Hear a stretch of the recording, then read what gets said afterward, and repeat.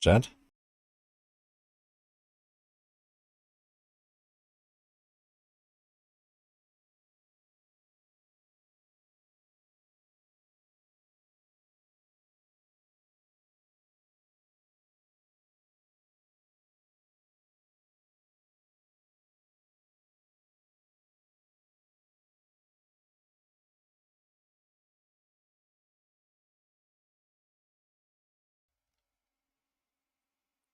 Alright, let's go. Hello Twitch, hello YouTube. I hope everyone is having a wonderful day. Are you ready?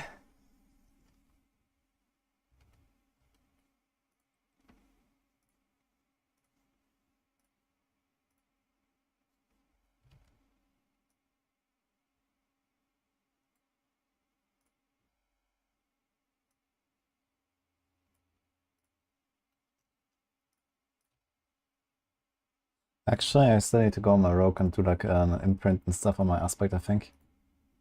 Let me check that out before we start.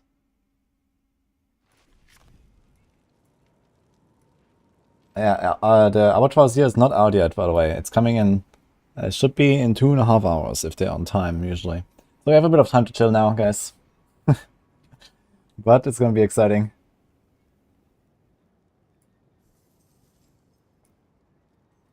Man, so many people here already, holy shit. Today is a lot of action here, I guess. Yeah, yesterday I did a lot of build reviews. That was fun. People were sending me their builds. I was like going through them and stuff, giving some suggestions. That was fun. Yo, my opinion is Adar a good addition to the B build. Yeah, it's good.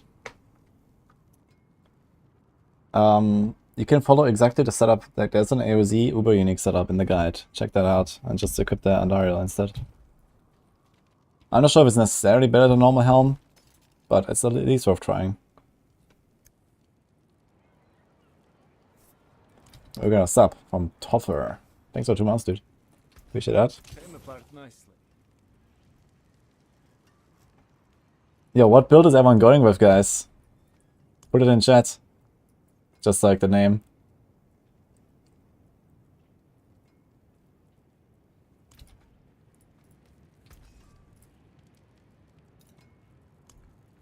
You can take what. Come back if you need work. A lot of Hoda, a lot of ball lightning. Yeah, that's what I expected. Handshot Earth, okay. Bloodlands. Firewall. Lucky's Rogue, okay. Panda.necro. Necro. Ball lightning Sorg, Hoda. Bone Spear. Rend. I really want to see that Rend, man. Ubugami, I need to see that. I need the clip. I want to see how it goes.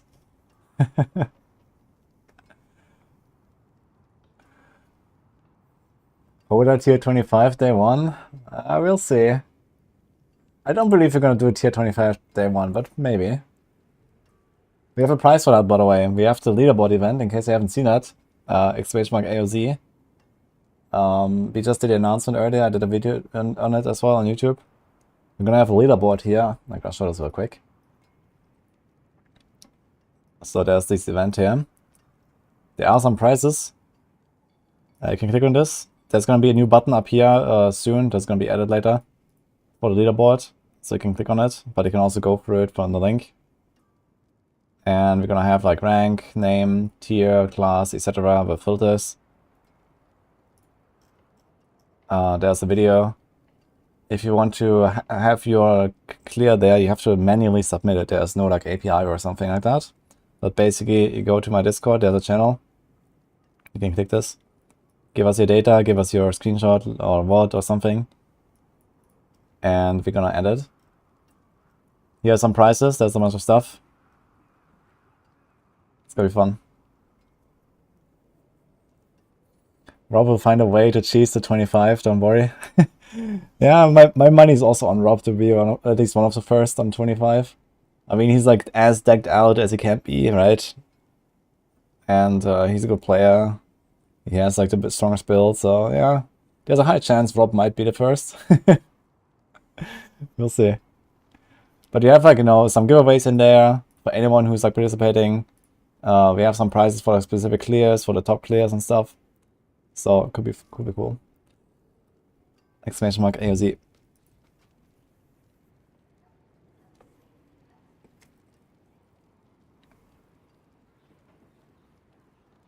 I think most people run solo or group. Yeah, I think most people absolutely run solo. I mean, this is like not a group friendly type of content, I think. But it will be interesting to see what the groups will do. I'm actually very excited to see if there's gonna be, you know, like actual group metas emerging. You know, I could see something like a support druid, 2 Hoda barbs, then I don't know, like a shred for the boss or something, you know. There's no boss, I guess.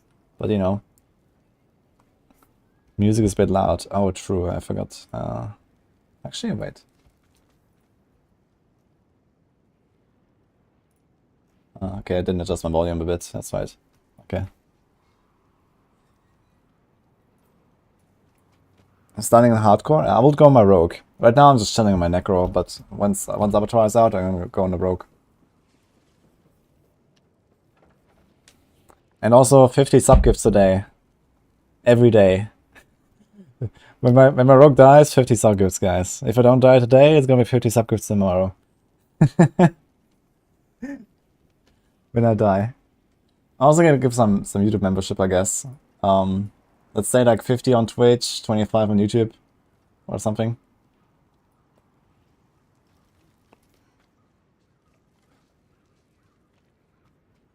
Fortunately, my rogue isn't immortal. Yeah, I'm playing the wrong class, I guess. Don't die in the first dungeon. Well, I just hope I don't die to a bug or something, you know. We have some really nasty bugs this season on hardcore. So people are just like dying straight through the elixir. People are dying while scrolling. Like there's a lot of shit going on this season. So I hope I don't die to something like that at least, or like to some, you know, lag or so. So we'll see. Yo, Jason, thanks for the beasts, man. Appreciate that. How high can I take the blue rogue? Nah, blue rogue is already dead. Yeah, we don't have the full story uploaded yet, but you have like a kind of like a, you know, push to tier 100 blue rogue video coming up. But I died in the tier 100 on the rogue after I did all the other stuff. But yeah, no blue DJ, I guess. Patch is not live yet, guys. Patch is gonna be later. I maybe can add some text or something like that. Let me see it.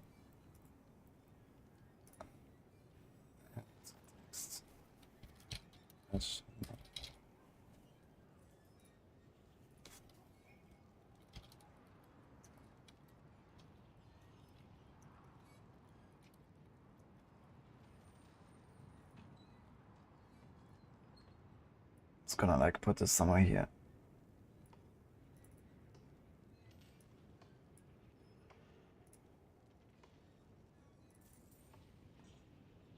So that should be helping us a bit, I guess.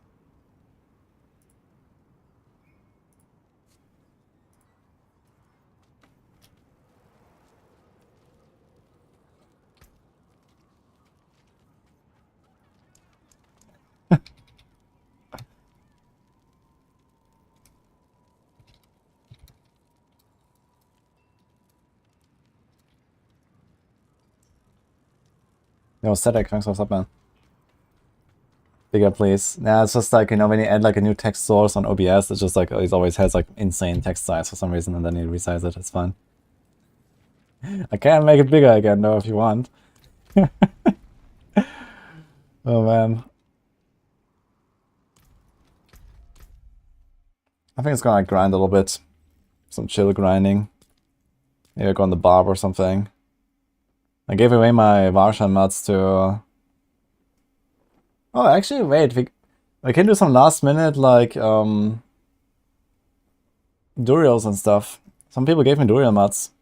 If people want to maybe have a last shot at, like, getting their Uber Uniques before Abattoir. You think I get to, like, tier 20 plus today in 10 minutes? I have no idea how far we're gonna get, honestly. I mean... I think you'll need to rank up the Glyph quite a bit, and I think ranking up the Glyph will take quite a long time. So this is what I expect.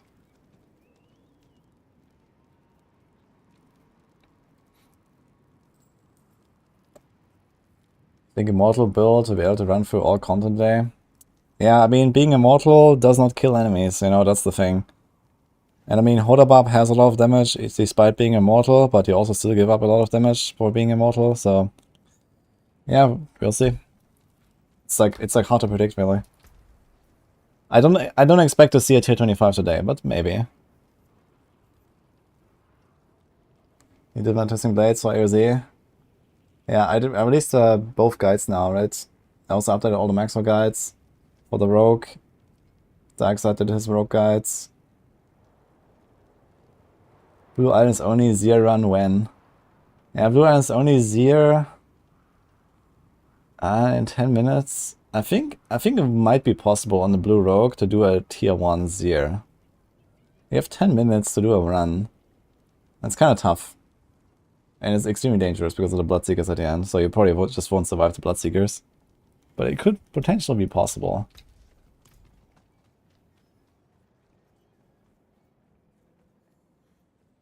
Is that Capfire Z? Yeah, tier 25. Okay, guys. We have 50 Druid runs actually. What do we do? I also have a bunch of other mats here. I also have like so much like living steel here. I've like... Is anyone willing to like convert all this living steel to like shards or something?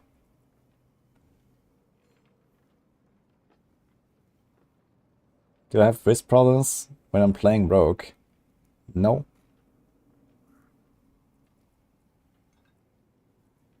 I need gold on this character, man. I have 37 million. But honestly, I'm probably not gonna play this Necro that much anymore, right? I might take it into Avatar of Zir just to see. Could be fun, but... So yeah, this is like one thing we can do. We can do like some drills. I can just give out some free drill runs.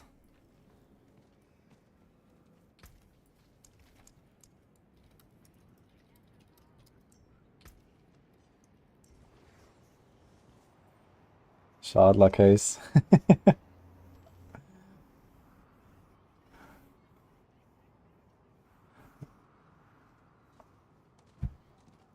Grind Duriel, see if we get a Shako. The thing is that Shako on Necro is actually not so powerful. Like, I don't really care. Like, for my Necro, I don't care about the Uranix, really. I don't know, maybe I'll try something like a Doombringer or so. I think Shako is actually not that powerful on Necro. On some builds, maybe. I think on Bloodlands I wanted to use one or so, but maybe on Bone Spear as well, I guess you could do it. If you do like some static builds, then yeah, maybe, but... Actually... On Black River build, Shako is strong. Have like even more ranks for Corpse Explosion, right? How many ranks to Corpse Explosion can you have? 5. Black River is 4, that's 9. And then like what? Pants?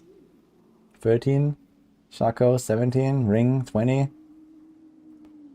Amulet 3. 23. Rank 23 Corpse Explosion.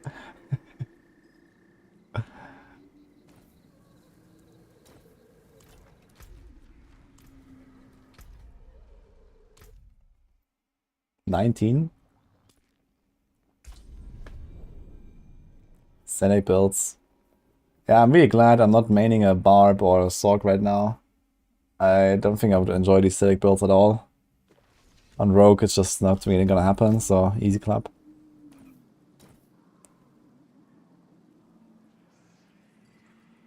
I think it's gonna do like some chill like Whispers or something right now. I was thinking about like leveling my Sorc or so, but I like a level 14 Sorc, guys. Huge.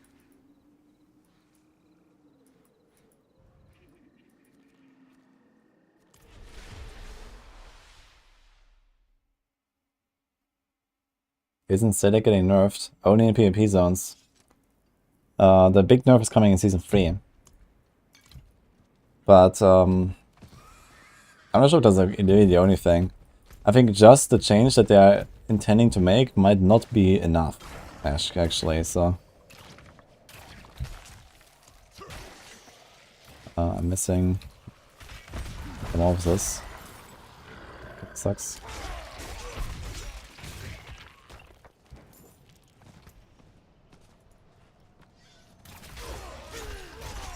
Oh yeah, by the way, we need to test if the Nightmare affixes are fixed later. So I guess once the patch goes live, I think first thing we're gonna do is we're gonna go into a Nightmare sigil that has dot, like this here, poison damage for example. Favorite. Gonna favorite the sigil. And that's also bleeding. So we're gonna try these later. And see if we actually just like die. Kinda good to know.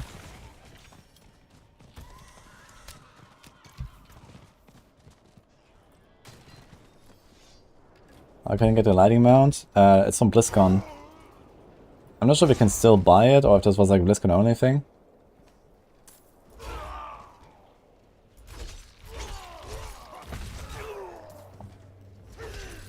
Doing double swing, we'll be leveling a new glyph. Good luck with double swing.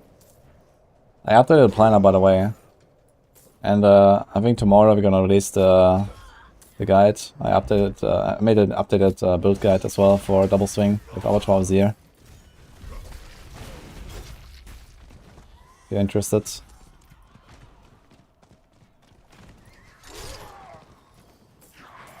I mean, it's mostly the same build, it's just like some tweaks to the skills and some other things. And then the Ubernics and all that. Added.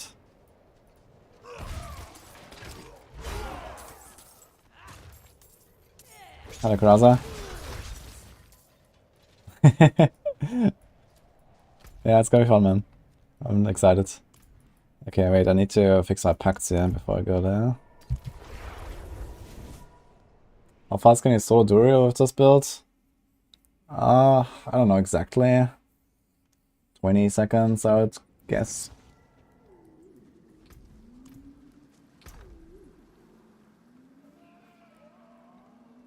Can probably override this thing here, right? You have disobedience. What am I gonna put there actually? I guess anemia. You don't have bleed, so I guess it'll be audacity. I'm just gonna throw an audacity on this thing. And then the pacts. +2 ferocity, minus eternity.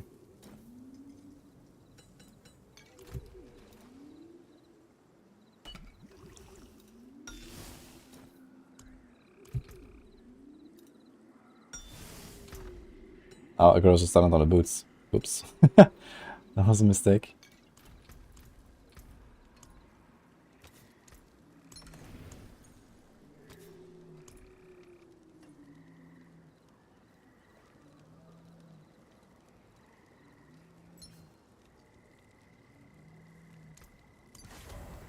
Okay, so this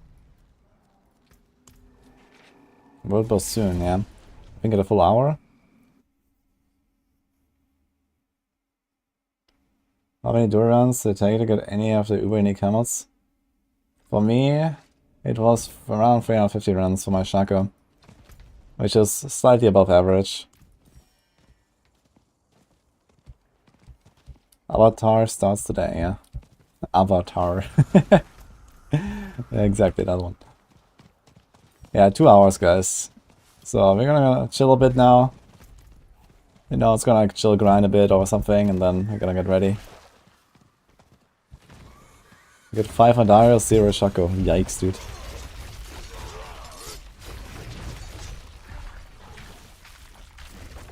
How did I instantly completely fill my resources with one left click? 225 Fury. What happened? The fuck? Was that from this proc? 5% chance again? Nah, this can't be that. Like, do you see that? I walked up to the guy and I instantly had full Fury. Do we get Fury on... Oh, it's a Fury on kill, I guess. How much do I have?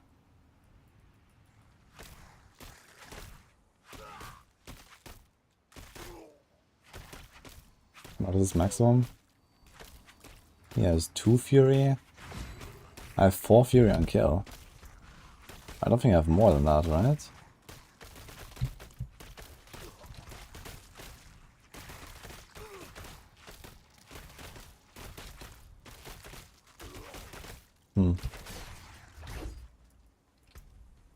Do I have the sword? Wait, maybe I have the sword thing. Ah, true, I have seething. And I guess I killed like, you know, 20 targets with my left click with the Hammermancy proccing, and then I was like instant full. That's kind of funny. Like, I did one lunging strike, boom, full resource. Did you see that? It was really, really weird.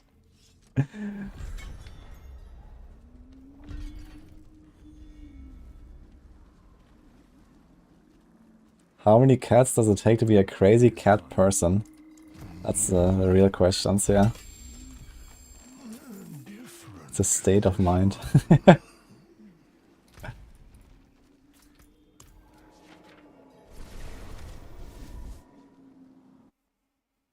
You're done with Duriel, too frustrating? Yeah, it's kind of funny. I did so many Duriel runs to get my Shako. I had like this Doombringer very early on. I think the Doombringer for me dropped in like the first, I don't know, 60 runs or something like that. And it seems like this is like the one Uber unique I actually really want. I got a second Doombringer, which I have here now, and I have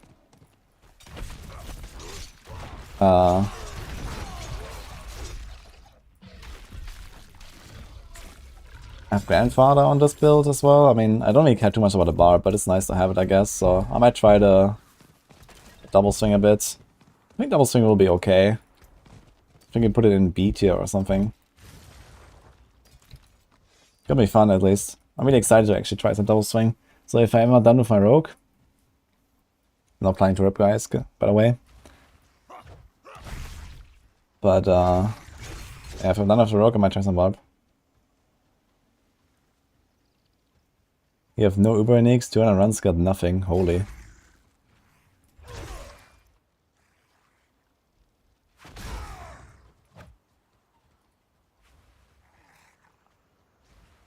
Hello, Fountelli. Question for hardcore leaderboard event without any unique, without a new glyph.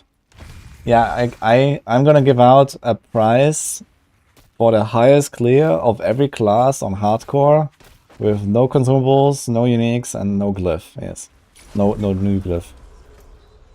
So it's gonna be like something for like the last week of the season or something. When everyone is done, he's gonna like, you know, send it off with no cheat death potion. So that's the idea. Where can you see the build? This is the double swing build. If you type exclamation mark build, that will have a link to all of my planners. Also on YouTube, I've put actually all my planners in the description. So check the description of the YouTube live stream. I added that lately. I can find them there.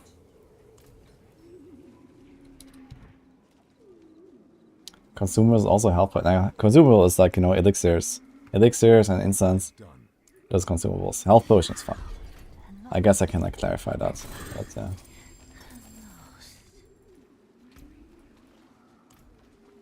1200 runs for Shako. 1200, man. Are you serious?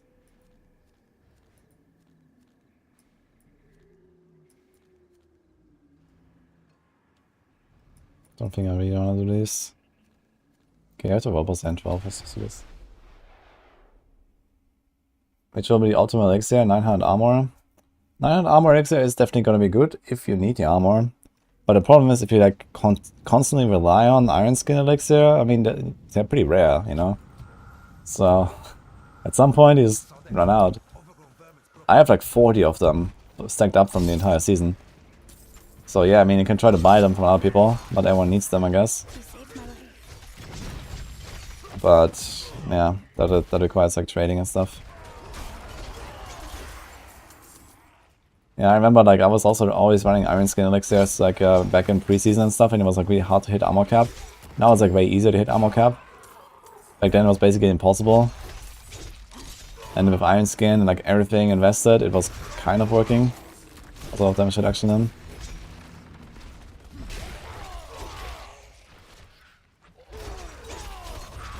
I hope the amulet now will be nerfed. Guys, in case you didn't understand the Sedic nerf is only for PvP now. The true nerf is at the end of the season. So don't worry. Sedic is fine.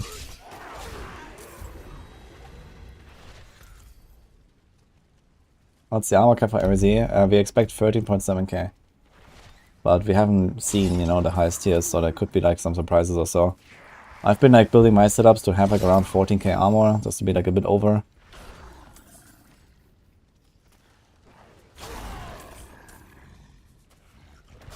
What happens if we die in PvP and hardcore? Back to cure my shot, I guess.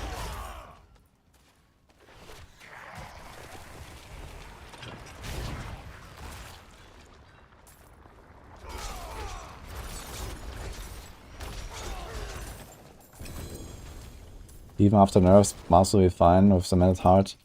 Yeah, I mean, for this, it's mostly like a Sorc nerf, right? Like for Barbs, it doesn't really matter. If you play low life, stay like Barb, like the nerf literally doesn't matter, right? It's only for like Invigorating Fury and, you know, Starlight and stuff like that, and the Chain Lightning aspect. So none of that will matter, but I would expect them to like redesign Salic in general in Season 3. I think just this whole like, you know, with the low life stuff and, you know, like, you know, you kind of like reach this point where you have like the Exodia combo basically with resource recovery, and you just can't die anymore pretty much. And that's just there's a problem, I think.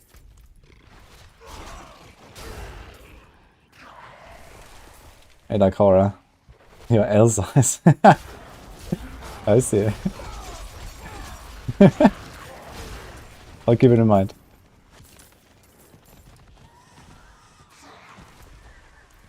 Wait, are we done here?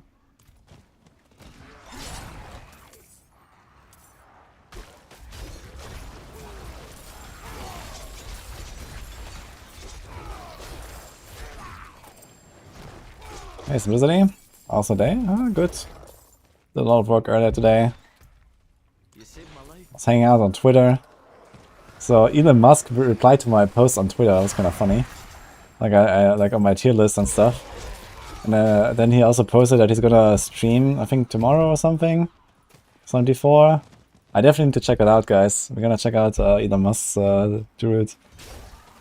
I watched his other like stream a little bit once. But I think for me this will probably be when I'm offline, so I'm gonna check it out tomorrow when I go live, I guess. That's pretty interesting interactions there.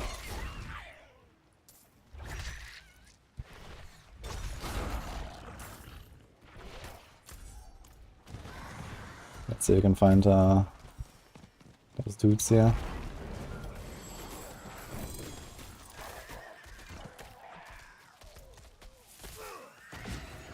Ah, my horsey.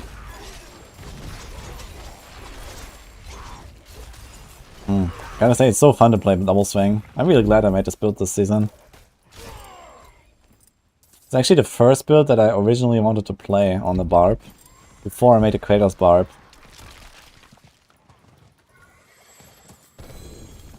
And then I was like, oh, okay, let's try this Walking Arsenal stuff.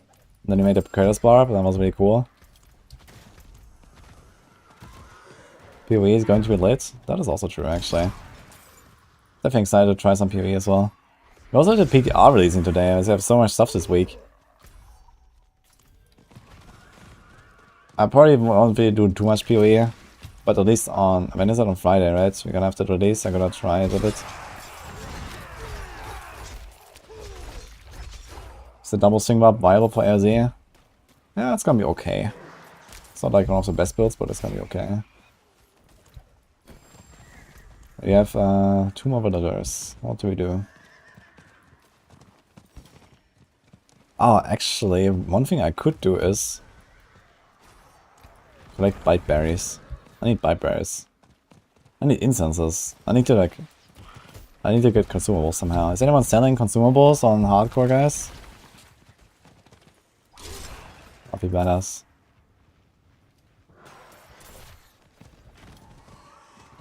Am I affiliated or part of the Maxwell crew? Wait, is that a question for me?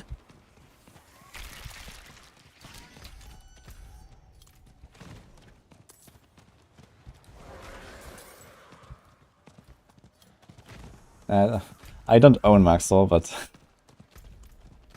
at least I'm the guy who's responsible for all of the Diablo stuff.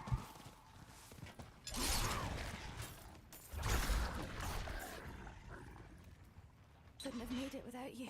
Bite berries are such a pain. It wouldn't be so bad if they hadn't disabled Fractured Peaks Helltide all the season, right? I think Fractured Peaks Helltide was only the thing for like the first few days, and then they disabled it because of the Midwinter Blight event. And I guess they're gonna get a lot of Bite Berry once the event is live.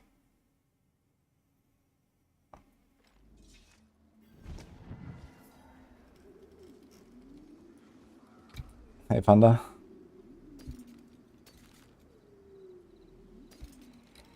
Always craft bite berries. Yeah, but I mean, if you craft them, it's like 5 to 1, right? It's like very costly. Wait, let me check that, the conversion stuff.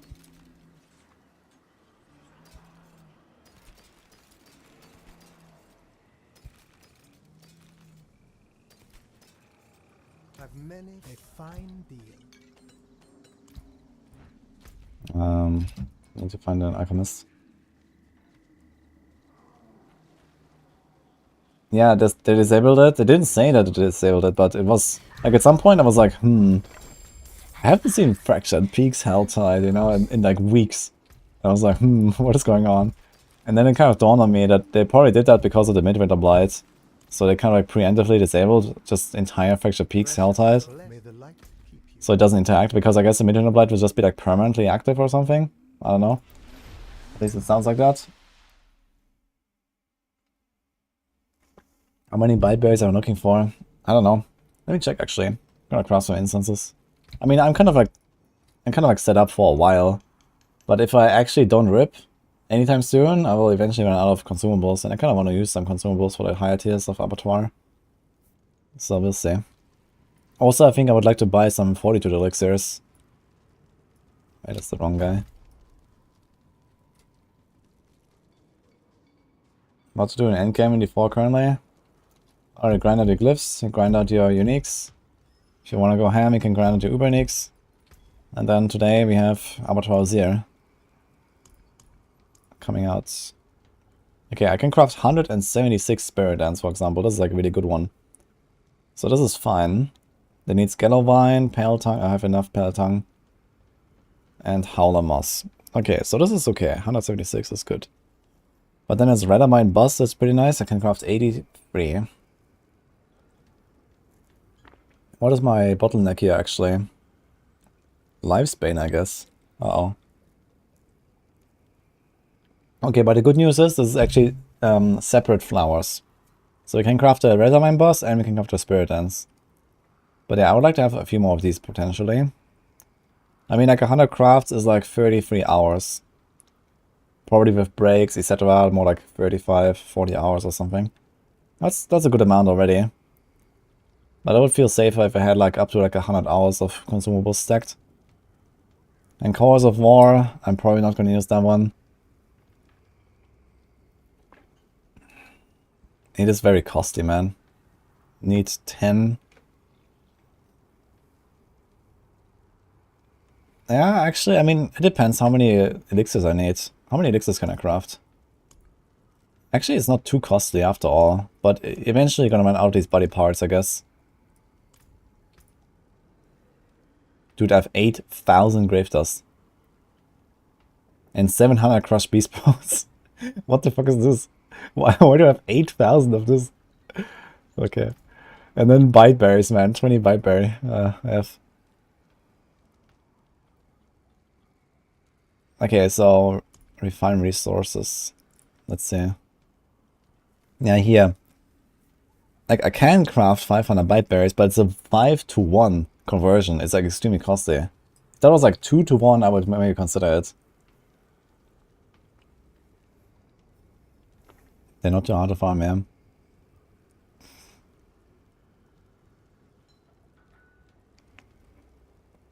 Yeah, 2 to 1 or 3 to 1 would be more fair, I think. I kind of get that they want you to go to like certain zones and farm it instead of just like, you know, farming one of them. But 5 to 1 is insane. Yeah, you can craft any of the flowers, or you can convert any flower to Gallovine, but again, you can convert 1 to 1 to Gallovine and then 5 to 1 to whatever you want. That's just too costly, I think. You never used an elixir before.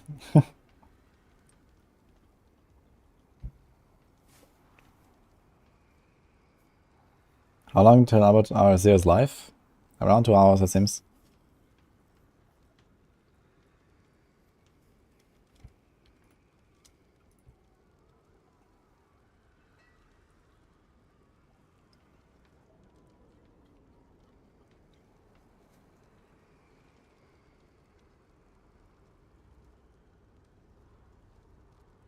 Got some berries to bite. Nice.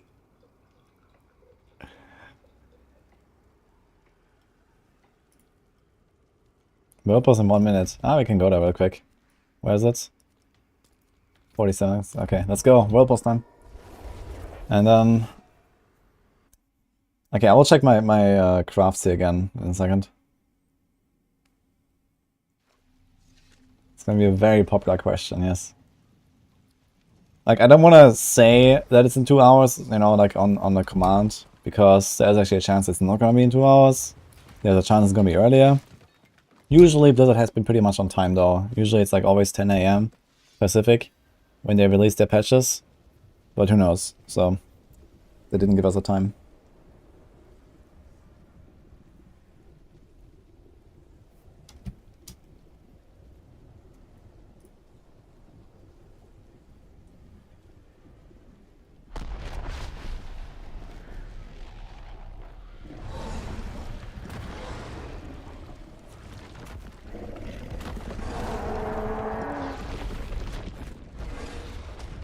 Okay, let's see. I see at least one Hola Barb here. Where are the bonks? Ah, I see some kind of bonks.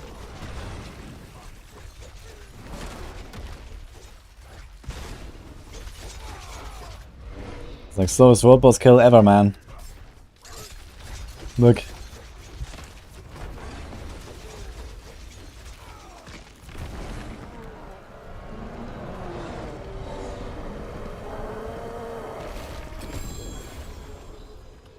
Imagine being a huge company, not having any clue when you're gonna drop a new content patch. Like, I'm pretty sure they're aiming for 10 AM Pacific to drop the patch. But you know, something can always go wrong, right? So this is why. But as I said, usually they're on time actually. Usually they have everything like... Oh, look at that. Greetings. Hello. Greetings. Hello.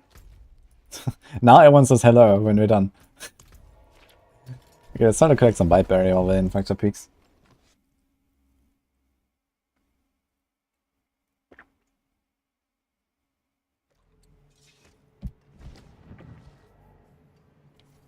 How do you get the first key to get in? It's gonna be a quest. I'm not sure exactly how you get the first key. You craft it, I think. I think once you complete the season journey, or once you have, like, if you have completed, you can just go and craft it, I guess, and then you get like tier 1. I'm not sure, do you have to unlock the different tiers? It would be cool if you actually have to go tier by tier. It kind of sounded like you have to go tier by tier. Honestly, I think this is also what they should do with Nightmare Dungeons, actually.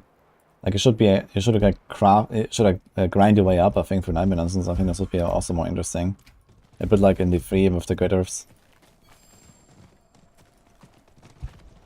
Thanks for the sub, by the way, Raph. Nice to see you. Yeah, it's gonna be tier to tier, okay. Yeah, that's cool. I like that.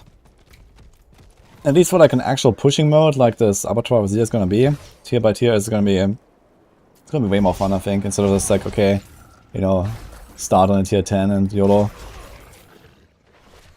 It kind of feels like, you know, you actually unlock it and you accomplish like the next step, basically.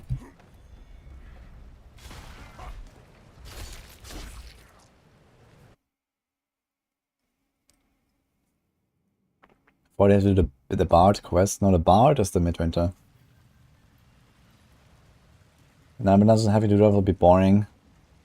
Yeah, okay, maybe not like every single tier, but it could be like, you know, they have like these steps of 10 tiers, right?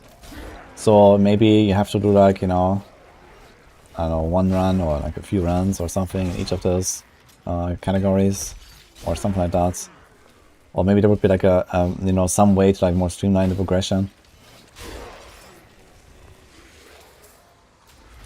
I mean, this every 10 tiers is actually what I've done on my Blue Rogue, right? I did like this push basically, and I kind of tried to find a way that was not like Omega grindy, where to go like tier, like every single tier, but then I did exactly that. I did like, you know, roughly 1 sigil every 10 tiers and kind of push up.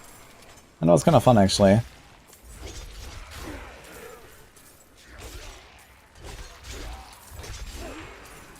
I hope AoZ replacement comes from the start in Season 3. From the start in Season 3 could be a bit optimistic, but who knows, maybe.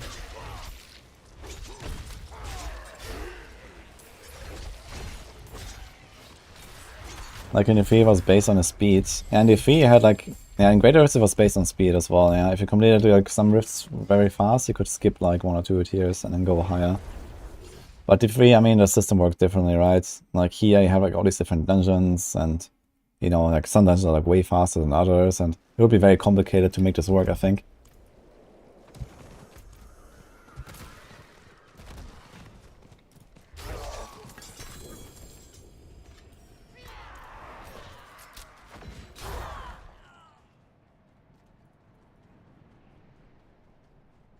Too bad he can't skip tiers, he would have jumped straight to 25 with dodge rock and die right away.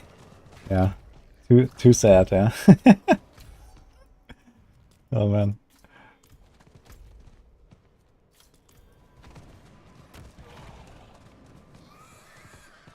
What build is this? How am I wiping the entire room? This is double swing and I'm wiping the entire room by doing anything because I have Hammermancy power. Look out! Strike them down!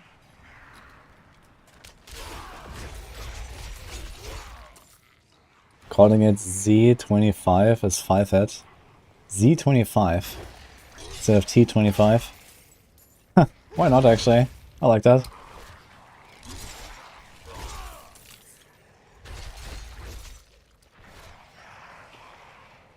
What's on B-net? Exclamation mark B tag.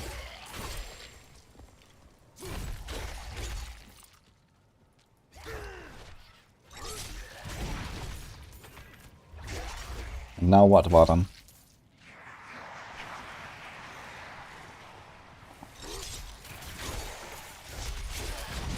Guys is not live yet, no. Have to wait a bit. How do we switch weapons with the barb? Sorry for asking.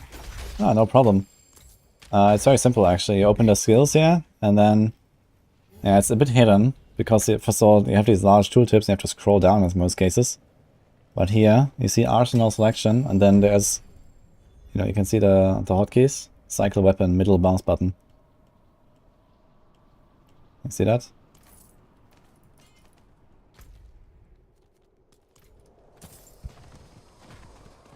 Oh, Luke, glad you like the music. Type exclamation mark music if you want to check it out.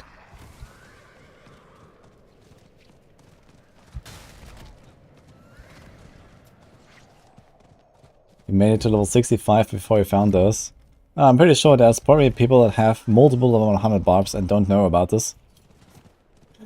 and then they're following like a walking arsenal guide and they're wondering like, why do I only have like 2 buffs?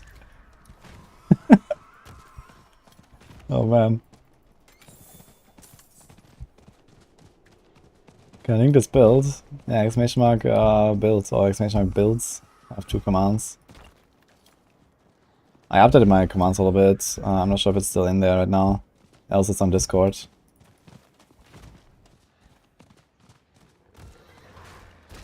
Yeah.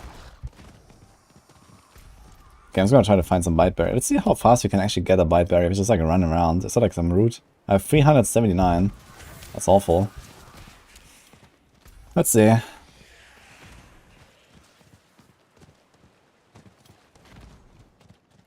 Also, how many actually death indexes can I craft? It's like 4 each, right? Dude, right? 700 crushed beast bones. I need to farm like blind burrows or something. I should probably do that actually. I should probably just like go in there and do blind burrows and get some crushed beast bones. Actually. I think this is something I could do in a Sorg actually. Why not? It's gonna be like an hour or 2 of blind burrows and get crushed beast bones.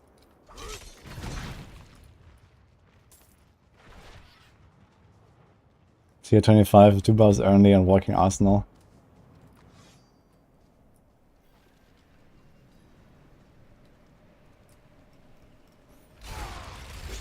Yeah, for the YouTube crowd, if you're looking for any of my builds, I have all the planners and I have a bunch of links in the description as well. So you can find them there permanently, basically.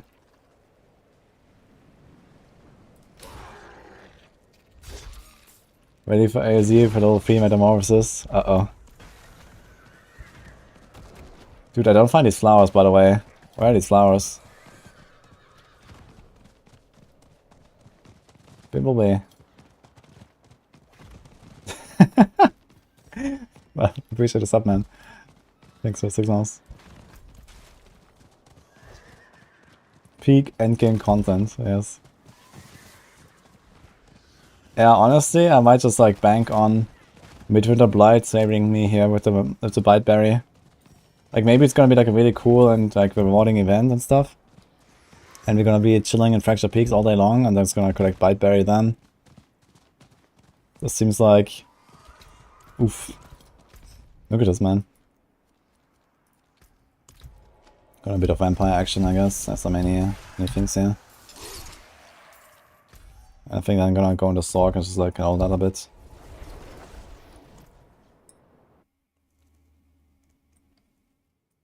There's a bunch of Fractured Peaks. Yeah, I was just trying to go around and try to find Bite Berry, but yeah. I mean, realistically today we're not really like mega try-harding, I guess, you know, like we're gonna see how far we can get. Maybe gonna pop some incenses and stuff. I don't really expect to like permanently run incense, right? That's gonna be kind of a waste. There's gonna be like the time when you like cap out, and then you're gonna like just grind up your glyph a little bit, and then you try to push further, and then you're gonna pop your instance again. I'd actually expect that you probably don't really try to grind, you know, exactly that tier where you cap out, basically. You will probably want to go like down like 1 or 2 tiers, just to like make it easier to go through Abattoir. But it will be interesting to see like how does the XP scale up of the glyphs, how does the monster life scale up. Like we have no idea of that, right? So we'll see. So, but yeah, for example, let's say I can push like a tier 15 today or something with like a level 0 glyph, and then we grind out the glyph to like, let's say, level 20, and then we can push it to tier 16. And then I grind out to tier 40, I can do like a 17 or something. And I guess in that case, I would probably like go back to something like tier 10s and just like speedrun tier 10s to grind out my glyph or something. So this is kind of how I expect it to go. Speed is usually king on these kind of things. But on the other hand, I also expect the Glyph XP to go up pretty massively per tier. At least the required XP goes up really massively, right? We saw in the showcase that I think the first tier gives you 1000 Glyph XP. And the level 1 to level 2 on a Glyph is 2000. So you need 2 tier 1 runs to get the Glyph up 1 level. And then the next level was like 4600 XP. So you need 4.5 runs for level 2. From 2 to 3. So that's pretty crazy.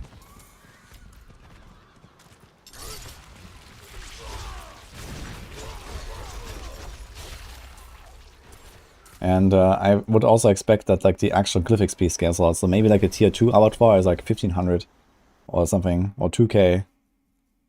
So maybe it's like 1000 per tier or something.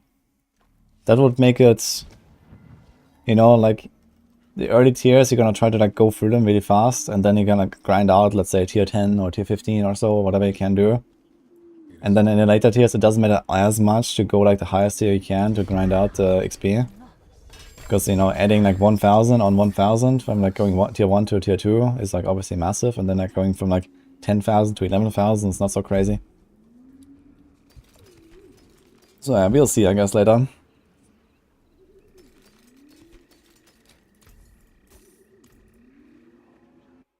You have to craft sigils for AoZ, yeah.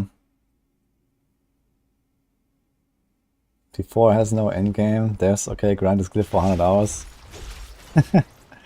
Yeah, I mean, it's basically a bit like Diablo 3 Paragons Reloaded, right? So, I'm not really sure if I really like that. But let's just see how it feels, I guess. Realistically, I need to make something more interesting than that, you know, for like a long-term thing. But I think as like this kind of seasonal thing now, and there's like a test run, it's okay. But I think it will be ultimately too boring to be like a permanent feature.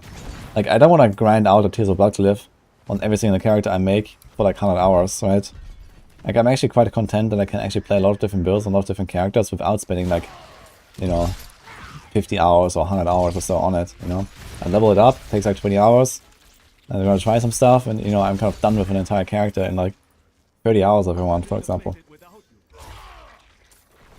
Plus minus, you know, like, of course, you know, if it's like your first character of the season, there's like, you know, more stuff to do. You have to do season journey, you have to like grind out Duriel and, you know, whatever, right? But on your second character, third character, like, you know, I have my uniques lying around.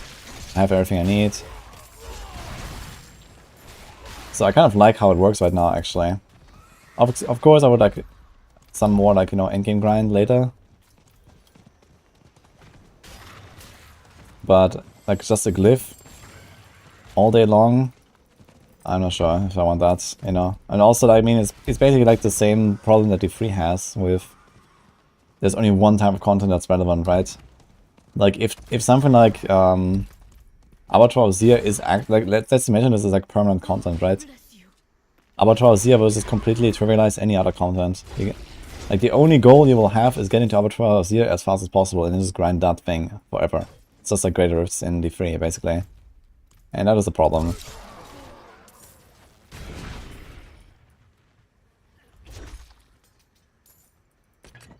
Can I give more info on the moderation on Avatar of Zir leaderboards?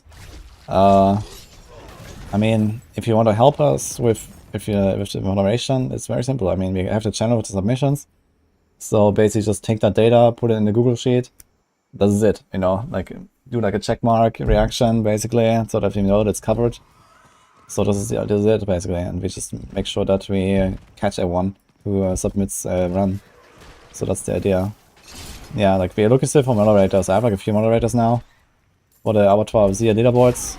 But of course, you know, if we can have like, let's say, a dozen people or so, then there's not gonna be much work for everyone. It's gonna be really chill, I think. Hello, Juju.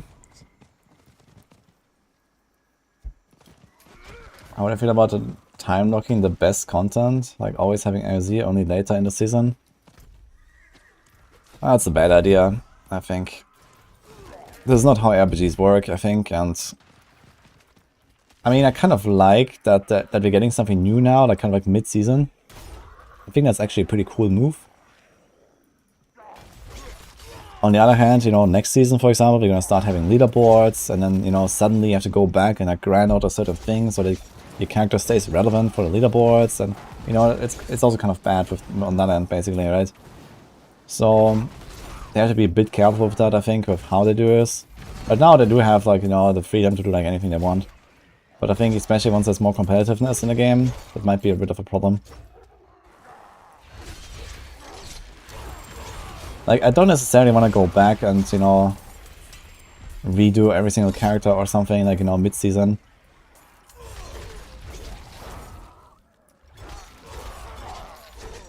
Can I kill Lilith for us all so we can complete the season journey in hardcore? You don't need to kill Lilith in hardcore, do you?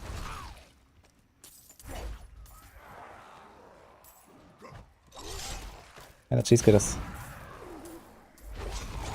The moderators for leaderboard get anything?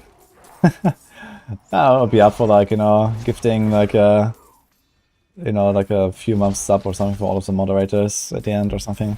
As a little thank you. Sure. Yo, Valorant. Thanks for what's up, man. Callan as well, appreciate that.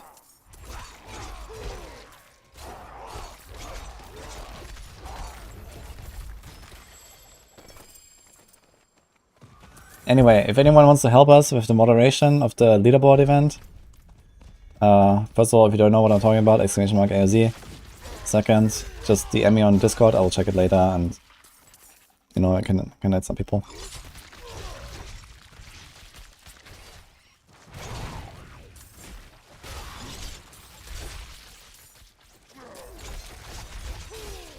What's the best way to level from 80 to 100 as a barb? You play this build, and you go 9 dungeons.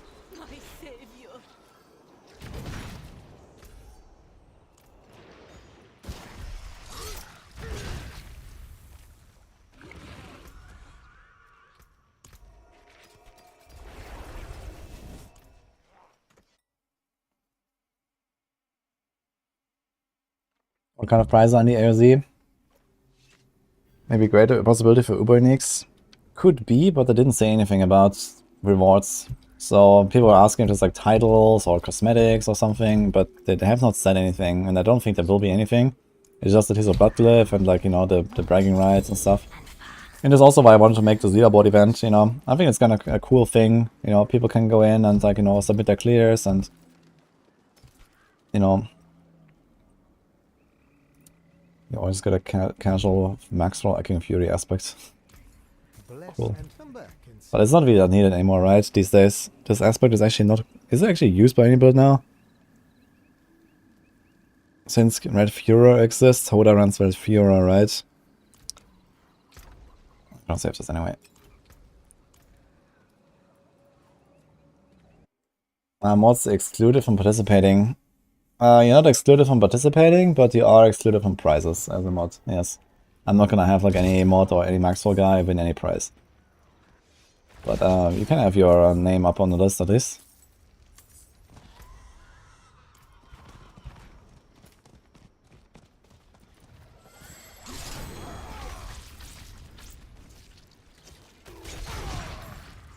What's the prize? We have a bunch of prizes, so... Maxwell sponsored some, Crimson Market sponsored some, Blizzard, and me. So there's a bunch of giveaways, like we have like some ad-free Maxwell, we have some Season 3 Battle Passes from Blizzard, we have like some VIP Club memberships from Crimson Market, and they have like an Amazon gift card as well. And I also give some prizes for some of the top clears at the end of the season. So there's a bunch of stuff, you can find the info in the command. Starforge PC should be price. Entire PC? Maybe actually. I could ask them if they would throw in like a price as well. Could be cool. I mean, you know, I'm totally up to like add more prizes if, you know, there's like more sponsors or something. It's just kind of like, you know, I kind of like set this up the last few days, and yeah, that's what we got right now.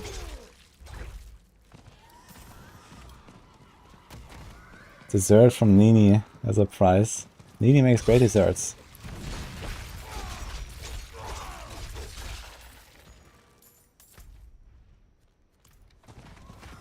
Okay, let's finish this round here.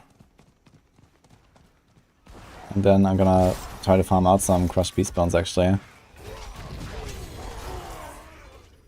You can't convert crushed beast bones, right? You can't convert the body parts, you have to grind out certain monsters. It's not like the flowers, I think. Because of 8,000 grave dust, the 1 to 5 conversion would actually be useful. With 8,000 grave dust that I have.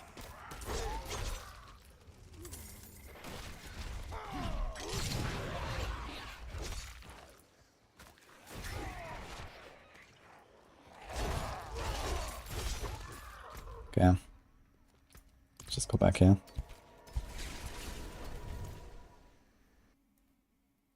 Tiramisu or creme brulee? Question to Nini. She hasn't done a creme brulee. I think she has made tiramisu once. Or something like it. I'm not sure what she would enjoy more. My guess will be tiramisu.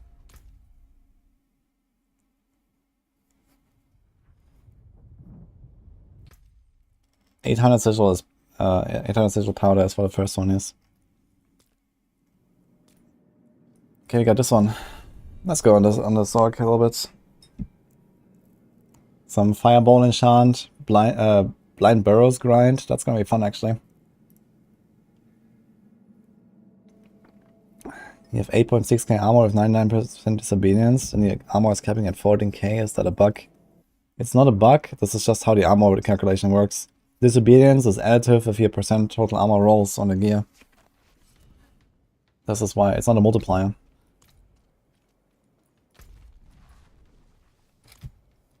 Okay, we are level 14, huh?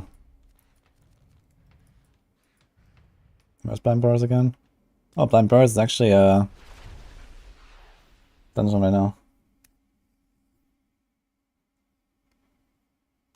What caused the bug of movement speed after evade not activating green health tides? I don't know. Maybe there's just something wrong with Metamorphosis? I can probably grab some elixir real quick. Wait, are these elixirs actually usable? They're level 15, so...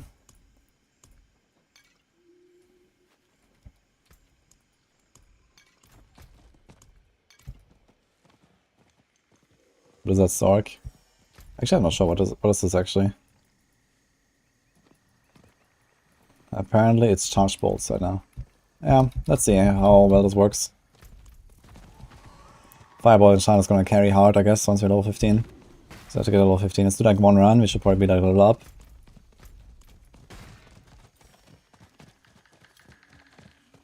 How can you enter a new dungeon? Later, after doing it, you have to finish the season journey, and then you can get the craft from occultists, apparently.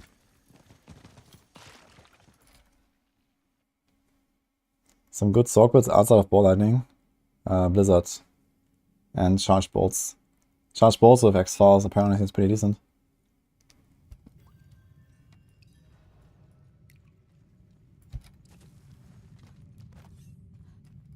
When around level 85 is better to do plus 10 dungeons or plus 3? Plus 10. The plus 3 is like outdated. This was like before season 2. They changed it now to plus 10. Okay, we're not as fast as the Barb, but let's just do this here. Did I actually complete a season quest on? I think I did. This character. Thanks Mox, by the way, for the sub. Appreciate that.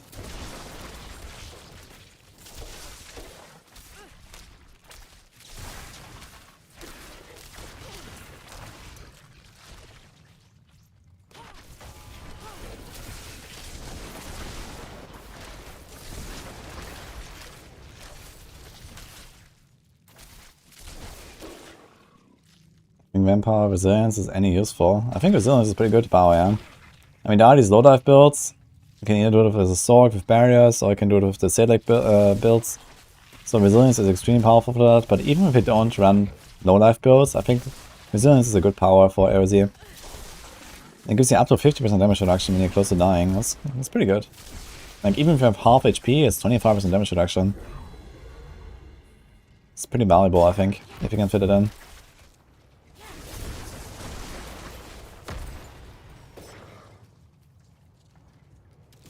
I think mouse and keyboard for console will happen. I think that will happen, yes. I thought that originally they actually had some plans to do something like that. I'm not sure. But I thought actually when the game came out, that would have been in the game, but maybe this got kind of like, you know, delayed or whatever. Wait in season 30 PTR for D3? That's today as well. But I'm not gonna play PTR today. I might do PTR, I don't know, like on Saturday or something. Like for now, we're gonna do AoZ.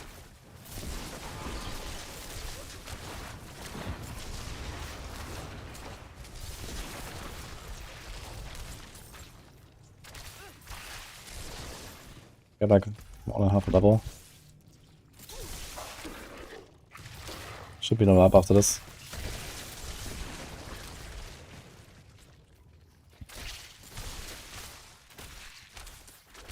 What time is AoZ coming out? Soon.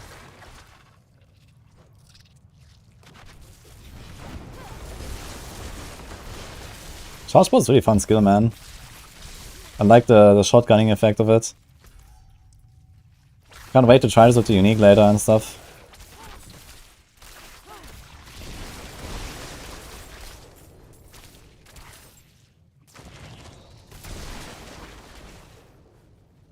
How do you click so quickly? That's the mouse wheel. What streaming platform is the best for you to watch me? Like, for me, it doesn't really matter. They can watch me either on Twitch or on YouTube, you know. I honestly have no idea, like, you know, how much revenue I get per viewer. You know, like if you're talking about ads or something like that. So you just watch me wherever you want, honestly. Like if you like to watch YouTube with high quality and no music, you watch YouTube. If you like to be here on Twitch, you know, the music and with, you know, everything else, then sure, go on Twitch. I mean, either way, I'm happy for everyone being here. Just hope that you enjoy it.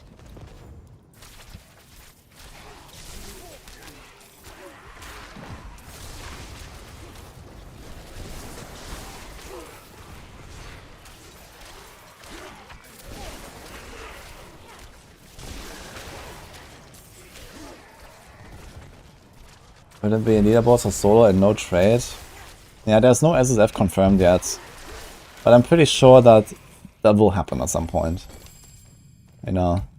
I think like with like more and more competitive modes, potentially like the pressure will just rise for like them to actually like make SSF a thing.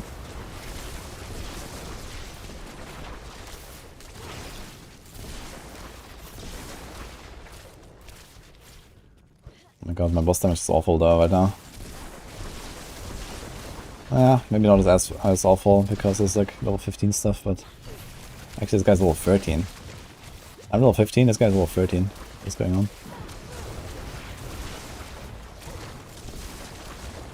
I have to get my answer the currents in here, then it's gonna be fine.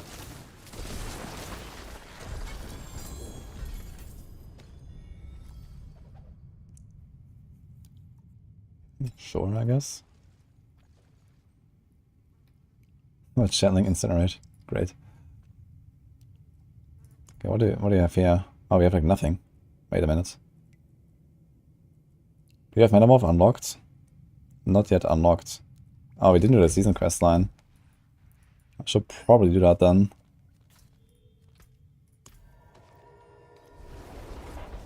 Rouge combo point as effect 2 poison damage. Yes. Combo points means more poison.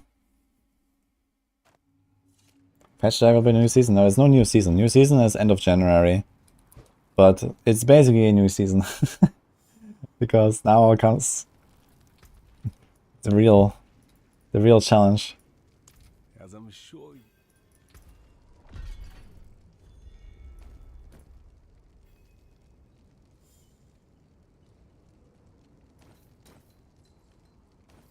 Okay, so this... What can we actually get here? Elements, Ancient Flame, Battle Casters aspect, huh? Ah, there's actually Piercing Static. I'll take that one. So we can actually get this.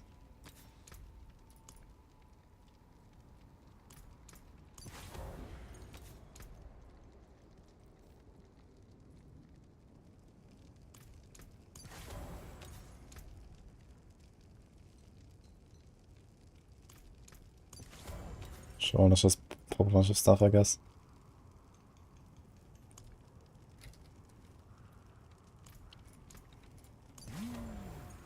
Dude, we don't have... You don't have a yellow ring and you have no amulet. Cool.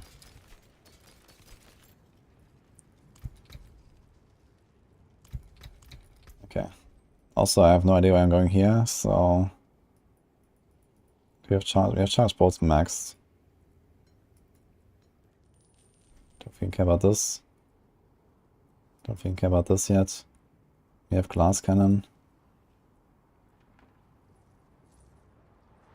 I actually get a lot of res here. Maybe I should just take this for now. It's 9% res. Why not? Although I mostly need damage right now, to be honest.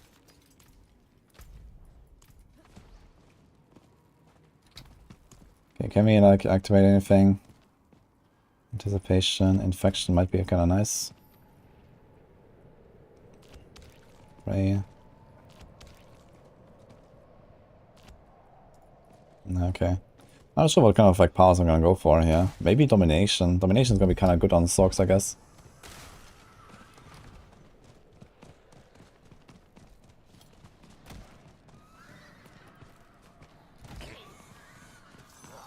Why do you scroll to click? Is it just habit?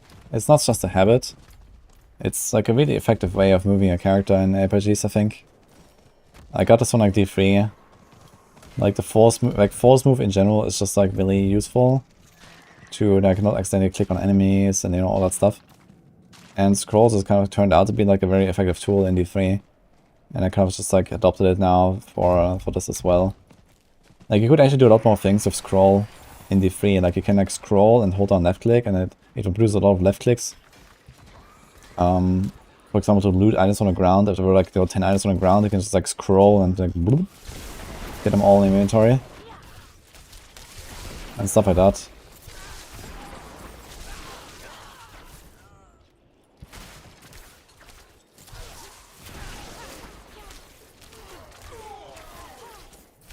When PDR in the 3, I don't know. Probably in the evening.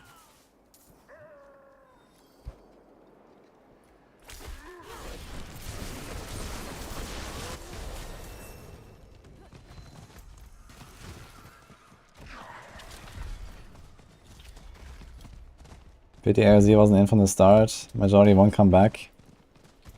Yeah, I mean, I guess it will bring people back though. That's kind of like one of the things, I guess, right? It brings people back, or it keeps at least like the more engaged audience longer engaged. And that's exactly what they're trying to do right now with AoZ, right? It's like specifically made for like high-end players. So it's fine.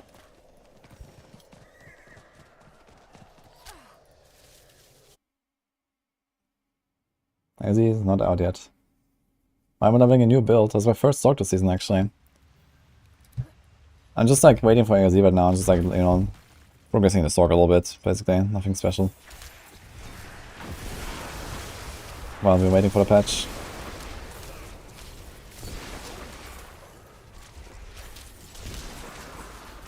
Meanwhile, Rogue is just like ready and waiting basically for Avatar now.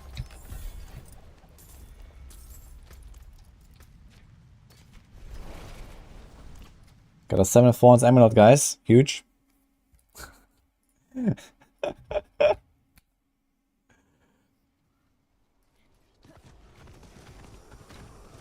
Yeah, I see we have a lot of people on YouTube today, by the way. Hello, guys. Glad to have you here. You have to finish the season journey to complete, to participate, yes. You don't have to do every single objective, but you have to complete the journey. Yo, this actually became a Whispery dungeon, yeah, nice.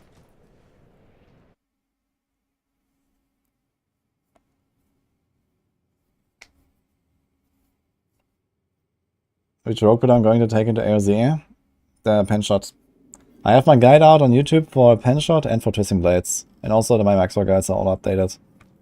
So if you're looking for the builds on YouTube, I also have like all the builds in the description. The planners at least. The rest on max roll. Otherwise, exclamation mark builds. Or build. Will also link you to my Discord. If you're ever looking for something, I have my planners on the Discord. In the Woody Builds channel.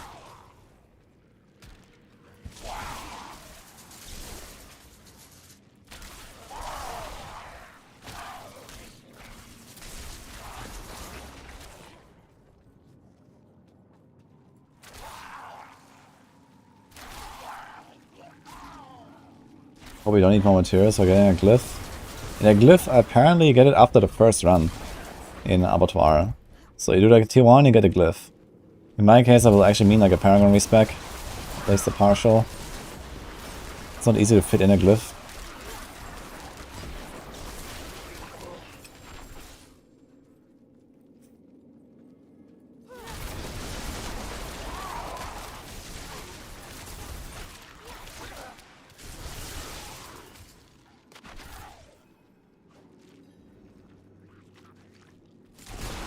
This is a closed door, they're just walking straight through it. Cool.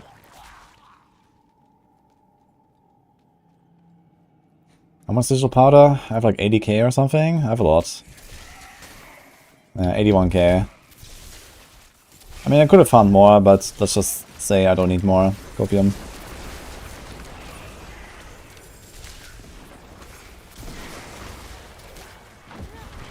We'll see. It is what it is, I guess.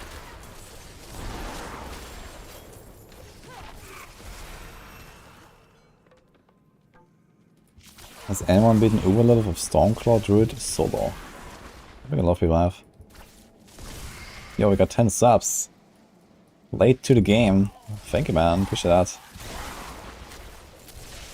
Any woody woos in chat?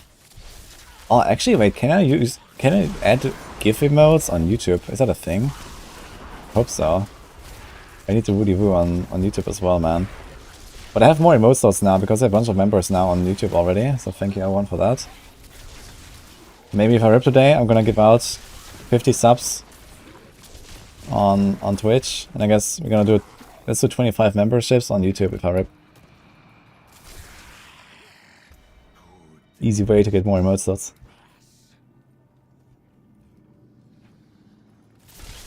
Thanks later the game.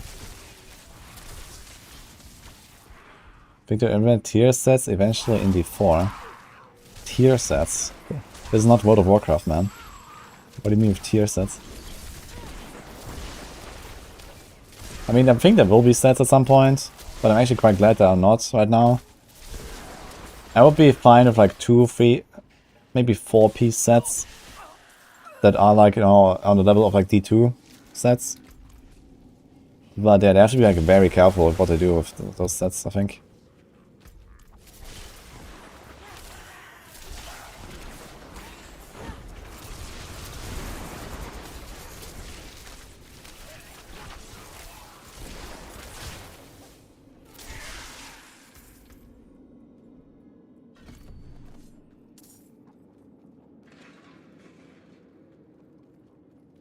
$600 people on YouTube today, man. Yeah, I think that's probably like my biggest YouTube stream so far. 600 people is a lot, man. Holy shit.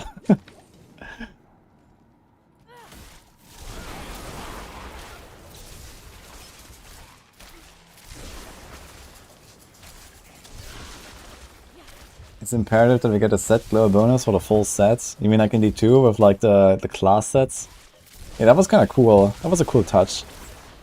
But realistically, I don't know, personally, I want sets to be like, you know, a bit less impactful than that, you know, and a bit smaller than that.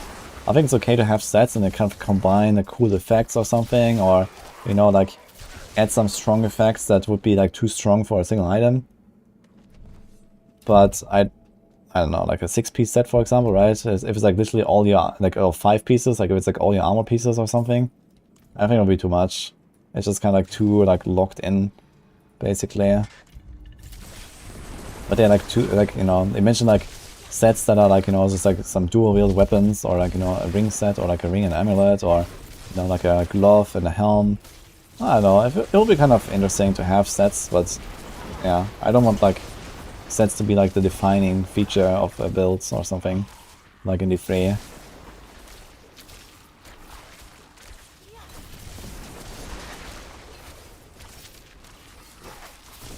Avatar when?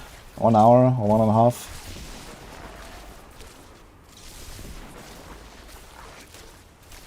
But who knows? I mean, if they implement it in the right way, it could work that they have like, you know, really like build defining sets as well. Like, you know, you can literally like create an entire playstyle around the set, right? If you want. So you can make something really wild.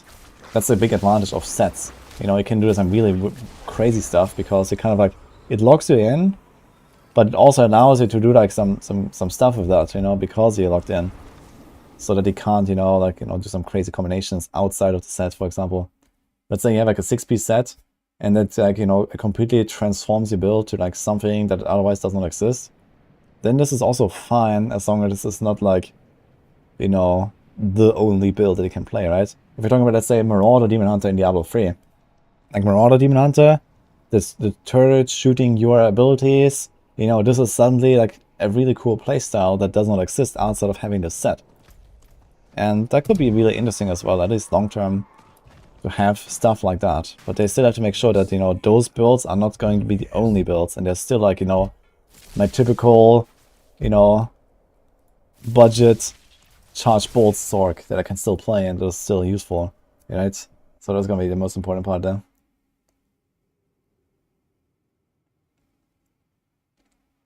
All right, let me get these incantations sorted properly. Would you be so kind? Where do you find Spiritual Counter fitting into Druid builds? I think many Druid builds can potentially include it. I guess the hardest to fit is probably Pulverize, because Pulverize you usually want to have the two-handed Shockwave, and you have the Banishor's Talisman Amulet, so you don't really have like a slot to buff the Shockwave. But I think a lot of people actually just like swap to it. I think like item swapping is going to be a thing in Avatar, if it's allowed. But let's say it's allowed, then item swapping to Barbarian might be a good idea. Got a nice thing there. Keep me from the secrets of this book. I've come too far. Why are all my weapons like so low powered, by the way? The elemental forces, guardians of the hidden gates.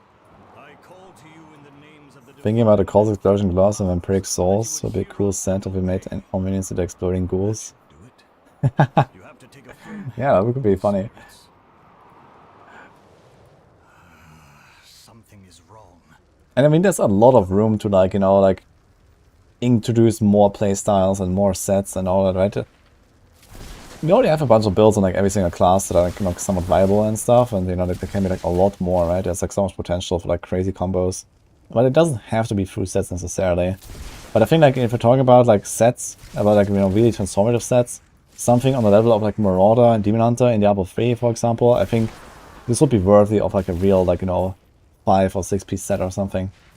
But if it's just, like, a set that just says that, okay, your one ability is, like, a bit stronger, and you get this little perk and that little perk, then we don't need a set for that. You know, we already have legendaries that do exactly that.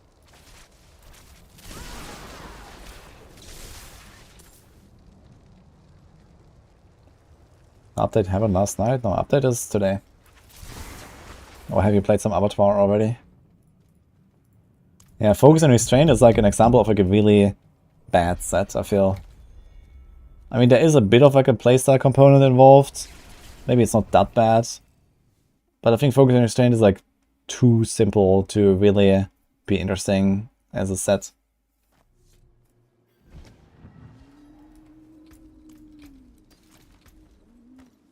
I finally got an offhand, so it doesn't suck. That's on a quest, right? It's a quest one. It is done. Okay, we need Fireball enchant. Let's go. Actually, let's move to this. Let's do this. And I think I still have to do like the season quest line for Metamorphosis. I guess you need Metamorphosis here, right? Actually, we're gonna keep Metamorphosis at level 1. Is there anything else we want to unlock? Familiar, different blood. Okay, let's just do a bunch. Yes, Necromancer.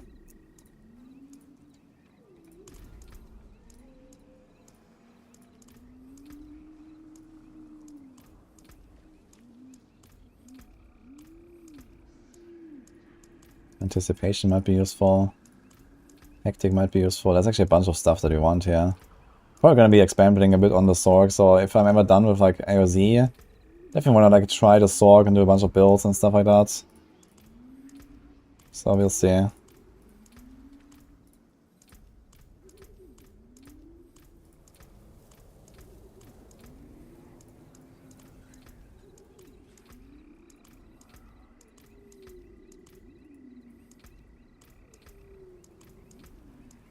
Actually, we don't have to rank up Prey on the Week, really, right? I just realized this is like additive damage, it does like nothing to rank it up, really.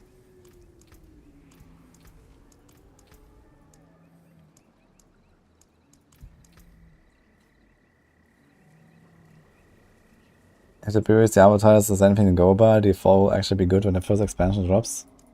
Oh yeah, I mean, I think D4 is making pretty big strides, you know, patch by patch. Like, let's look at the change from like season 1 to season 2. Like, they changed like half the game, and you know, like a lot of people suddenly like it compared to the season 1, but that was like, you know, pretty universally disliked by many people. And you know, and we just say, okay, they need to keep going like this, and they keep going for like this for like a little while even, you know. We're getting to like a pretty good spot really fast. And then comes the expansion as well next year, so.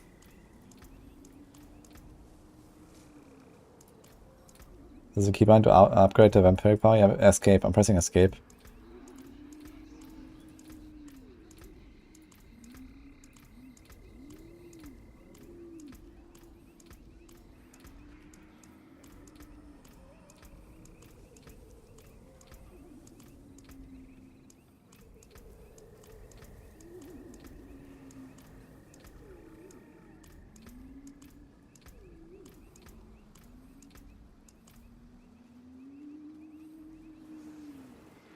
I was laughing at dodge work. I wasn't laughing at anything. What?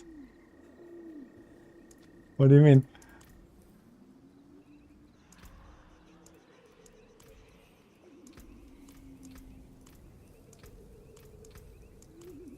I mean, I checked it out yesterday. I wasn't trying to be mean or something.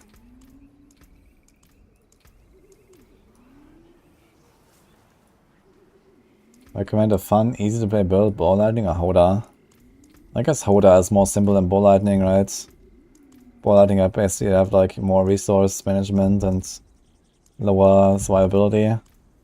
Hoda is just like run around and bonk shit. Thanks for the sub, by the way. Thanks for fight. Appreciate that.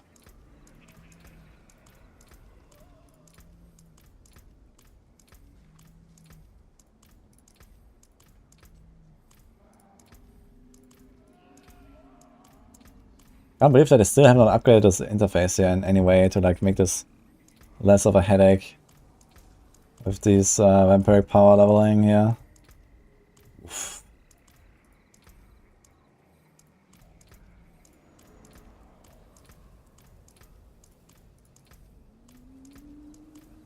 Does Feed the Coven actually work with conjuration skills? Let me see what's here. Conjuration skills, actually that works. That's interesting. I've got like triple conjuration and I have Feed the Coven, that's actually like a lot of resource. That worked pretty well on companions as well, like on Druid. I was running this. It actually gave me a decent amount of resources.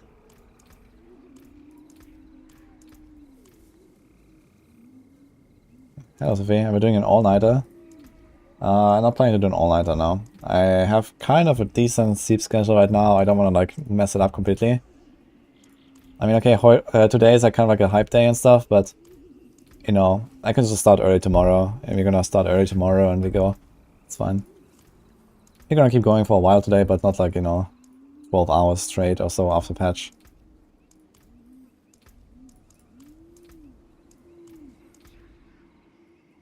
Yeah, you can press escape for faster upgrading here.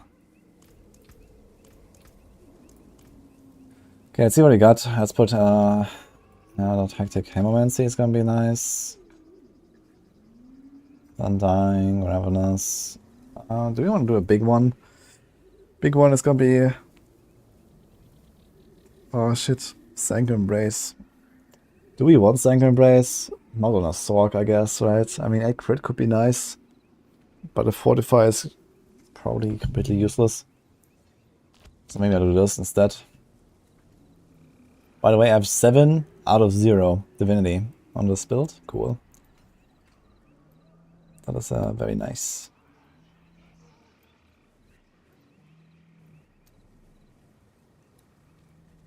And I want to activate at least the Hemomancy. So let's do that. Ah, here, +1 charge bolts, let's go. If you want work done, let's get started. Easy crit.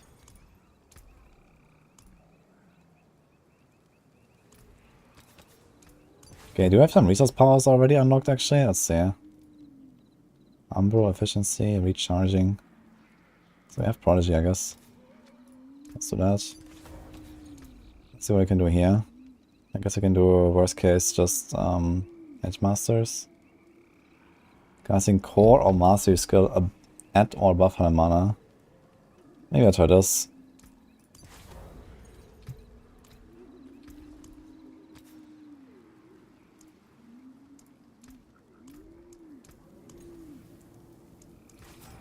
So like crit or something you can roll. Nah, well. This thing can be upgraded for sure. Use it well.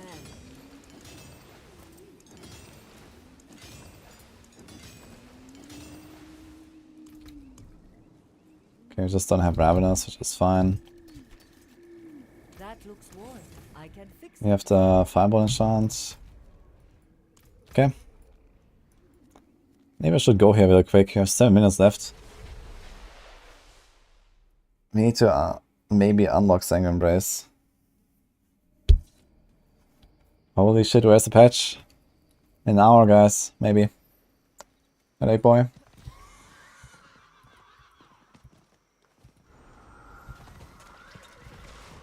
I hit way harder than with my double swing than you do with the standard builds. I don't think there should be a huge difference in like how hard you hit. It's mostly that I made my setup like much more mobile, I think. Because I like to play rogue. This actually looks pretty good. We got a... Oh, nice. Expectum is actually not a bad mod right now on Amulet. Dude, I have 83 of these keys, by the way. How many keys do you have, guys? These, what are they called? Blood keys, whatever. I wonder. Let me know. 150, 230. Okay, I don't have that many, I guess. 500. Okay. Some people have been grinding that thing, huh? What is this? I guess you get a lot from the event. And you don't really spend them either there, so... Oh, we're actually blasting, what the hell? Bloodseekers in like 2 hits.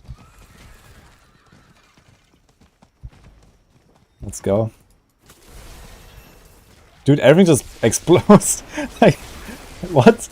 Hemomancy? Fireball? Everything just explodes, so the entire screen just pops. What is going on, dude? That's hilarious. I guess you won't be able to do villagers. We can try. How long do we have? 5 minutes.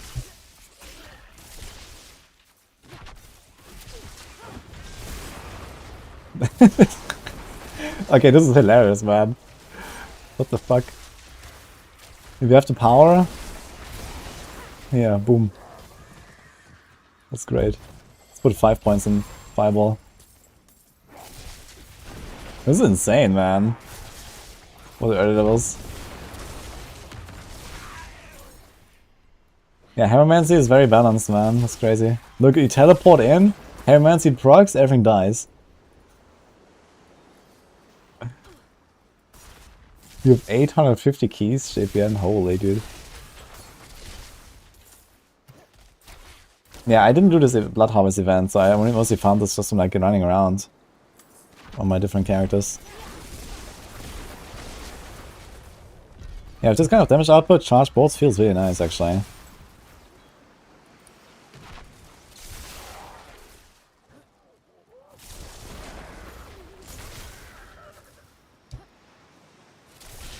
Recruit test leveling a 4-player group, just doing Blood Harvest. I don't know if anyone has tested that. I've not really leveled with other people. Like, I've not really done much group play in general besides Duriel stuff. So I can't really speak much to that. But at least on season launch, I'm not sure if people did that in the race. I think the groups were mostly just doing like either Domain Tunnels only or Nightmare Dungeons, and not so much Blood Harvest.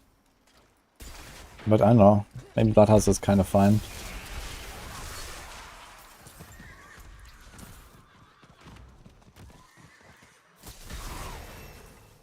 Oh, everything's actually a bit faster now.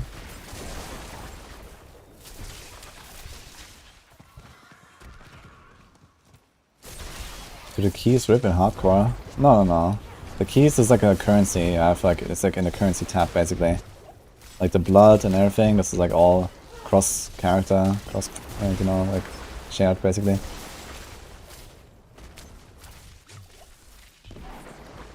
Like I didn't farm 82 keys on this character, you know.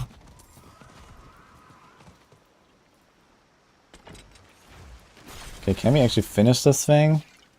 How much do we have to kill? Oh boy, 3 minutes? I don't think I can do this actually. Let's see. Go try. Maybe, maybe.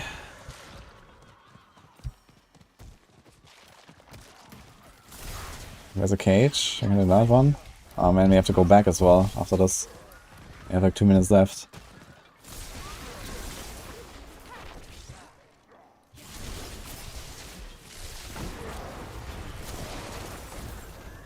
On.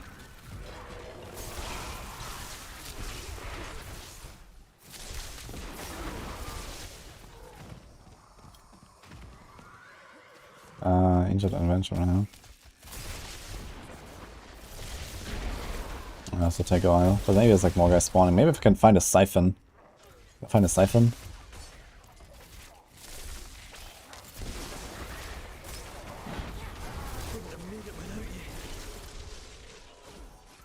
Okay, starts in.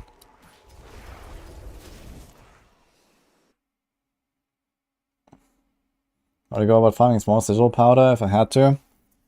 You make an extremely fast speed farming build and go like tier 60 or tier 70s. Like somewhere around that level, I'm not sure exactly which. The sigil powder from Salvage caps out. And you just go mega ham. It is And then you try to do like all the events and all that stuff, all the cursed chests, etc. They usually drop sigils.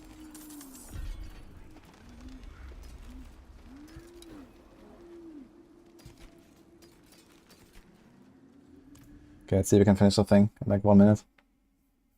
Why am I fighting Blood Harvest? I just saw like there was like a lot of whispers and stuff, so I just went there real quick. 24 seconds, yeah, that's not happening, I guess. 50 kills.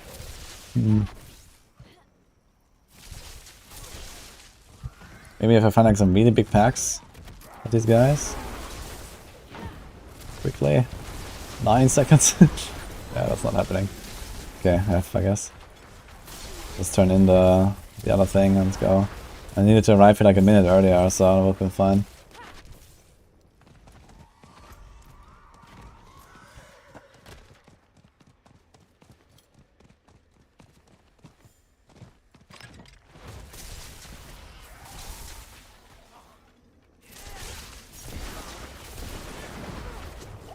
Yo, I see Jordan with the hot takes in YouTube chat, man.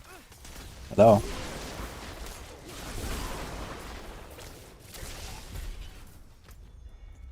Okay, I guess we... Actually, what is my quest right now? Where am I? Oh, I actually do have the quest for the Blood Harvest, so I actually have to do this. So I guess we keep going now and do this. This is why I didn't continue here. And after this, I guess it's only a Zir. Hey, Zeta. Need 800 sigil for every single try of AoZ. Yeah, that's just tier 1. But apparently, you will get some when you complete. So.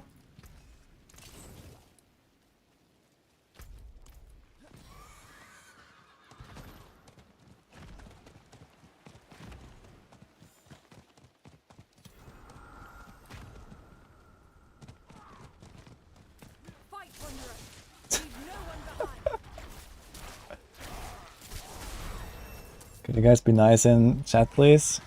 In both chats, that'd be great.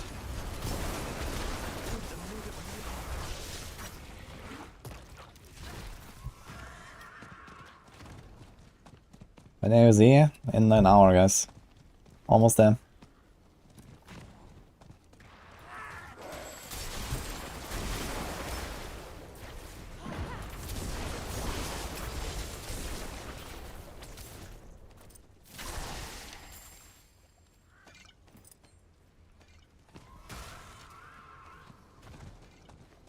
Be nice, yeah. Usually it works. Usually when I say be nice, then chat is nice. But not always, unfortunately.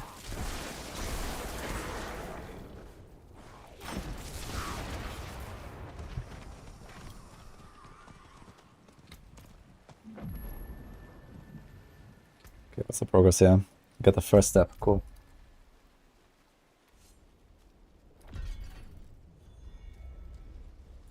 Okay, Jordan. You're really pissing me off.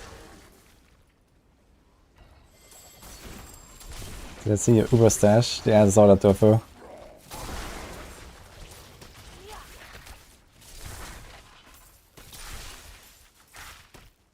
Low armor cap for Avatar is disappointing. 14k armor cap is disappointing? What do you mean? Everyone is crying about armor. What did I miss?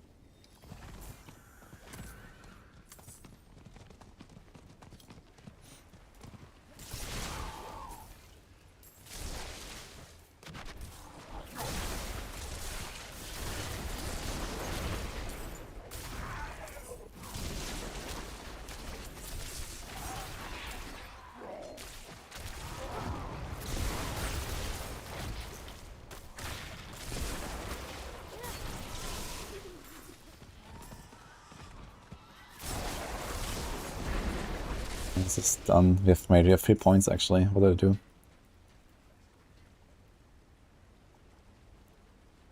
I guess you can do a bit of crit there.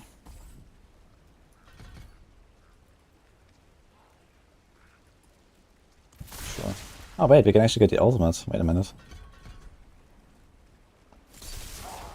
We don't have any crackle, right?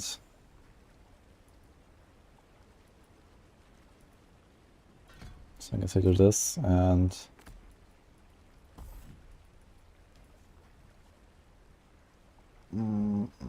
let's get more crit. I think Unstable Currents will be kind of nice. Don't think we care much about Ice Blades.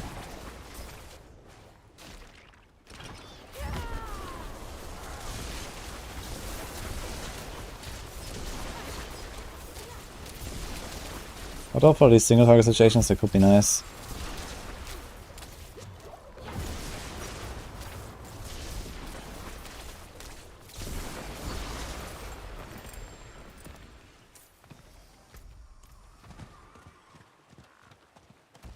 Yeah, big man. Nice to see him. You're here for free sub, but good luck. Thank you. There's no promises you're gonna get a free sub today, guys. I said 50 subs if I die. We'll see. This does not apply to this character, by the way. This applies to AoZ, I guess. So. But we're level 20. Kind of have low chances of dying anyway on this character.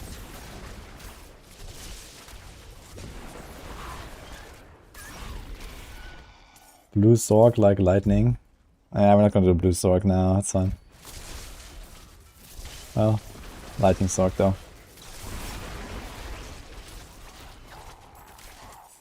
No dying today. Yeah, I'm gonna extend the offer for the 50 sub gifts until I actually rip. It's gonna give me motivation to not rip. Bless you.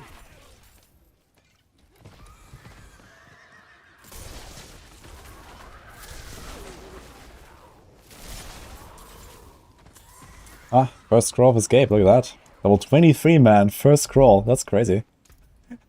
They start dropping at 20. Okay. 50 subs per rip, uh-oh. Luckily I don't have that many characters to rip.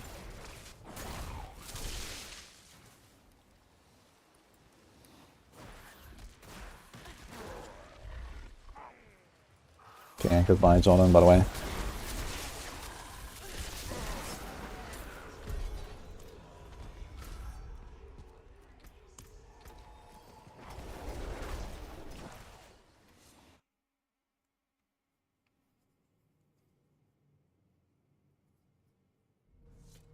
Yeah, it was a guy in YouTube chat. He was being very annoying.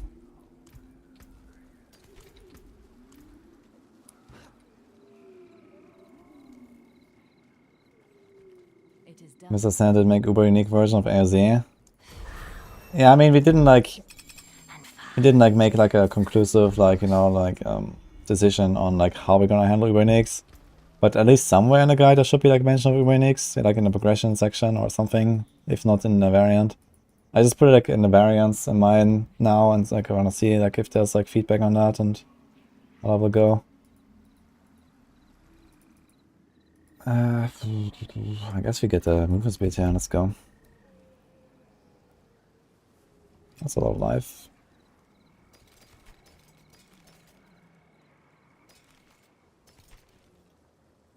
Seven is plus 31 DPS.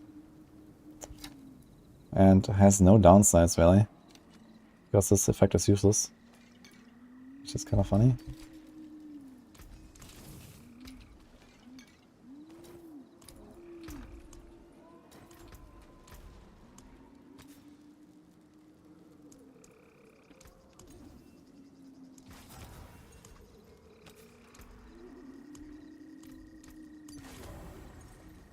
Okay, let's finish this Bloodhouse thing.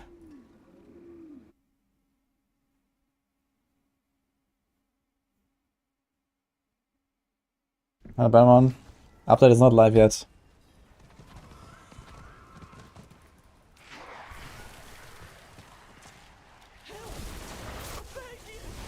We expect in 52 minutes. Opium.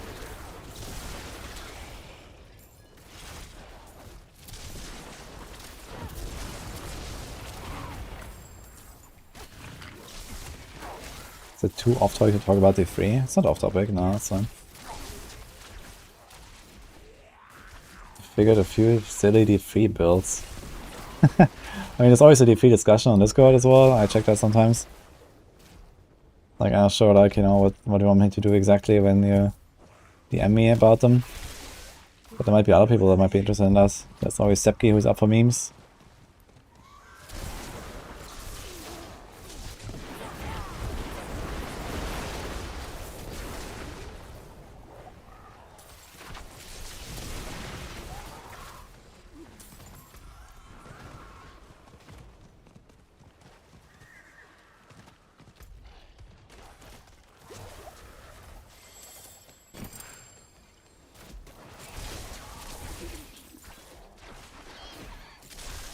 Not live yet? Do we know why? Yes, because people are sleeping in Blizzard country. Well, not anymore at this point, I guess, but they were recently. Hello, pattern. Seeing you unusual today. Hello.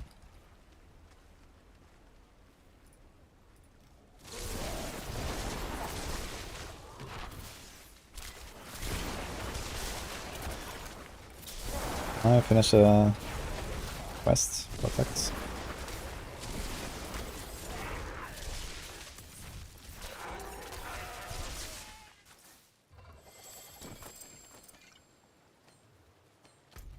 Will they return us? Yeah. Do you know it's the final boss in AoZ? Always 3 Bloodseekers, no single boss? I think so.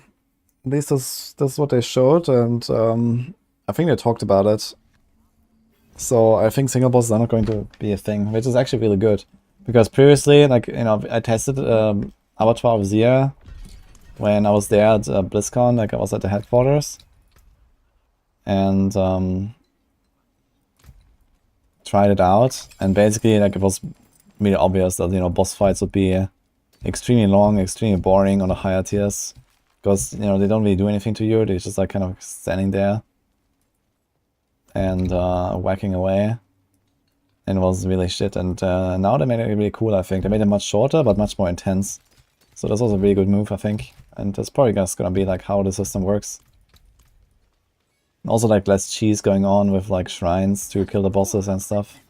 Let me help.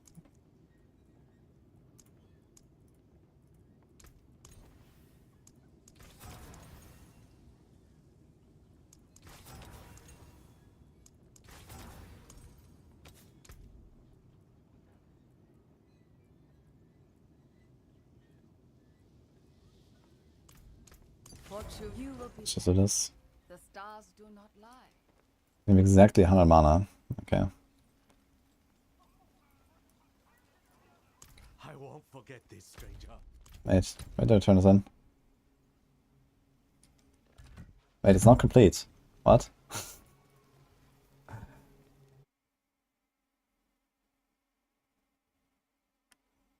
Oh, you're watching on TV, pattern, okay. How many people are watching on TV, actually, on my stream? I'd be curious about that. Who's watching on TV right now, I guess? I think I can actually see the stats somewhere, if I can check it. Okay, I was debated here with this quest. I thought I had it already.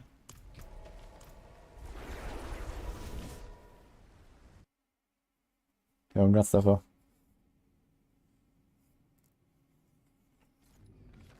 I've played on Private Realm, Public Realm, we have bugs and insta-dev dots. Yeah, apparently the dots might get fixed today. So in the patch notes there was like a note about like the elemental damage, monster affixes, and ambulances getting a fix. And that might mean those dots are fixed now. I'm gonna try this actually. I have a few sigils. I was gonna go in right after patch and try this right away. And see if that's fixed. It's gonna be huge. If true. Big if true. Literally. Okay, it's Zir time.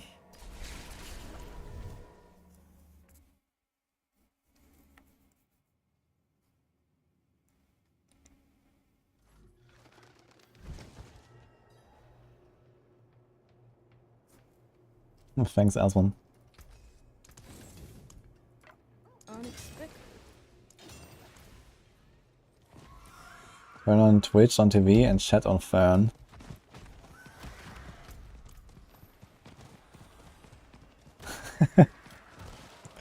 Wow, the cinema. This is some real like this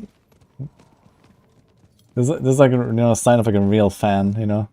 You buy like an entire TV or like an entire cinema, like a screen, just to watch the stream.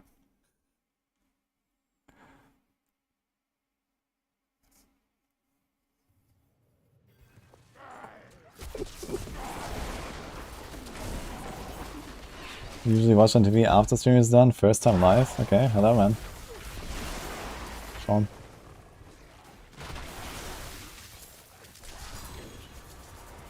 Yeah, I also noticed that, at least compared to Twitch, I think on YouTube there's a lot more people actually watching the VODs as well, right?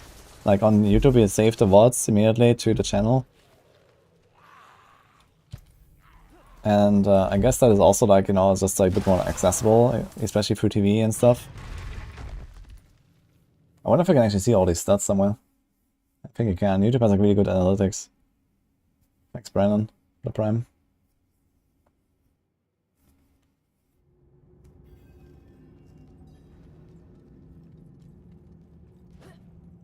Oh, good. It's you. You certainly move like a vampire. Oh, chain lightning aspect. I'm gonna do The that. offering of flesh?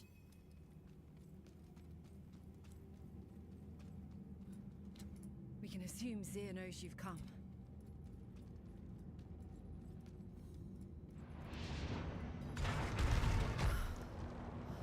This is madness. Perhaps that's what it takes.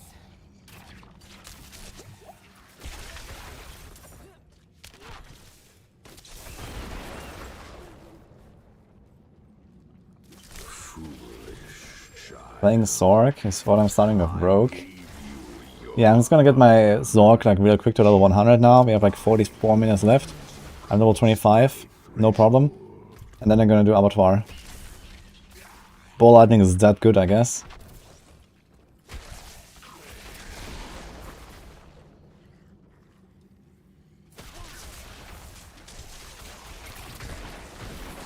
But you can't see the YouTube chat when you're watching on TV on YouTube. That kind of sucks. Submit. It's like the guy who wanted to race me. Oh yeah, we never did that actually. I'm not sure who I was, but I was someone who like yeah, they just said they wanted to race me or something to 100. Funny stuff.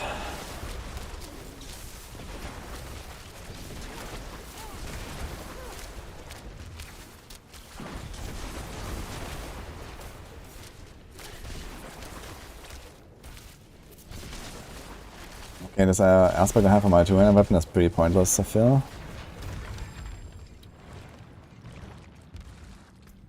It only gives me like, it's 40% crit, but only like a first cast, really. Can't you craft Cores of War? You can, but it's very expensive. It's like a lot of the materials and I think Biteberry. What's my best guess how long it will take to for someone to complete level 25 Zir? I don't know, man. Like, we have not seen the higher tiers. We don't know how much HP monsters have. We don't even know the monster level. We can just like assume things. My assumption is we're probably not gonna see tier 25 like in the first days, but you know, maybe Barbs are just, you know, strong enough and just kind of pump everything.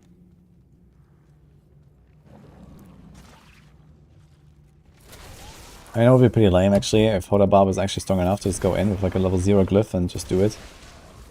Because it means they're gonna be like omega speedrunning tier 25s in like a week or so, once they have to glyph that a little bit.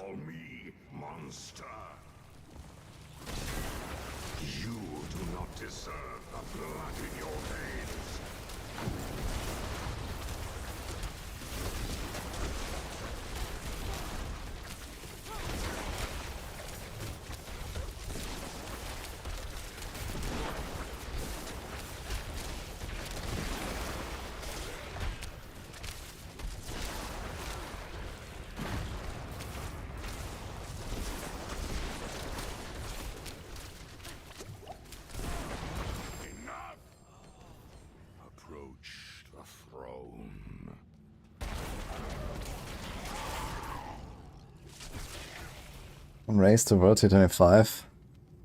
World tier.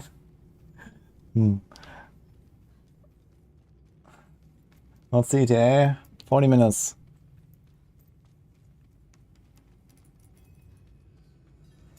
Okay, guys, Oni. Thank you, man. Rob with Barb on softcore. Yeah, Rob has probably like some of the best chances to be the first to 25. He's like Omega prepared, he has like all the gear, he has like all the consumables. So yeah, it's likely I guess that Rob might be the first, or one of the first. But the question is it gonna be today? It's gonna be only after we hit the Glyph level. Maybe tier 25 is just so tanky that he can't do it even on Holler Barb, you know? Who knows? I mean, we saw the Ball Lightning Sword like really struggling in tier 10 from Filthy Rich. And I mean, okay, that build wasn't really fully optimized and stuff. But you know, that was a tier 10. And let's say, I don't know how much it scales, but let's say like, you know, each tier is like plus 50% multiplicative HP or so. So, you know, you're gonna double and double and double and double, like, you know, like 5, 6, 7 times or something until tier 25 from there. Yeah, stuff will get real tank really fast, man.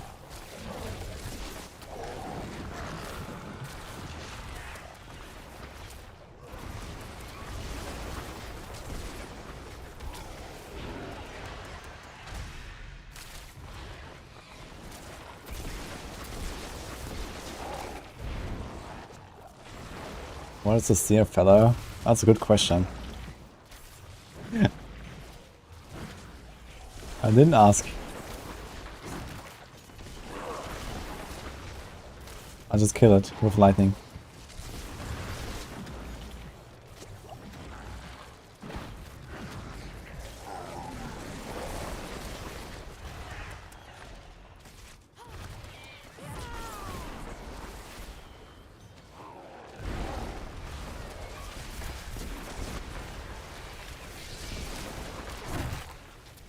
Oh, I just realized now when you play Answer Recurrence, you're gonna get like random ball lightnings, huh? Cannot escape the ball lightning, man. Okay. Let's turn this in. I just wanted to farm some crushed beast bones actually, and now I've been here like farming blood horrors and farming the season quest. What tier is this? This is World Tier 2, I'm level 25.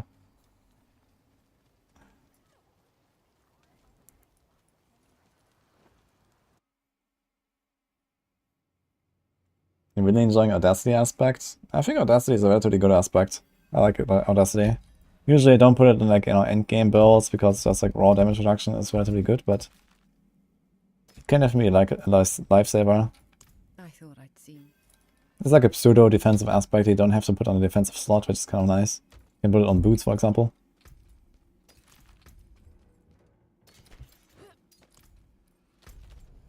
Okay, so we got this covered.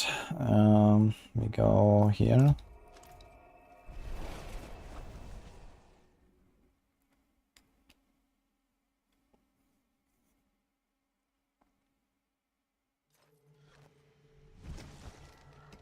More stash space. Yeah, my solution to more stash space is just I played my Necro on softcore, and now my entire stash on softcore is full. Unlucky.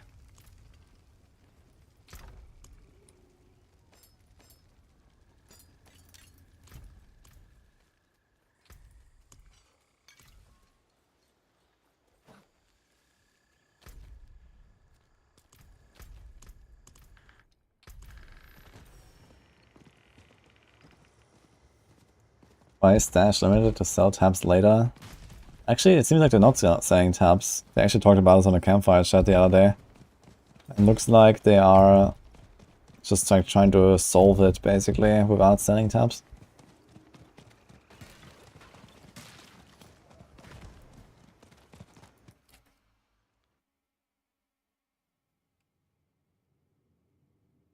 Why don't make unlimited stash tabs? I'm not sure what they were thinking, but somehow they coded the game in a way that prevents them from doing that.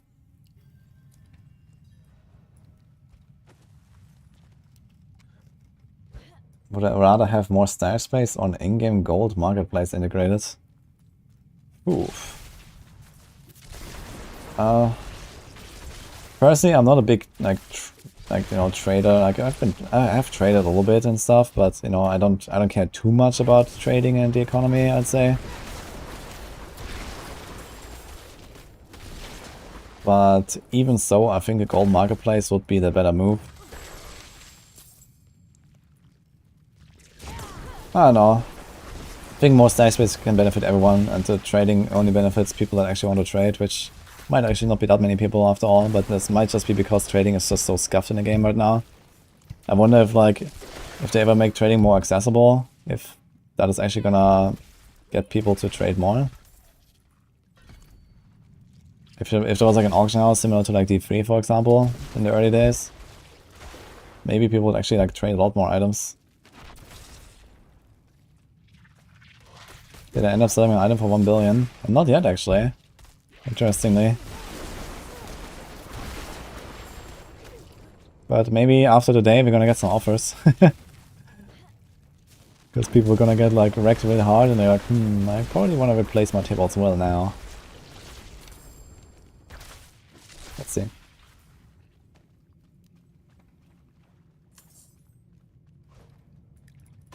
It's hard to trade in hardcore. Yeah, in hardcore there's simply not really like a big market. I mean, there's not really many players in hardcore, there's not a big market, so it kind of makes sense, right? It's just like fewer things going on. And probably also hardcore being like generally with like a bit like filled with like a bit more like engaged players that just like grind their own stuff, I guess. And less RMT, you know, it's like also like, you know, there's like a huge like RMT market in softcore, for example, that doesn't really exist in hardcore, I guess. So that kind of like, you know, drives people to trade more there as well and stuff like that. Like I don't think there's really like a lot of RMT going on in hardcore, for example.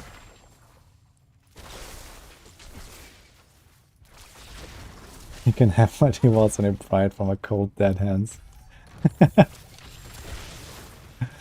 Spoken like a true softcore sorceress.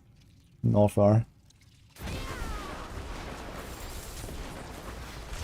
I popped my ultimate because I thought I have to run all the way to the other side. That was waste.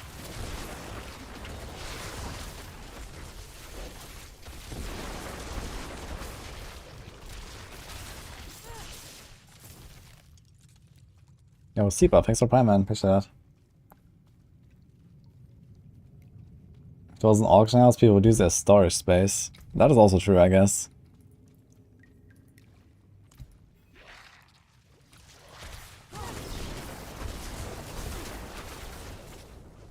Is Eagle Horn good for RF and PS?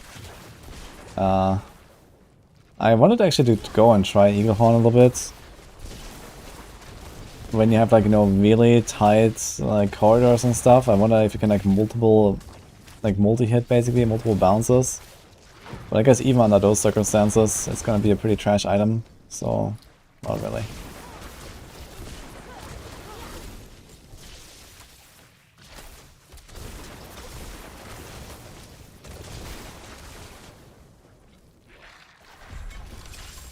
Now the question is, are like all of the dungeons actually like indoor dungeons in Abattoir? Maybe, if it's like only like these indoor dungeons. But the thing is, like, it's gonna be very hard to actually find like parallel. You need to find parallel walls, right? Like if I just stand here and this is not parallel, I guess my arrow will just go fly somewhere.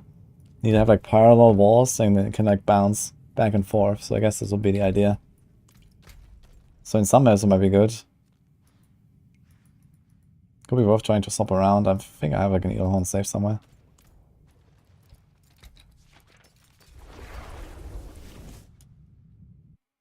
Uru Kane, thanks for Prime, by the way.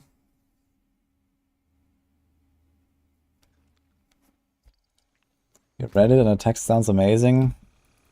Yeah, Eagle Horn sounds amazing, and that's about it though. But yeah, there is like some slight potential, like let's say you can hit like a target like 10 times or something, you know, when there's like a tight corridor. Yeah, that could be big, yeah, if that's the case. Runeworld's coming or not? Pretty unlikely, I think. At least not anytime soon.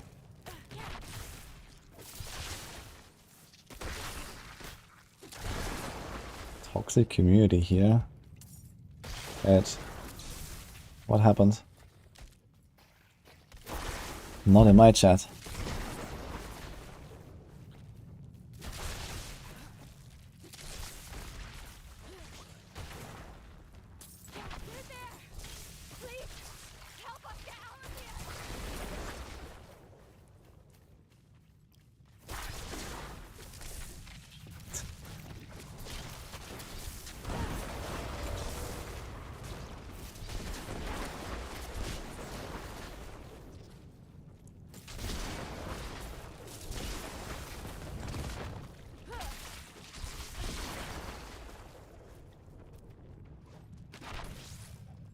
Talking about Reddit. I've not really been on V4 Reddit very much. How is it actually? And like the tone, basically. I mean, some Reddit community is actually really cool. I don't know much about the Diablo 4 Reddit. Last time I interacted with it was like on season start, I think. When my message was deleted by the mods. It's kind of funny. Better now.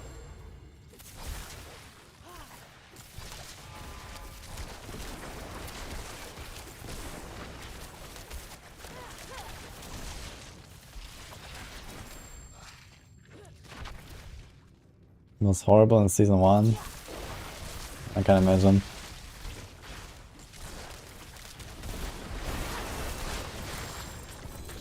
I wonder if it is gonna stay good though, you know, even when there's like some down phases again in the game.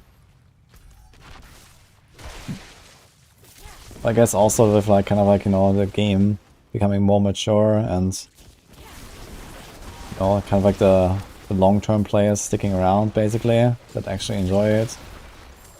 I think it will be better as well over time. Aha.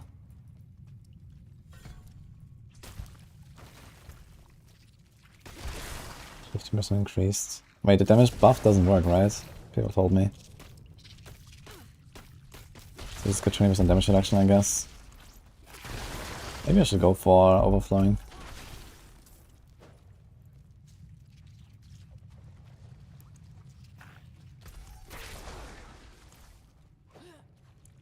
Hello, Manita.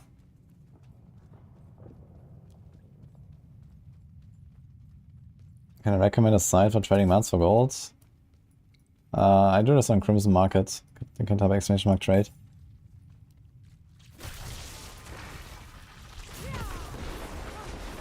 I did the same mistake I did earlier. I just activated my ultimate for no reason. I'd actually like to see the boss with ultimates. Actually, as we don't have to do the boss, right? We can just TB out. There's actually no reason to kill the boss in normal dungeon. There's no reason at all to even like walk all the way up here. Just go around, do a circle, and I guess do a circle here, go through the middle, and that's it. We don't actually have to do this here. But it would be curious to see the boss. I just want to see how fast it dies with the ultimate.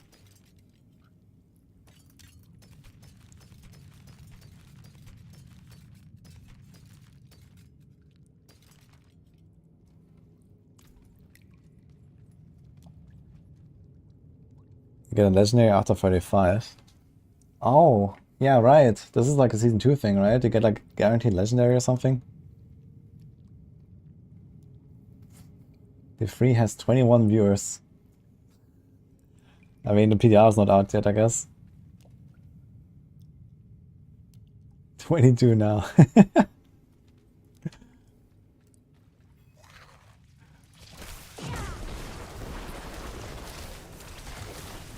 And PTR is, I mean, the default patch is apparently in half an hour, and the PTR might be like any time, like, you know, from then until maybe another few hours from now, basically.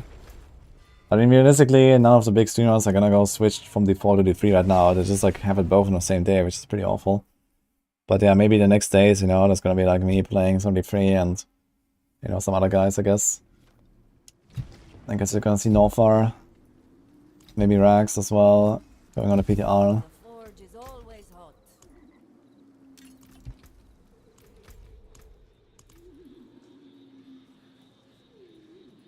Thought I would do some D3. Yeah, but I mean, we have like, you know, really hype patch coming right now in D4, so everyone's playing D4, of course.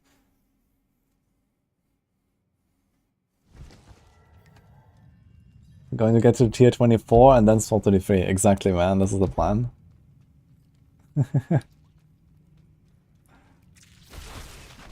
Are the important Bloodseeker mechanics you know about? Yeah, the Druids fuck you up. This is what I know. Be scared of the Druids. They have Bulwark, they have Landslide, they have Tornadoes. The Druids are insane. The Barbs also have Ground Stomp, you gotta be careful with the Ground Stomp. The Storks have Frozen Orb, which is a bit annoying. The Rogues are kind of a joke, and the Necros are even more of a joke, I think. So if you get those... Yeah, but the Druids are no joke, man. I'm always scared of the Druids.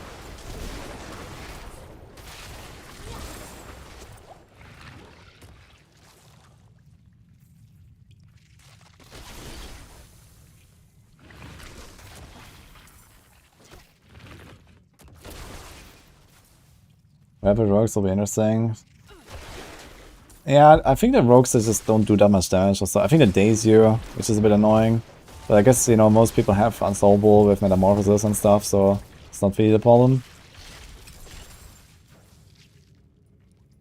But yeah, I'm actually thinking about potentially swapping from a Cursed Touch to Metamorphosis on my Pensional build. We'll see how the boss fights feel.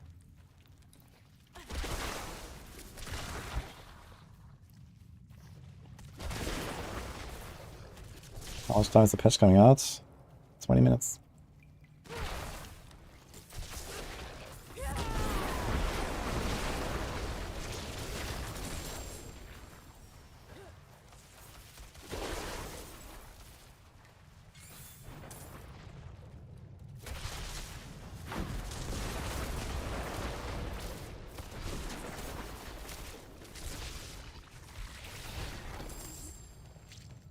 Find your Roland Shield Bash build.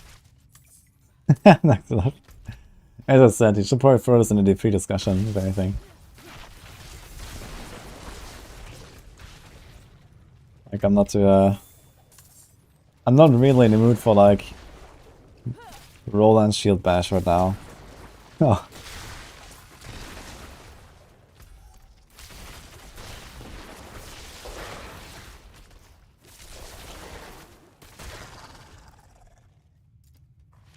Almost time. Think vampires come back as uniques in the future? Yeah, I mean, it seems likely that they might bring back some of these powers. Either as legendaries or uniques or something, I don't know. I guess some stuff that could be interesting is like domination, but that's basically just control aspect. Some stuff maybe like Sanguine Base could be interesting. I think something like Anticipation could be like an interesting unique. Something like Ravenous, something like Hectic. Yeah, something like Bathe in Blood could make a return. Maybe some of this like familiar stuff as well. Or like the pet stuff. There's definitely a bunch of options here, I think. Any predictions for tonight? Yeah, my prediction is we're gonna give out 50 sub-gifts.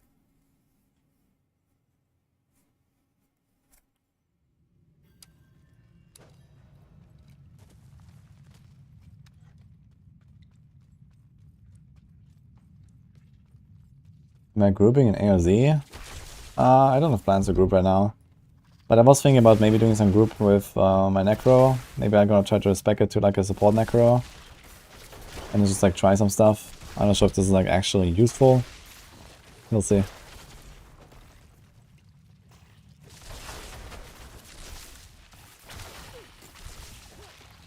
Only 50, I don't have movable characters. I have 2 rogues and a barb. Support in D4, yeah. Yeah, it's gonna be interesting to see if support's actually gonna be like a thing or so in any way. Maybe, maybe not.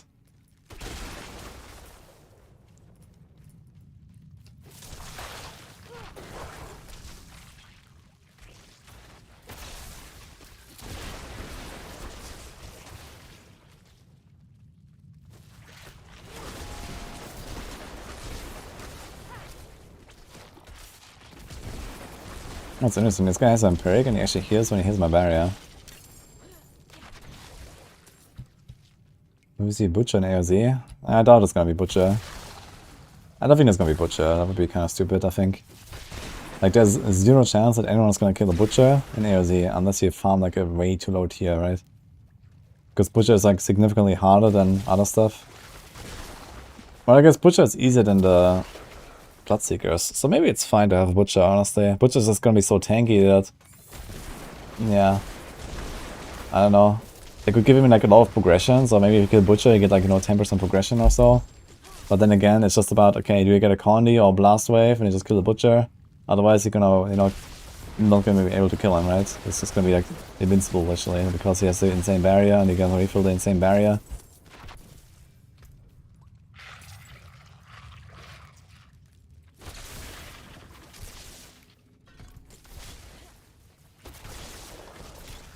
Bloodseekers can be crowd controlled, yeah? That's just like beefed up elites, basically. But you have to remember that you can only CC elites for 5 seconds and then are unstoppable.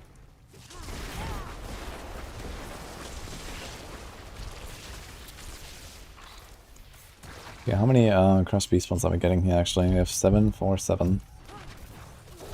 Okay, a bit of attention. Is there a better dungeon to farm than this one, by the way, for Crush Beast spawns?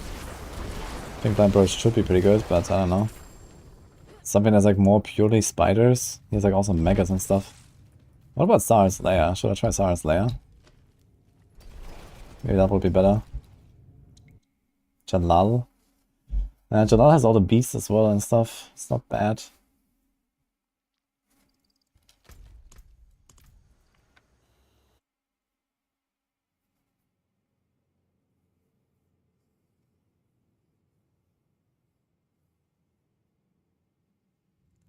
Butcher and Treasure Goblin should work in tandem. The Goblin steals your scrolls and then it runs away to the Butcher.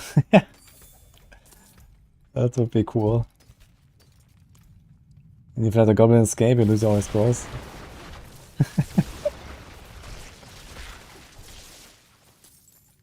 Are they flying?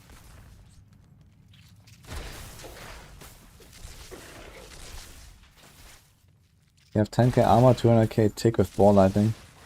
I'm not sure how much tick damage you're supposed to have on ball lightning. But 10k armor, you need to have a disobedience aspect, that's for sure. And yeah, then it sounds fine.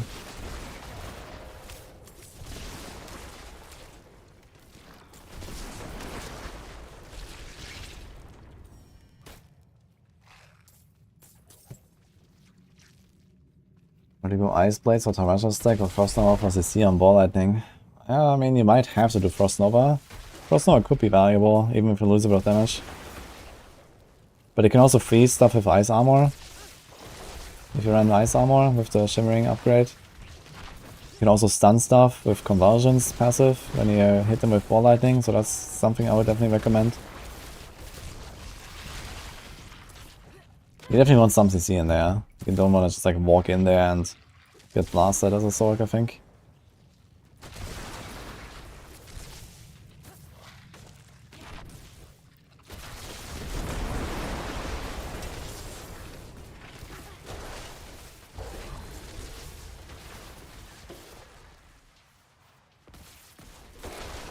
Volatility is not imprinting. The expected aspect on your gear. Yeah, that depends, like, you know. Some aspects are like more rare than others, some aspects can be performed in Codex, so worst case you can just always get a Codex power again. Also, like, which items do you have available? For example, do you have like a good amulet? An amulet can be used for like many levels, you know, you can like wear an amulet for like 30 levels if you want. So you can always usually put something more rare there.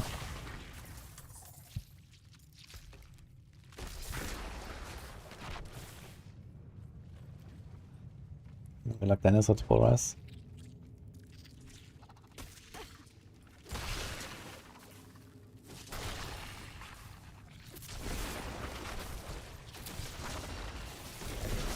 Charged bolts are your favorite build if you could disable all sounds effect except charged bolts. Didn't actually pay attention to the sound effect that much. I think the PDR is not live yet either.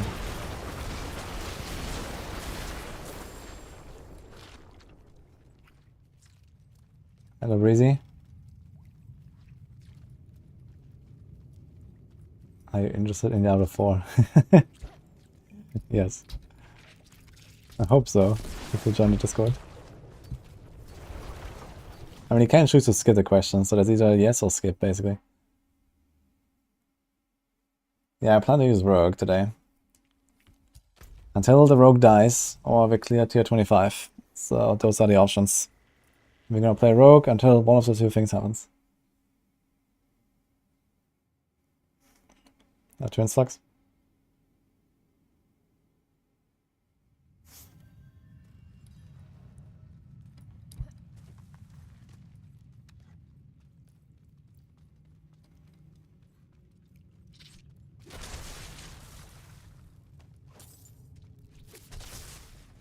Muffins.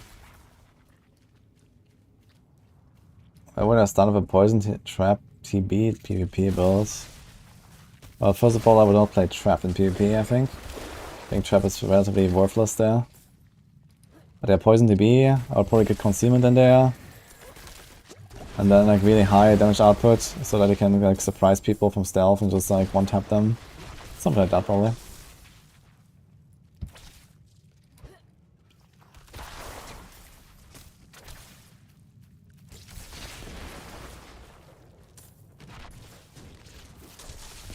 Rogue is so decked out, allowing a new character right before AoZ. No, it's more like, you know, I'm not putting my Rogue at risk on a patch day. When the servers might go down and I might rip to some bullshit. But yeah, my Rogue is... I mean, I've played like a month of Rogue or something in the season almost. You know, it's pretty decked out.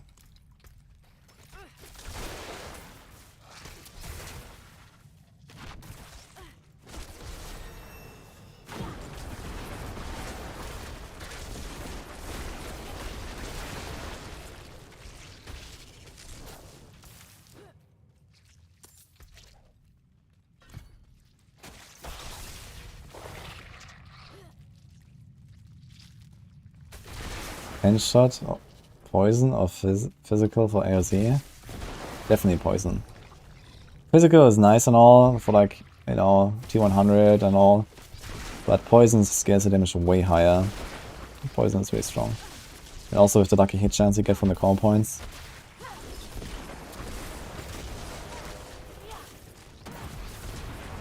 Fix the bug 9 million dots in the patch notes. Is there an update on the patch notes? Or are you talking about the old patch notes that we got like 4 days ago? Because right now we don't know if that's actually fixed.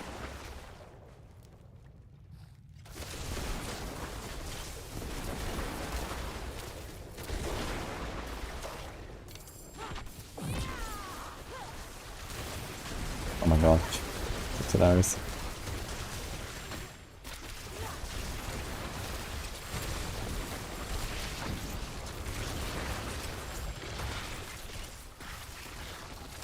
The path online? No, the path is not online. We expect it in 13 minutes. I think I'm gonna actually have a short bathroom break after this run. So that we're ready.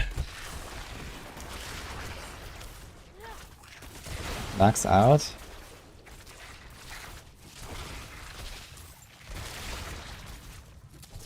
Shako is so good that I won't play it, yes. I actually have like another more in-depth breakdown of the Shako calculations and stuff. I recorded to like talk exactly in more detail about it. But yeah, I'm gonna go without Shako for the start and see. And it might turn out that I'm like totally fine defensively, but I don't think I'm gonna be totally fine defensively. So we'll see how it will go.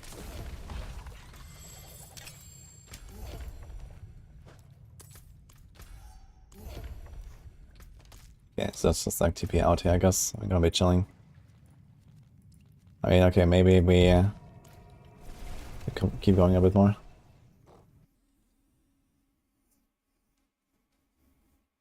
Is Plague Tunnel spam the quickest way to level an alt? Plague Tunnel is Diablo 3, but the answer is no. I'm just doing this to get a few materials here from these monsters. The best way to level a character currently is you do the seasonal quest line, and then you do like maybe some blood harvest, or you do domain tunnels. Well, let's have a look. Exquisite. I can break that down. Okay. Don't ruin all that work. BRB like a minute or two, guys.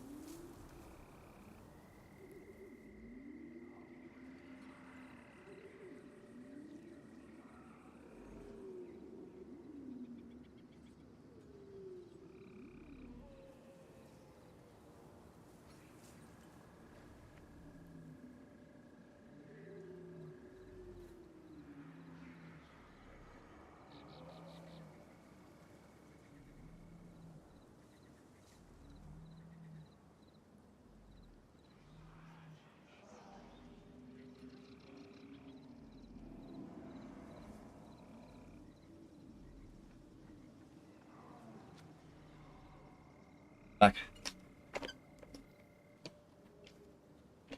It's getting a bit colder these days in the evenings, so we started to change.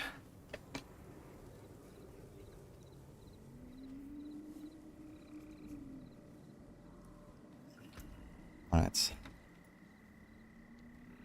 I don't know which affix is to prioritize on X-File. I'll mostly the proc, and then usually the cooldown or the lucky hit. I mean, you just have to make like a judgment call at some point, I guess.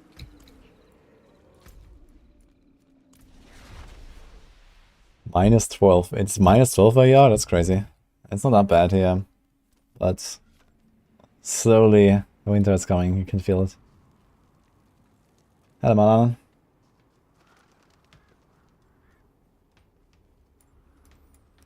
Only keep perfect items TBH. It's easier said than done.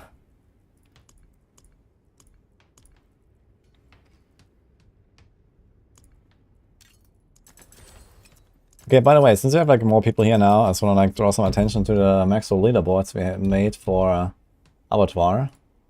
So I made an announcement earlier, I made a video about this, but here's the post. I was gonna link this. We're gonna have some leaderboards here. Ah, they're actually up already. Here's the button on the top right. So this is just some test data right now where we checked it out. But basically, you can go and submit your clears on my Discord. We have a channel there. You can follow the link with this this button there, and also from the post. We just need like, you know, a bunch of info, some proof, and we're gonna have moderators that put it in the Google Sheet and will appear on the leaderboard. There's gonna be some prizes as well. We have a bunch of prizes here, some giveaways. Yeah, we have some more sponsors here. Maxwell sponsors some stuff, Crimson Market, Blizzard, and me. Maybe more. Nini cleared tier 69, easy, yeah. Yeah, I just entered some data to test it out earlier. So this is why it's there. Everyone can participate, yeah. So on my Discord, there's the channels for this. So there's the AoZ discussion, you can talk about anything. There's the clears. Here you can like submit it. There's also all the info in there, in the pinned comment here. And basically, if you clear something, I mean, okay, you know, please don't come, you know, please don't everyone just like throw in your tier 1, you know, on on day 1, you know, like try to push a bit, you know, give us your best clear. So it is all done by hand. And by the way, you need more moderators. So if anyone is willing to like help moderate this, basically like, you know, just take this info that people submit and put it in a data sheet, that'll be very welcome. So please DM me if you want to help us. But yeah, there are some giveaways for this, you know, so for everyone who submits a clear, and, you know, everyone who submits a certain tier and all that stuff. So there's like some cool stuff to win. It is patching. Wait, is it patching?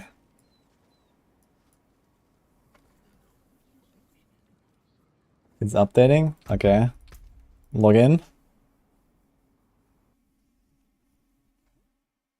Let's see. I'm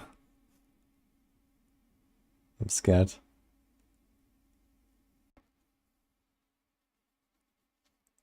It's the best software for streaming nowadays. I do OBS. I do everything through OBS, that works well. I don't have a patch. False alarm! Maybe I can restart a Battle.net.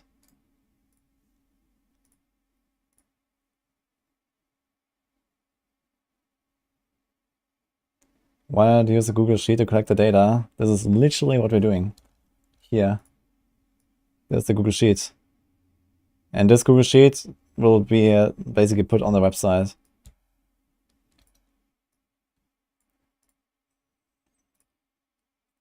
But I'm not going to give editor access to everyone on the internet for the Google Sheet that is going to display this stuff on the website. So that is not happening.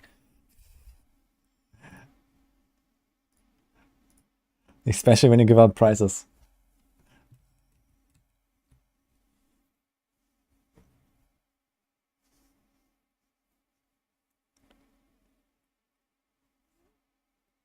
I don't have a patch, by the way. Patch is live on consoles. Ah, these are console people. Okay, console is always earlier. But I guess PC patch is gonna happen in a few moments. GTA 6 yesterday. I watched the trailer a few times actually. The trailer is really good for GTA 6.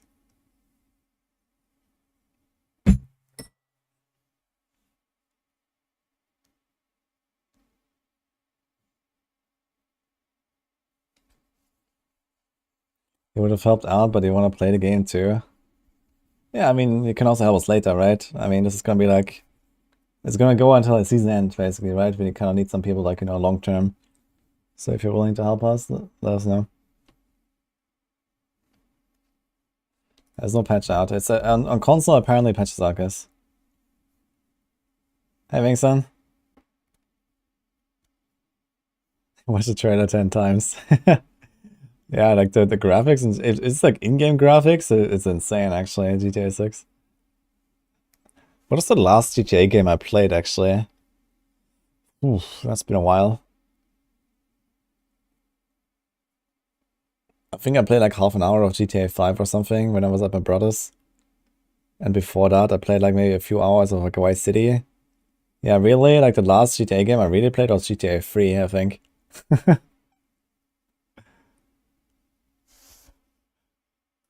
I played that a lot when I was young. Why is GTA so popular? Oh, it's just fun, I guess. And there's also like, you know, role-playing and everything. And it's like, I mean, you have like a badass developer. I'm going to use RF pen shot, yeah.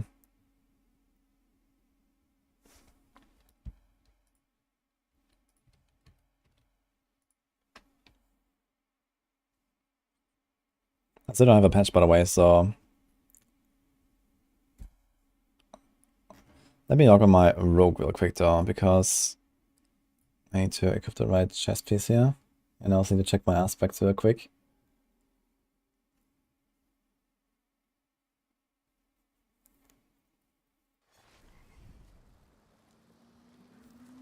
You made a Google form to collect data, so models can just sort it out, not have to process Discord messages. A Google form.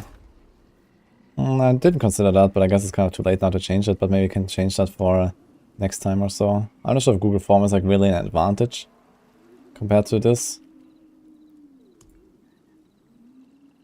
Last time we did it like in season 28 in D3, we did like the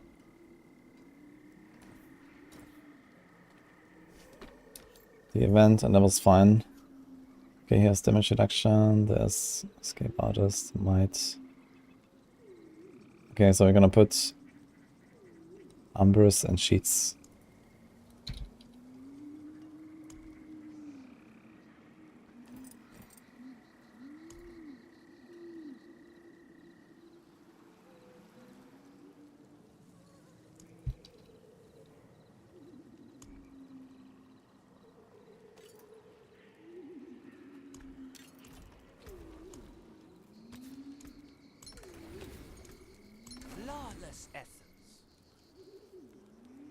Since it has 6 seconds, might.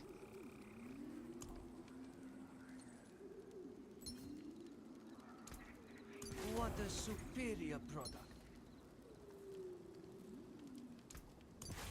Okay. Is it live? PC updating? Alright, let's go. Let's do it. I'm gonna remove the note, I guess.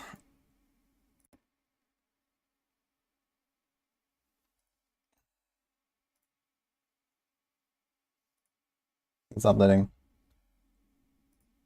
So first thing is we're testing the Nightmare Dungeon affixes and see if that's fixed.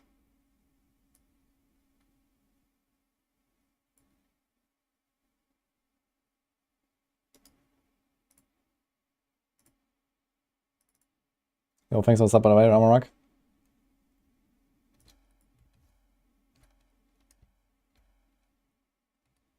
We late? What do you mean late? Waiting for the patch.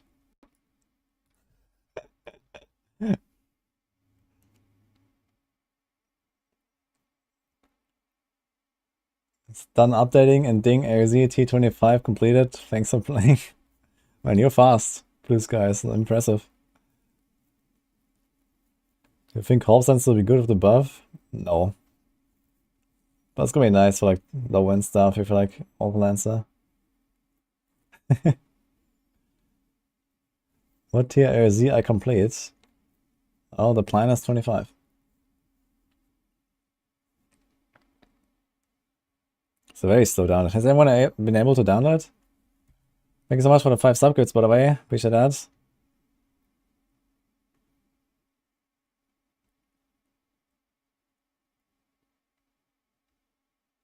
You're anonymous. Is that how I say it? Thank you, man. So slow. Here we go. Now. It's happening.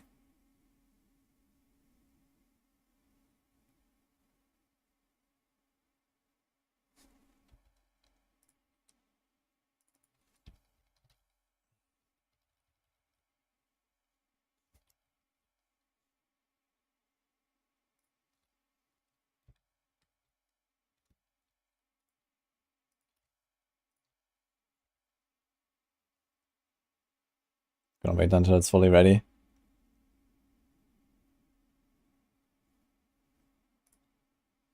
Alright.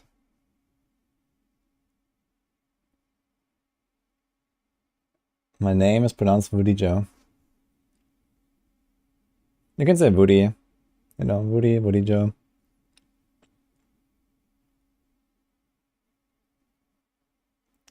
Time for Woody to forget the first elixir. The elixir and die the first bugged enemy. Now we're gonna test this on, I guess, the barb. Let's just go on the barb. I have a sigil there. We're gonna try it out. We're gonna try the Nightmare Dungeon affix fix first. And see if that is working properly now.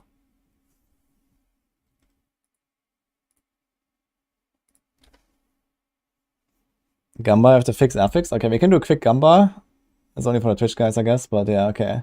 Have to fix the dot affixes, guys. Dot, Nightmare Dungeon, affixes, fixed.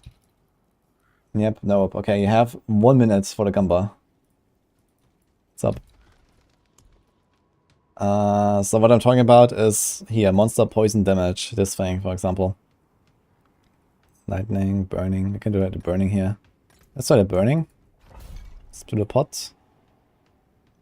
Let's try the poison just in case. Shadow damage over time. We can just do like a bunch of these, I guess.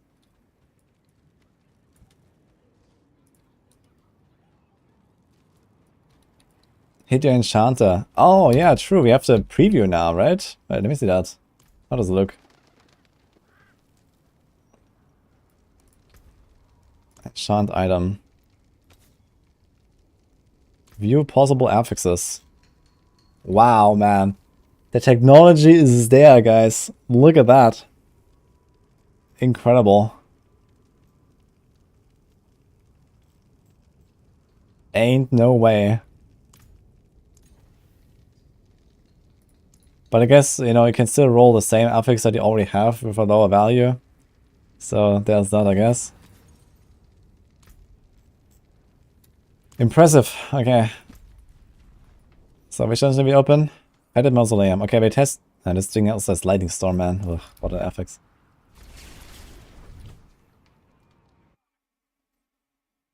Tusk over Shako. Nah, you don't do Tusk over Shako. Shako is better. But not too much though. Tuskhelm is an insane item. Okay, so burning damage, life. Okay, so let's try to get hit by something. Epic no armor on this actually. So gotta be a bit careful. Do we have disobedience? Yeah. So I find like one dude somewhere.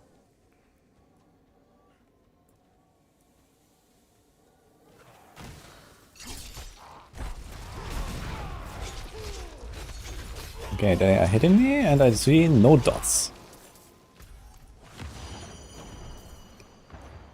Are these guys doing physical damage? Maybe not doing physical actually. So let's try to find like some melee guys.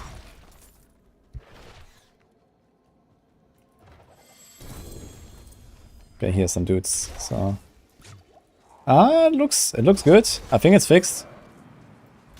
This was pretty obvious, I think. Here, look. He hits me for like 30% of my life and the dot is like nothing. It's fixed.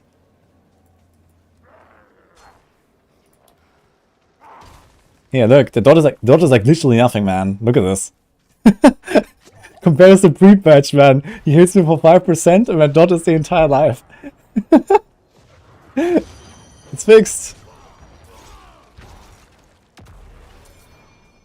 Okay. And we can try another one. So I had, this was burning. I'm gonna try another one. Shadow damage over time.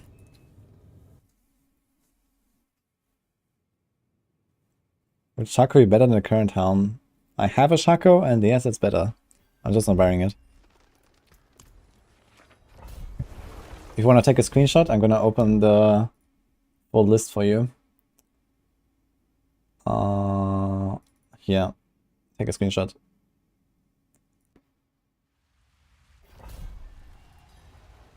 Okay.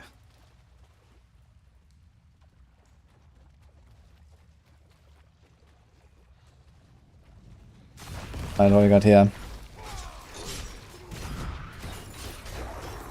I don't want to have like a bunch of elites here. Let's take this one guy. With Volcano.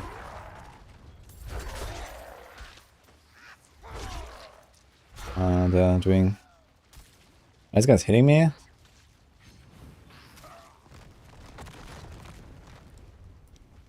Is this a dot? Dude, does this like dot? Does this affix do like anything now? Seems like it's just like doing nothing, actually. Like he hit me, and I mean this was physical damage. I guess he was slapping me. Okay, let's see this again here. These guys. Look, it ticks for like 20 damage. That seems like too little now. I think they did the opposite direction a bit, but okay, I don't mind. But it does like nothing, man. Do these guys not do physical damage? I have a dot on me. You see here, it's ticking down very slightly. 20 damage. Okay. Well, I guess that settles it, guys. So, Gamba, it is fixed. Good news. And let's go Avatar of Zir, guys. Time to rip. Okay, prediction outcome.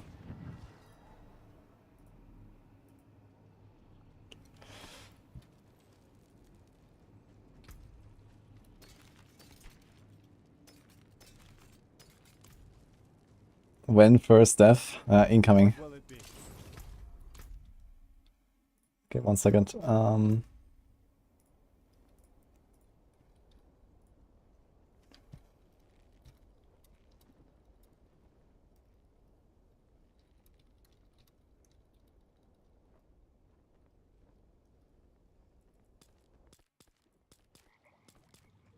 This character. Let's go.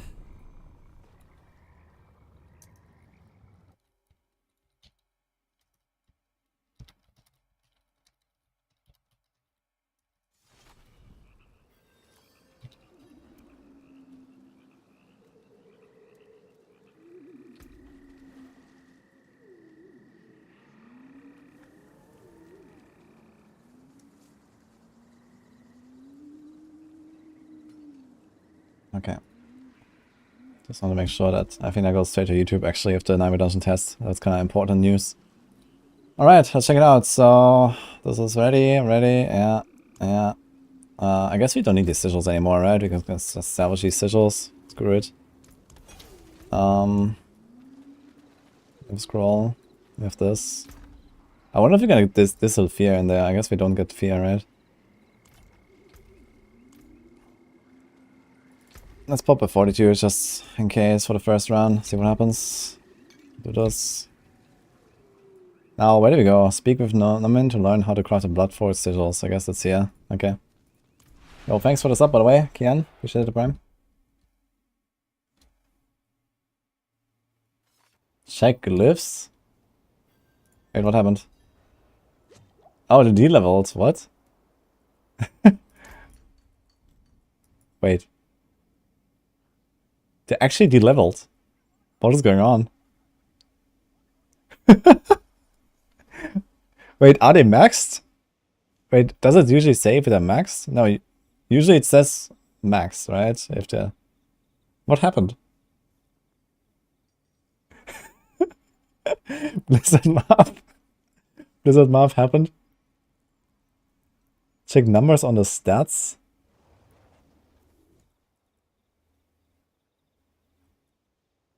They look fine. The stats look fine. What do you mean? They didn't change the Glyph XP though. They changed how much XP you get. They didn't change the glyphs themselves.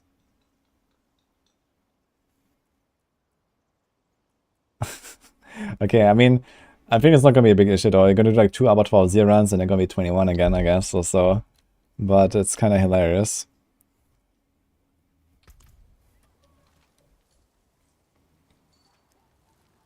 Dead doubles quick. Wait, did you rip on hardcore? Oof. Try a Nightmare Dungeon and see if they level up. Nah, it's fine. Craft sigil. Tier 1. I can craft 102 of these tier 1 sigils. Stay on the path. Heed no evil. Okay, let's do this. Do I have anything? Did I forget something? Okay, let's see those afflictions actually. Wait, does it say how many afflictions it has? Ah, yes. Craft sigil. Seek power. 0. Okay. Well, we're going in. Do not lie. Watch level 19 be the max glyph now. That would be weird. I don't know, it's probably like some weird bug they introduced there or something. Did everyone de-level their glyphs to 19? Did anyone have like a level 20 glyph that also went to 19? Did anyone have like a level 19 glyph that went to lower? Everyone went down. Boss one-shotted me. Uh-oh. You have everything? Oh, wait, we're missing. I don't have a cursed touch. Okay, wait. Can I TP out and go back in? That's actually gonna be an interesting question to answer. I changed my chest piece. I forgot to change the pact. Let's see. It looks like it's still open. Maybe you can TP out and come back in. Need one divinity. I don't have any slot for it. Need to remove one ferocity.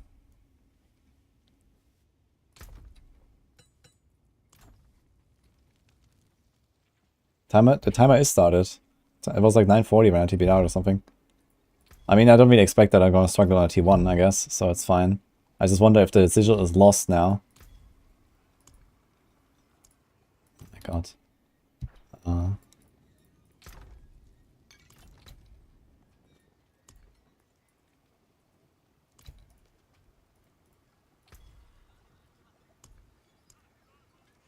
What? Ah, this one.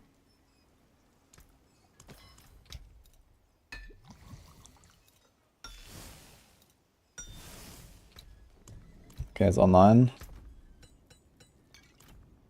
Let's try it. Dude, these Bloodseekers. Yeah, Bloodseekers are no joke, man. I tell you.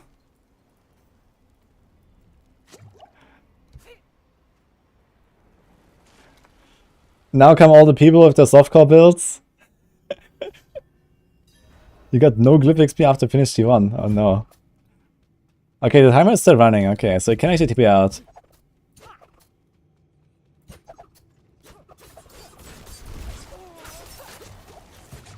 Okay.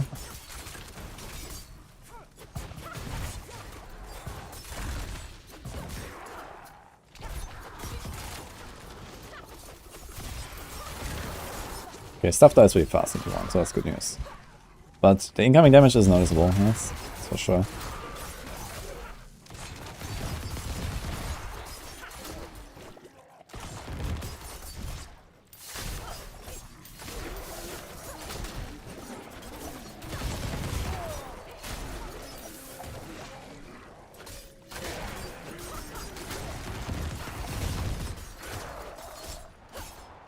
Okay, let's try to pay a bit of attention, like how much progress do I get for like certain monsters and certain elites.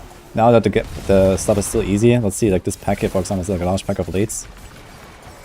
Wanna see, and these elites definitely seem to give a lot. You see that? How much? This pack was like maybe 15% progress or something. Just this one elite pack here with like 5 guys. That's a lot. I think the elites are probably like the way to go here. And all these trash monsters are probably not really too much worth it. Which does make sense. Yo, artillery shrine. Okay, dude. Can it be curse shrines? I guess not. I'd be surprised to see curse shrines here.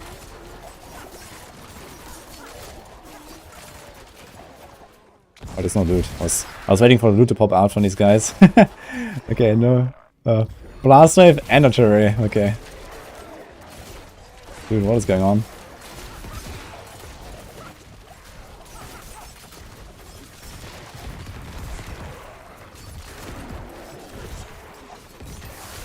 I guess I could actually respec my Paragon board already. If this is for the tier 1, it doesn't really matter. Dude, there's a third shrine. Protection, okay. Protection right in front of the boss. Why not? Oh, can we?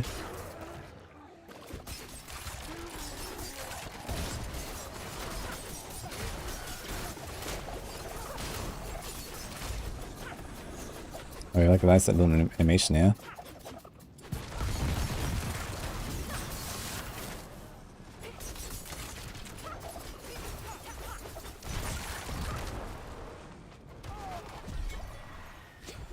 Okay, Tears of Blood.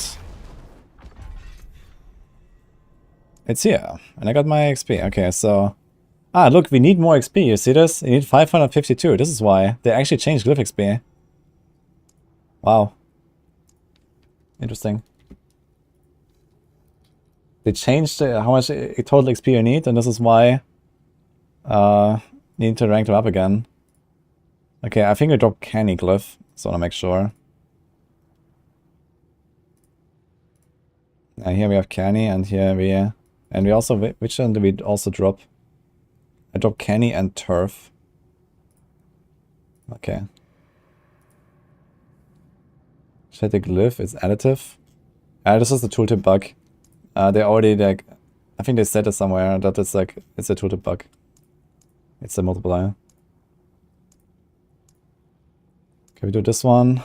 Can we get this to 21? Oh, look at this! I'm missing 19. Okay, unlucky. I wonder how much we get on tier 2. Let's see. Also, did I get sigil powder? Did it say? Recipe for tier 2, okay. Didn't see if we got sigil powder at the end.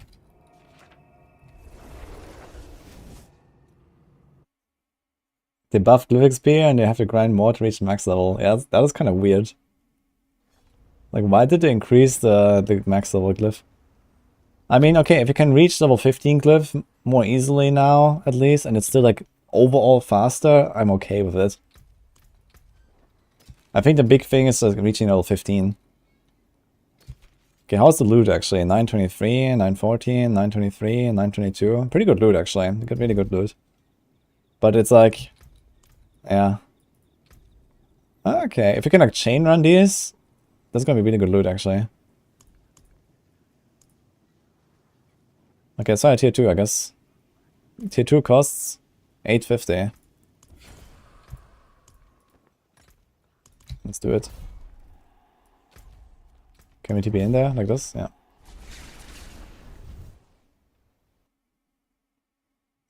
Rip any 15 radius glyphs. Oh wait, I forgot to put in the new glyph actually. That's fine, let's do it after this run. I guess I can handle another one. Abattoirs and Cat Badu. Don't know if I answered, what is that? Yeah, in these runs, guys, I gotta be pretty careful. I'm playing hardcore, so I can't always like read the chat, but I will try to do like in between the runs a little bit. But I will definitely miss messages, guys.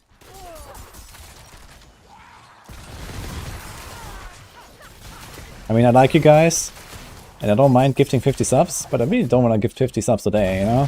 I want to play a bit.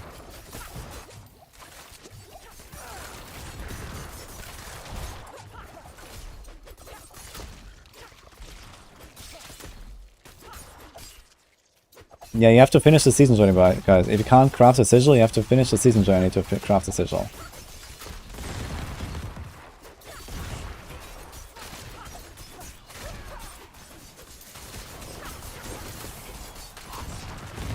It's kind of funny, like we're in the forest here. We have fallen and spiders and snakes. That's like a very interesting combination of stuff.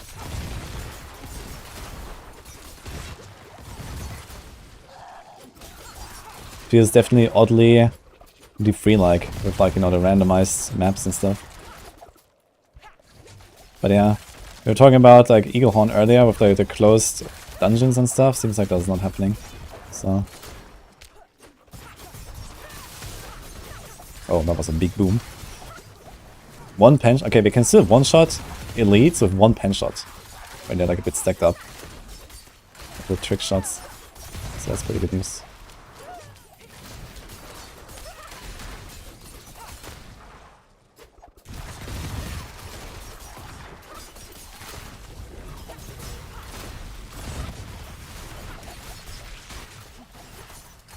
Yo, anyone needs more of that poison? Man, it's so good that they nerfed this, or like fixed rather, these like 9 million affixes here with the dots. These spider explosions are pretty big though, for sure. I actually wonder if like survival is gonna be like a lot harder in the high levels, or if it's gonna stay roughly like this. If it stays roughly like this, I think this is good news. This is like, it's quite survivable. But right now I'm still killing stuff really fast, so I barely like actually like have to deal with like elite affixes and whatnot.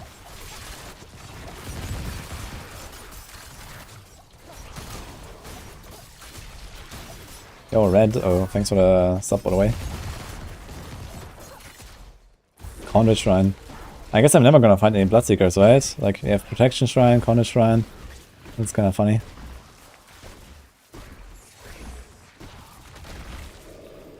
I actually think I'm gonna explore a little bit.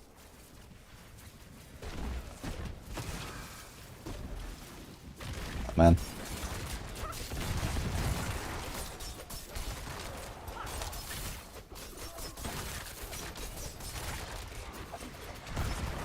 Oh, Druid. Now you can knock him down.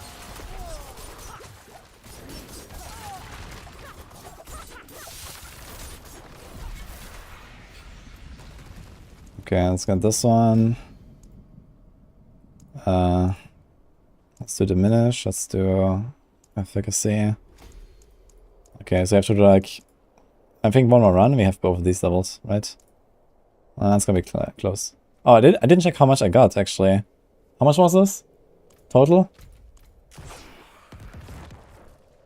Why not the new glyph? Yeah, because I need to level my old glyphs first of all. They went back to 19, dude. 1,100. Okay, so it actually doesn't scale up very much. Only 1,100. I thought it would scale up way harder. I want to see these dungeons. Like, how far does it go?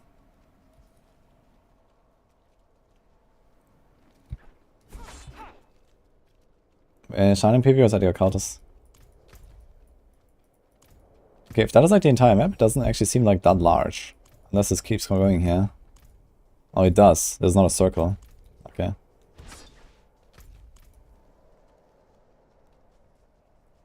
Avar has wasted Uber with all these shrines.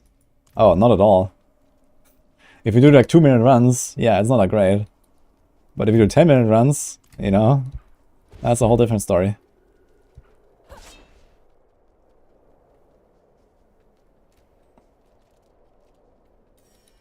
Already go to these dungeons, you have to finish the season journey and then go to your cultist. Okay, there's actually, look at this, I spawned the boss roughly here, right? There's not really that much left. It's like not even double, basically. I killed pretty much everything on the way, or most of it. I think they have like maybe roughly double the amount of monsters that you need in the run. Let's see. Okay, I have to do the respec, guys. Let me see real quick. So, cheap shop board.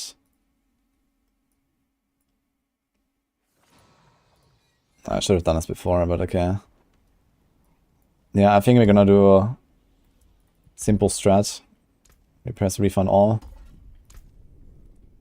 I'm gonna try to speedrun this real quick for my second screen, guys.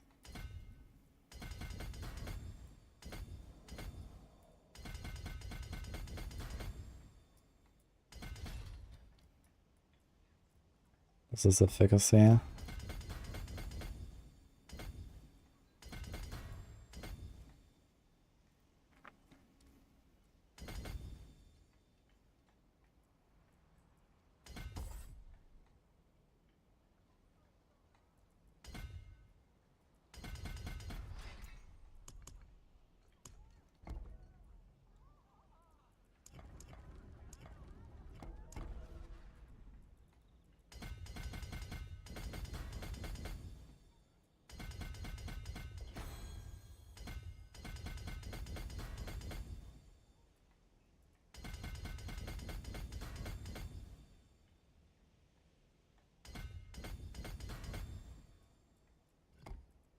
Kapow. Wait. Kapow. Okay. Press all the buttons. Wait, okay, first of all, let's confirm this actually works. Plus 46% damage. Plus 48. Plus 50. Okay. Confirmed.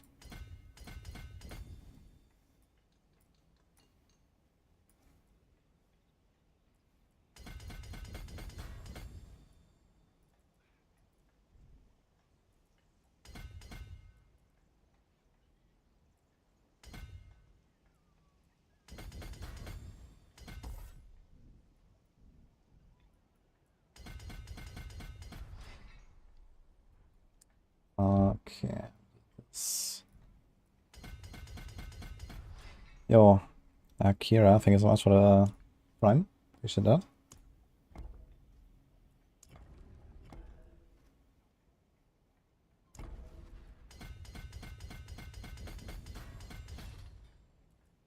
Here goes diminish. I wonder if I'm gonna have even more armor actually than I anticipated when I do this.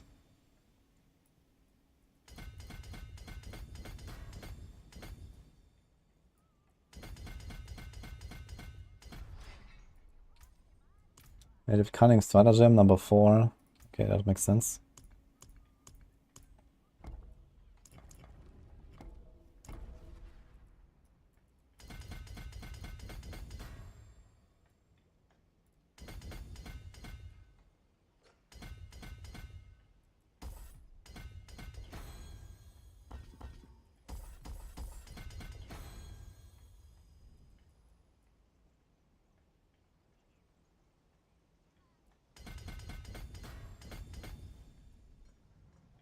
Okay.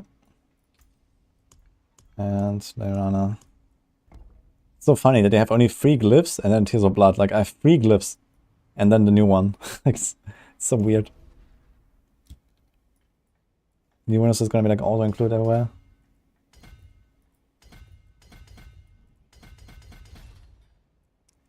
Okay, control.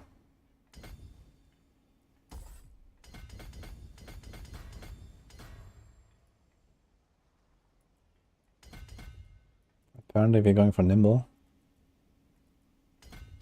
4.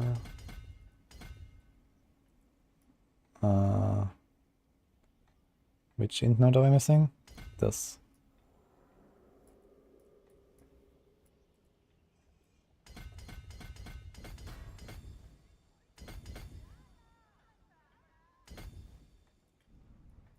Okay, did I miss something now?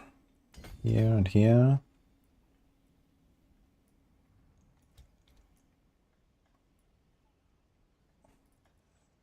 This one is not active.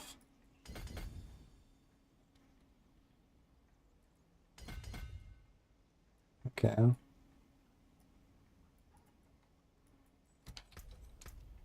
$14,500 armor. Resistances are good.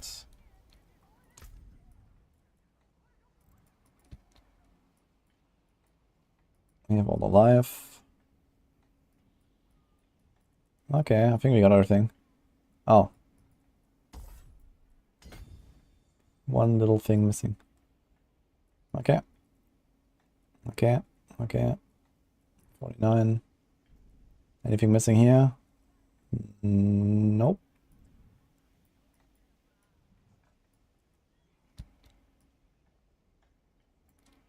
Alright. Time to double that glyph, guys. Let's go. I need a sigil. We go to 3. Yeah, armor is overcapped actually by a bit. But first of all, I want to see about like armor breakers, if armor breakers is a thing. So for now, I'm not gonna touch my armor. Tier 3, it costs 900 to craft. It seems like I'm actually going up in sigils. Earlier, I could only craft 102, and now I can craft 103. So I think you actually get more than you need. So I guess if we just grind this out, you're probably gonna be fine. Thanks for the subs, just Nick. Appreciate that. Thanks to Ender. Good luck to everyone, by the way. Adam Fletcher tweet about the deal of gems. Oh, can I see that real quick? Where's the tweet?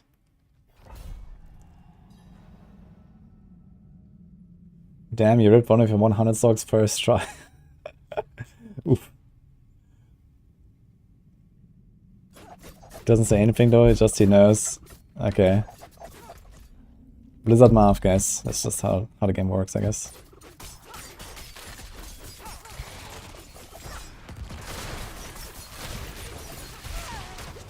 My god. Poison.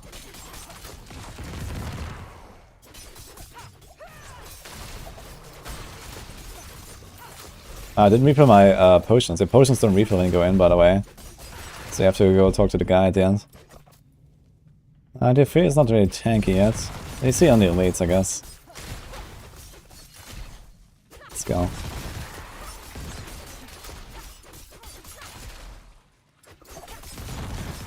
If you ever find elites, man. I agree with this. I'm kind of insta-killing most stuff, and I'm just on time. Look at this. Because there's like no density. And no elites. It's kind of funny. I've been skipping like a few guys, okay, but... Where are the elites? Yeah.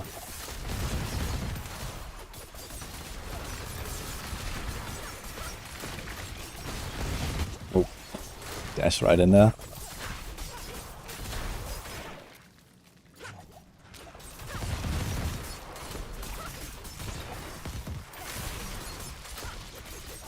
Man, I'm gonna say I don't like these spider host dungeons. It's actually pretty nasty.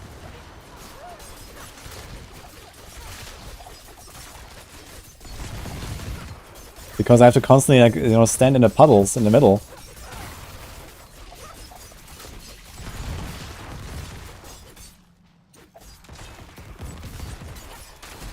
Okay, but so far so good. Like, damage is really fine. kill stuff really fast and relatively safely, so.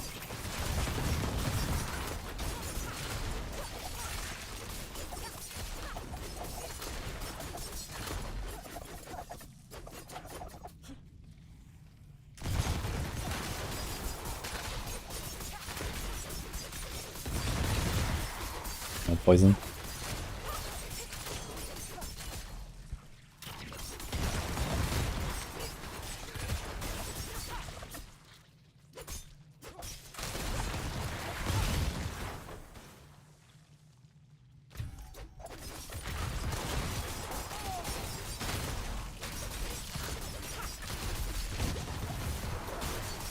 Man, suppressor bubbles here. Stuff like this could be like really dangerous pack later on, I think. And there's like 3 elites, poison explosions. Then these guys become unstoppable after some time. And lethal shrine is not terrible, I guess.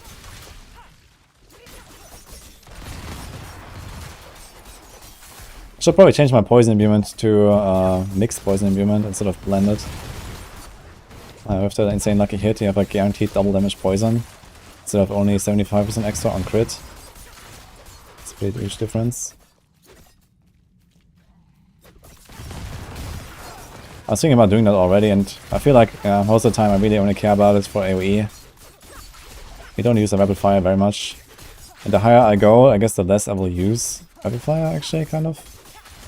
Maybe more, actually. It's kind of hard to say. Would be like more 1v1 situations of tanky targets, I guess, where I use rapid fire.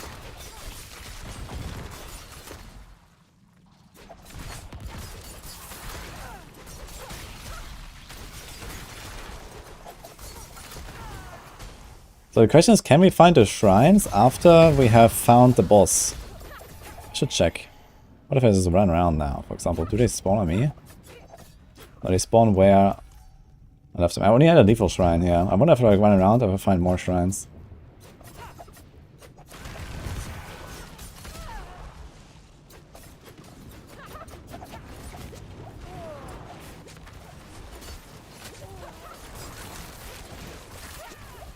No, they do hurt though.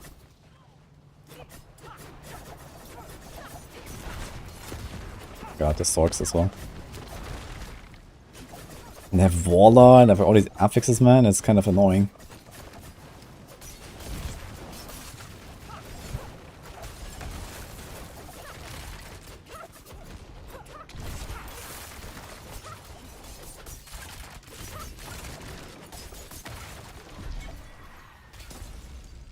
Okay, we can level this. 1300 actually. We got plus 200 compared to tier 2. Interesting.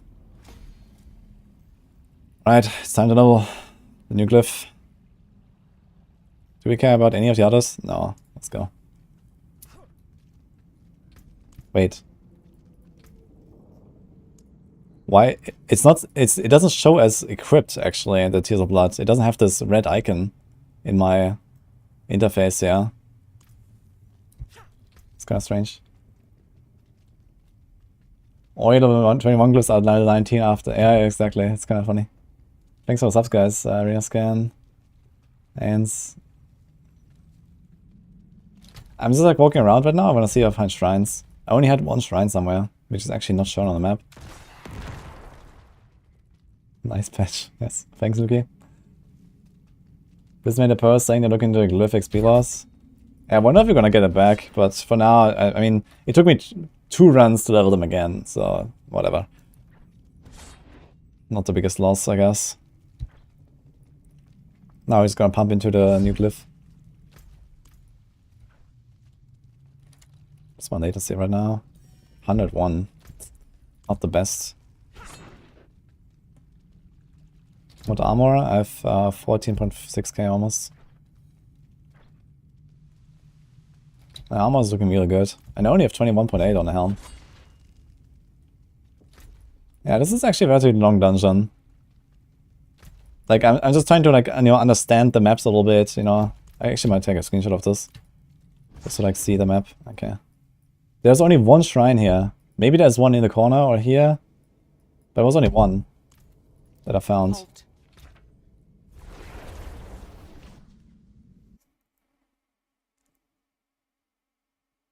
They might remove shrines on boss spawn. Yeah, maybe. This is what I'm trying to figure out, you know. Is this like D3 where after the boss is there you can't find the shrine anymore? It would be odd though. I think the shrines are just there, but maybe not. Maybe they actually spawn with progression. What if you just like walk through it? So let's figure some stuff out, I guess. Tier 4, let's go. The stars do not lie. I forgot to check how much sigil powder I get. You got one shot in T4. Uh-oh. Has anyone seen a butcher?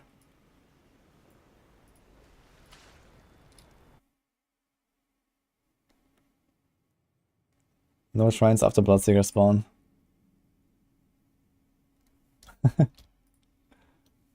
Yo, what the hell? We have 1,500 people on YouTube stream today. Hello, guys.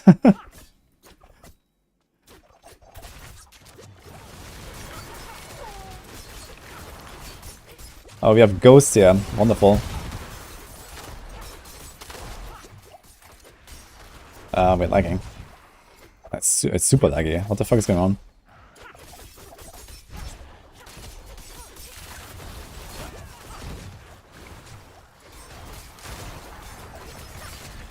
Not good. You guys lag too? Like, do you see my character like sliding around? You see that, right? It's like really weird. Oh, it doesn't say what tier I'm doing. Yeah, that's stupid. What the fuck? This is tier 4 right now. I could add some text, I guess. Like highest completed or something like that at least. Because you're probably gonna start grinding a glyph at some point a little bit. But for now, let's just like see how far we can go and how it feels. Yeah, this is like a pretty dangerous dungeon here. Ghosts, like the green ghosts are scary.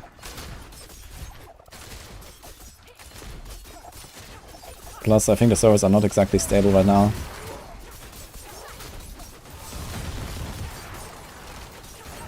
I can feel the HP scaling up already. Tier 4.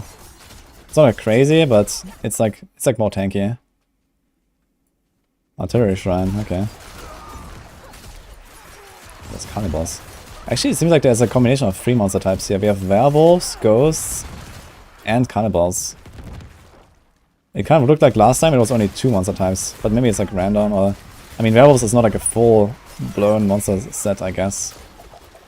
It's just like, you know, like these individual monster types that can appear sometimes. Frozen.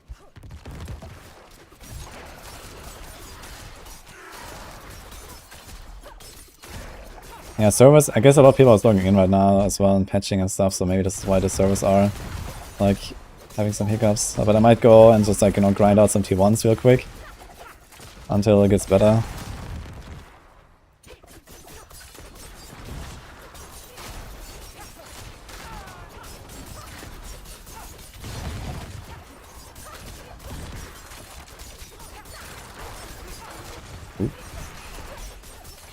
Wait, do I have afflictions now, by the way? Doesn't say anything.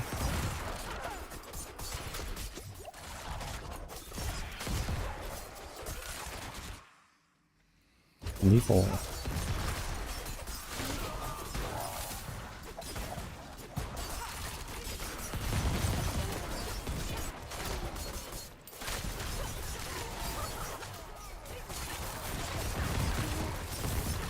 And it feels really fun to play this build when the stuff actually doesn't die like instantly.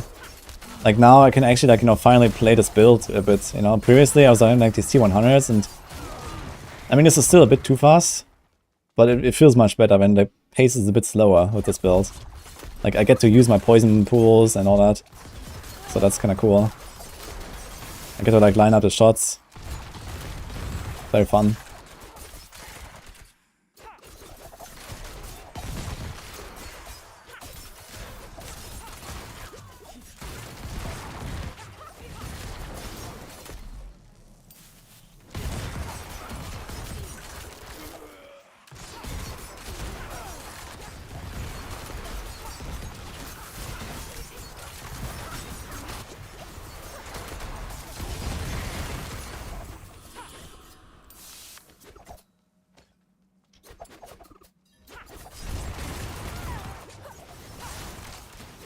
I just try to like nuke down one of them real fast, I guess. It's gonna make it already much safer.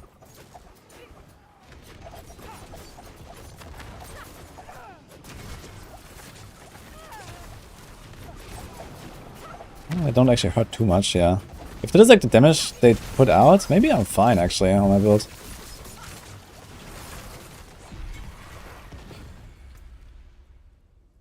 Okay, we need to hold this. Okay, I just realized the Tears of Blood glyph is never gonna appear like here on the top, man, until like way later, right? Because it's level 1 and it's gonna go to level 2, level 3. It's gonna be like way behind all these other glyphs here. I have like, you know, 10 other glyphs that are in front of the Tears of Blood.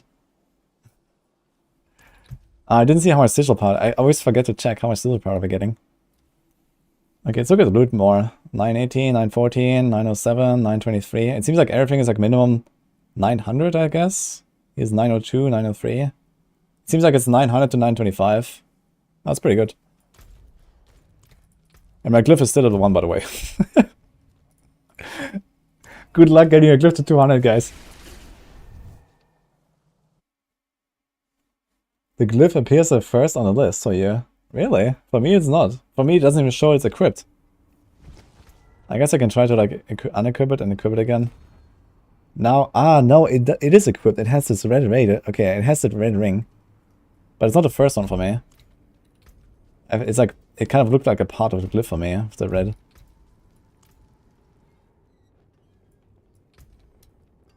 Farming tier 2s, screw it. Yeah, I'm definitely gonna go down later and like just like speedrun the lower tiers. I think probably like the most comfy thing to do is you just like make a really tanky, really fast setup and just like speedrun even tier 1s potentially. If you have like a strong enough build. I mean you can go higher I guess on some. Oh, you also have to go back and craft a new one. Tears of Blood glyph text says it has a radius increase. Yeah, we knew that already. At level 50, you get a bigger radius, it goes to radius 5. Okay, tier 5. Well, let's go.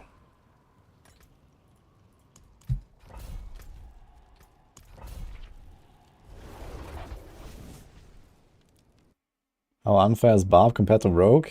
Yes. My health pots. Keep forgetting it.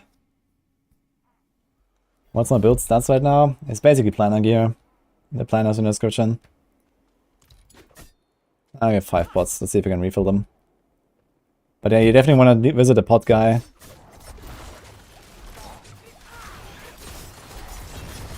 After run, I guess. Oh man, you have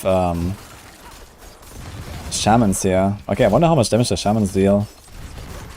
Damage is insane. Insane lightning damage. Man, I hate these vampires, by the way.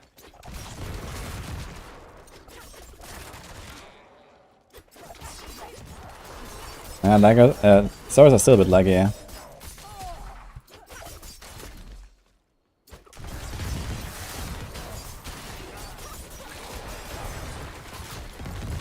Yeah, the dashes, you can see it on the dash. I like slide around with my character like in a weird way.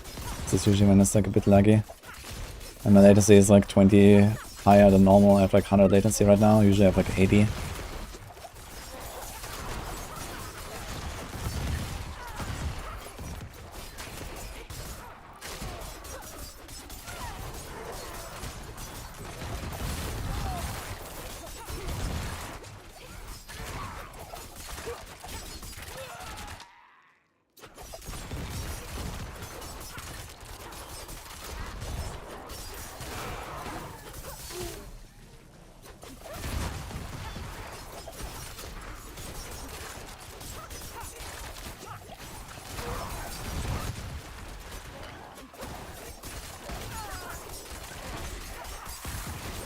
Oh man, this bit is so fun. It's really enjoyable.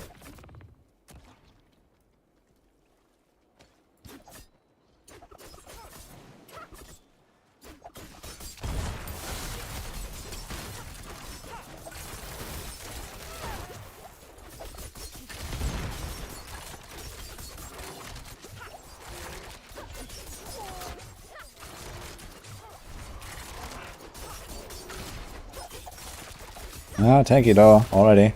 Can see it.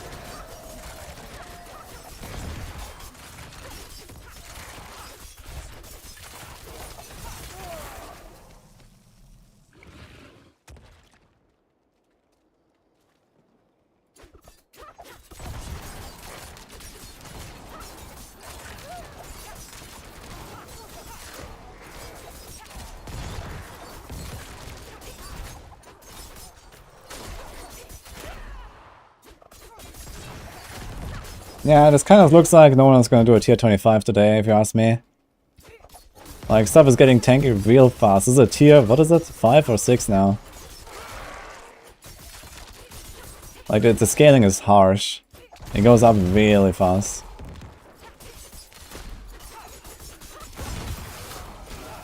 F. Wait, what happened today? Is Twitch, like, lagging again? Don't forget about Barb. Yeah, I mean, how much more DPS does Barb really have? Like, sustained damage output, especially with static build? I don't know, man. Times 10, maybe? The rogue? Not more than that, I think. So... It's times 10, like... Is it possible? Maybe. I mean, I'm using Tibble's Will already.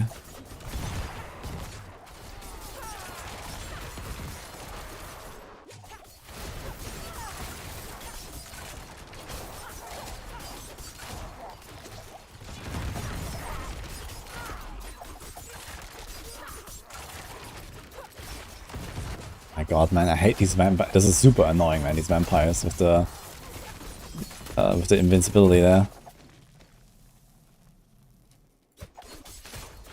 It's actually really strange that there's like no indicator of like what tier this is. Like, why is there no indicator on the progress bar? That's really bad.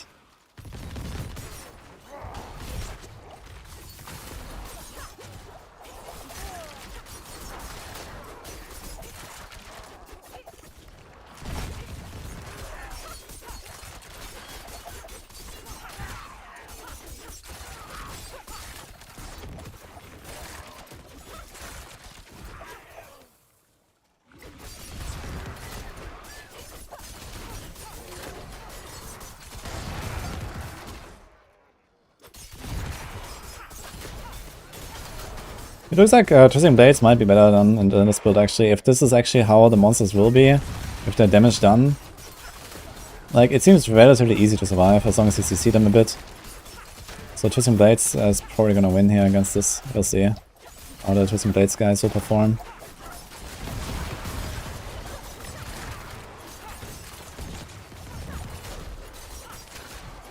Which is kind of my expectation already.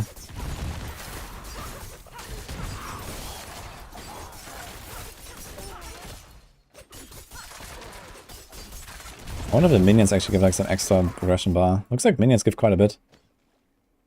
Look at the progression bar.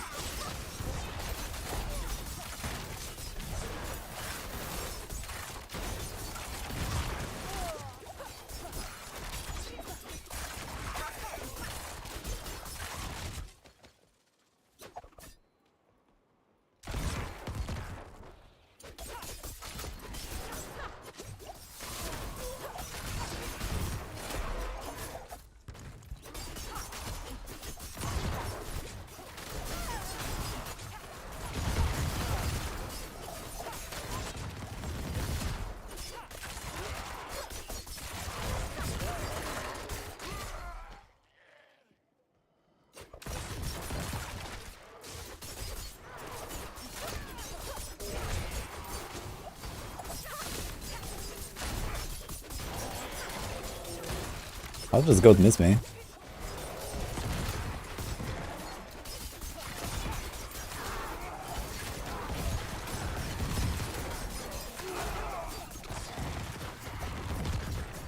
Founder Shrine. That's kind of a nice thing to get here. I guess you could just keep it until they spawn, right? Do they despawn? I wonder.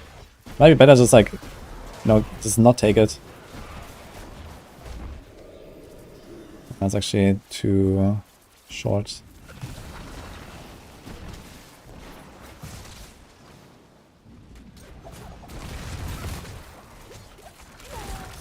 out, dude.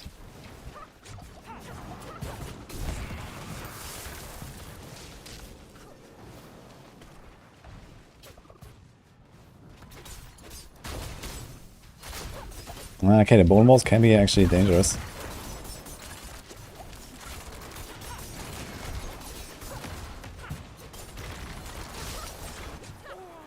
These guys are getting real tanky. Oh, this was the wrong potion. I thought the other one was running out.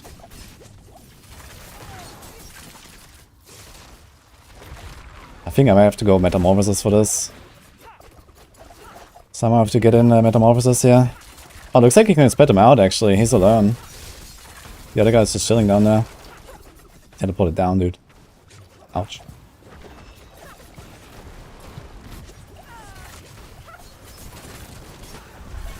Okay. Oh, we got an achievement for tier 5. There's an achievement for this. Okay. Tier 2 glyph. Let's go.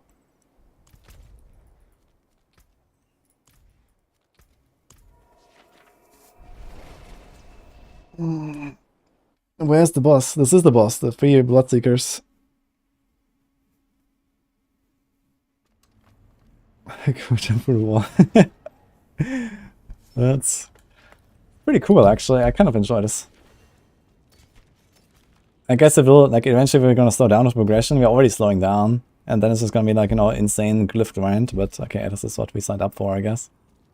I got a 925 weapon here. But this is not good enough to keep, I guess. At a current tier counter. We can try this. Let me see.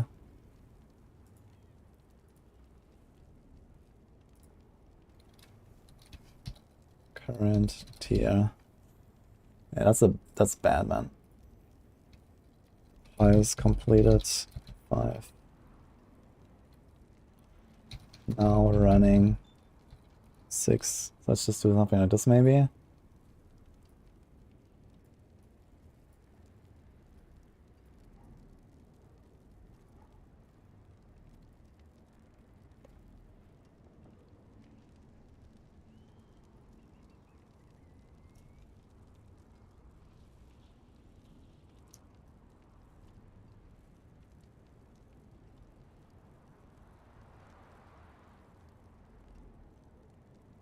So I guess at some point we're just gonna, like, you know, have the highest, and then I'm gonna, like, run lower tiers to, like, grind the glyph. I didn't check how much XP we got, actually.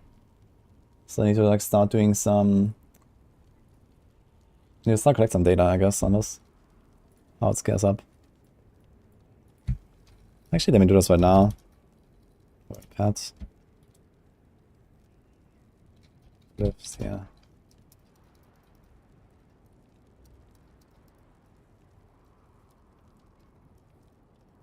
Very optimistic. I don't think I'm gonna get all the data today. Let's see. Okay. So this is... it was 1,300, I think. I don't remember 4 and 5. If anyone remembers. And also powder. Should probably do this in a sheet. X powder. This was 1,800. Need to check the... Dude, I really don't like not having Metamorphosis. I think I have to play Metamorphosis for this. These Bloodseekers, I don't know, I'm kind of scared of, like, just getting CC from them all the time. It's like really the one thing that annoys me the most. I only have to Shadow Step to get out of CC, but it can't really be like... Level 7 is 2,500. Yeah, it's gonna trust that. Like for level 7, this is like only like 2 times more. Like it's so much easier to run like 2 1s, or like, I don't know, 2 3s than 1 7, I think. Like the scaling is insane.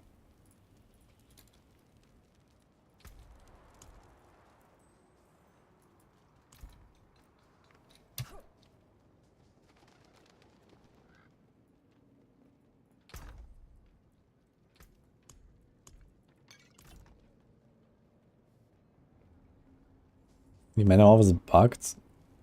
It's ranked up and bugs out advanced RF. Oh. Yeah, the thing is it doesn't really matter. Because Advanced RF is the same. It's the same bucket together with Weapon Mastery. Like they have the same cap. So if you have Weapon Mastery, especially if it's like rank 6 Weapon Mastery, it does literally nothing with Advanced Rapid Fire. And right now, yeah, we're gonna need half the value.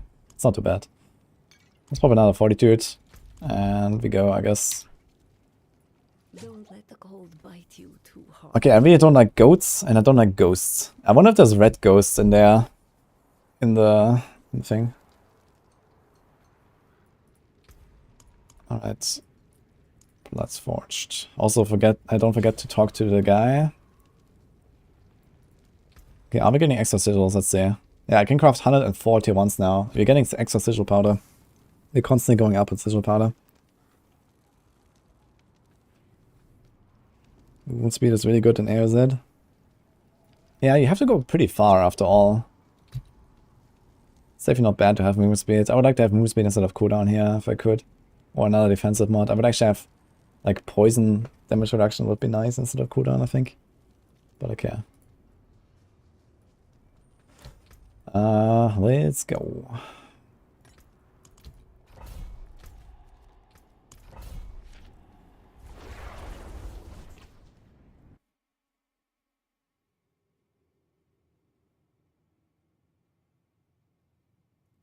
Wait for high level, stuff won't die fast enough. Do not use a curse and flowing. Yeah, I mean, you want flowing for sure. The question is like, do I replace a curse with Metamorph? Like, if the fights are longer, I can like more easily just use my Metamorph to like apply the curse. Yo. I didn't hurt so much.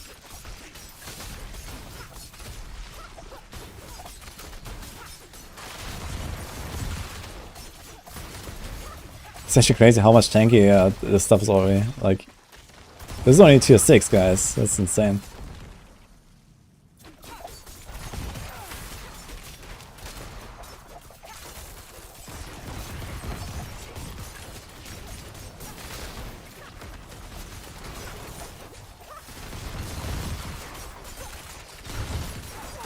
I didn't get my poison agreements.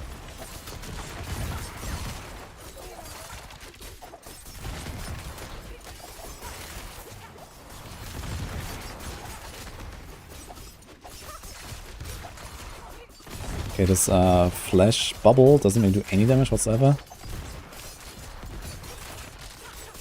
Neither do these call spurs, so that's good news. They do nothing. It's mostly the elite affixes that hurt the most, I think. And the Bloodseekers at the end are scary. But yeah, I think I might just like start keeping my shrines for the Bloodseekers if they're close to the end. Just like not click them. If it's like a colony or something, I'm just gonna like save it. I think that makes the final fight much safer and faster.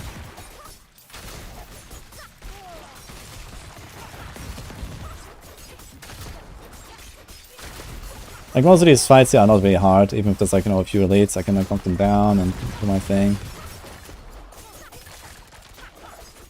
I would actually like to run Smiting Aspect for the longer CC duration. That'd be huge. That would actually help me a lot because I can do like 3 seconds knockdown or something.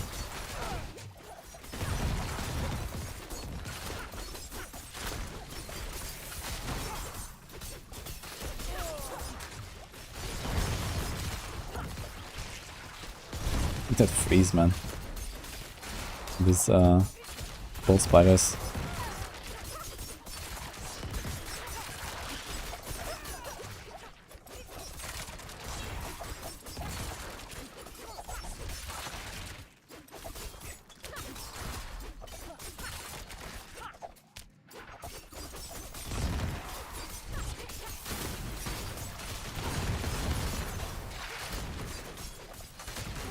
It seems like a very easy setup here right now. There's like a lot of space. Skellies are super easy. These spiders are not very hard. It's not the poison spiders, these are the cold spiders. And still it doesn't feel that comfortable. And actually when they throw stuff at me, it can be dangerous. Yeah. They do like a barrage, it actually does like half my life. It's quite a lot. Has anyone died already, guys? In AoZ? Softcore or hardcore? Have anyone failed any rounds?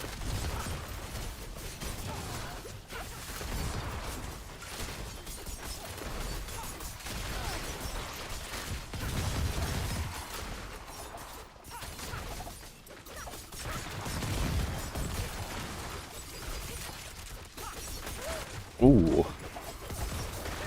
Oh. I got this seed from the freeze. That was the first proc, man. I really want to metamorphosis, man. Yeah, this was the CC actually. I couldn't get out. They froze me and then they procced me. Man, it's rough. I was a bit surprised, man. I was just talking about it, right? I felt this was like a very easy run with the spiders and the skeletons, but these range spiders with the barrage are actually really dangerous, man. Okay, no scroll. Let's take another scroll. Yeah, only 24 scrolls, man. This is not enough to last me 1.5 months, I think. 1.5 months of this with 24 scrolls. That's gonna be fun. Raise the father. Yeah, I almost messed it up here because I don't have like a long-lasting unsolvable, right? I'm really tempted to switch to Metamorph at some point, but we'll see. I'm gonna try this a bit more first. I really don't want to go Metamorph over a Cursed Touch, but I think we have to. Can I do triple? 1, 2, 3, and then we have this costs 2, this costs 2, this costs 3. Yeah, so not really, I guess. Get 56% attack speed bonus. I wonder if I should go Undying over Resilience. That might be something worth trying.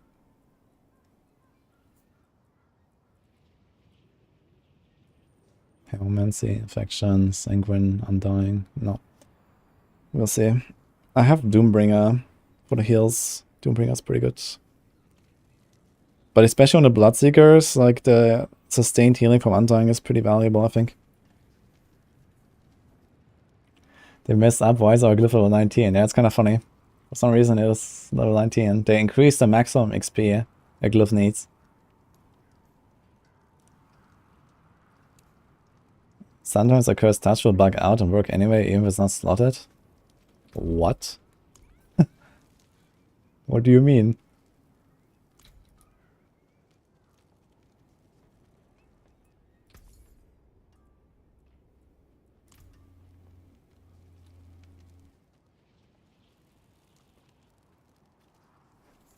Can't get past the login. That's so many people.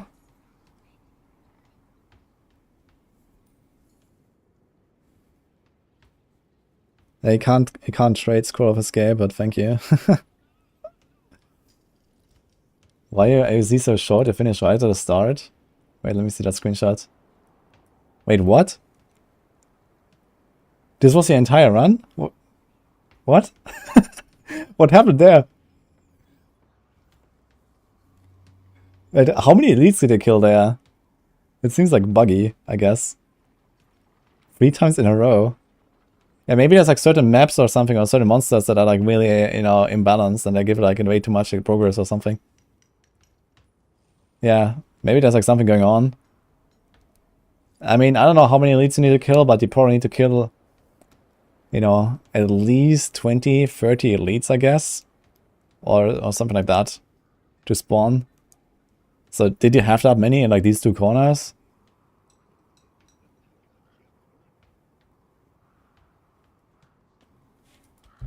Huh.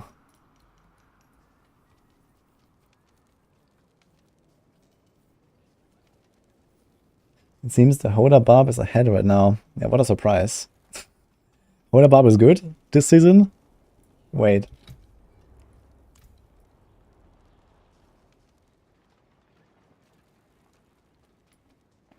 How do I scroll so fast? You can hotkey this, yeah. You can assign hotkeys. Okay, let's craft another one. Tier 6. That sucks. But we keep going. That's a good omen. Seriously, Hoda is good. Yeah, someone just mentioned this in chat. I was also surprised. But apparently Hoda is good this season.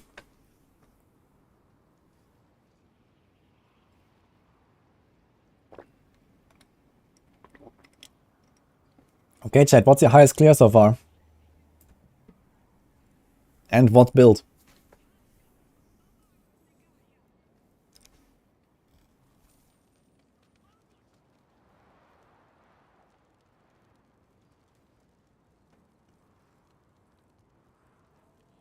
T10 Hoda, not bad. T6 Shadow Necro. Oh, nice. Like an Infinimist or what? Rob's on 14. That's no surprise. Condas did a T7. Level 1 Bone Spear. 8 Ball Lightning. Okay. Any rogues? I wanna hear from rogues. Just wanna see like how this performs right now. Also, okay, we are ready here.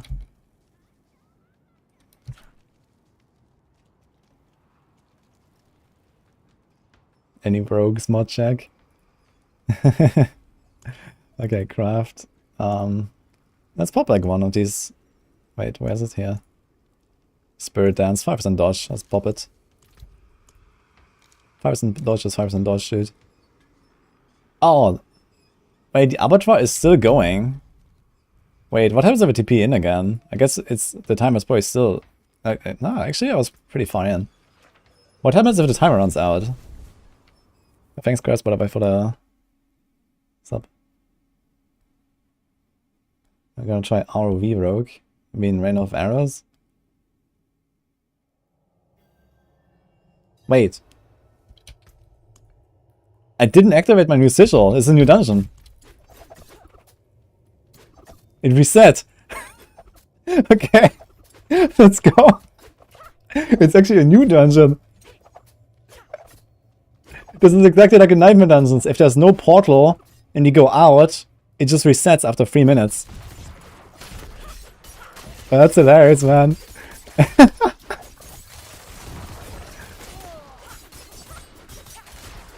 Okay, dude. Yeah, if you want to abandon your run, you can just wait outside for 3 minutes without a portal.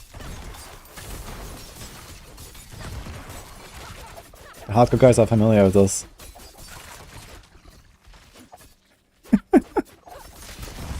That is funny. Oh my god, man, the lightning though.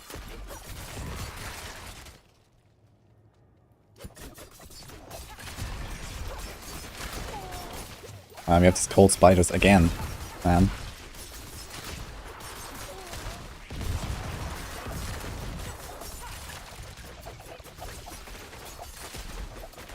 Oh. It shoots so much shit at me. Look at how many these are.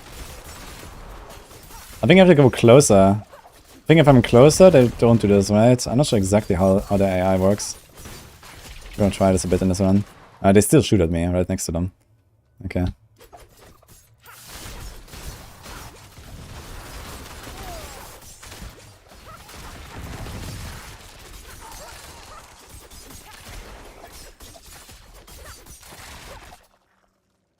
Yeah, T6 is not too easy, man. I wonder how much I get for salvaging the T6 again that I have. I might just keep it in my stash because, you know, I can use it on my barb or whatever. It's like 1000 sigil powder, so I should not just salvage it just because I cleared the T6, I think. Worst case, can just run it. Yeah, worst case, can just run it a second time. And, you know, use it to rank up my glyph and stuff. That's also fine, I guess. Even if it's not exactly the tier I would like to farm. Like, for farming tier, I would probably choose something like tier 3 right now or so. Just like, rush through it in like 3 minutes.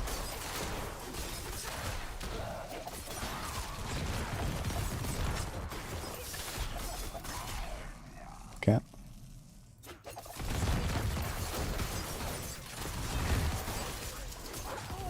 Yo. Let's go. Okay, so far I've not found a cursed shrine. Cursed shrine do not exist, I guess, in here.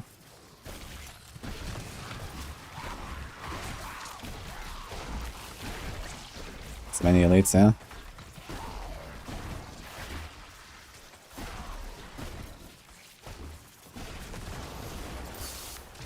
Oh. Ho, ho, ho, ho. I really don't like these cold spiders, actually. I think the cold spiders are worse than the poison spiders. This barrage they're shooting is insane. They do so much damage.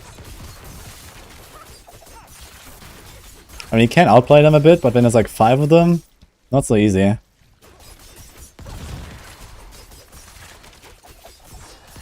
Definitely wanna like nuke these down first. Okay, I'm pretty sure these guys will one-shot me.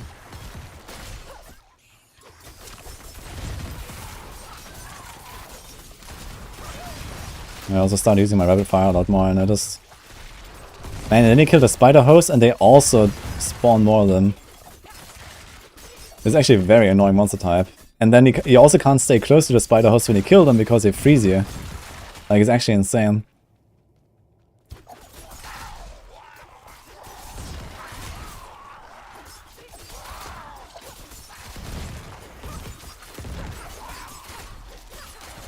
Oh my god, all these dudes here.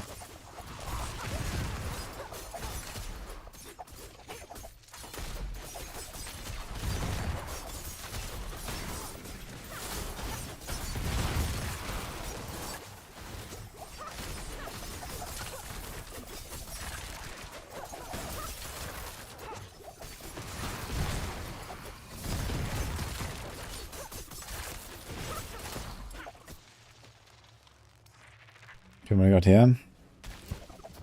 Artillery. I'm gonna save the artillery. I'm just gonna leave it there. We come back for this. Maybe, like, you know, clean this up a little bit here. Guess they're gonna follow me.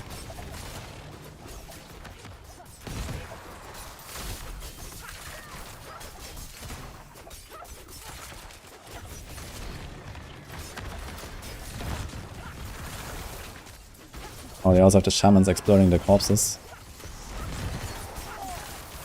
It's wonderful.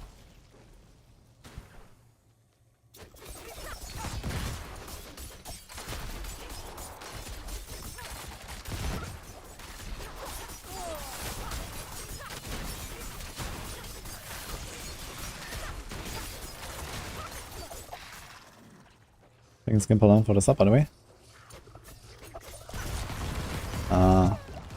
This guy stunned me while I shadow stepped to him while he was charging, even though I shadow stepped behind him. That's interesting. I've not seen that one. Oh, this elite is still following me. I wonder if they disengage actually, or if they like leash at some point.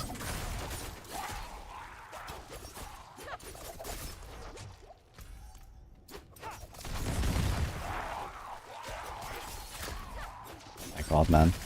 This monster type is really shit. It's actually crazy.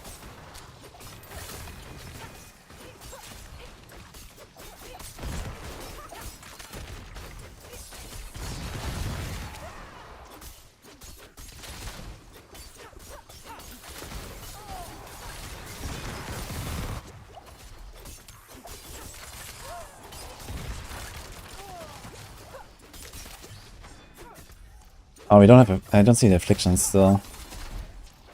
I wonder if I actually had an affliction earlier that caused me to like die so quickly. And I didn't know. Are there afflictions already?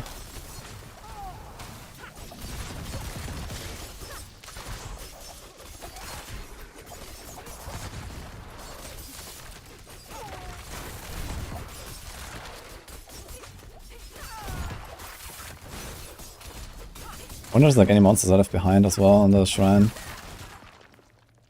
I could go check. We are pretty close to spawning. Thanks, Nightwolf.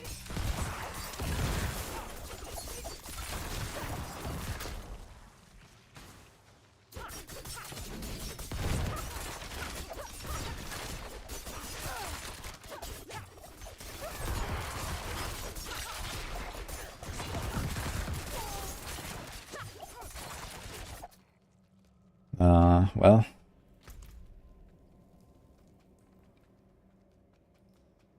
Anything? One dude. Okay, maybe these are enough. You definitely want to keep an elite here. These small trash monsters, they're not enough, man, to spawn. It's like really, really tight.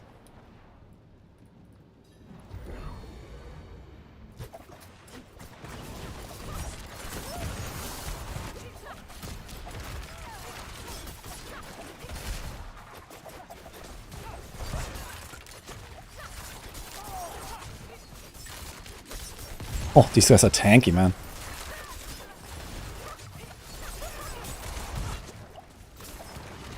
Don't have potions. That's bad. And I don't get any.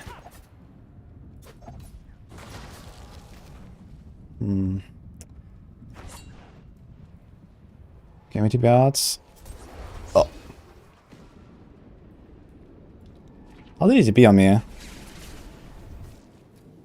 I guess he's gonna reset now, so it's probably failed. I have like 1 minute left. I could try to rush there. Yeah, I think I need to go undying for this. This is annoying. Okay, we're right there though. Let's see. Did he reset? If he doesn't reset, I can do it.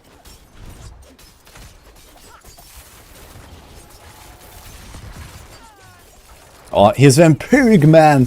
Whoa!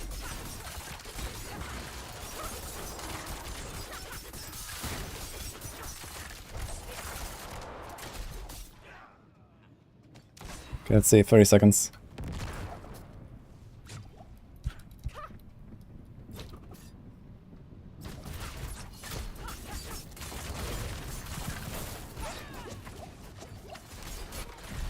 Okay, we did it. Yes, vampiric, man. That's crazy. I'm the boss, basically. That's insane.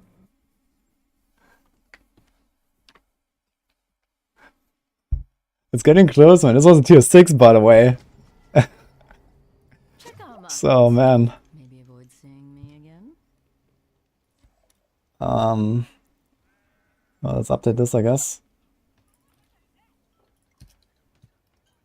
Okay, let's try S7.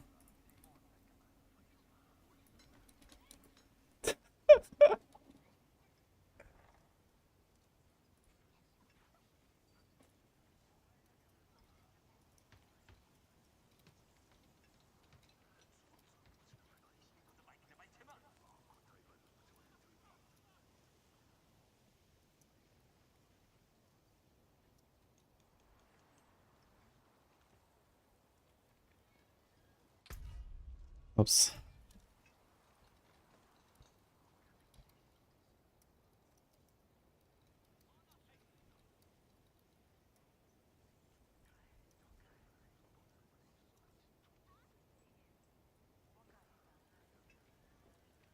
Bosses have vampiric powers. Bosses have elite affixes. They are vampires. They're like these bloodseekers, so they can also find in like the blood harvest. And they have, I think, 3 random affixes, each of them. And they have, like, you know, they can roll vampiric, suppressor, you know, everything. So it is rough, man. Precious stone. This I can sell. Okay, I guess you're doing 7. Right, I have this leftover sigil. And I forgot to check again how much sigil power do I get. And I also didn't check the Glyph XP. God damn it.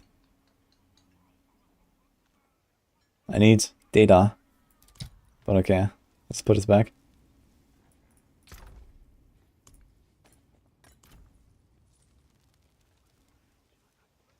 Takes 3 to see the ones. Yeah, like if you have your glyphs level 19, you can just like get them to 21 in like, you know, 2-3 runs. It's not such a big deal, guys. When they de-leveled. I did it like literally in like 10 minutes or something. I got them all back to 21. 1,673. Wait, that's a really weird number. No data. Okay, we're gonna craft a 7 now. Costs 1.1. Actually, how does it cost for the others? It seems like it's plus 50 per tier. Okay, it's always plus 50, the cost. Well, 7 seems like we're gonna slowly start capping out, guys, unless I get a good run. So I wonder if you're gonna start seeing like a bit of a difference between like good and bad rifts and stuff like that. Like this was pretty tight.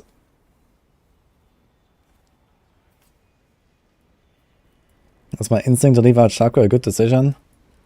For now, I'd say yeah, because I want to get familiar with everything first. I am fairly tanky with my setup. I have like basically the most tanky setup you can make on the rogue. And I'm really glad I did that. Because even with this, it's kind of tough, you know. D6 was 2,100. Okay. Let's write that down. I wonder if it's like it follows a pattern, like, you know, plus 100 and then plus 200. Plus, yeah, I don't know what this would be.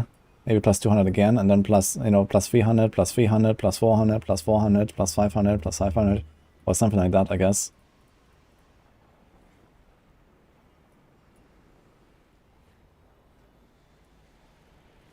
Did you complete every single challenge in the season pass? No, you have to do only the season journey, and you don't have to do every single thing.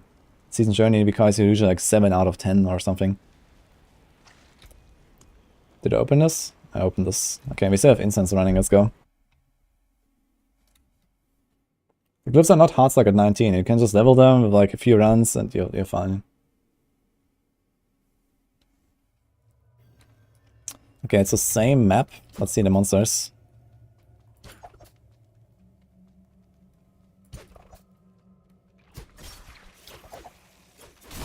Lag? Holy shit. I don't like these lags today.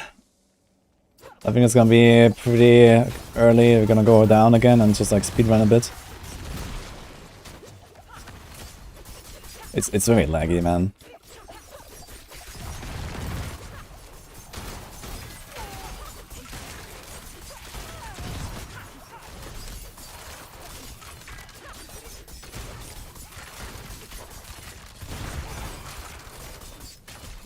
Yeah, minions are definitely worth it. Minions are very safe to kill and they actually give like a noticeable amount of progression. Minions are really worth it. You should get all of the minions, guys, I think.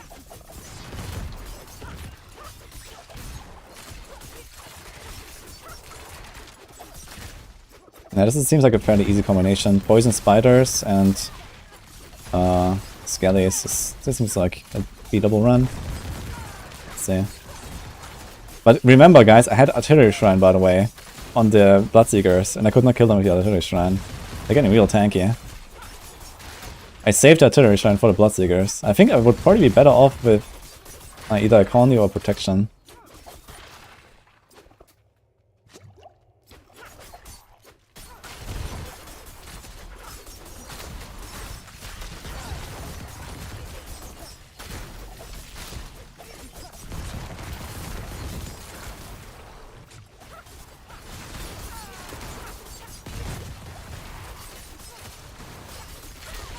I can like very safely progress on this once I type here, unless we get like some nasty elites.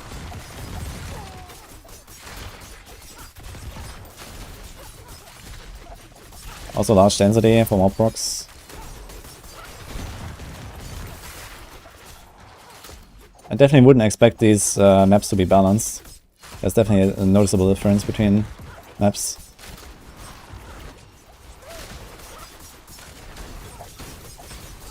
Let's see if the blast save just kills everything. Almost, actually, even with the... Yeah, okay, blast save is pretty insane. Due to lags.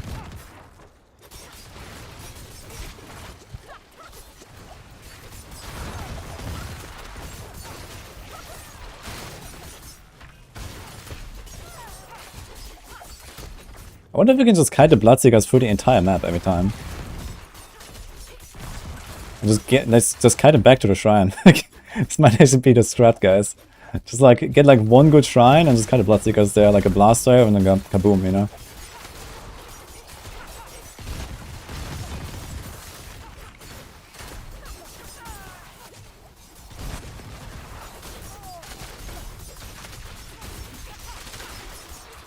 Oh my god, the numbers look so cool. You see those numbers with all the spiders? Pen shot, man. Love it. Look at this run, man. I'm doubling the timer right now. Look, and I just barely did the tier 6 earlier. This is tier 7 now. It's crazy. Same map with a bit different monsters makes a huge difference.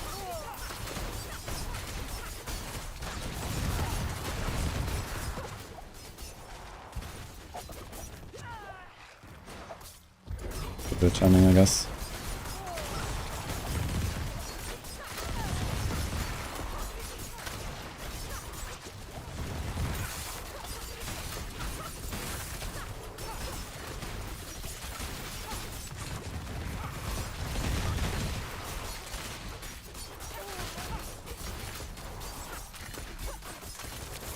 That means no shrine for the Bloodseekers.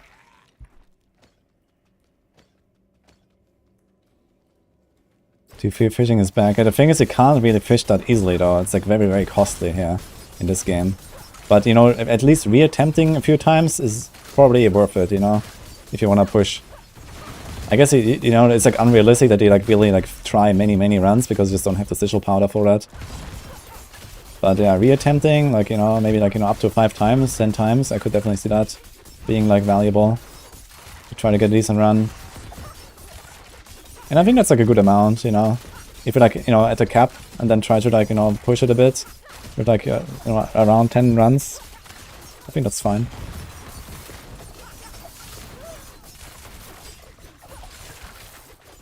Yeah, but look at the timer. I'm literally doubling it.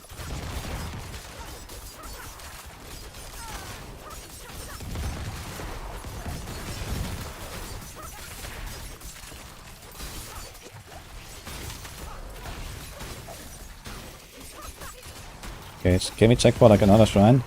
Oh. I'm taking that one.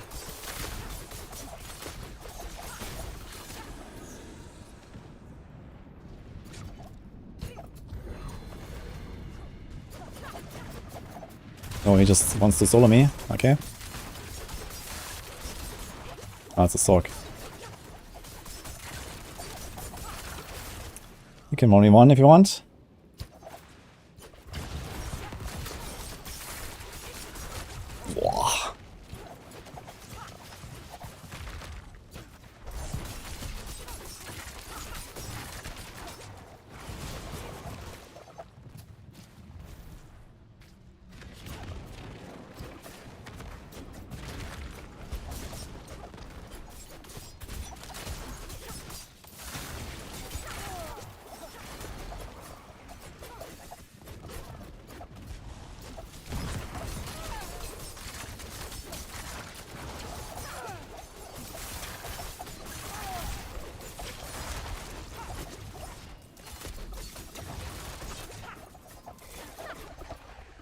Oh, we have to wait!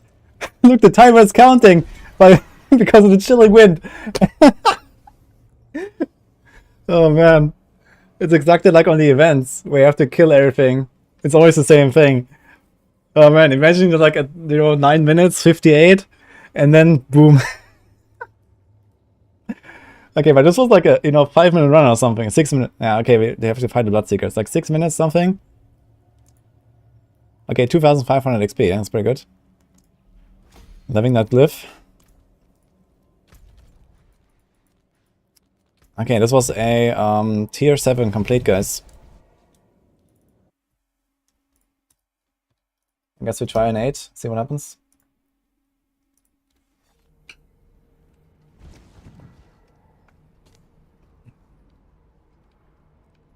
On 16, Rob is starting to remove Select for more damage. That is good news. But it means that it's probably beatable once you have like fully maxed out Glyph. Dark days upon us. Fair trade. Raise the father. How tanky are those bosses? They're not really that tanky. They're definitely more tanky than normal elites. I don't know, double, triple. Maybe a bit more. Something like triple or quadruple of a normal elite, I'd say.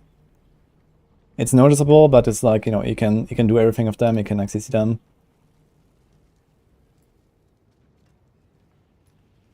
More injured each day.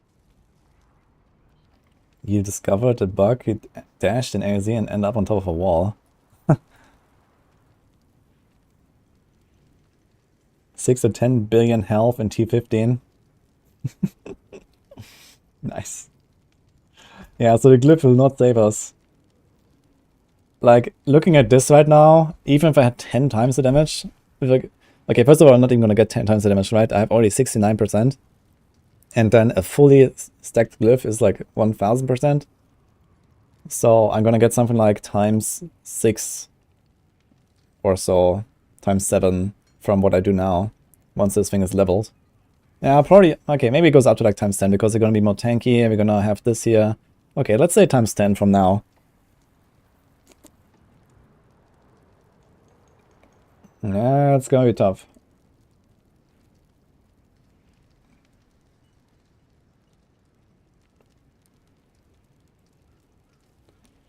Hope dies at 16.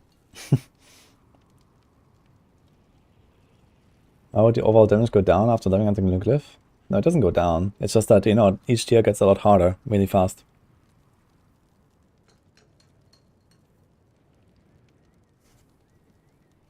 Yeah, the Tears of Blood is multiplicative. It says plus, this is just a tooltip bug. They actually confirmed this. There's a bug.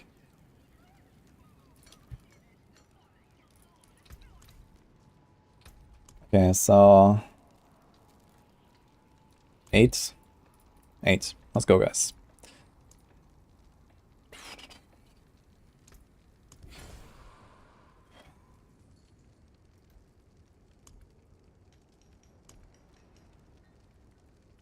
Let's craft another instance. Now you can reset the dungeon. It's actually super strange, actually. I guess technically you can fish, but just going in, you see what it is, you go out, you wait 3 minutes, and then you go in again, right? Wait, can you reset it with the button?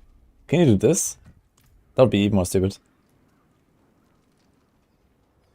But you can use the button. That is extremely stupid. Okay, that is actually stupid. Yeah, that should be removed, I think. Because then you actually have like D3 fishing, right? With like infinite keys, basically. If you can literally do this for free, then this is extremely stupid.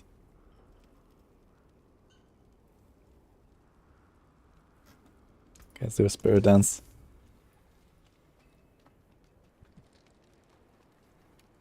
What happened to the glyphs? Yeah, they messed something up, I think.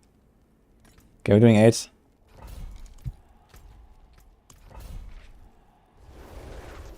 Use the button won't work. Yeah, someone said it works. Unintended consequences. How much more XP do you get per level? I'm in like tier 7 was 2.5k, tier 1 is 1k. It seems to like rise slowly. Okay, this is the same dungeon again, let's see. And we have drown this time. My god, like an entire rapid fire combo, it does like half the damage for this guy.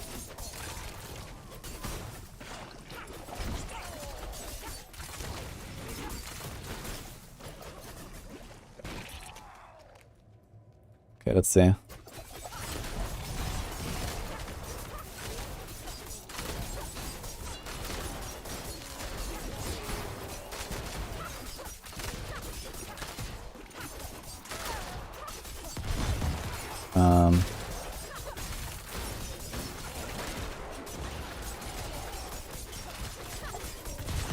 Man, drown is actually really bad, I just realized.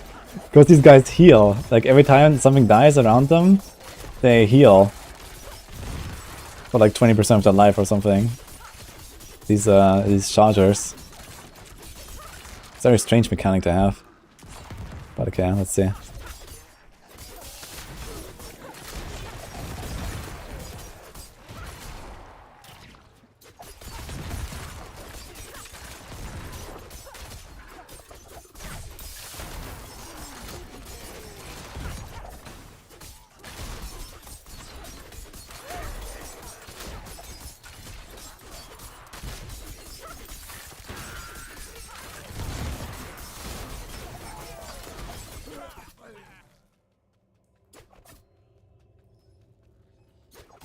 Artillery.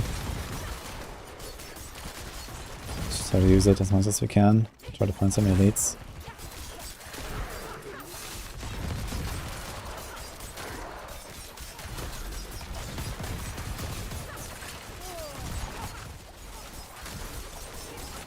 Artillery Shrine is actually not really that powerful. I expected Artillery Shrine to do a lot more.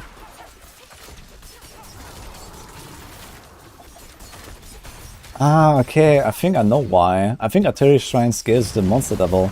It doesn't scale with the monster health, it scales with the monster level, I think. Or so. But these guys don't scale very much.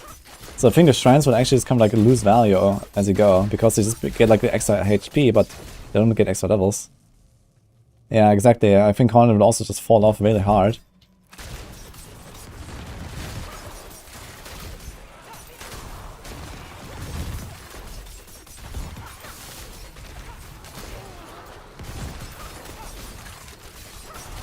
I don't really want this guy here. Okay. The good thing is like being tanky allows you to like make large pulls. Like this is really like one of the advantages. I think that's also why Static Buff's gonna be so good. Or like Static Swords, for example. Because you can just stand there and do your thing very safely with like large pulls. But you can't really like pull many things together. Like here, stuff is like pretty spread out.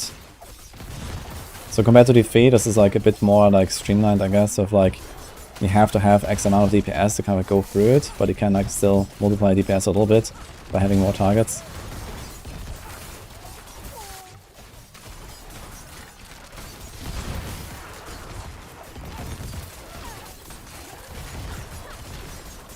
We're still making good progress here.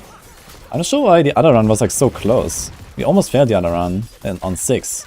And here we're in 8 and this is still okay, even though I don't think it's like really a great monster type. But maybe these big guys actually give like a nice progression, I'm not sure.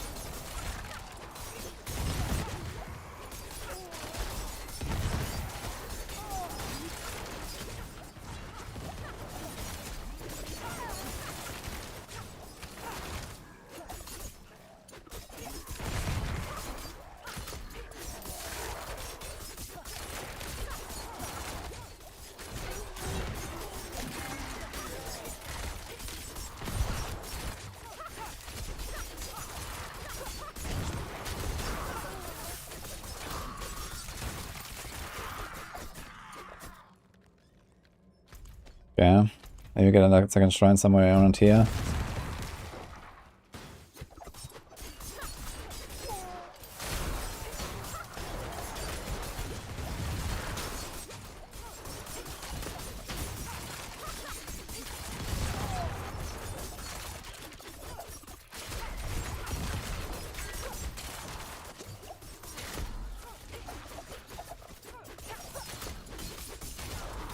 We actually survived this, yeah.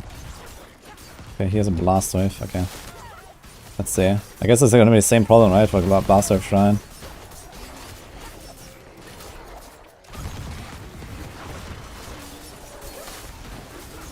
Yeah, it doesn't even like one-shot these elites anymore. And this is with the insane damage multipliers I have from like being a rogue with close quarter combat and stuff.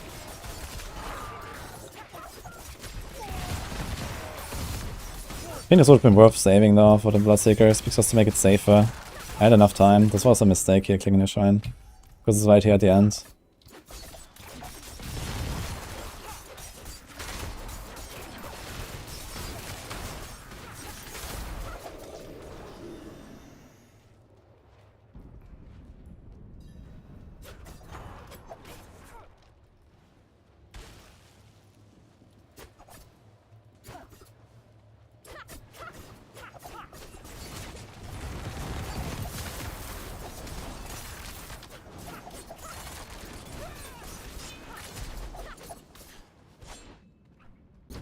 This guy's cursing me through the ball, by the way.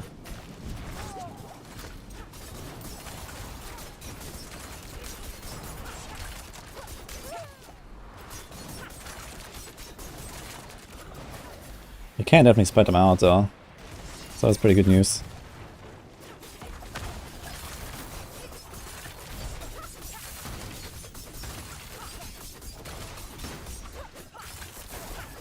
Okay, I was complaining constantly this entire season that these Bloodseekers are just AFK.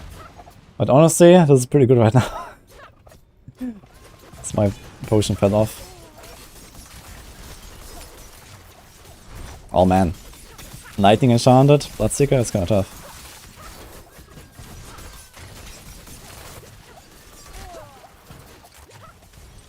Oh. Okay. Oh, that's an 8 complete. Oh, I didn't check how much it was. And also it doesn't tell you how much sigil power you get.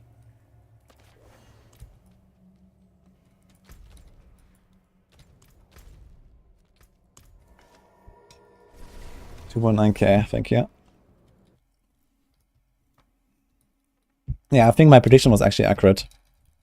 So I think this is probably 1600. And then, you know, it goes like plus 100 every 2 levels, basically. So it's 100, and then it's 200, 300, 300, 400, 400. And then it's probably like 500. I guess it's going to be 3.4, and then this is going to be 3.9. And then 600 is like a 4.5, 5.1. Something like that, I guess.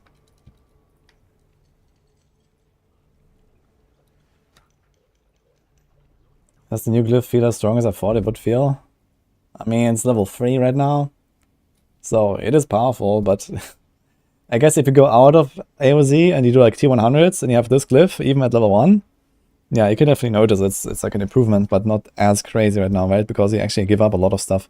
Like I gave up 2 glyphs to get this one, and right now it's not level, so it doesn't do that much. But you know, once you level it up, it's gonna be pretty powerful, but it's gonna be like a really long grind.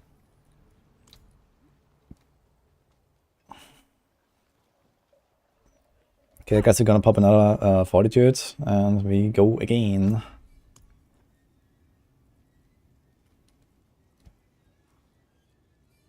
And I think you really have to like learn how to like kite these Bloodseekers apart. Like the good thing is they kind of like stay behind and they can like 1v1 them, and you really want to 1v1 them, I think, later on, because it's just so dangerous. I'm not sure if there's like builds tanky enough that can just like tank all 3 at once. Maybe the Acidic builds can do that. But here on my, like, I am pretty tanky, and I really don't want to fight 2 Bloodseekers at once.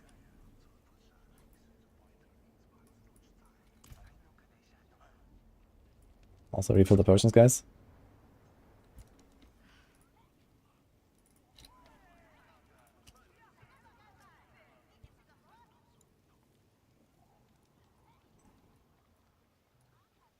I'll put them all at 16. Perfect.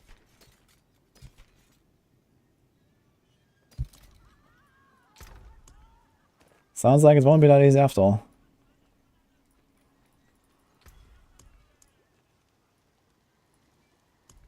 I'll just get a few of these, I guess. And Fudgment Day. Thanks for the sub, man. I think I had some other subs earlier, by the way. Who was that? Shumblor and Sia Buke earlier. That was like a while ago. Thank you, guys. Goodbye. Good luck. Okay, we still have an instance, so let's use it. Let's do this and this.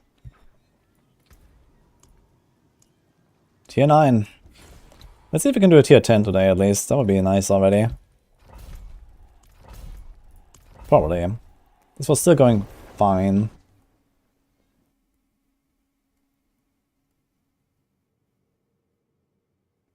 Can't wait for PvE League when there is no bug at all, unlike D4.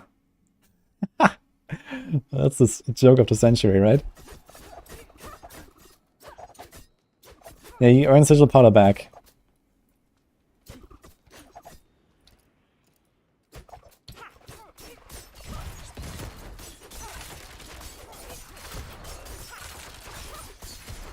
Fuck, this content sucks. I can't survive on my rogue.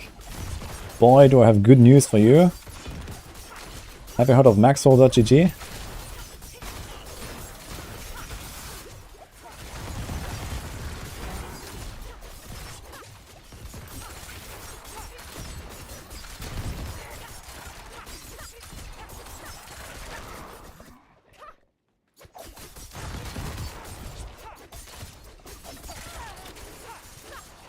Oh.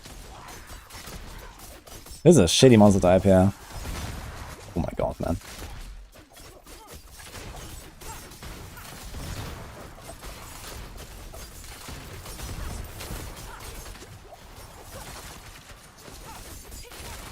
And I hate these fucking cold shamans with the explosions, dude.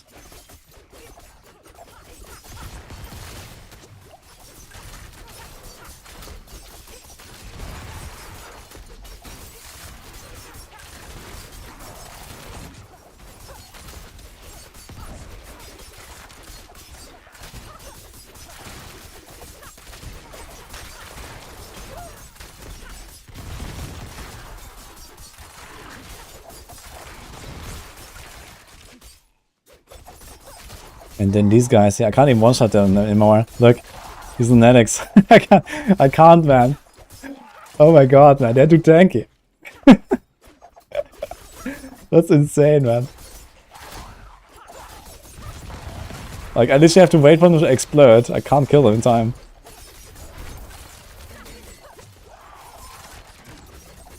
Is this a reset angle, guys? I think this is a reset angle.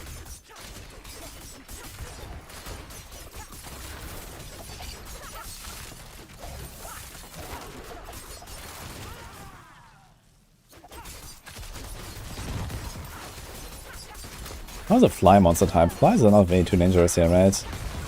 I know there's like some flies that actually spit like a vomit on you or something, but or is it just like during the boss fights? I know there's like the fly boss that has like these vomit spitting guys, but I think they also exist in some dungeons. Like last season I remember there was like a nightmare dungeon where these guys were spitting.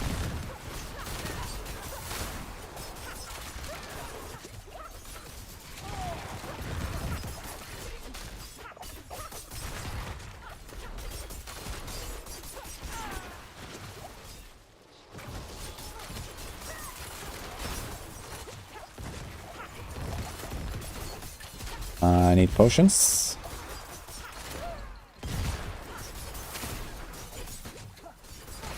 Also, it's lagging again. It's wonderful.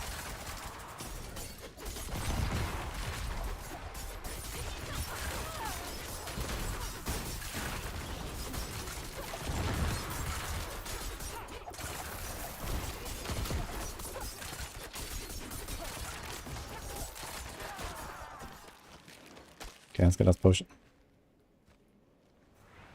Okay.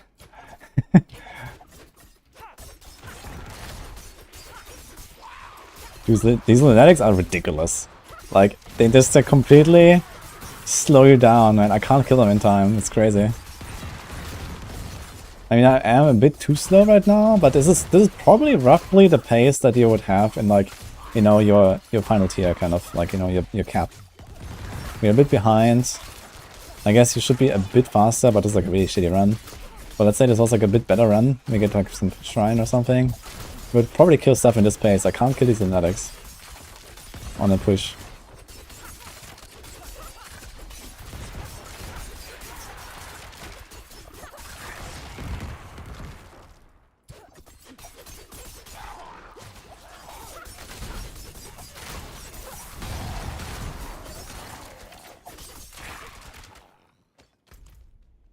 Yeah, we're just falling behind consistently. I think this is the last cause. So when the time is out, it's just like over, right? You just get kicked out and that's it. Or what happens exactly? Has anyone tried that? Oh yeah, this fly was spitting on me.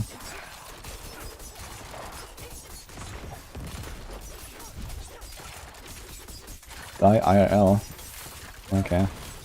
Well, this means 50 subgifts, I guess.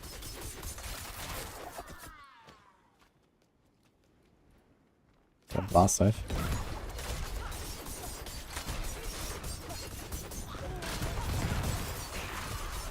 Okay, 150 million. Blast wave is still pumping. But not necessarily one-shotting everything. But on a crit, I think it always overpowers, right? But it doesn't necessarily always crit. So if it's just overpowers but doesn't crit, it's actually not killing the elites.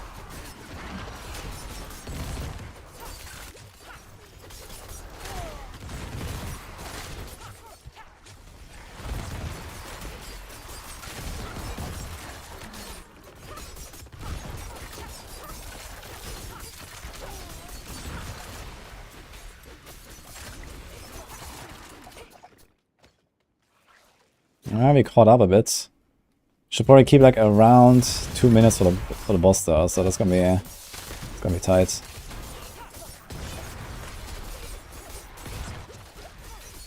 Like another really good shrine or something, like a colony.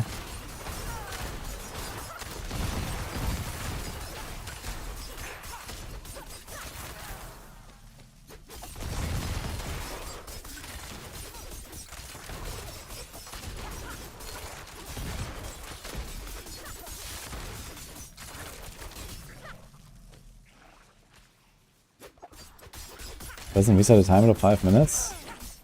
No, you have only your remaining time. Like, I have 3 minutes now. I've just spawned a boss now. I have 3 minutes.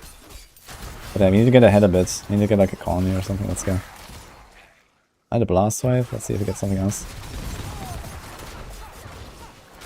Man, I love suppressors, dude.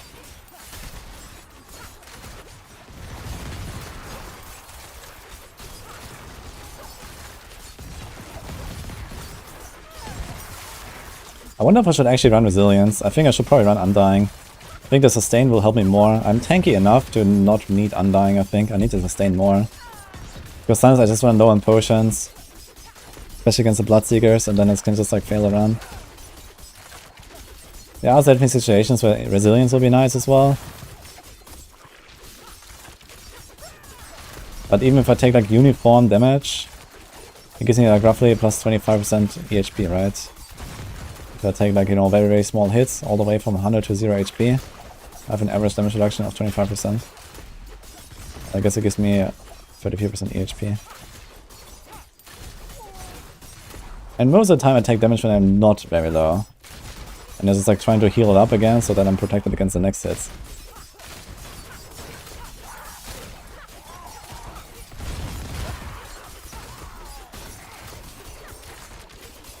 Yeah, this one is over, I guess. So now instead of like paying the cost, I guess you can just go out and reset, right?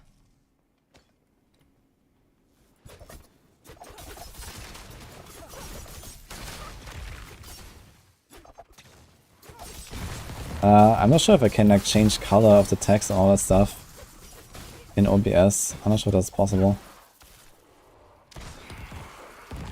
Okay, wait. Wait, can I just like TP out? Like this? Okay, how far did it follow me, by the way?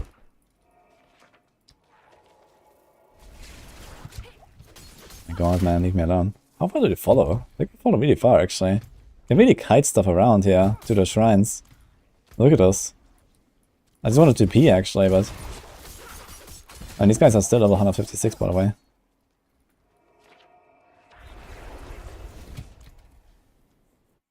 They go real far.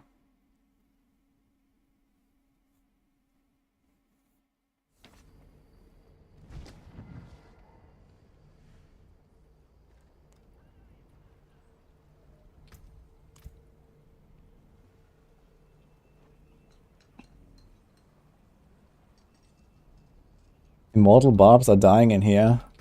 Oh, it turns out that immortal builds are actually not immortal. What a surprise. My eyes can only. Good price. I want to see those immortal rogues. Okay, so does this work now if we just like press reset and go in again? Let's see.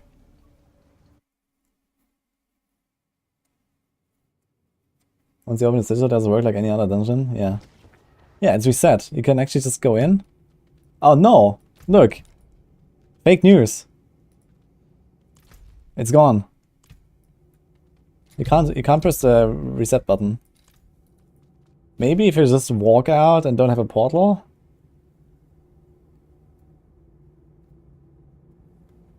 Yeah, this is just like when you go in there and you don't have a sigil active. Time ran out before reset. Oh. We had like... Oh, maybe actually. Maybe the timer ran out. I had like a minute left or something, so maybe I was just chilling too long. Okay, that could be it. Let's try this again another time, I guess.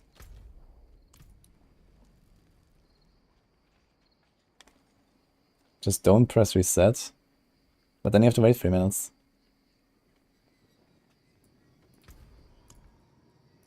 Okay, do a T9. Wind favor you.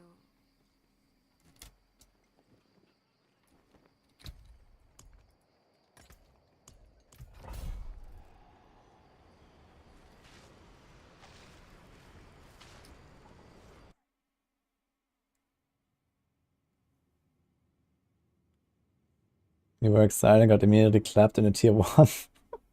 Oh no. Do you have your armor cards and the res?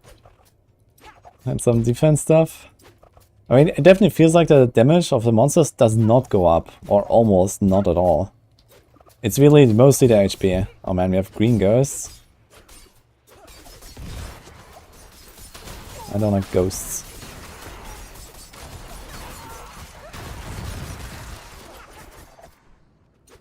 Okay, let's see.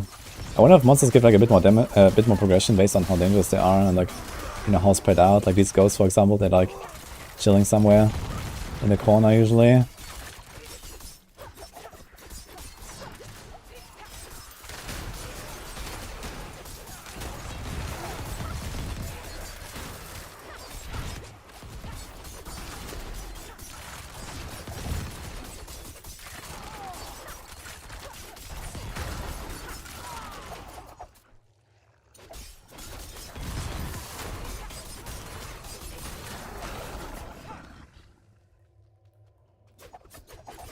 Sigil, open map, don't walk. Why?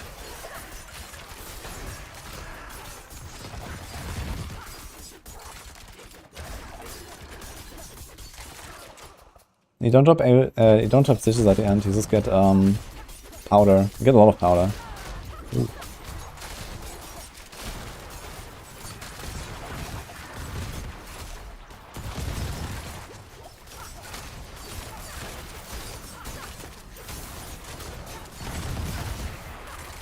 Yeah, the Terry Shrines don't do that much anymore.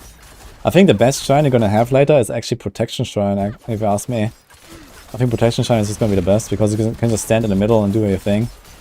Or maybe Cornet will still be good enough. But I think compared to like the damage you have to put out yourself, Cornet might just be too weak. Oh my god, man. These Banshees are... oof. There's like 3 of them, 5 of them.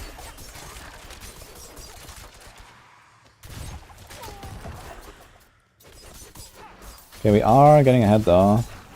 Slowly.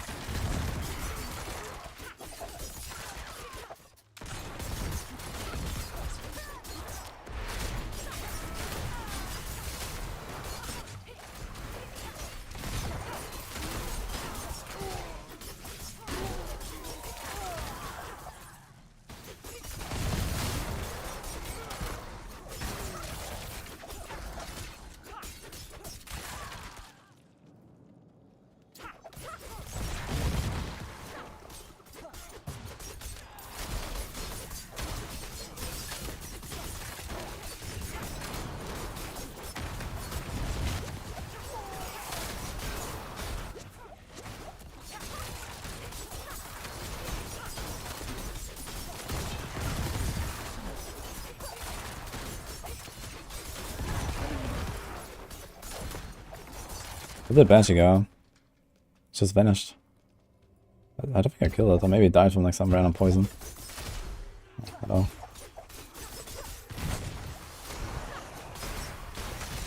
Yeah, I hate these Banshees, man. But they're not as bad as the red ghosts, but man. At least here we have only the green ghosts, like it's only the Banshees that are dangerous and nothing else. So you can play around it, and red ghosts, like everything just like blasts you.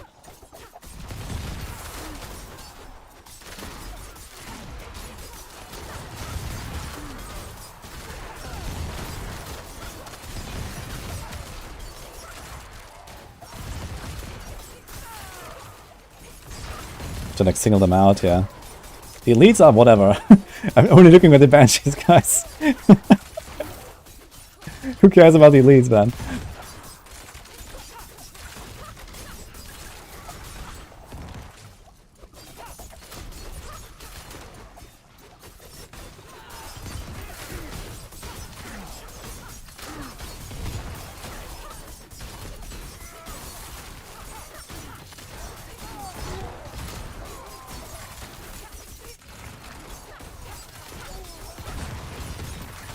I wonder if I should actually put Trickshot on my two-handed.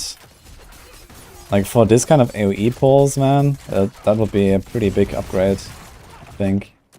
Even over Corruption. Conduits.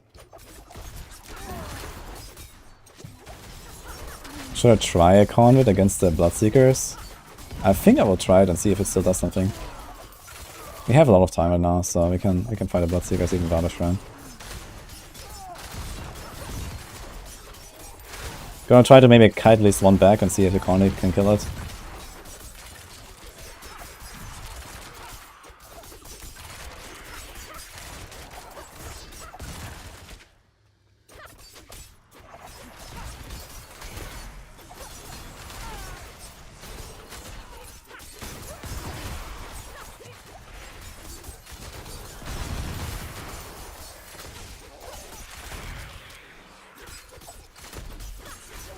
Whoa.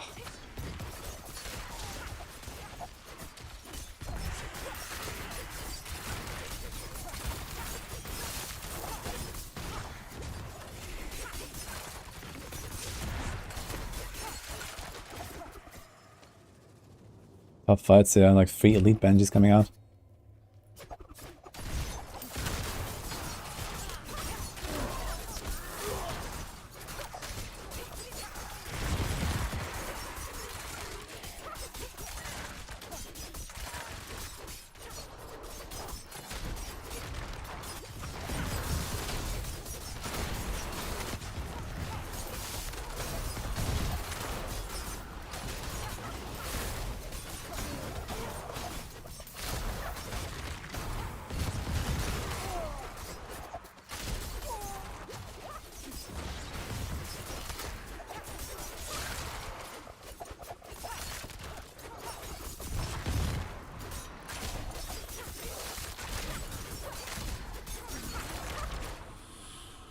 Okay, let's see.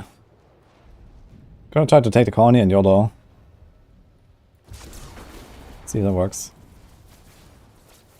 20 seconds of colony. Probably not, honestly. Not enough.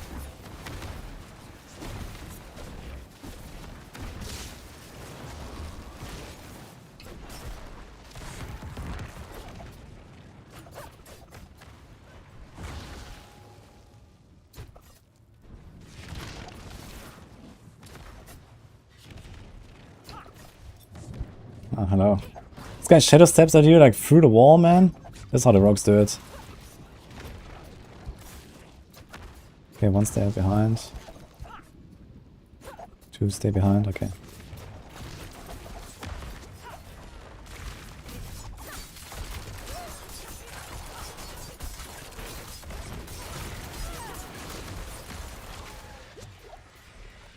Yeah, you have to kind of 1v1 them, man. They're rough. Okay, this guy does a shadow step without actually doing damage to you.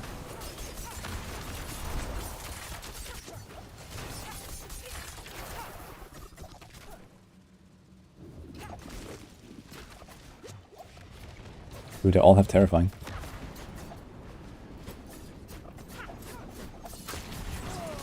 Oh, this is another rogue.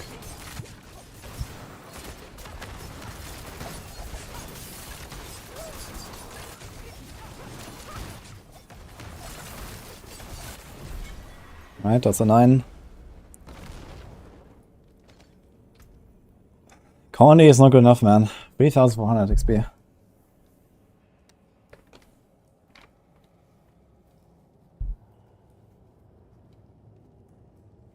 I'm liking AoZ. It's pretty cool. But the grind is real, man. My glyph is 4 now. 4. I mean, I can speed this up a bit if I go lower tiers and just speedrun. But it's level 4. Oh boy, man. Only 996 more. That's like 196.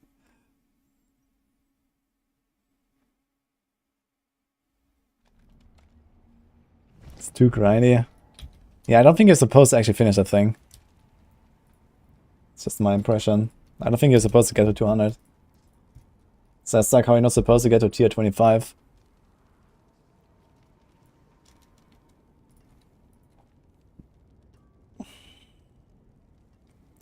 Almost. Man. Perfect armor roll, distant, but nothing. The loot is, I mean, it's very little loot. But if you like speedrun like 2-minute runs or 3-minute runs, you can actually get pretty decent loot here. Well, let's make a 10. We'll get there once the blood is leveled. Yeah, I will do roughly 10 times the damage, right? And the blood is leveled. If it's leveled to 100. But let's say we're gonna get it to like 100, I will do like maybe like, you know, times 5 the damage or so, which is still not bad. But I think it's, I don't know how much it scales, but it will probably give me like, I don't know, between 5 to 10 tiers. Yeah, I guess if I can push, for example, to like level 15 now, and then I level it to 200, I can probably get tier 25 done. Maybe. Maybe not. Tier 10 costs 1250. Fortune that is. Father bless.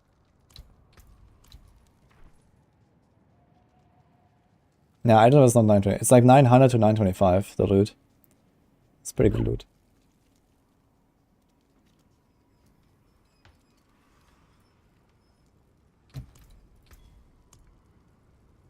Let's craft a few of these. Yeah, the Spirit Dance. Let's just get some of these. We don't need Song of the Mountain. And I think I'm gonna keep my Redamine bus also for later. I don't have that. I have 80. I don't know how much can I do? 85 Redamine. Yeah, let's just do this.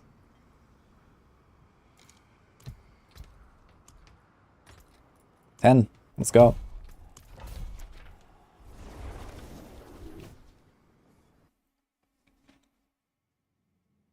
Rogue's doing better than expected? No. They're just doing good because of Tibor's Wilbug though. But this was expected.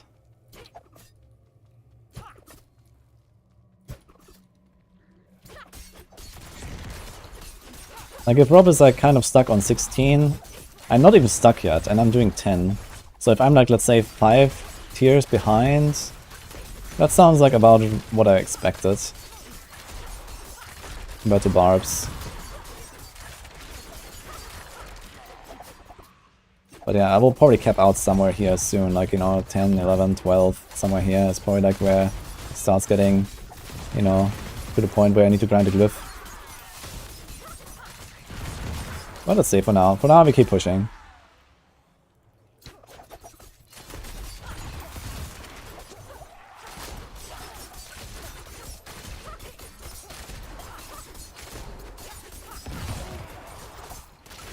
Okay, I guess here we have like the same problem that we just had with the Banshees. You have Succubi. I wonder what is more dangerous actually out of the two. The knockdown looks very funny.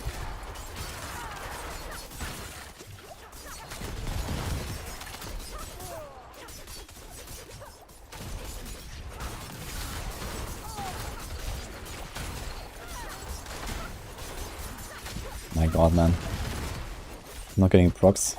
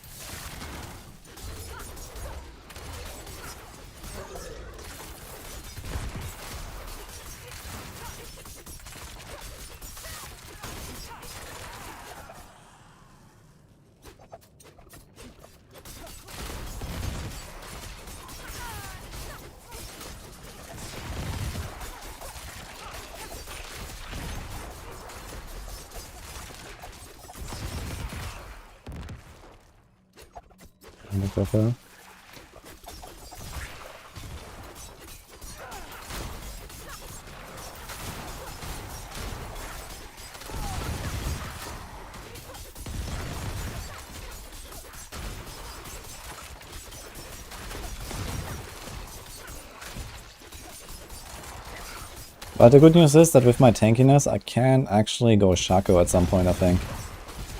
I think it's definitely quite doable to run Shako and be fine. Generally.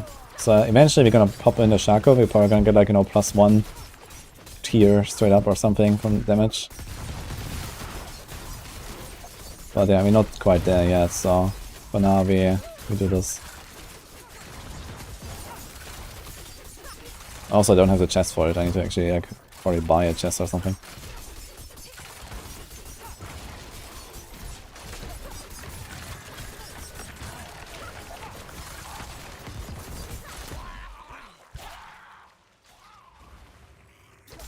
Here's a protection shrine. I like that one.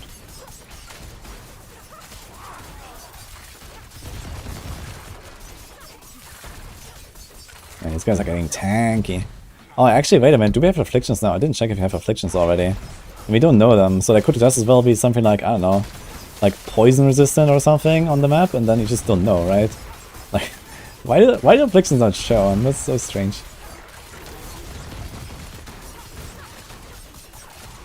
I also have not noticed that there's anything like Stormbane's Wrath. No, this doesn't exist, right? Stormbane's Wrath, Lightning Storm. Doesn't seem to be a thing. I've not noticed my debuffs actually, if there's like stuff like Resistance Breaker, for example. That would be important to know. If there's no Resistance Breakers, then you know, then you can definitely do like some other like gearing choices in some cases.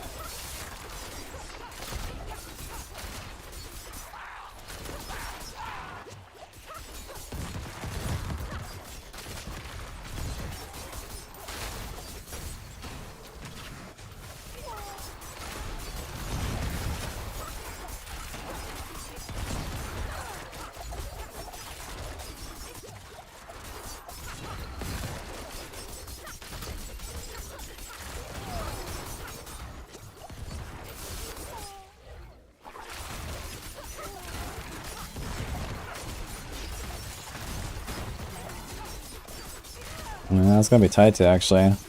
We had a shrine already, we're far behind.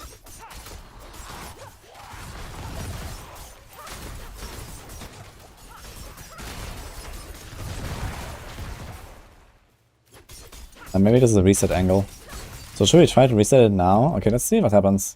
So we did this for 5 minutes.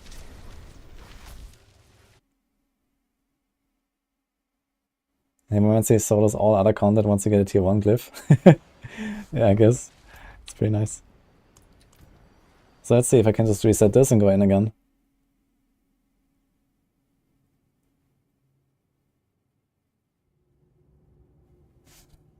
Nah, look, it reset. You can't do this. You can't do a reset. So it was not a timer earlier. It doesn't work.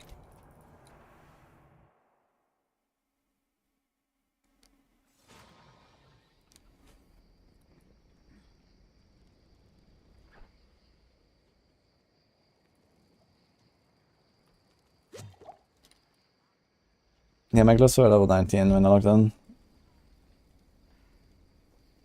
I think I'm gonna try to put Undying here. I guess it just goes down from 2 cost to 1 cost, right? Easy. Let's try this. Because they have like a lot of attack speed, so Undying might be potentially better than Resilience, just to stay healthy. First impressions. Survivability is better than I thought. The health scaling is worse than I thought. Like, I'm slowly getting stuck already at tier 10. Nah, I'm not running a Shako, but we can run a Shako, so that's the good news. The monsters don't deal as much damage as I thought they would. I'm like overly tanky right now. So Shako is probably an option, at least at some point, when I go like real push after dumping the glyph and stuff.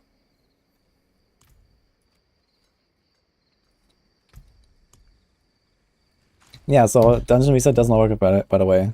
You have to... Okay, either I can try next time to just run out and reset and see if that works. Need something blessed? Let's see. Perhaps? Crafter tier 10. Do you feel it? Give state of our elixirs running.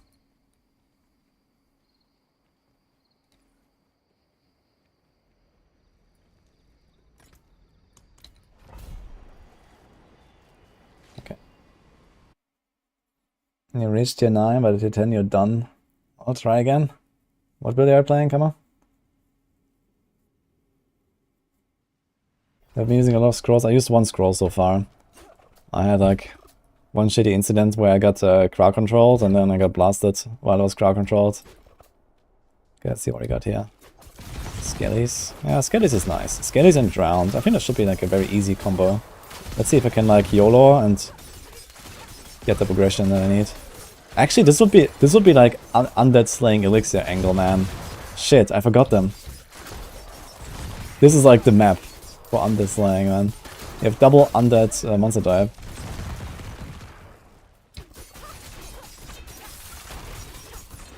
I definitely need to keep these around in my inventory for these kind of situations.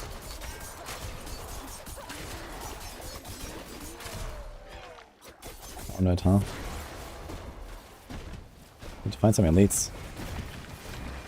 And even the champion needs 3 ticks, by the way. That's insane.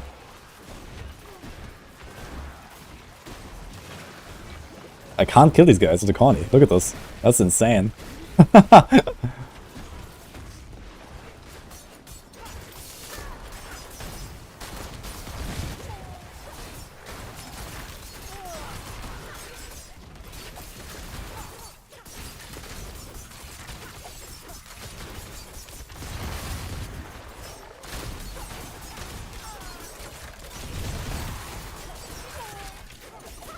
This guy's vampiric, so let's not let him heal.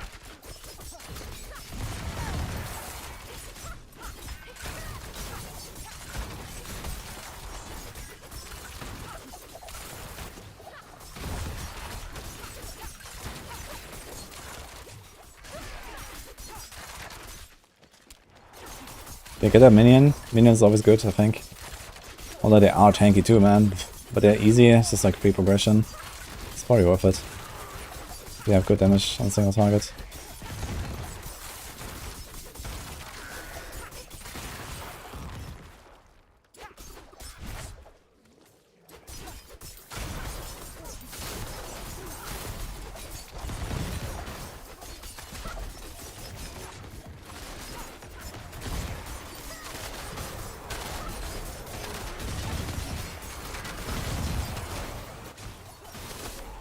Look at those numbers, man. I wonder if eventually it's gonna crash the server with something like this pen shot. Could happen, I guess.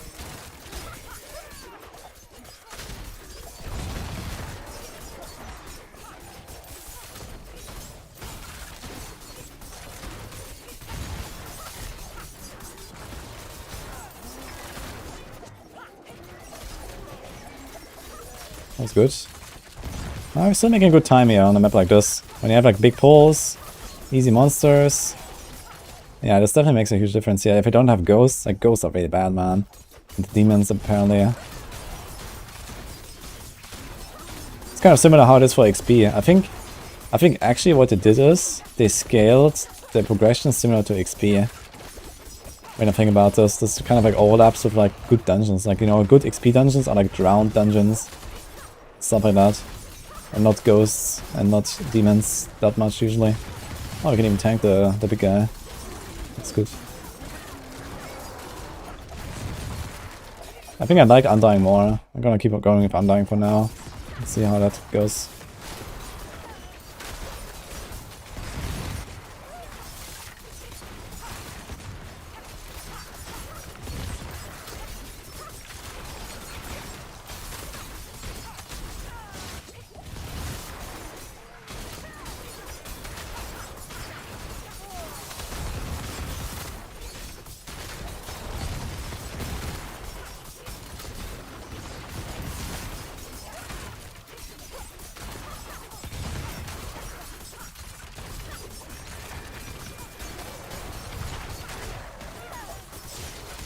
I wonder if the summon guys give him progress. Let's check that. I'm trying. Maybe. I guess, yeah, they do give progress. That's cool.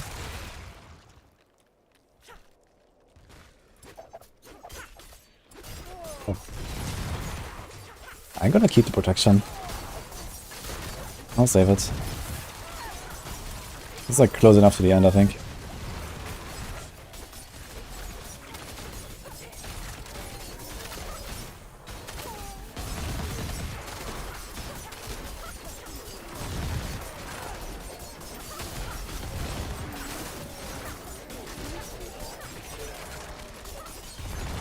Yeah, it feels way safer with Undying. Like here, I'm literally like, tanking this stuff in the middle. As long as I don't get blasted by a Crowd Control or something, I think Undying is actually the move right now. Because I just heal. I just stand there and just heal. I have 12 potions, there's 4 on the ground. We're chilling. I like it. Oh, there's challenge, right? Okay. So could have kept that as well, just in case we actually get unlucky with our poison. Like my protection shrine doesn't help me that much if I get unlucky and don't get any poison procs on the Bloodseekers. But I guess too late now.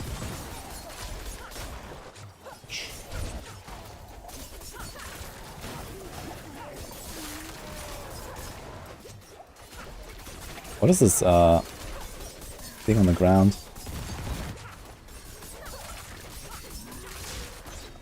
He didn't have crossbows? This guy just like didn't shoot at me for like 10 seconds.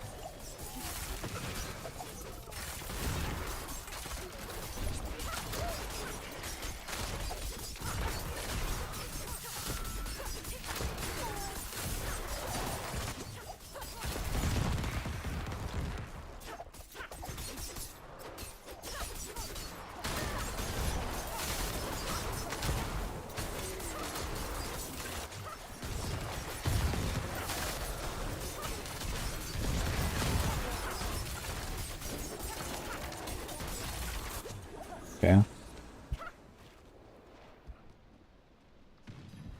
Only one guy follows me.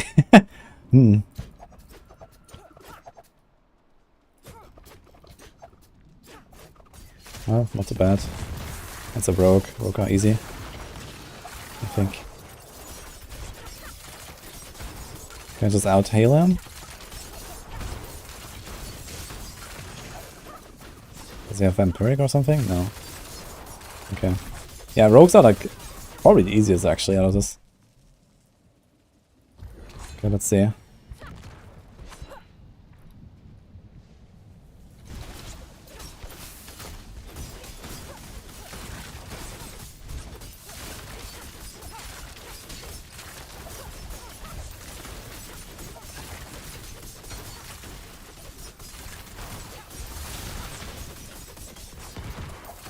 Oh shit.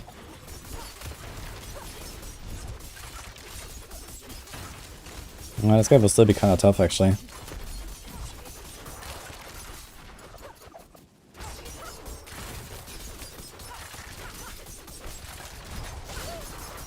Or maybe not. Undying is really good. I'm gonna put Undying in the builds. Like it a lot more. It just makes these fights much safer because I don't have to pop my potion all the time. Oh. Okay. Next achievement, tier 10.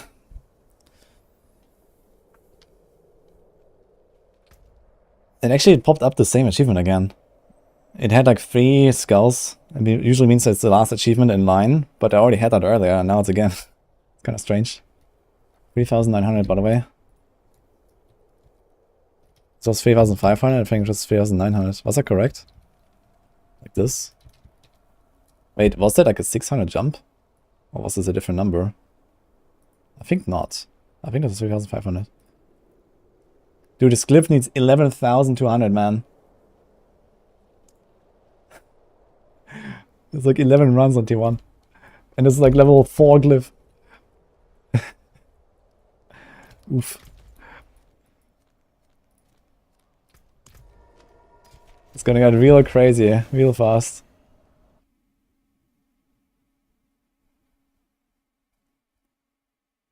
How many fails on a timer? I had like 1 fail.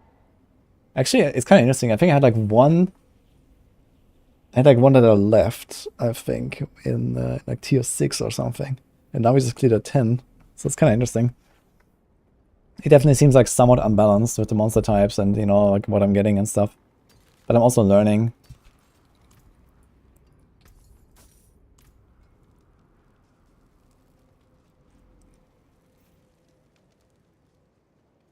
Too slow, this is how they draw out the content. Yeah, I mean, you know, I expected this to be like this way, right? And that's also basically what they said. You know, it's gonna be super hard, you know, etc. So it's fine. It's just kind of like, you know, it's like funny to see like how slow it actually goes, right? But imagine you sit here like 10 hours a day, you grind this thing out. Yeah, maybe you're gonna hit 200, yeah. But I don't think they want you to hit 200. That's what I mean. But you can grind it if you want. Yeah, exactly. Like some people will just leave it at some. Maybe you're gonna push it to 50. I guess like 50 might be somewhat of a realistic target. So you get the radius increase. Because even getting to 50 will take a while, right? And then you can get the radius increase. You can do like your final setup basically, and that's it.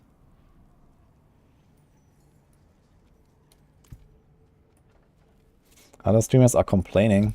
But what are they complaining about?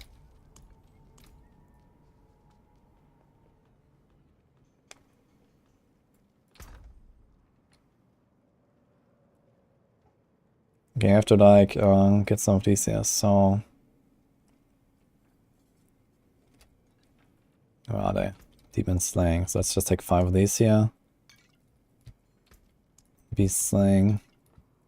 I've not seen like wildwood, chargers. What else? I've seen werewolves. I have not seen quill fiends. I think there's like certain monsters that may not. Has anyone seen these guys?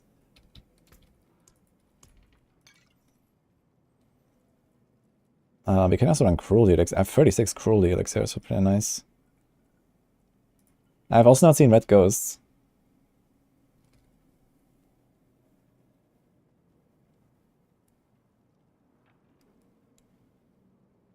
Pure to be isn't good enough. I think to be is probably better.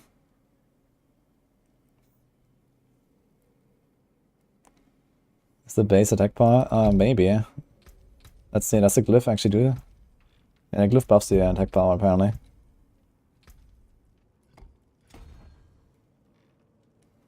By more than it should though. This has 72%. Like why did it go from 19?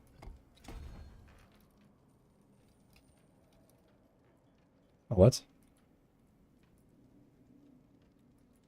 I mean you get 10 decks, but I mean 10 decks is whatever.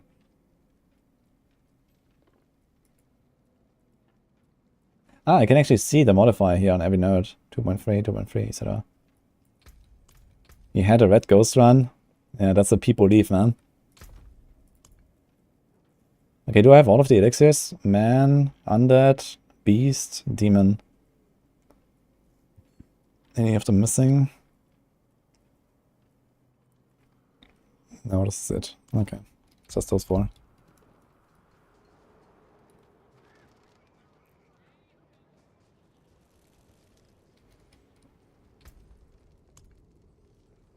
All right, travel. Okay, T11 time, guys. Oh, you caught a rare one.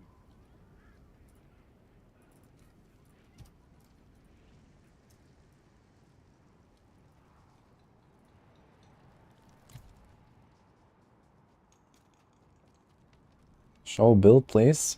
For the YouTube folks, the build is in the description. You can also type ! build. I think I made a command, but in the description I have all the planners and all the builds. This is the pen shop build.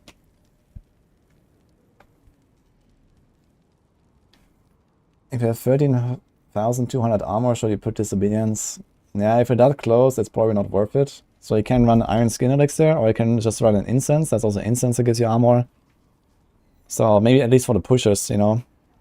13,200 is kind of close enough, I'd say. If you can like push it a bit more, it would be good. You have run speed on amulets? No, I have armor, DR. I have cooldown here. I don't want cooldown, but this is just the best amulet I got. It's really hard to get a better one. I have really high rolls on everything. Why I can't craft a glyph? It's you have to do the season journey.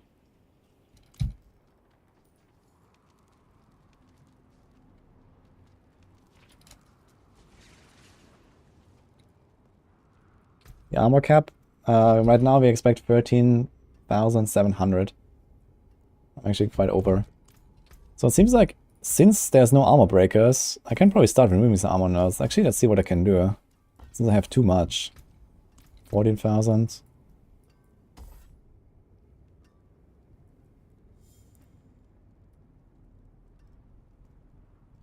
probably like, you know, squeeze out a bit more somewhere.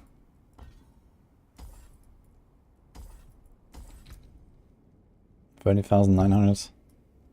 You have 9 points. That could be like 10% DPS somewhere. I guess realistically, once a glyph levels up, we're gonna just take them there.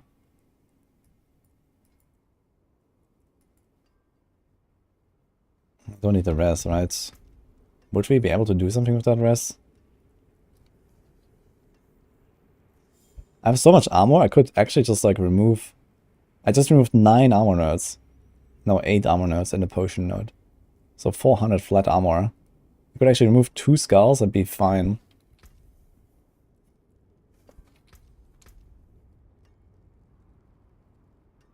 Poison res, for example. I have a perfect rest. Okay, no, never mind. Thing has 55 lightning, for example. Yeah, if we had like a bit more auras somewhere. Lightning and shadow. You need like a few percent auras, and this would actually be fine. If there's like no resistance breakers and stuff, we could do that. Huh. But yeah, what else can we take? Let's see.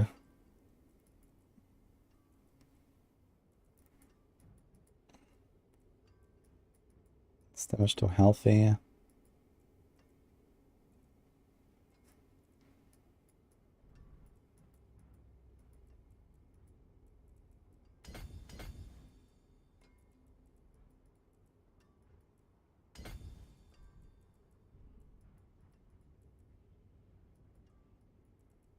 I think if I drop Nimble, I could pick up Eldritch Bounty, actually. Would that be worth it? That could be kind of interesting.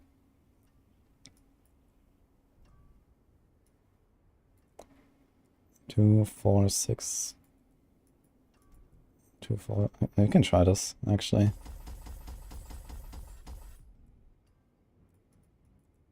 $16 points.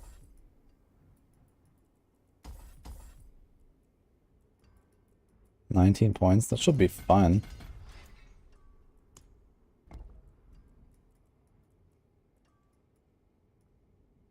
This has 5 dex nodes. Let's rotate us.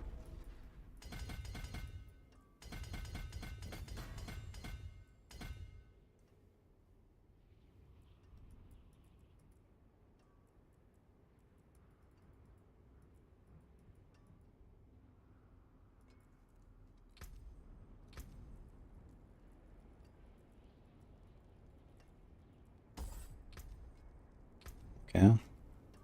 You also don't really need those two done.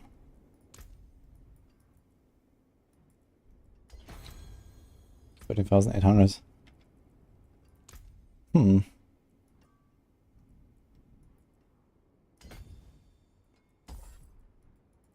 Let's see how this feels.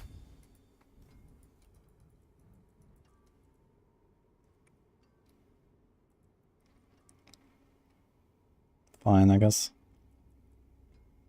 I mean, most of the time we do imbue attacks. On these big pulls, we are imbuing a lot of attacks.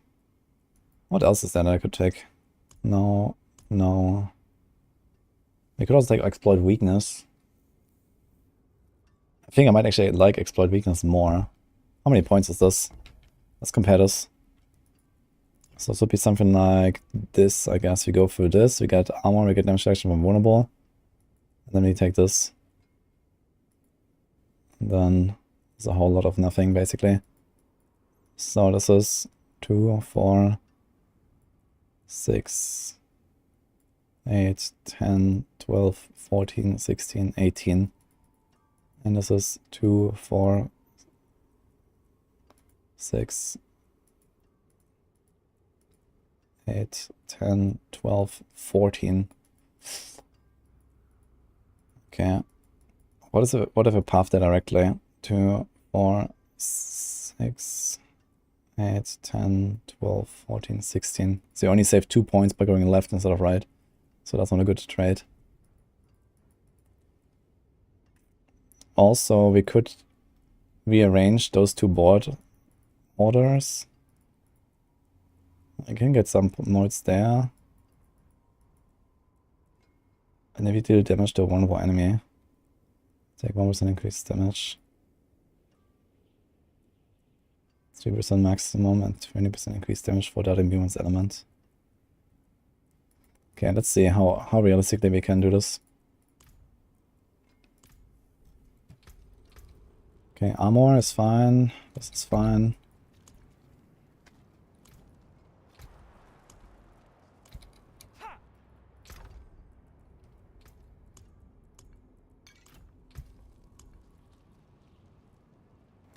T11.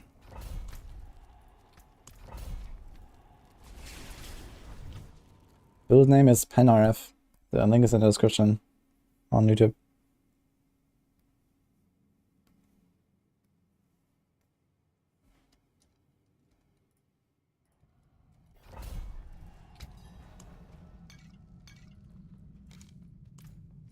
Okay, let's see how this goes.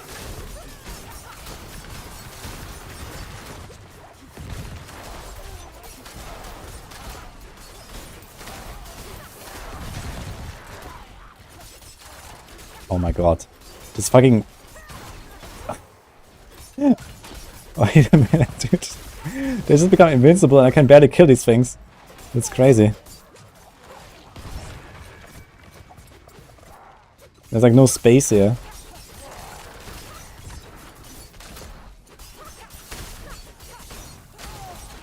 Okay, Eldritch Bounty is actually up quite a lot here on these pulls. So that seems to work out. Dude, what is this, man? Okay, let's try again. I'm gonna walk out and try to reset and see if that works.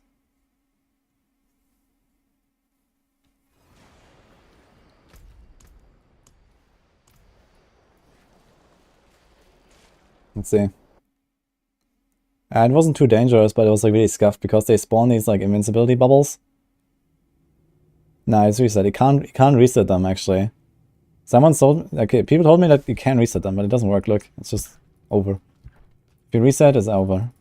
But if you stay outside for 3 minutes, then it resets. Okay, let's craft a new one, I guess. Managed to do tier 12 with Hoda. Nice. Now you can leave. But if you reset, if you use a button to reset, it is gone. But if you stay outside for 3 minutes without a portal in the map, then the dungeon resets. It's like the old Nightmare Dungeon reset thing, guys. It still works for Nightmare Dungeons as well. But yeah, people were saying earlier you can just use the button and it resets, but it doesn't work.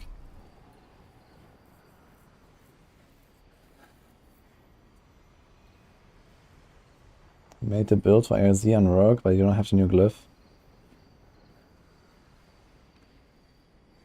New glyph could be like Turf or Diminish or I don't know what else you have. And then you have to do only one run, then you have the new glyph, so... Okay, we had a wink by the way for Hell Patrol. Let's go. Yeah, it's kind of stupid it doesn't show what tier you're doing.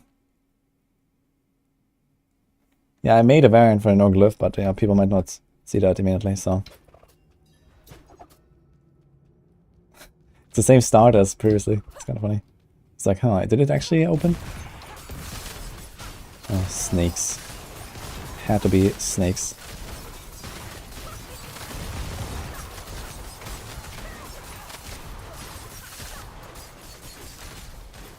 And vampires again. What is... Wait. Are these affixes? What is going on? I think these are affixes. It's an affliction. It's not an elite. What the fuck? There's just like a fucking beam hunting me down.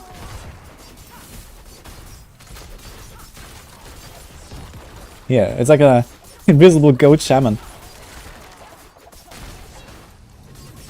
Okay.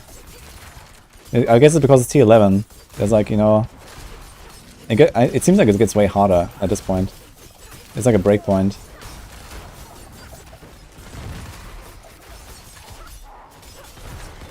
I wonder if it does as much damage as goats as well.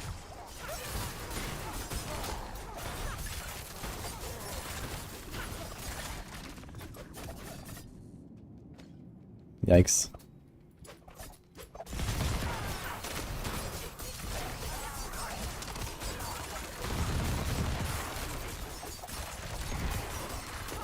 They also seem very tanky. I have a lot more damage now. I have Eldritch Bounty for free, basically. I have plus 20% damage from my poisons. And it's kind of rough.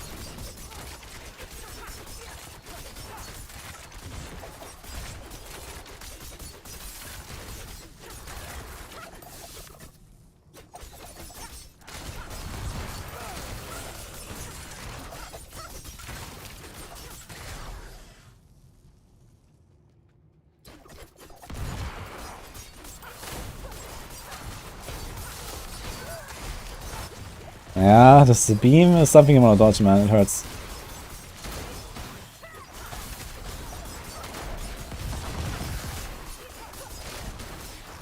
I think it's literally what they did. They took like a goat shaman, made it invisible, and this is the affix. And it just like spawns and runs around here. I'm pretty sure. If you had to guess how this works, this is it.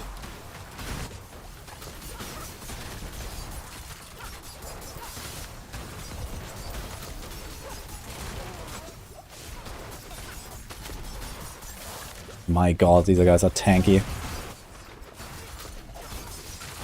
You get some potions here. Keep pressing potions. Need to collect potions.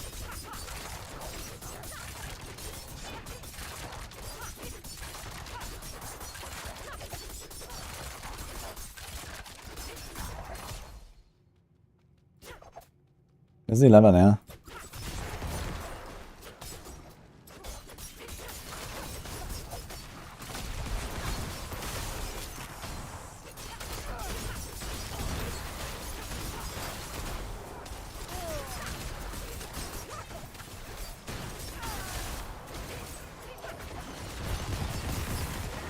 Oh.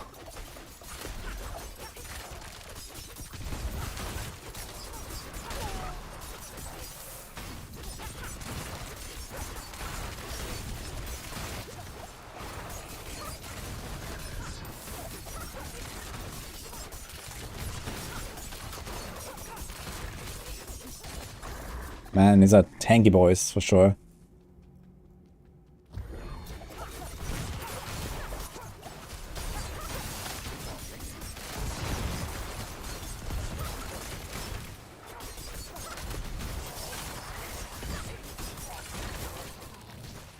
Yeah, I think you have to like just like not waste your time on these trash monsters so much, unless it's like a really big pull.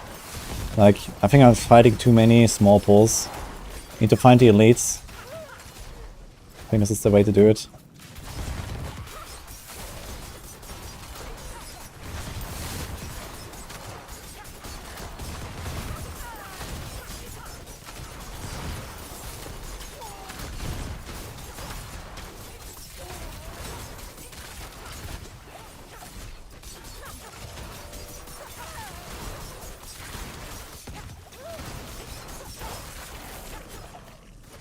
Okay, we're on time though.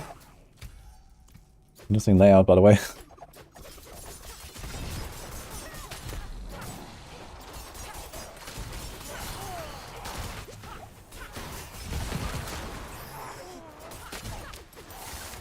Okay, man. This is so scuffed. With this invincibility. These invincible, like... dude, this is like a fucking invincible champion. It's insane. These vampires, man.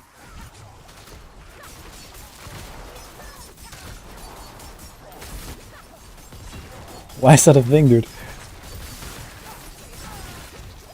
Ouch. I lost so much time here. Yeah, I think vampires is like a really bad monster type, man. Because these guys constantly get invincible. And then you have to find these things and have to like, you know, I have to do like a full combo, or like 2 even, to destroy this thing. It's insane. Yeah, I think it's the people leave here. Just doesn't really work. Do we like run all the way back? Let's try to save the powder.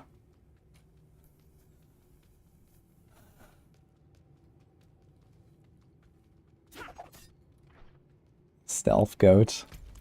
Yeah, concealment is gonna be really nice. Like, I really want to actually try Twisting Blades at some point. Since it seems like survivability is not such a big problem. Concealment is gonna be real nice. You just like, you know, conceal your way through when there's like a shitty pack. Go to the next pack. I think it's gonna be really good on Twisting Blades.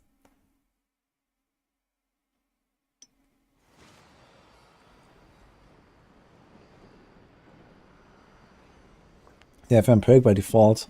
I'm not sure if these guys actually heal by default.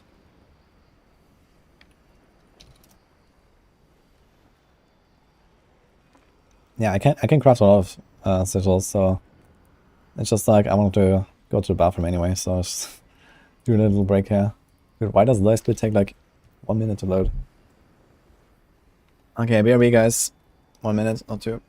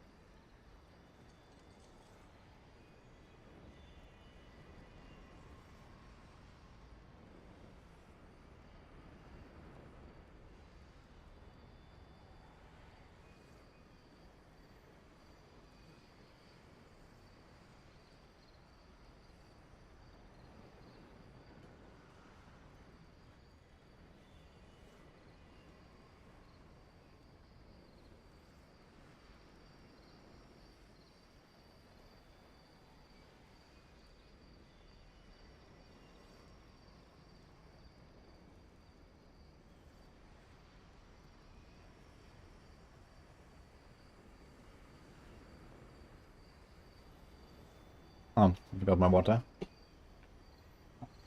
What? I did not.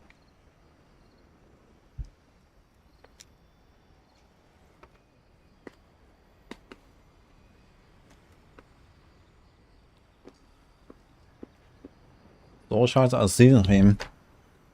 Oh, the PTR is live and they have the season theme? Dude, season 30 has soul shards. That's actually pretty badass. You need to tell Sepke, Lawrence. Sepke is gonna be very excited to hear that. Where's Sepke today?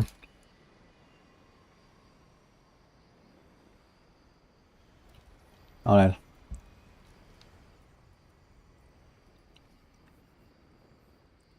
Perhaps the new glyph needs to be leveled a lot. Yes, it needs to be.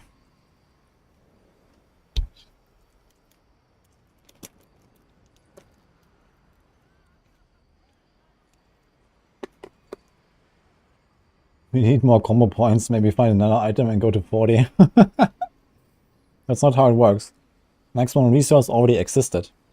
It's only this item that does that.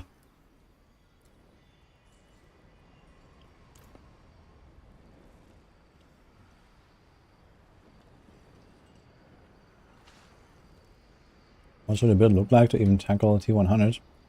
They have many build guides on Extra. You can check them. One planners on Discord as well. Okay, so we want to see if it's reset now. Let's try this again. Incense is still up. Okay, let's go in. Hey, Koala. Koala has not been discovered, no?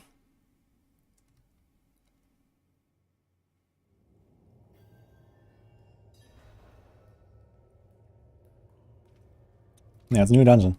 And also the timer starts immediately before moving. Cool. Oh my god, dude. Wait, it's the same shit actually. But it's a different map. So I wonder if it's a better or a worse map. Let's see if we notice a difference. It's literally the same monsters that we just had. Also the same affix.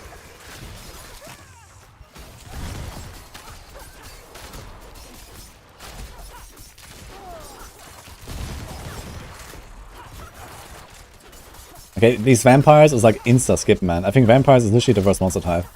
It's worse than the fucking ghosts. Because they constantly become immune. It's insane. What do you mean, no potions? What do you mean? What? Ah, those potions. I'll find some. We got this.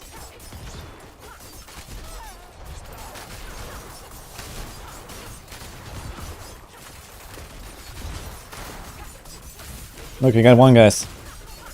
One. Let's go. Also, I'm way behind.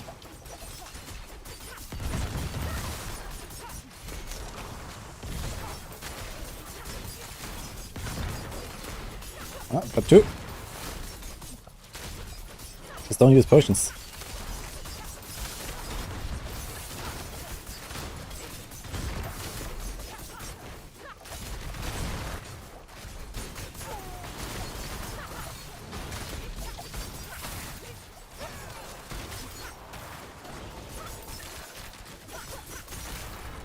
They're falling way behind us. I think this one step is just awful. The snakes are also pretty bad, I think. So far, I had really good success with the drowned. It's kind of funny because I just actually increased my damage by like, I don't know, 15% or something. At least with poison. With Eldritch Bounty. I didn't have Eldritch Bounty before, and we basically took it for almost free. But just removing armor nodes. And I am striking so much more on T11 than on T10 right now. So I wonder if there's like some extra breakpoint. It might be like an extra breakpoint. You know, there's an extra affix here now. There might be like an extra health breakpoint as well. They do feel tankier.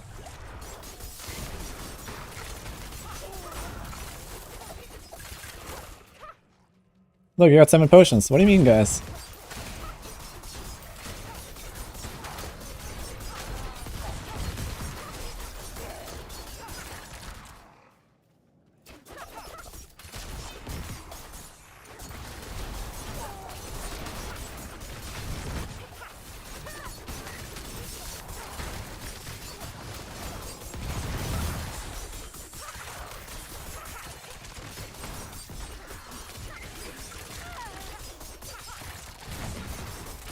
I think I need to skip more of these normal monsters. Focus entirely on elites. With potion spam, I can actually stand in the lightning. It's pretty nice.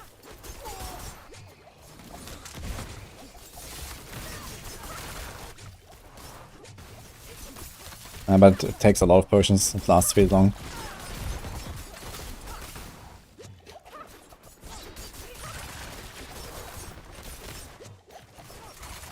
It takes a lot of these potions.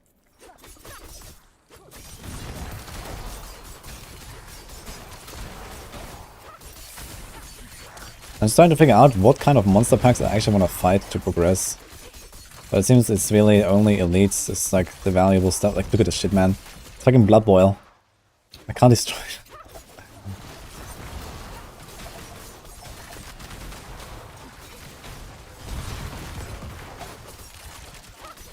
Also, there's a champion there. I mean, this is not a reset angle, if you ask me. Let's just run out and craft a new one.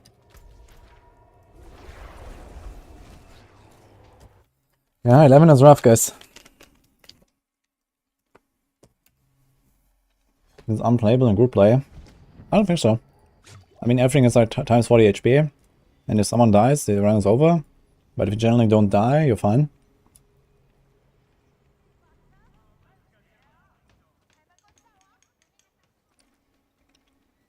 Tier 7 sigils give more than twice the sigil powder back than its cost. What? Wind favor you. Why? Let's see, it costs 1,100. How nice.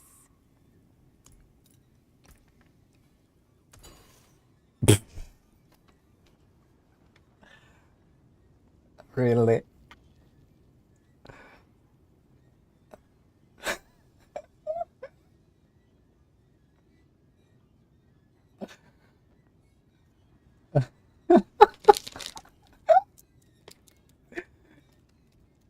Dude.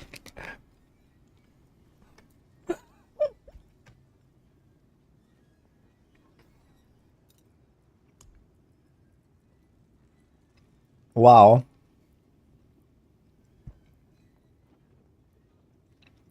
Lucky number 7.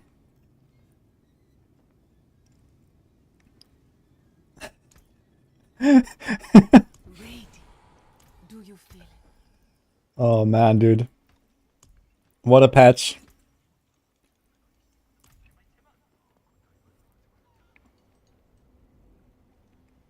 Would I get banned for abusing that? That depends on how fast it spreads, I guess. Which I assume is extremely fast.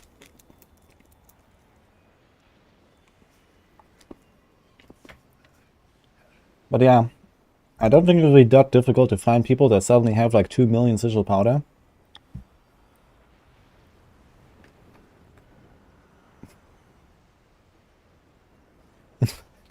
Man.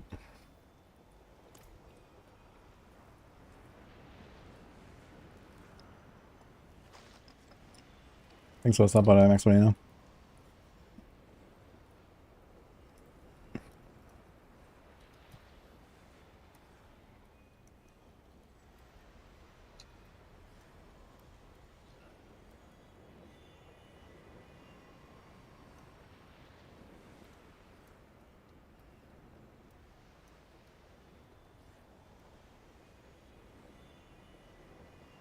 Thanks, Pablo, as well. Appreciate it, 22. Do I have instance? Yes. I'll wait like another minute or something before I go in. That was on Blizzard math, you know, at its finest. Does Blizzard ban people who bug abuse? In this game, generally, yeah. No, it depends. I mean, some things yes, some things no. It's kind of like a wild card. But I definitely wouldn't try. Alright, let's go in. Okay, let's go out. What's the bug? Yeah, a tier 7 sigil gives you double the powder than it costs, for some reason. I wonder if that's similar for others. Like...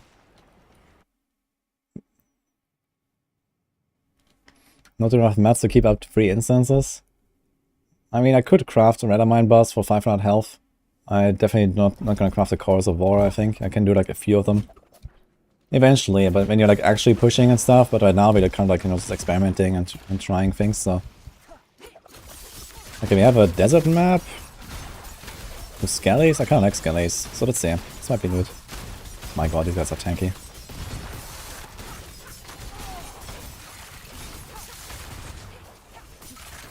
The crossbow is just shooting at me in the corner. That's kind of funny. Actually, he's a minion. Let's get him.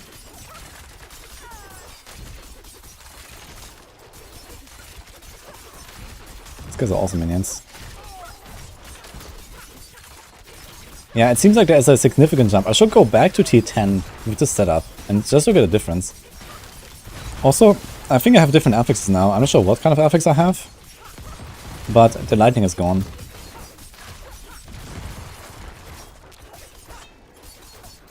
But I just had the lightning twice in a row on the previous one. In fact, there is a possibility that the lightning is tied to the monster type even.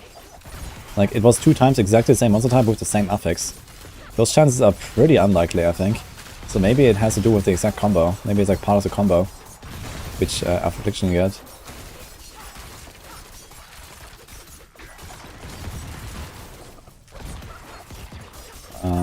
Well.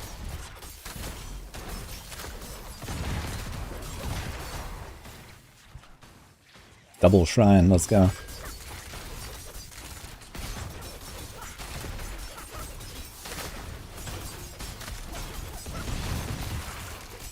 Right, the blaster gets blocked by the suppressor. Looks like it. Okay, we can probably do this run. This is a good one.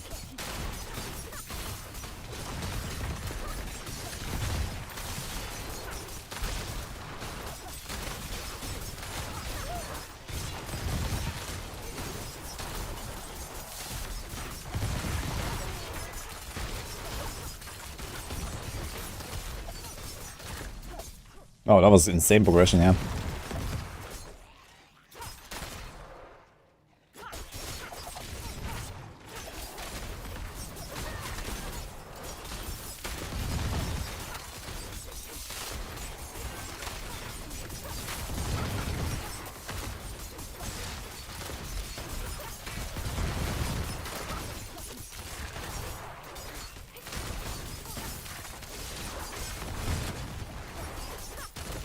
Dude, I barely see anything on the ground here. All this stuff. Imagine you're playing in like a Necro Cult Explosion, man, you don't see anything. Okay. Yeah, Skelly is really good, guys. That's what I can say.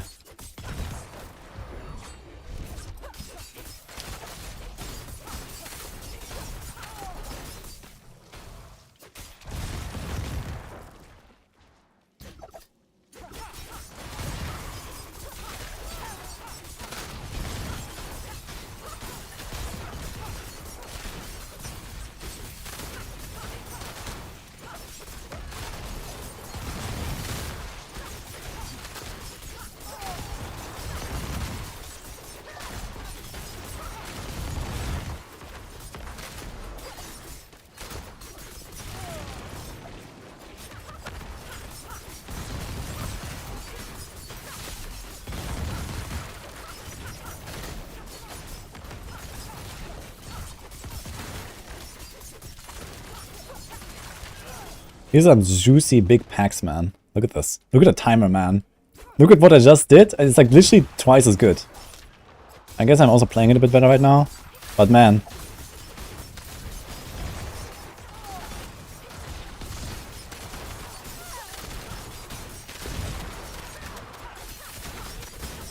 Look at these juicy, insanely large packs of elites. There's like 7 elites.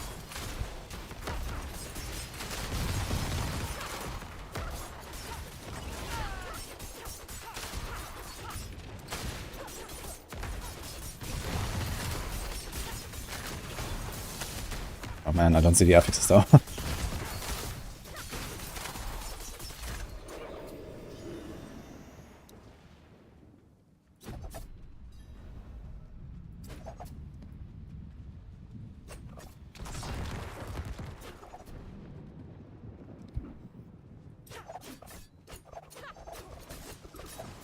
This guy is lightning.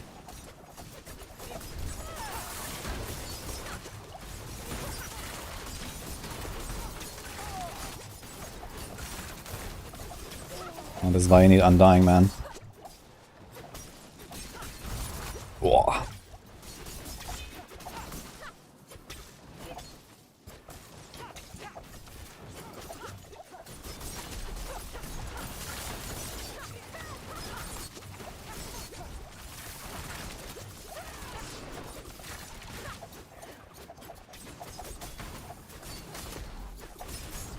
Whoa.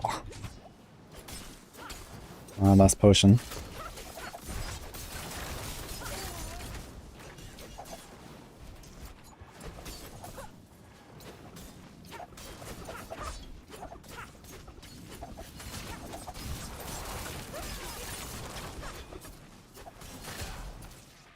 Okay. These guys are rough, man.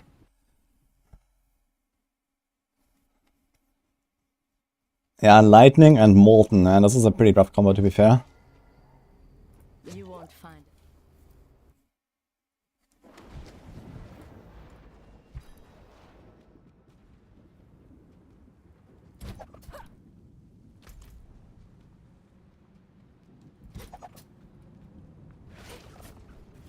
This guy's vampiric, gotta be careful. I wonder if he heals from just the melee attacks or from other stuff too. If he heals from other stuff too, I probably can't even kill him. This guy's Plague Bearer. Plague Bearer doesn't do anything, right? Is this really pointless?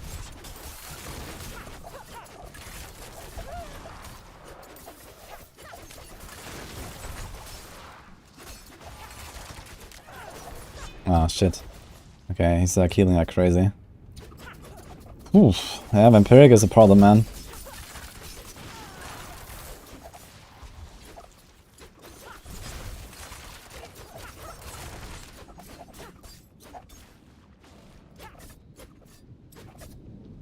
I'm not sure how long it lasts exactly.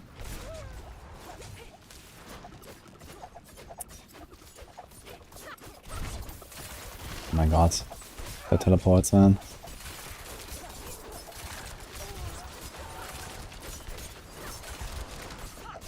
I don't really see when he has Vampiric. He's like glowing now.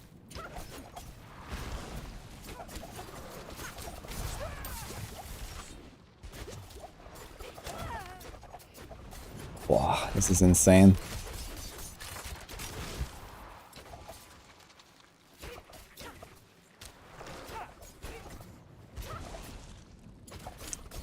Maybe if it was a Barb with Vampiric or a Necro.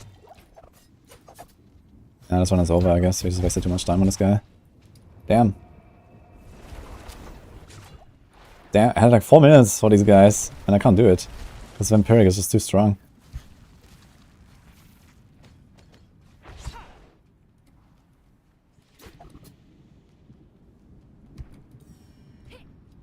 Like, it's really hard to I think he even heals from his obelisks, man. And like from his like frozen orb and everything.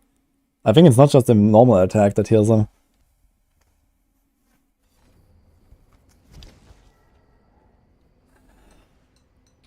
That sucks. And that sigil part will disappear really fast, man. I want to at least beat the tier 11, because tier 11 is like the break point. And this was like a really good run, so we can do this. You can even do like to 12, 13 potentially. Fortune walks with you.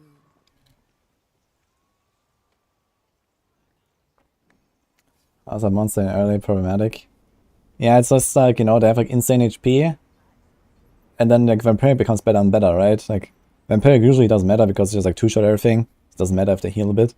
But now, you know, it is like a 2-minute fight or something. And then this guy heals like for like 20% when he hits you a single time.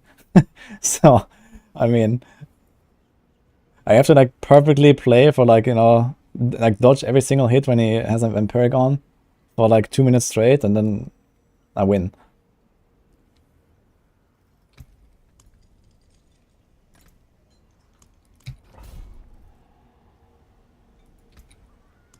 Is this long enough? I think this is long enough. Let's go.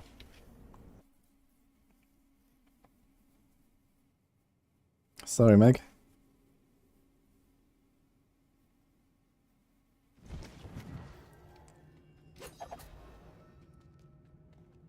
Okay, let's see this. I hope I don't have vampires again. Looking at this map. There's spiders and snakes.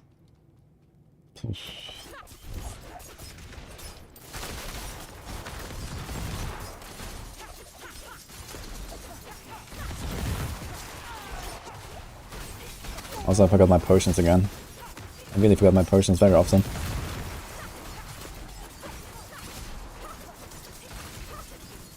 Man, these shamans. I guess it's not so bad if they revive stuff. As long as they don't revive lunatics. Can they revive lunatics? Is that a thing? I'm not sure if that's even possible. Just gonna hope not.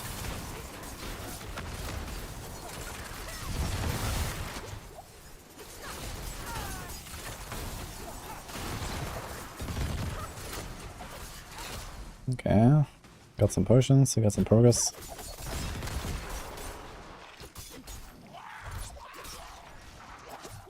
Oh shit. Ah. Nah, got hit by the lunatic. F. Okay, that's it. Let's chill. Like, I ran into the dead end there. I thought it continues, and I ran into the dead end, I turned around, and then it got me.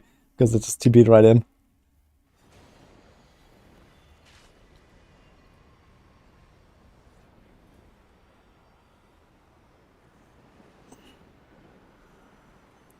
Did it post somewhere? Did it post what?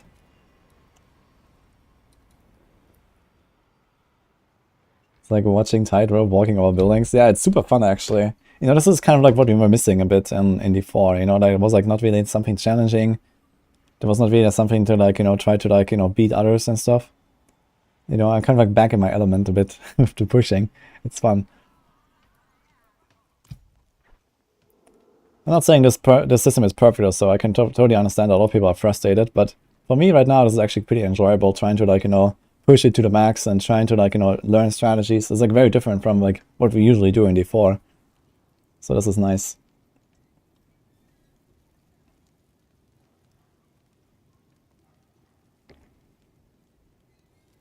Blizzard might do a rollback if the sigil desk gets crazy. Is it only tier 7 by the way? What about the other tiers?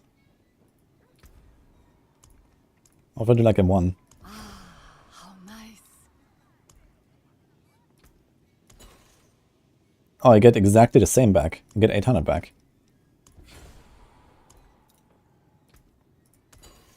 850. And somehow this one just gives you a lot.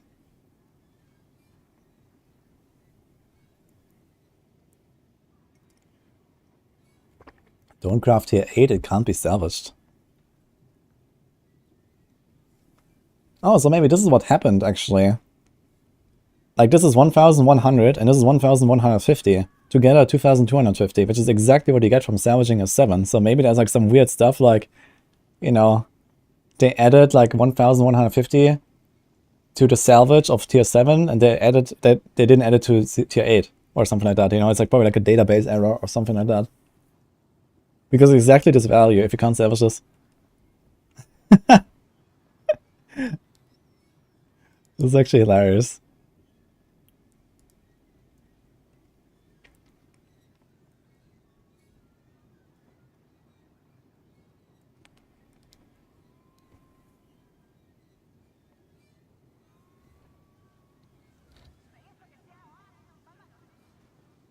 Merge is 7 and 8, huh?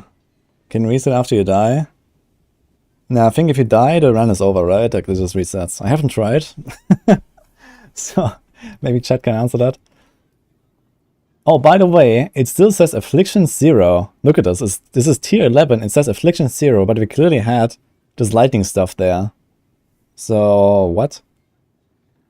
I mean, tier 11 is all like way beyond like what most people will ever see, I guess, at this point, right? Yeah, unless you like mega grind out the glyph and you have a really powerful build like Hoda, I guess a lot of people will not even get to 10. It just says Affliction 0, so why do they still have 0? Officially, at least. Strange. You will be back. The stars do not lie.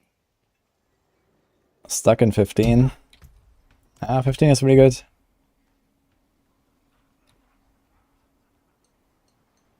More visual bugs. Yeah, maybe it's just a wrong tooltip. I don't know, I mean, I can't craft higher yet. So much.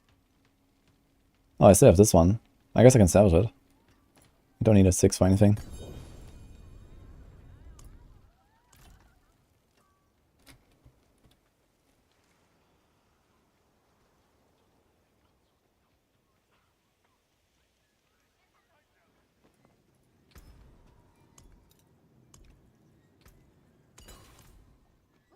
Okay.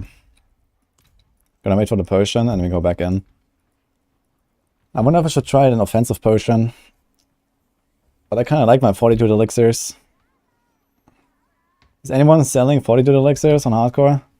I don't have that many of them, but I really like them. But realistically, I guess not many people would be willing to sell them. But there might be people that need to run Iron Skin. We can maybe trade for Iron Skin, actually. If someone needs Iron Skin, I could trade for Fortitude. Or I'm gonna try one of the offensive ones.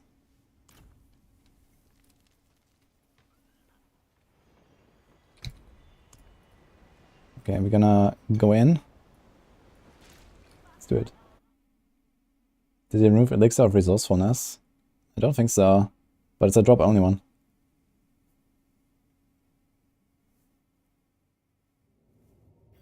Oh, ball lightning is laggy. Is it actually like mega laggy? How's the lag situation for ball lightning, guys? Okay, we have cannibals here.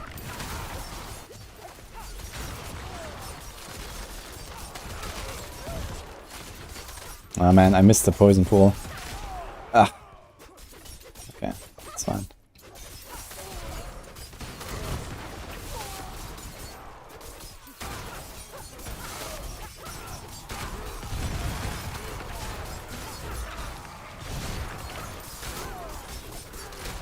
My god, these guys are tanky.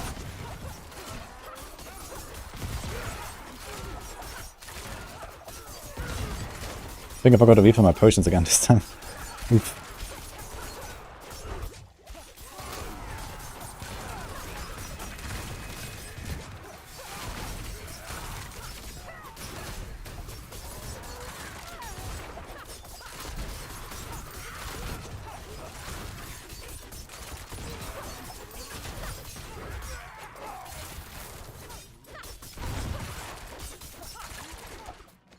Disable numbers and they don't lag with Zork? Is that the trick?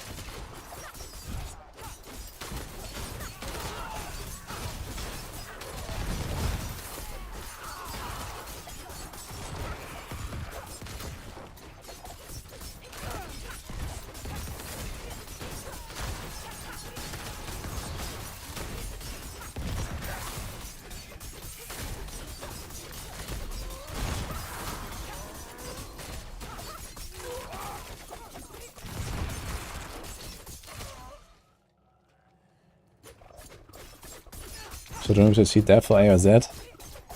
Well, fun fact, I did. I made one of the prizes for the leaderboard event.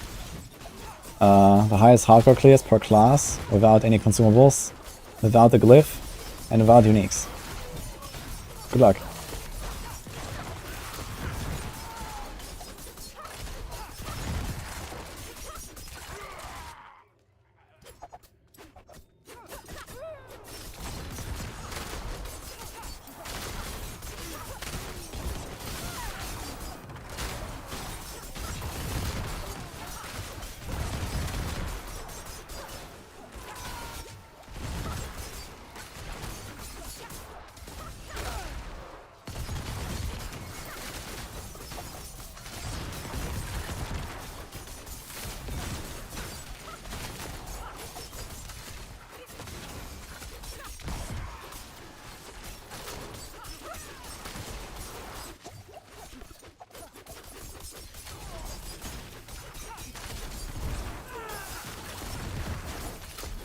And we're like way behind right now. I don't wonder why actually. We have like really nice large pulls here. Pumping. Too late.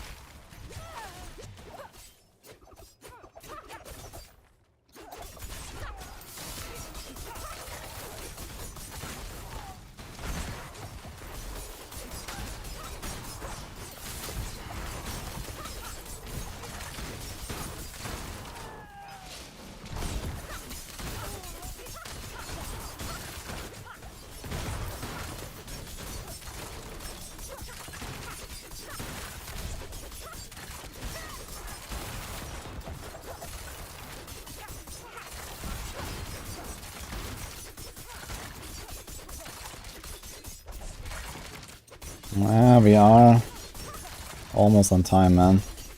This looked much better earlier. I think at this point you should definitely like reserve like 2-3 minutes at least for the Bloodseekers. Even if we kill them fast when we won, they're safe. It's probably like at least half a minute each, plus some kiting.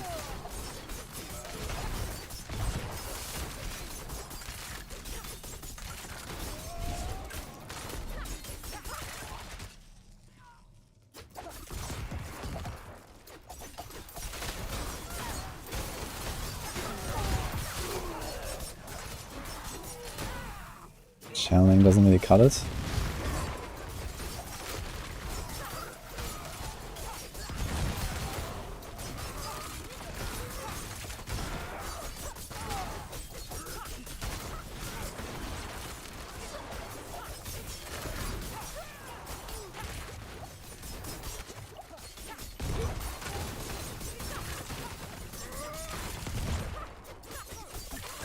Yo, he instantly turns around. I shadow step behind him, he instantly turned.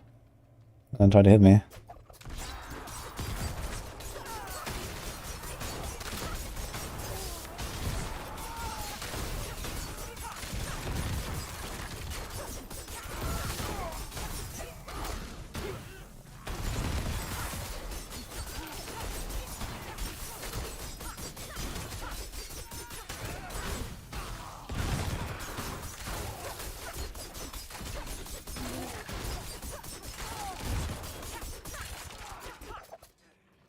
Yeah, we don't have enough time, I think. We have 4 minutes left. This one is over. So this was... Wait, what was it? Cannonballs? And knights. Okay.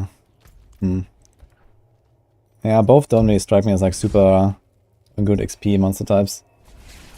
Kinda like the knights generally though. I think the cannonballs are not that great.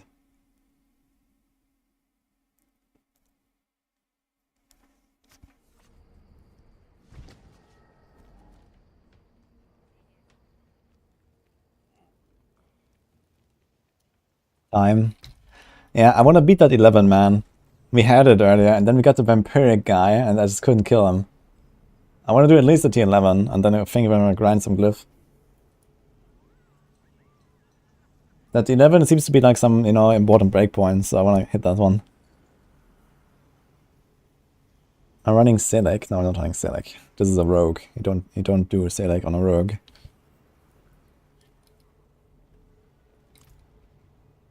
Can Butcher pop up? I don't think so. Has anyone seen a Butcher, guys? Do you need Hunter's Acclaim last tier? Nope.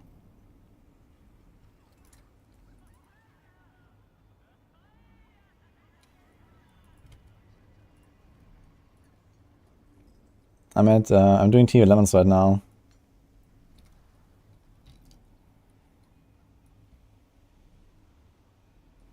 Just gonna put my live split here, so I can actually check like how long I've been outside. I think you have to wait 3 minutes outside for the reset. I can catch up on chat a little bit. I have not really been looking at chat too much.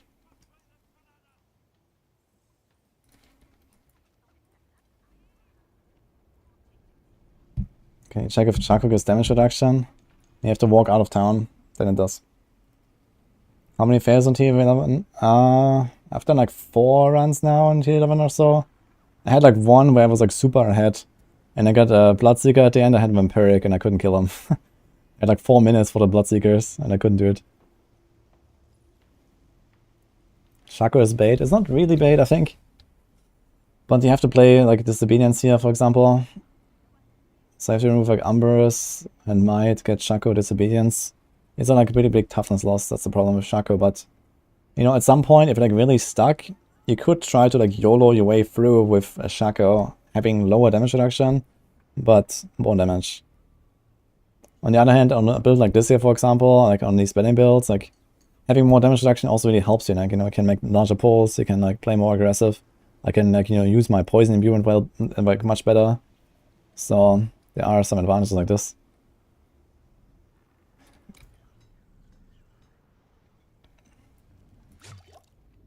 Yeah, the Vampiric on the Bloodseekers, that needs to be removed, man. That's really stupid.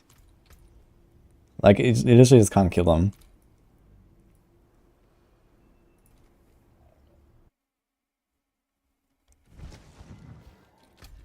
Oh, what the? Did I not? No, I was actually out for 3 minutes. So maybe the 3 minutes timer is off. Or maybe they hotfixed it, like, because people were saying earlier they can use the reset button and it doesn't work for me. Maybe they hotfixed the reset button or something, or like the resetting in general. So I guess we're gonna craft another one. Hello, Kovacs. Glad to hear that, man. Need something blessed? Cursed. Okay, do another 11. Walks with you.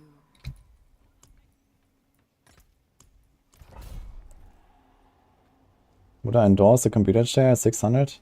The secret lab chair? Yeah, it's really nice. I don't have it on YouTube, but on Twitch I actually have an affiliate link. I think you get like a bit of like a discount if you use that. And yeah, I've been using this for like half a year. I really like it.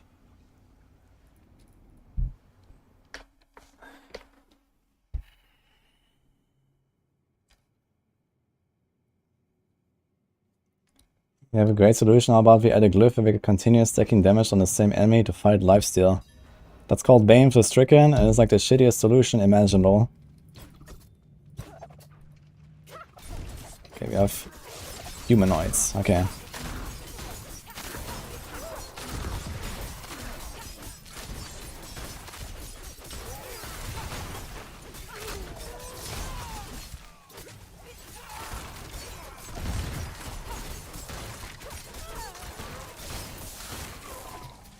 Okay, let's do it. Manslaying. Plus 20%. Stonks. I wonder if it works on Bloodseekers. Someone needs to test that. I need to test that. If it works on Bloodseekers. If you can pop a Manslaying and it works on Bloodseekers, that'll be huge.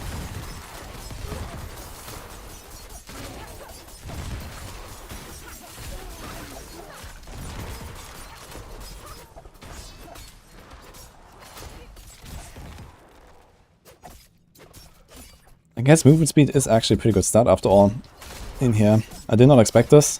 I think movement speed is actually good. Because you need to skip a lot. And also Ravenous, I guess.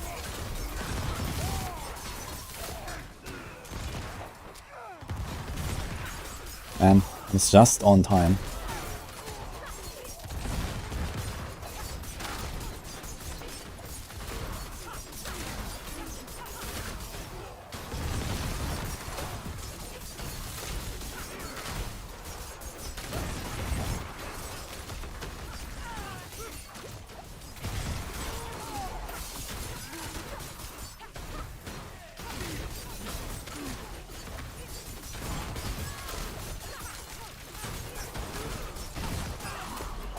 Yeah, I wonder if there's like a tanky affix or something, yeah. If there's actually like, it's an affix. Because earlier I did have an affix. I had like this goat thing. Okay, we're getting slightly ahead here.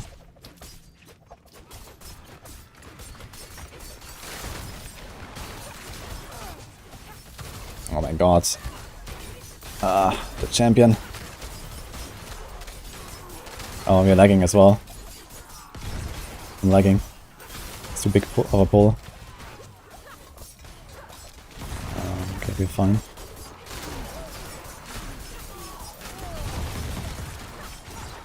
Like a champion, and there's like, you know, 30 monsters stacked. And then trick shot aspect, poison. I'm getting to the point where I can feel a little bit of lag. Oh, there's... Wait, what are these fallen dudes doing here? Where are they coming from? Was it a summoner?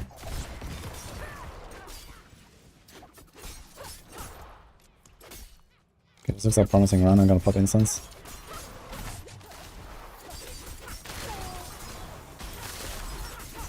Let's see if we can get ahead here. Just killing some trash. Oh, and wait, I have this incense animation around me now. Oh my god. Because I popped it inside a dungeon. Okay, it's gone. Okay.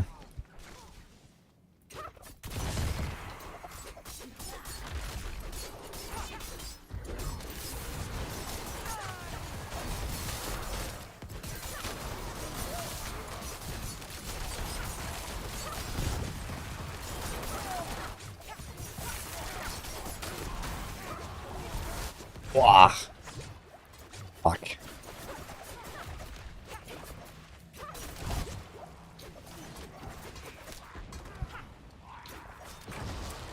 Ah, that sucks. This was a good run. I think we had a good chance here. We were like a bit ahead.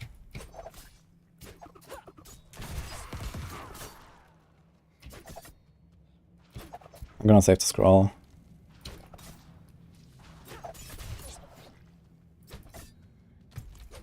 I'm trying to get out here.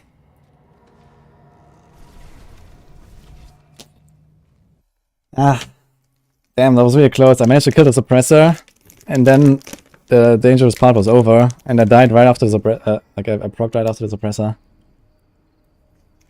Oh.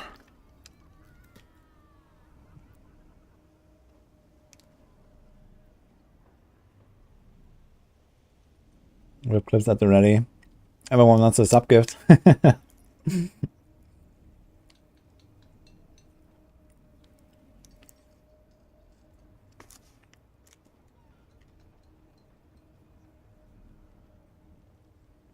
Oncoming can't craft a new dungeon into cultist.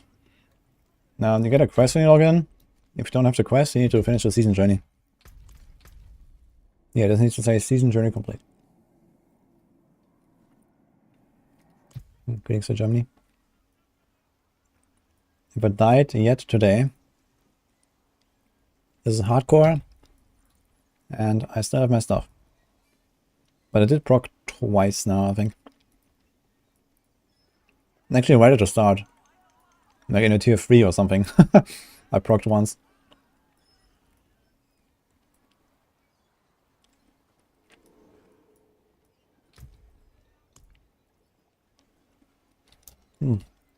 Actually, you know what I'm gonna do in this 5-minute break? We're gonna go in the planner. And it's gonna like make the glyph only level 50, not 200. I think this is like the only kind of like realistic goal here. We have to know AoZ to 200, but this is like not happening anyway. At least let's make this.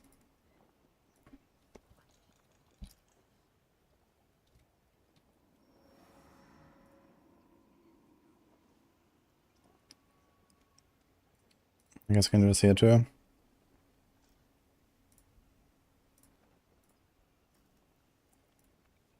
No one's gonna know that thing to 200.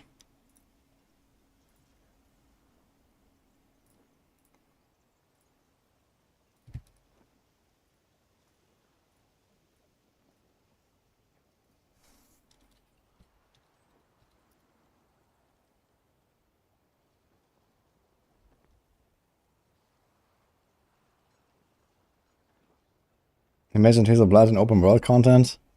Yeah, I mean open world content, man. When you have a character that can do something like this, like a tier 10 Abattoir, like open world content is a joke, you know. I can kill a world boss solo in like 10 seconds on this build, you know. What open world content, dude? And it's like a general problem with the game, I guess, that open world just becomes so trivial so fast.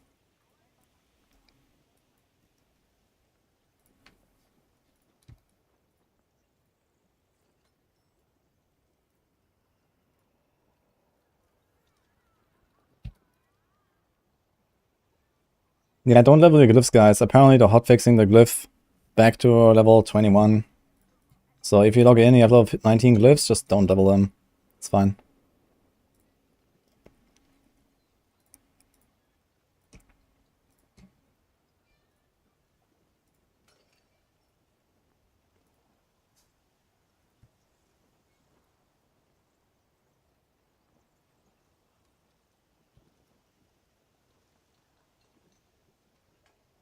It's a hotfix. It doesn't really matter. I mean, does it really matter if your glyph is like 19 instead of 21? I guess there might be some edge cases where you have like a rare buffing glyph or a magic buffing glyph or res, and then you're just barely not res capped or something. But it's not like your character is not functional. Just worst case, you do like 1 run or 2 runs and your glyph is back to 21.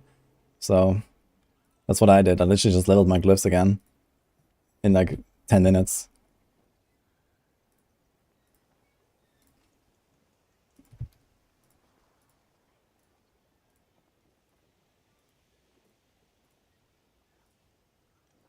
I have way too many planners this season.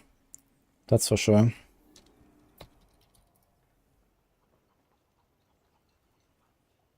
The level 15 glyphs getting lower is what sucked.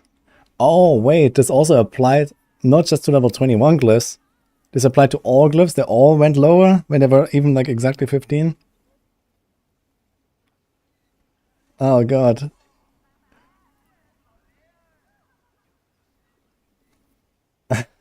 Okay, I did not realize. I thought that somehow like maybe the maximum total XP changed, and then only like the maximum glyphs are a bit lower. But if it also happens at level 15, yeah, then okay, then that can be a problem. Okay, I did not realize.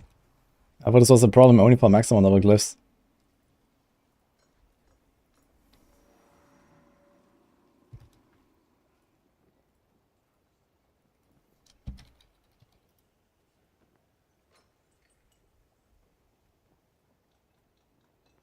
Okay, what else? NRF. Did I do that already? No.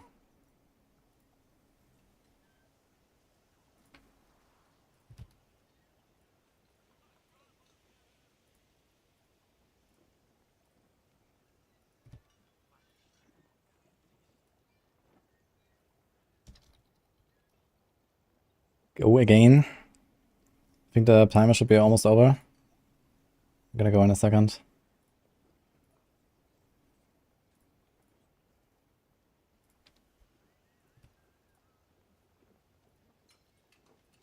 Oh, by the way, since we're here, I'm gonna show you guys something. I'd like to hear some feedback. What's so convenient, this thing?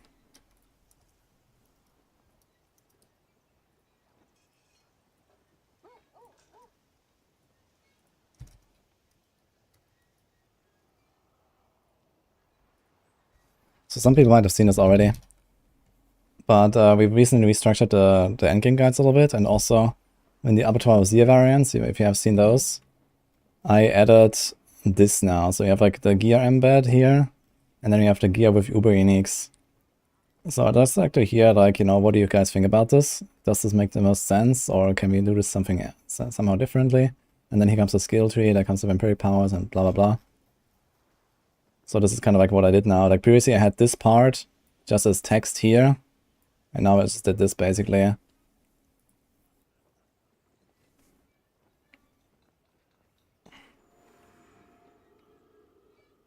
I also have this here, so there's like the progression section where it talks about, you know, all the items, like the, you know, that's like the codex, etc.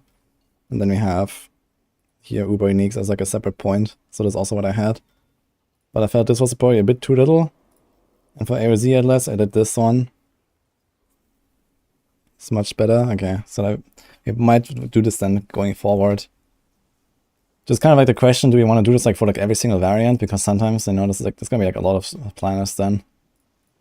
But at least for like the high-end stuff, I guess it makes the most sense for now. And I guess we'll discuss this. What are we gonna do exactly?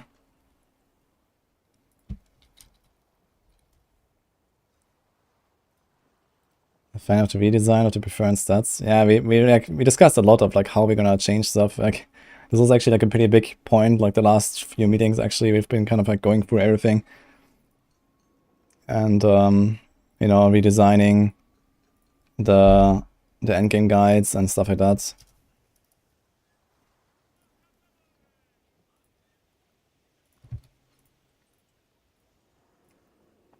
Okay, let me just do this here.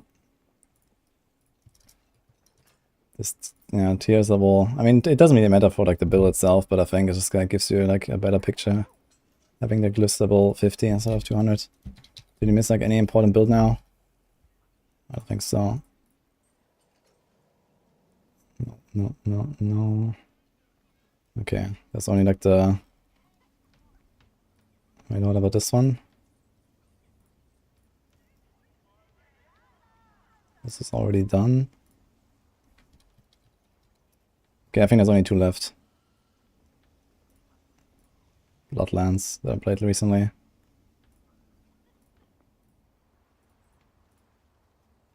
So let's change this. Yeah, and I think because of this, like also like the secondary bonus is gonna change. So this is like something to consider here. And the secondary bonus is gonna change. For rogue builds, it doesn't matter. It's just like extra damage and extra damage reduction. But in some cases, you might have to, you know, worry about your armor, for example, like here. I put this for armor. I mean, this has still 15k armor, so it's like overcapped anyway. But it's like something to keep in mind, like depending on what you buff with that glyph, you're not gonna get it very high, turns out.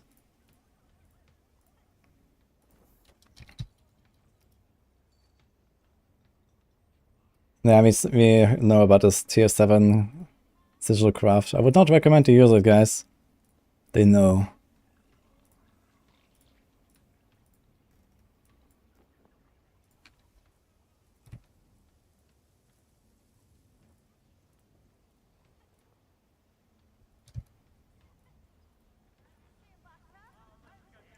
Right. Well, we go again. Another day, another traveler. This. Good thing is we saved 2 scrolls already. That's really good news. Oh, it did not reset. Wait, it's actually just over. Okay, I think dungeons just don't reset anymore, like at all. Even if you go out. What is the ability playing? Yeah, the link is in the description on YouTube. You can find all the links in the description. And on my Discord. There's a channel with all of the planners. This is the pen RF. Okay, we crafted 11 again, guys. Let's go. The good thing is actually, if you grind out your glyph a bit, in like T1 for example, you will get a lot of powder as you go.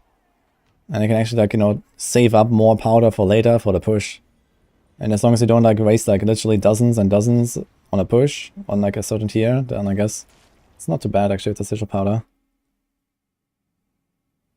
You know, one thing I'd like to see is adding variations to Uber Uniques. Yeah, I mean, this is exactly what I did there. Like, okay, I'm not gonna do like, you know, 3 different like Uber unique. Okay, Doombringer alone, Shako alone, Shako and Doombringer. I'm not gonna do that. But for example, in the guide, it says, you know, like, okay, you know, you replace this when you have a Shako. You replace this when you have a Doombringer. You know, like I have this text next to the gear there.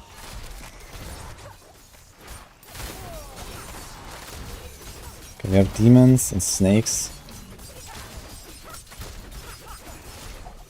This is not looking promising.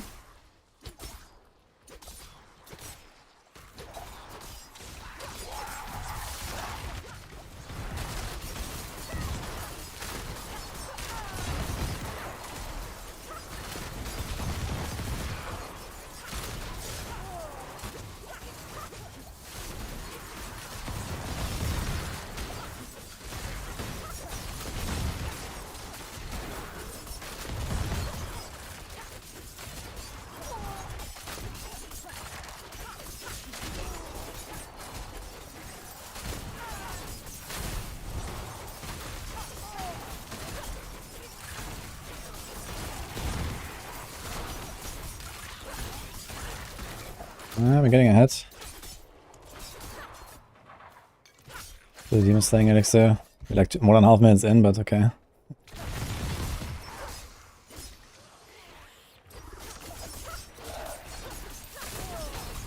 Oh man. Like there's suppressor and lunatics. Ah, okay, I survived it. This one I survived, I guess because I had all my damage reduction up, like cheats aspect and stuff. Oh, this guy's vampiric. Stun him. Okay.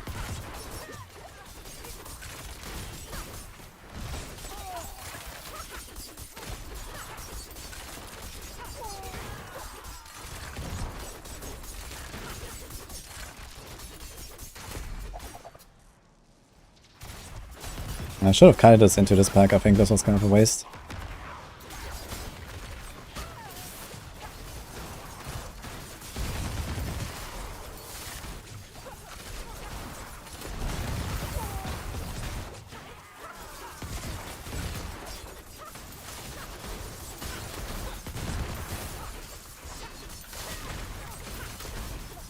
We're kind of doing it. It might be beatable this run.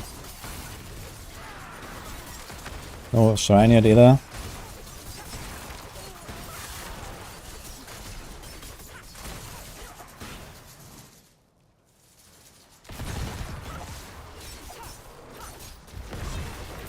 So many suppressors, dude.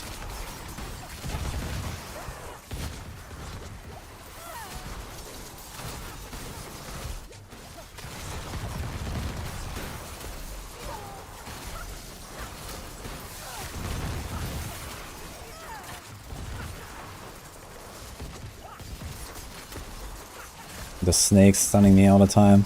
It's very annoying.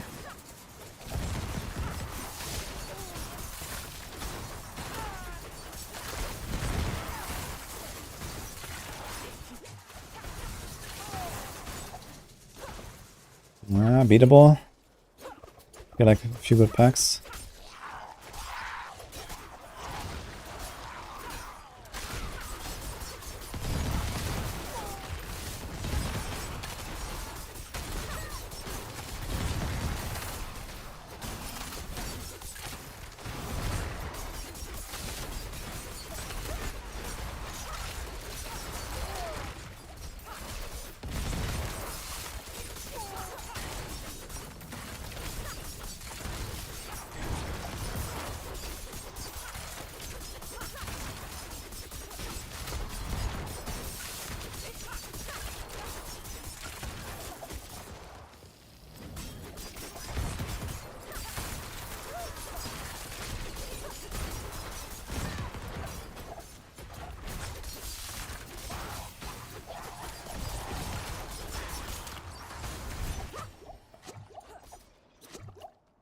Man, rough.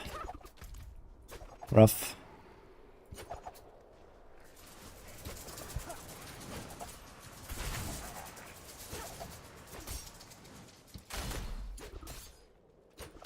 Saving my scroll, I think. It's a bit too much here. Yeah, we're like barely ahead. I'm gonna try a 42 elixir again. I didn't want to pop another 42, but I should, I think. So we're gonna be lower on the tier list. No, I mean currently Rogue is like 5 tiers behind Barber, so I don't know. Like what other build is like higher than this? Who has done like T11 not playing Barb or Sork?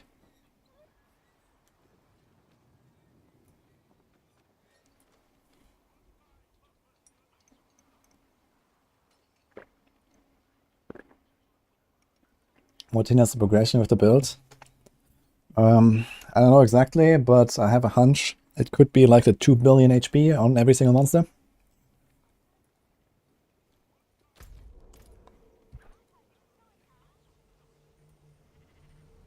Another day, another traveler.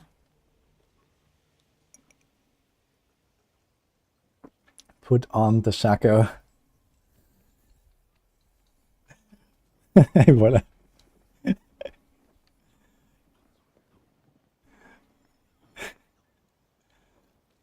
And he's up poking them on 15 plus. Yeah, exactly. What level is my glyph? 4, I think. Yeah, it's level 4. Barricaded 11 on Rogue on softcore. I guess he's playing Twisting Blade or is he playing Pen? Yeah, I think Rapid Fire is probably gonna go down on the tier list. I think Rapid Fire will not be able to kind of like eat through these big packs. Like there's gonna be so much really tanky stuff.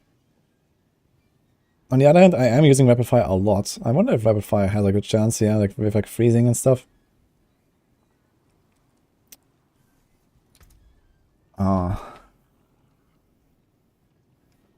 One thing that would be interesting to try would be Noxious Eyes on the boots. Frostburn equipped. This means we have to drop X-Files ring though. Maybe not too bad.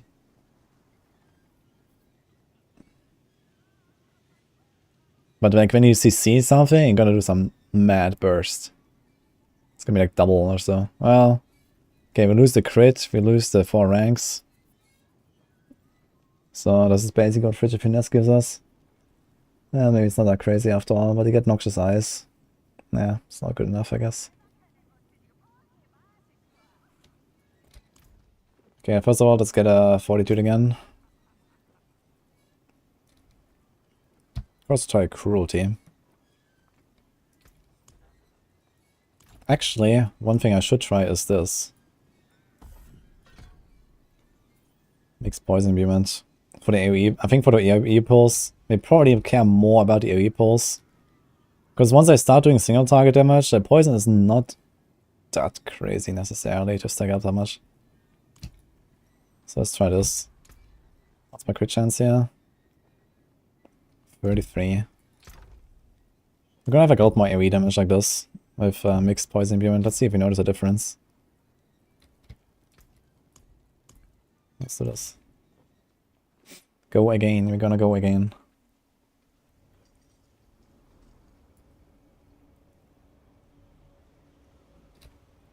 It will take 4 times more time to level a glyph to 50 than to a newer 100 character. Well, do we have like enough information about how the glyph progresses though? Is it like a really simple system that we can just like extrapolate? Do you get enough armor not on disobedience? Yeah, 30 mod 8k. And I actually removed 8 armor nerds on Paragon. And I have a shitty roll here. So yeah. Glyph should be account-wide. I think it would make sense if there was a account-wide progression for this actually.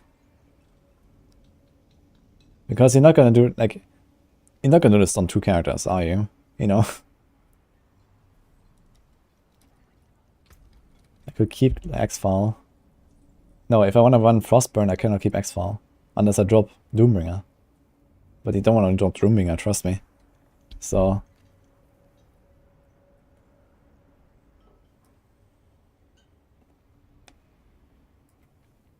looks like 325 hours to get a glyph to 50.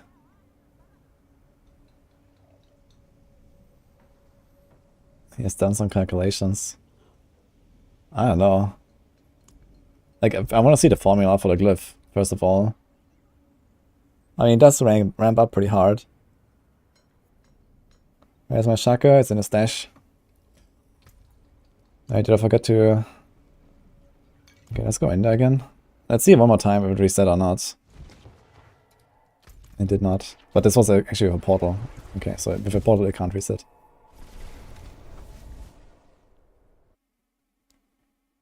Would be blasted if you could have cut the glyph at level 50 on an alt. That'd be funny actually.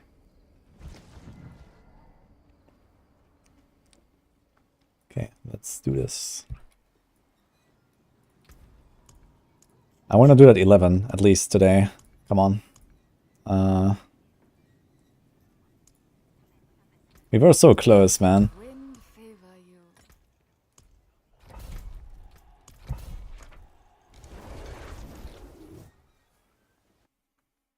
Vampiric is easily the worst affix. Yeah, for normal elites it's not too bad, but for Bloodseekers, man, the Vampiric is insta-leave, I feel, on like a height here.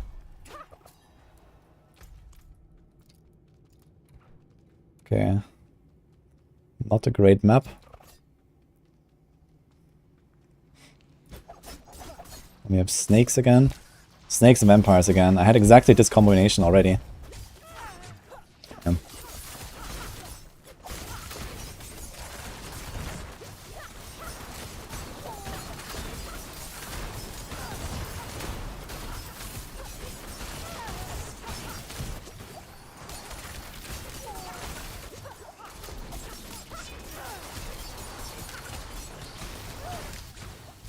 Ah. Maybe still haven't procced. I'm not sure how. Yeah, this is an awful map, man. There's no space, big snakes. I'm gonna have the vampires getting in. This is over, I think, already. This is a really shitty run here.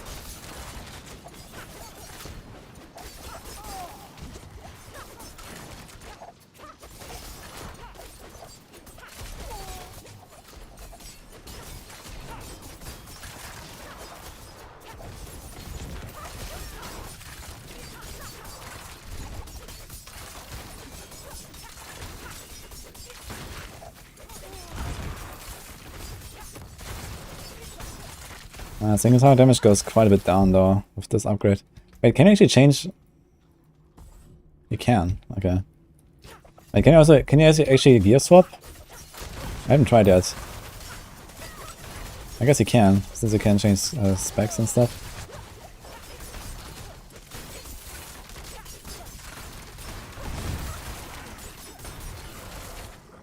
You can gear swap.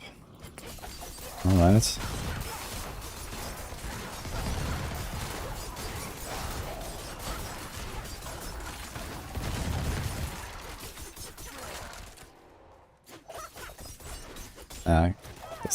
This one is not working out, I think.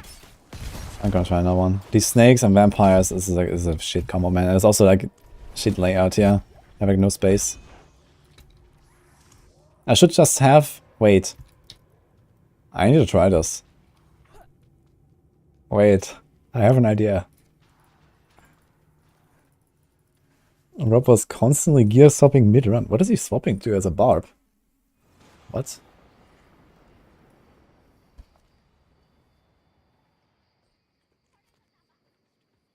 Banished. Oh, he's swapping to banish for like more damage, and then he's swapping back to Sedek when there's like a tanky pull. Wow. Okay then.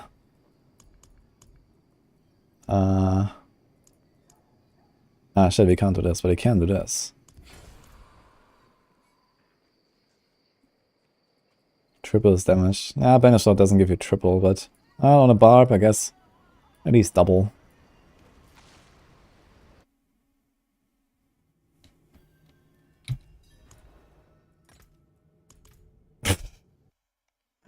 It works. Okay.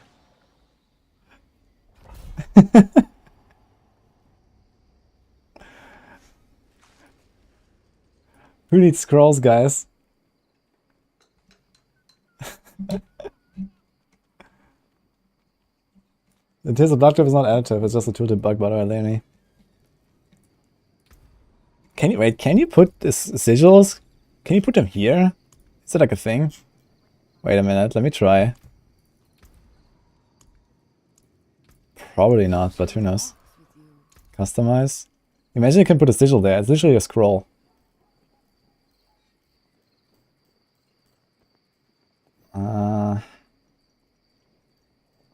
It doesn't look like it. Okay, too bad. What happened? So you can go into Abattoir, and if you're in danger on hardcore, you can just open a sigil and get out.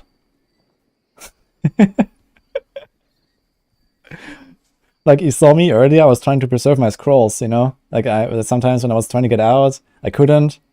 And, you know, there was like a monster, I had to kite around, and whatever, right? You can just press this thing, you know, it costs like 20 powder or something, and you're out. Easy. I mean, you can do this in normal Nightmare Dungeons as well. But I mean, here it's actually useful because I'm really trying to, you know, keep my scrolls, right? I have only 20 scrolls. This is like it, you know? This is what I have for the entire season, basically. So, I really cannot use those scrolls much. So, whenever it's like not very dangerous, I could just pop this here. It costs 50 powder. It's not too bad. I was gonna have like 1 or 2 ready here, you know? Just in case. Let's do another 11.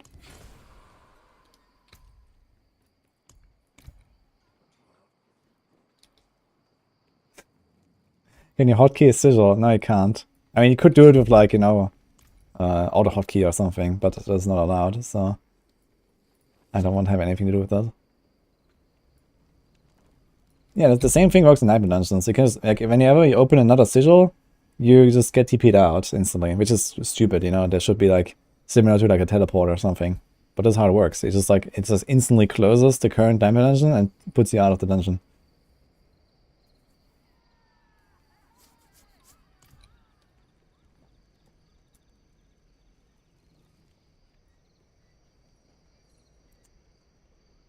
Is it worth pumping Glyph level before trying 11 again?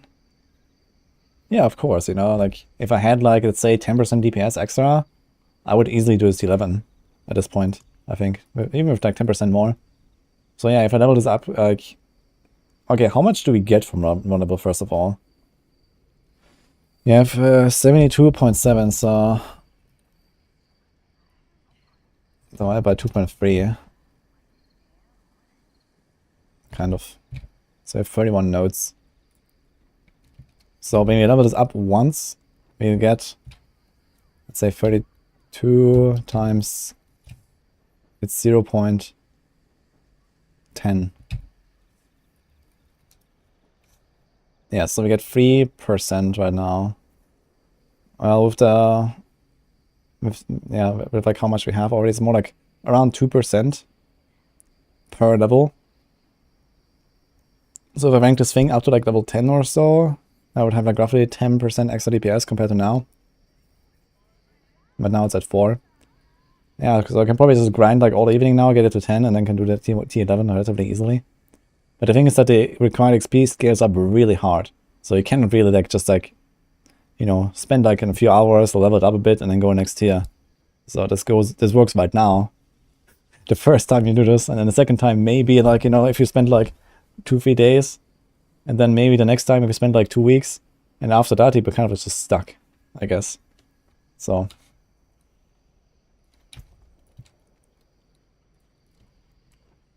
Yo, we got a contest raid, look at that. Hello. How's it going, man?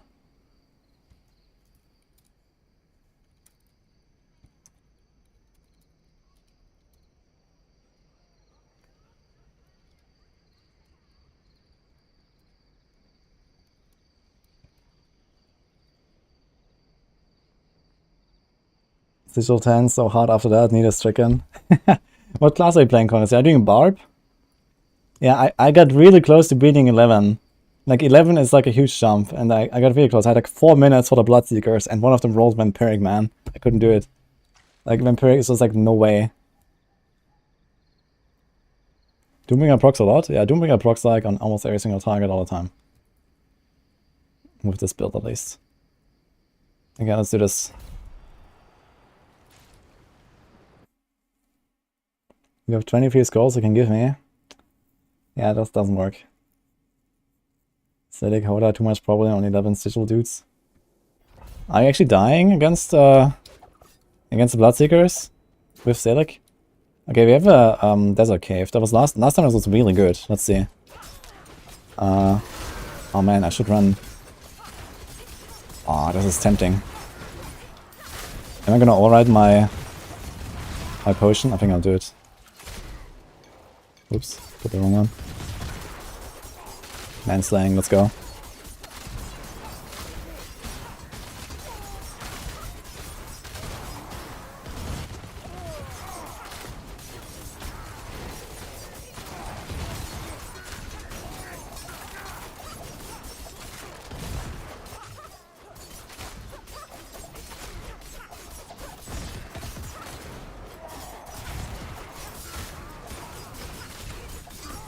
Oh. Explosions.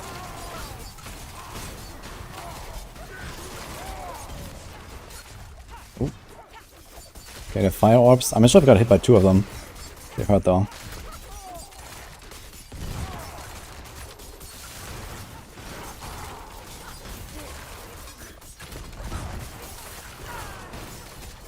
Oof.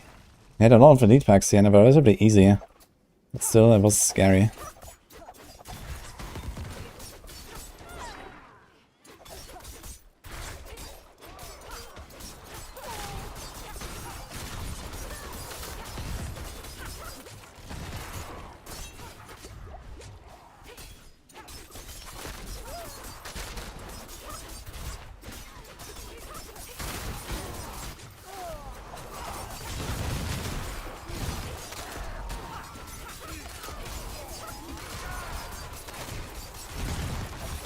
Such a large pull, and I'm not really getting ahead. I expected I would get ahead a bit.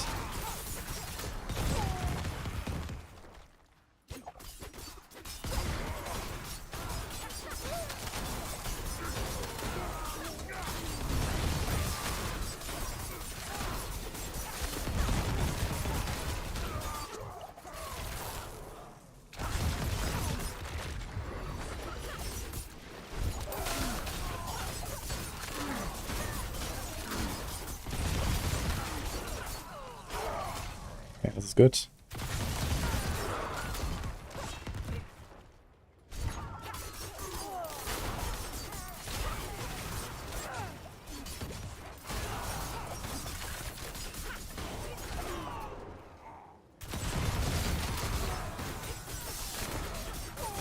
This is really good blast dive shrine.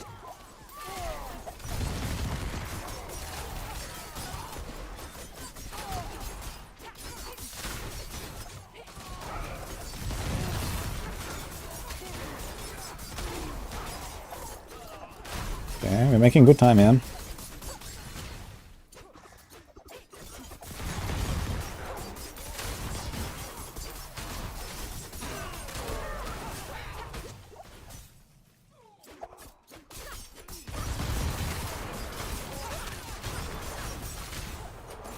These guys do a lot more damage than I'm used to.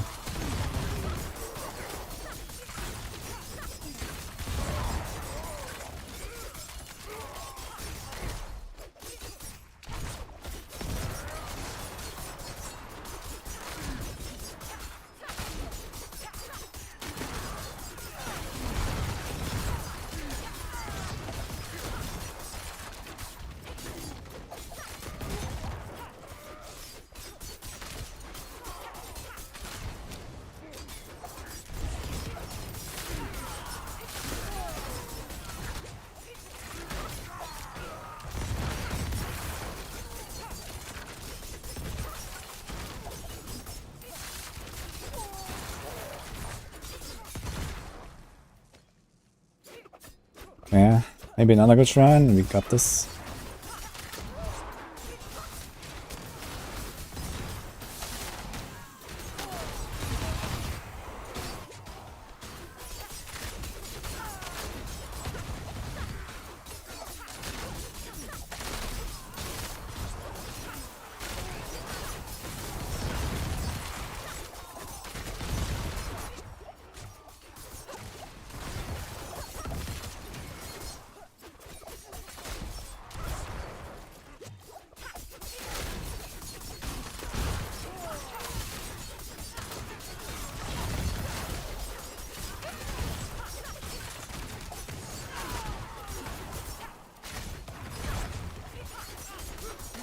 Didn't get a proc.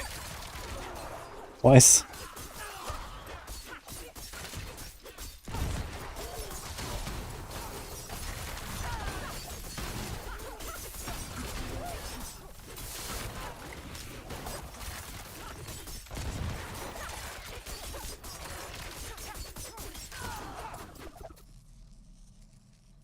Okay. Not looking bad.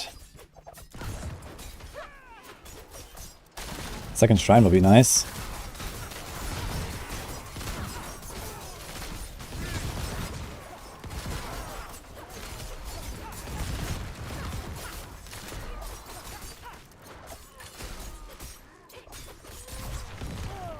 Should probably push forward a little bit after this. See if there's one.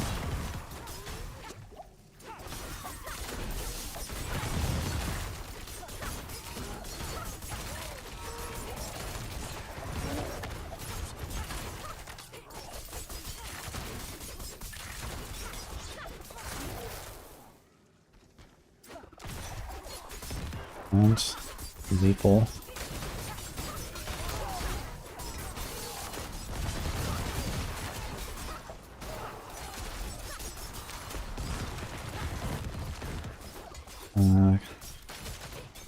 It's bad with the suppressor and the champion together, man.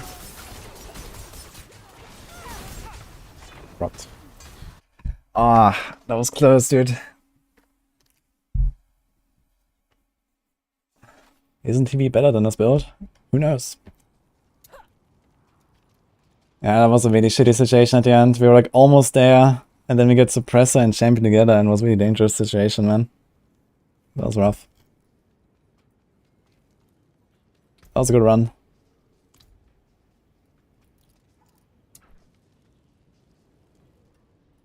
I'm gonna wait the 5 minutes, I think, because we have this elixir. Maybe it's gonna be another like humanoid heavy run.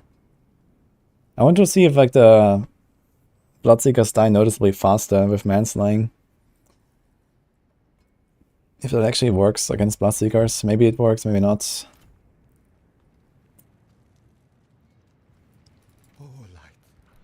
Yeah, it was a good run for only one pylon. I mean, you can have up to 3 shrines, I think. We had only one, but it was a really good one. So last wave, I killed like 3 elite packs of that.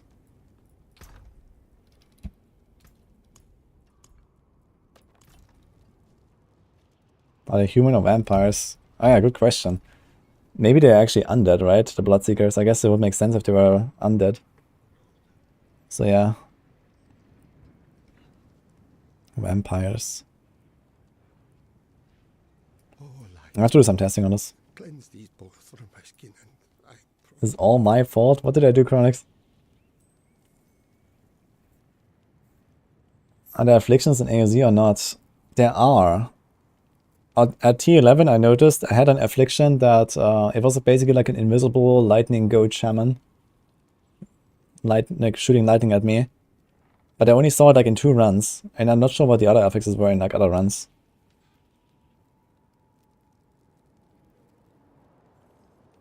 Yeah, raw dog. Makes it 5 pounds, dude.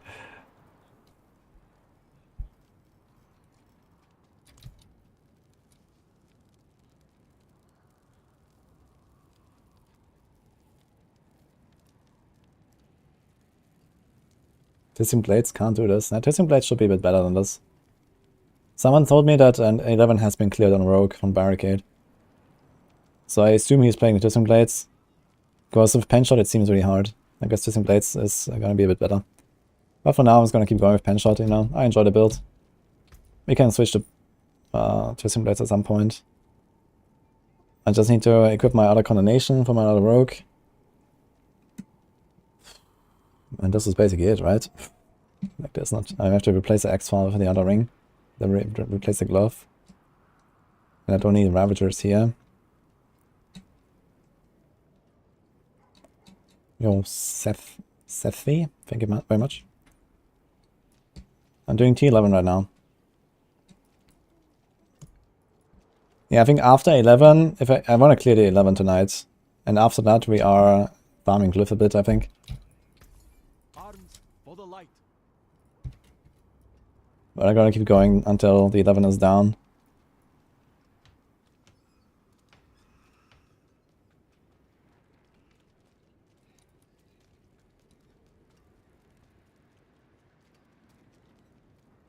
Is TB not better than this build for death? Nah, TB is definitely like the less defensive setup, I think. Although you have a lot of crowd control. The problem is like when the crowd controls fade because of Unstoppable, then TB is gonna get wrecked much more than this build, I think, because it's melee. So you have to be very careful, but then there's Concealment, so you can play around Concealment and stuff. You can go into Concealment, press a bunch of health potions, wait 5 seconds, come out, and you can almost crowd control stuff again. Suppressor equals scroll on Bone Spear. Yeah, for sure, man. They're not gonna kill suppressors on Bone Spear. That's for sure. That is not happening.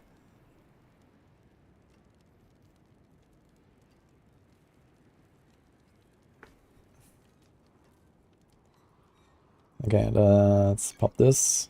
Let's get another instance. And get a sigil, and we go again.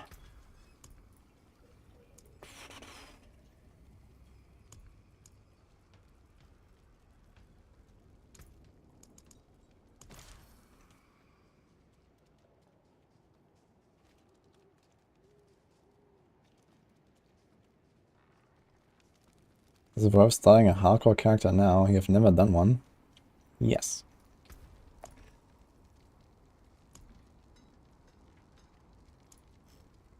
Let's do this.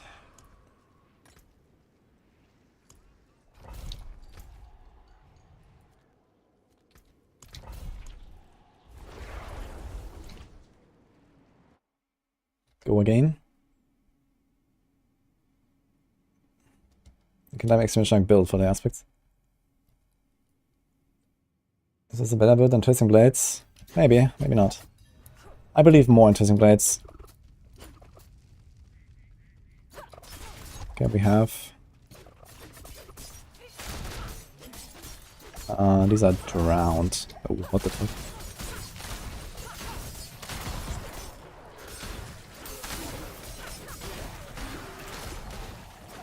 Drowned and then... Okay, this is actually a really good undead combo. Let's go. It's a kind of shitty map. We got all the little spaces.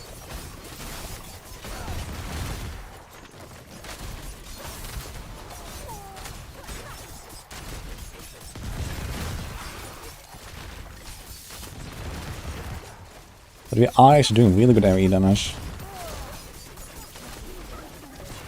The potion plus the mixed poison imbuement. Let's see if we can do it.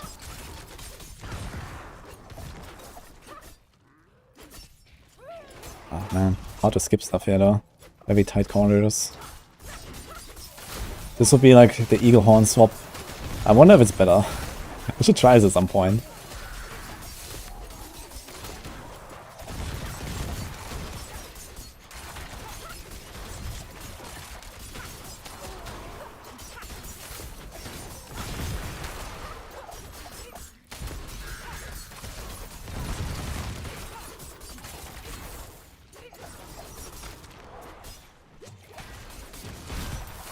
A lot of suppressors, man. Oh, that is a good damage though, holy.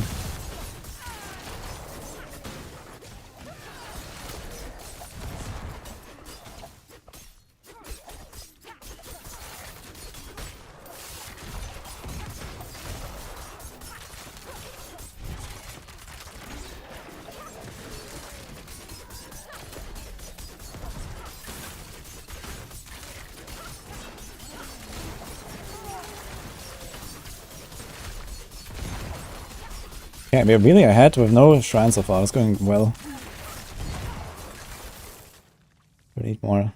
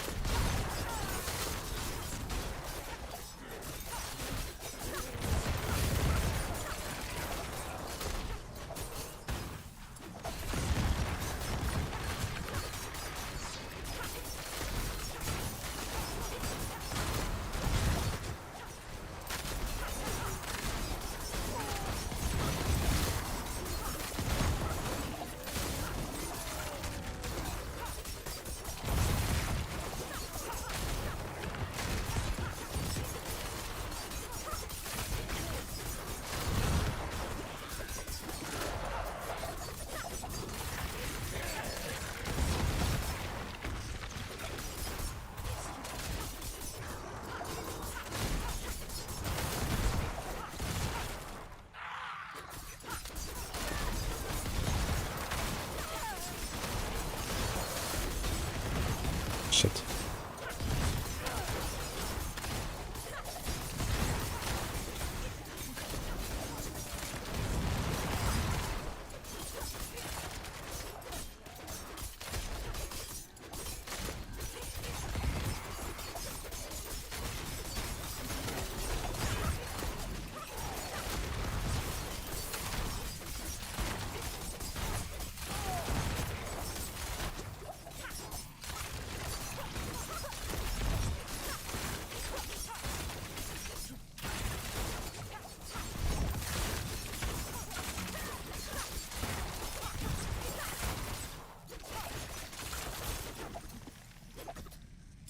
Shrines?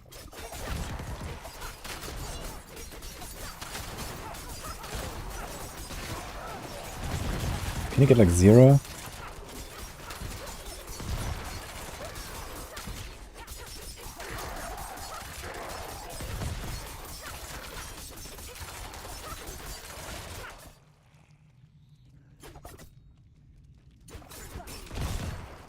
Lethal, nah. Not really impressive.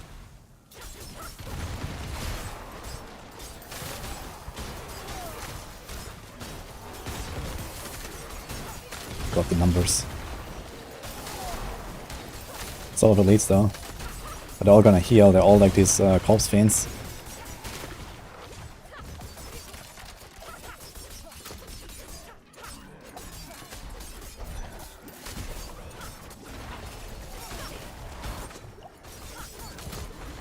And these guys are still not dead. Oh man, this is gonna suck, man. They're all gonna heal. This is only corpse fiends. Have to spread them out.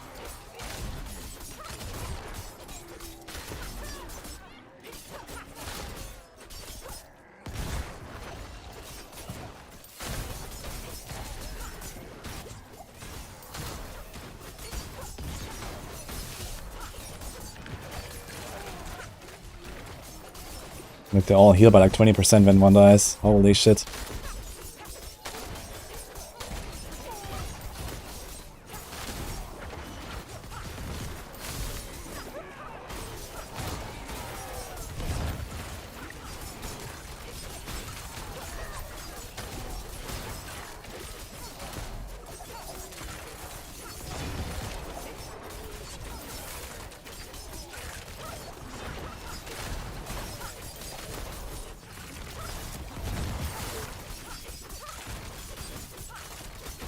still a worthwhile pull, man, because there's so many of them. If they don't heal like this, that'll be pretty good. It's hard to spread them out though. Okay, we're gonna have like 2.5 minutes maybe. Doable. If they're like friendly. Yeah, there's basically no shrine at all. This default shrine is a joke. Maybe I should check for one.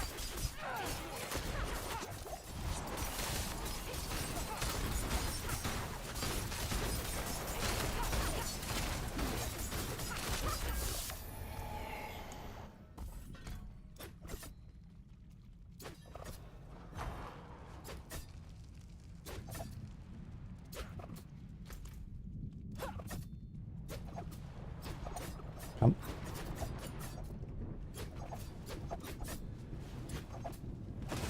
Wow, what the?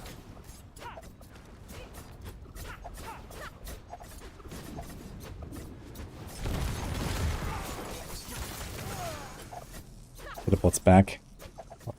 Watch him teleport to the other side, man, of this wall.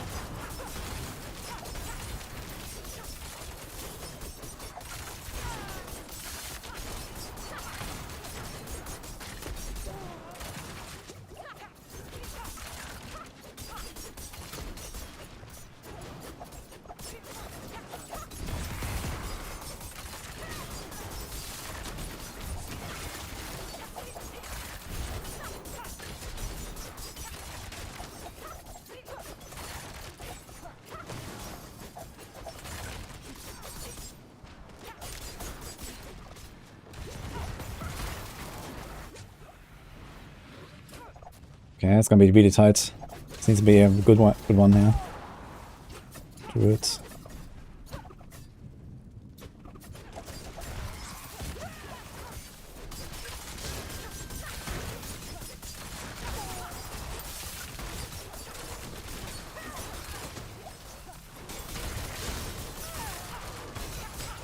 Okay.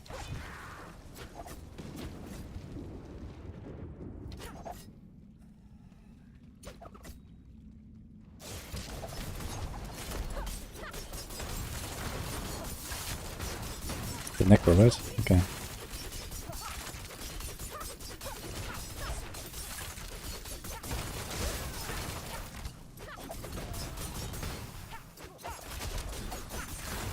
Got him. Wow, that was a good run actually. With just a lethal shrine. Alright, that's the 11, guys. I didn't expect this to work out, but it did. Like, I don't like this layout, man. This is really bad layout. You have like no space. this pack of 7 elite corpse fiends or something. That all kept healing, man.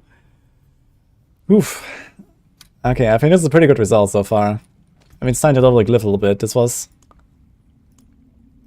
just a level 4 glyph. With how much do we have left? Like 20 or 30 seconds. That was fun. 4.5k.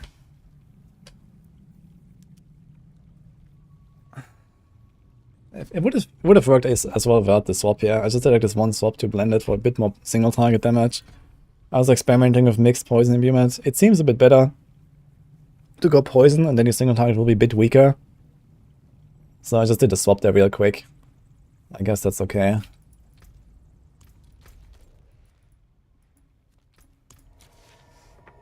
$4,500.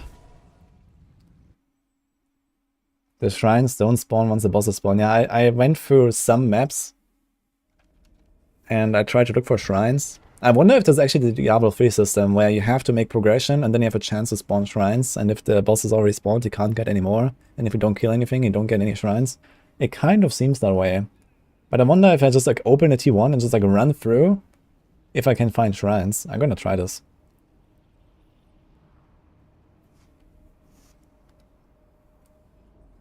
Alright, that was nice. Yeah, we're gonna push more tomorrow, guys. Yeah, the undead slaying elixir actually did it. Without it, I would not have done this, I think.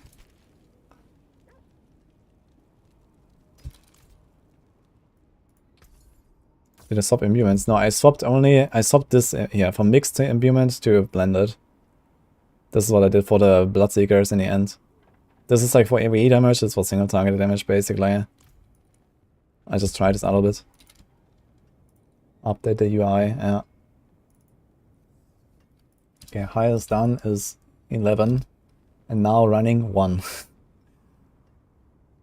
Actually, we can do 2s maybe. Let's try 2s. 2 is like plus 10% XP, that might be worth it. I want to experiment a bit though.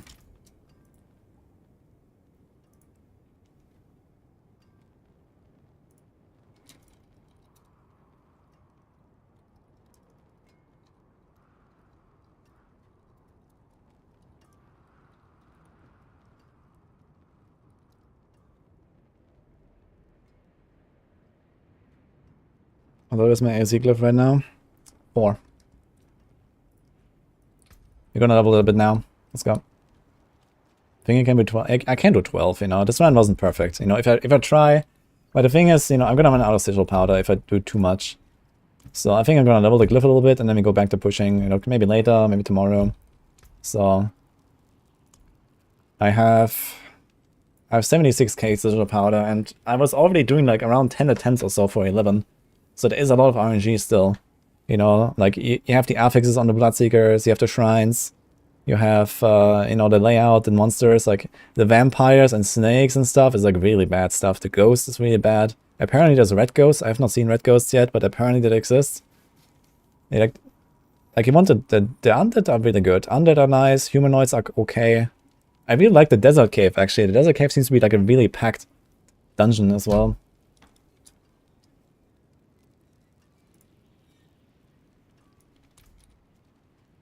Get powder from finishing, enough for 1 sigil. Yeah, but if you don't finish, you don't get powder, you know? Like, if I have to do 10 attempts, I just, like, waste powder. And, like, 10 attempts is, like, 20% of my total powder I have right now, you know? So, let's say that I can do a 12 in, I don't know, let's say 20 runs. You know, I'm gonna lose half my powder here or so.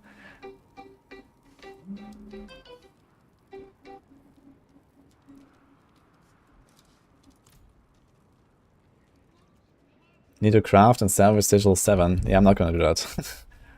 No. We're gonna do some tier 1s. Let's go. Tier 2s, actually. I want to do tier 2s.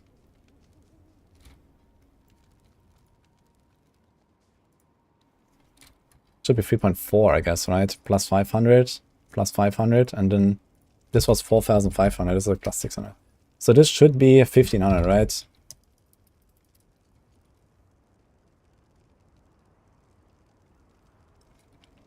Okay, so maybe I'm gonna farm 4s. I'm gonna try a 2 and a 4 and see the times. No witchcraft here. Only honest magic. 4 seems like a nice... Actually 5 gives you like plus 300 again. It's like another plus 20% here. Maybe 5 would be a kind of sweet spot as well if I can handle it. I'm gonna try like a 4, a 2, a 5, and let's see what happens. Let's start with the 2.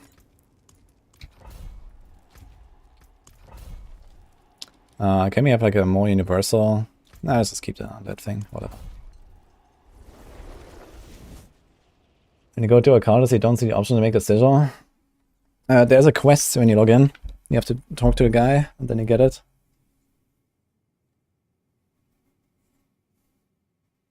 You managed the tier 12 as best. Nice.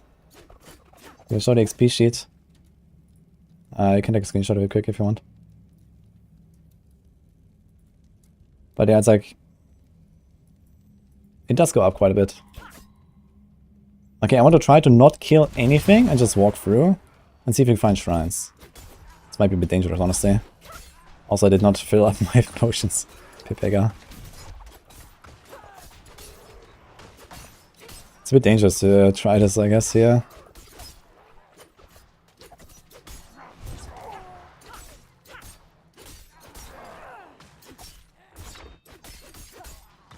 How did you do... Wait. How did you do so much damage to these guys? Just with left clicking. Look at this. Actually killing some of these small guys. Yeah, I'm so used to like having everything be super tanky, I guess.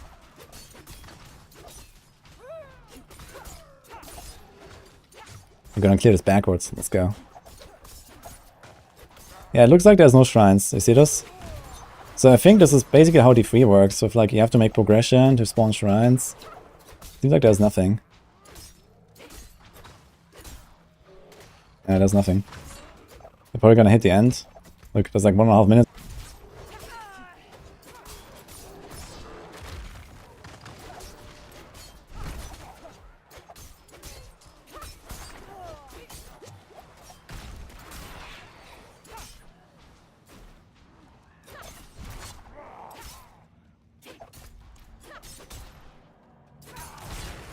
Oh boy. Okay, it's time to kill stuff.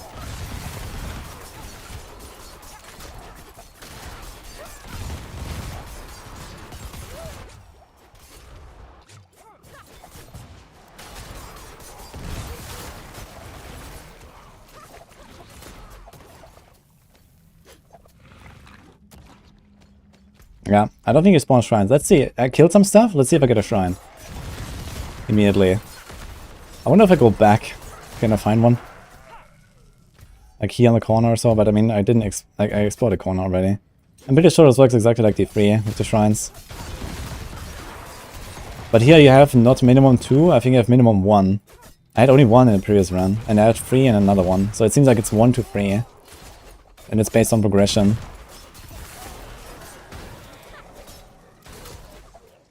Here's the shrine, look. So I kill some stuff here, and then there's the next spawn spot. I get it. Pretty sure this works exactly like D3. You can try this again in another run. He had 4 in the last one. You can have 4. Wow. 1 to 4, man. Wow.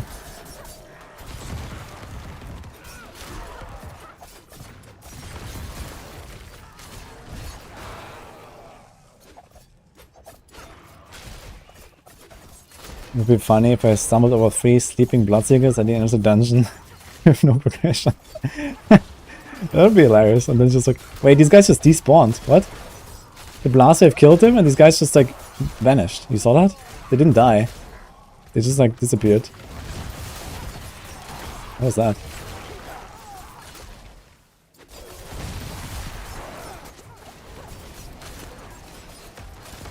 Yeah, the thing is, if you grind out these lower tiers, I think at the very least for this, I would probably not run Shako.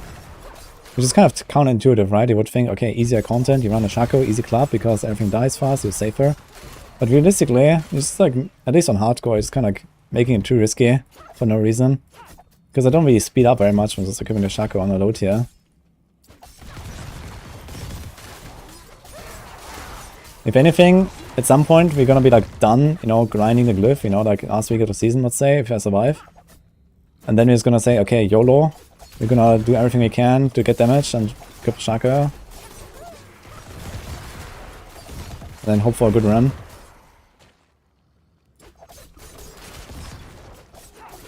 I got only 1 shrine here, by the way.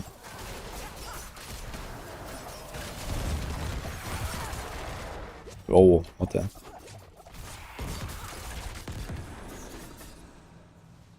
Kinda like the spawn animation, actually.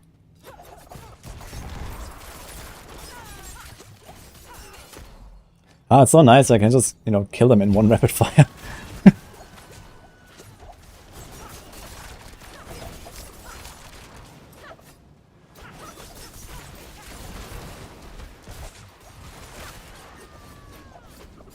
It's still dangerous though, even on this tier.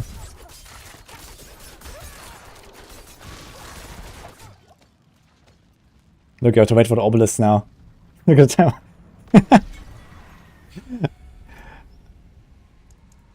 Okay.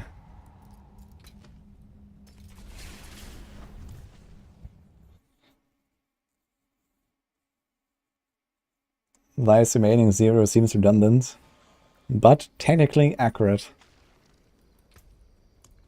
The best kind of accurate, no? Oh, I need to check how much sigil powder. But can we see the exact value? Wait, we can't. Like, I cannot see how much sigil powder I have. Wait, maybe I do call this. Are they consistent 925 drops? It seems 900 to 925.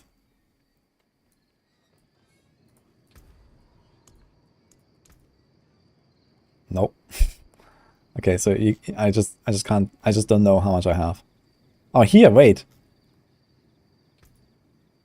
Here it says 75k, but here it says 75, okay, 75,168. Let's write this down. Let's go write it here. And we're doing a tier 4 now, right?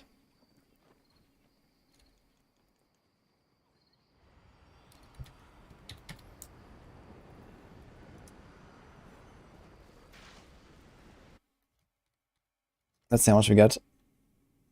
I just want to get a bit of a feel.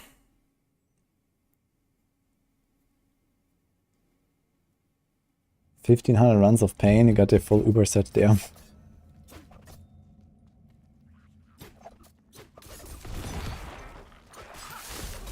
$1,500, that's a lot.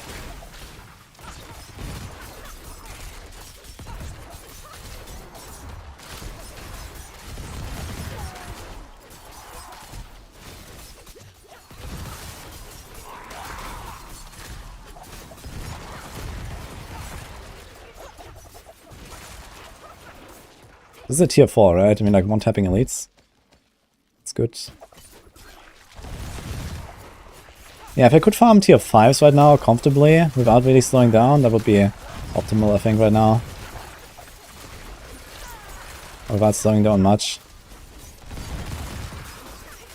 Let's see how much residual power we get there.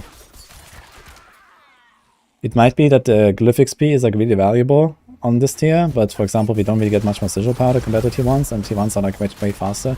I kind of need to consider sigil powder, I think, in the calculation. We will need it.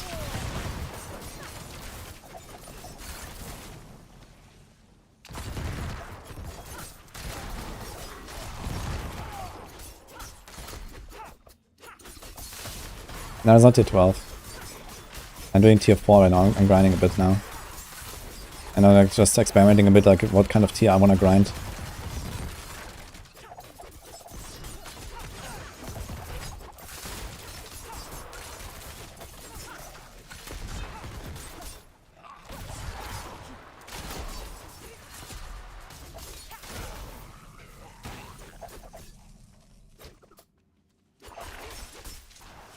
Just craft some 7s. Yeah, I'm not gonna do that, guys. I grind my sigil powder fair and square. I'm not gonna ruin it now, you know. I've been preparing for this. I had like 80k sigil powder. This is what has to do now. Protection shrine, I like that one. These protection shrines are way too rare for my taste.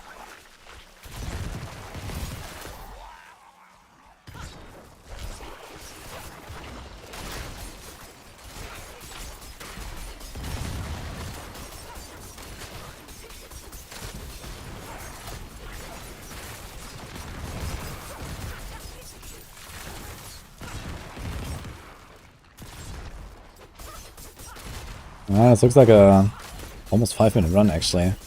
Kinda long. How would I do this on the push? I guess I just don't, huh? More like a 4-minute run, I guess. Kill the Bloodseekers pretty fast on this tier. It's probably like no more than 30 seconds for the Bloodseekers.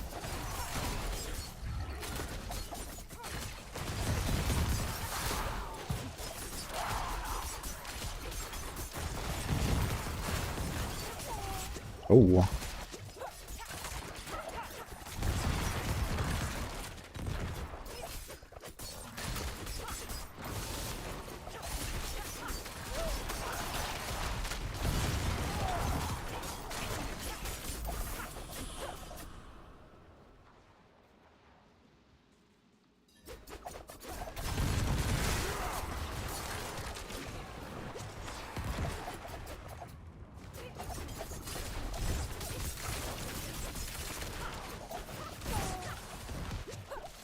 I'm like stuck in the wall here.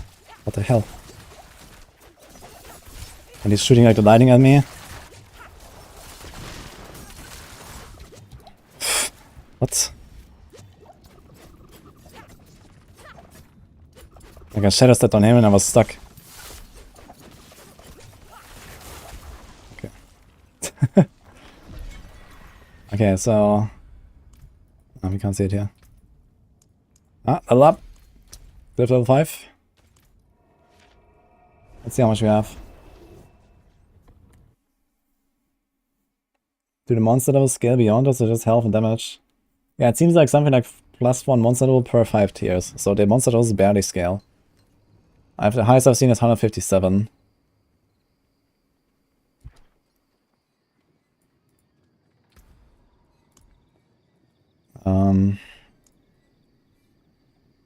So we made... Oh, we made a lot. So from a tier 4, we got... Well, how much was it? 168. We got 1,600... No, we got 1,598. Why 98? Maybe it's random.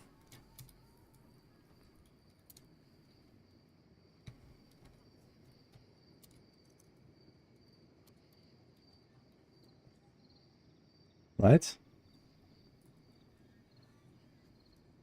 Okay, let's write this down again. 7.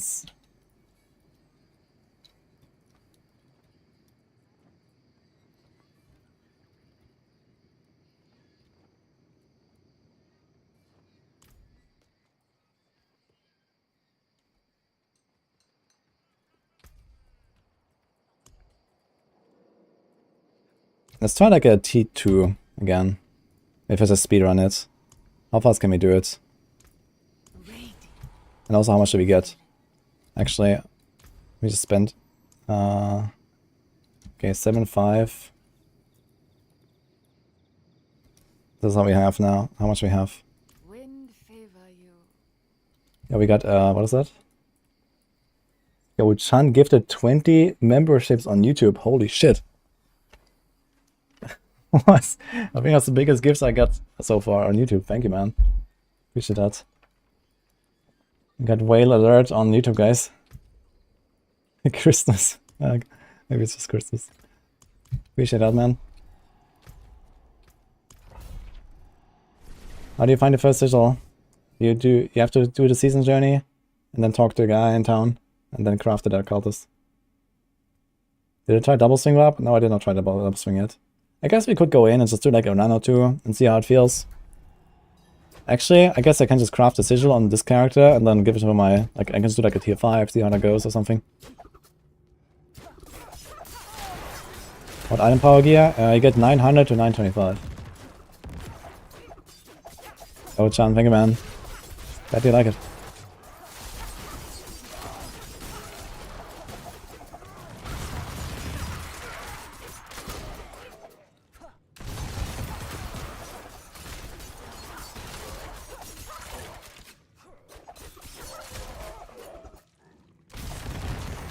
I don't think it's really feasible to do this in like 2-3 minutes consistent. Yeah, maybe 3 minutes. But 2 minutes is probably too fast. Like you're like almost a minute in, look at us. I'm like doubling the timer. Okay, like I'm killing stuff fast, but you know, it's like you need like a really juicy run to get like a good time. I think like 3-4 minutes is more like likely like the average what you're looking for like a push. Or not a push, a farm run. Yo, Gary as well, thank you for the support, man. Appreciate that. Yeah, I need to go and check how many emote slots I have on YouTube now. I have a few slots now, I think, because we have a bunch of members now. Thank you, guys.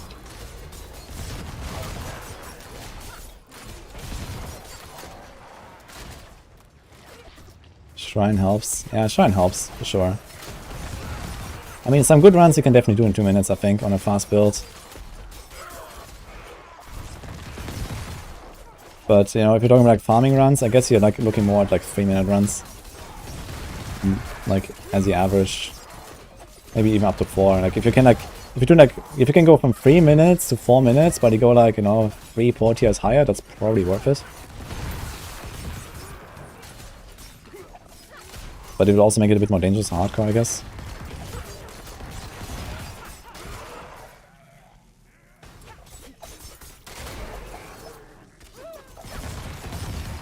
Zork using Barbarian stuff. Who here is like cheesing with Barbarian? I guess Barbarian is actually not gonna be that crazy after all, because on the higher tiers, like, these shrines just don't really do enough. Because it's gated with monster level, and then monster level doesn't go up very much. So the shrines is kind of capped out. The only one that is like really strong is Blast Wave, I think. Okay, this is like around 3-minute runs, I guess. Wow.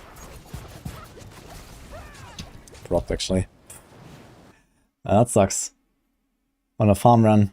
On a tier 2. Yeah, it's too greedy, I think, to just jump in there. With 3 Bloodseekers, they hurt, man.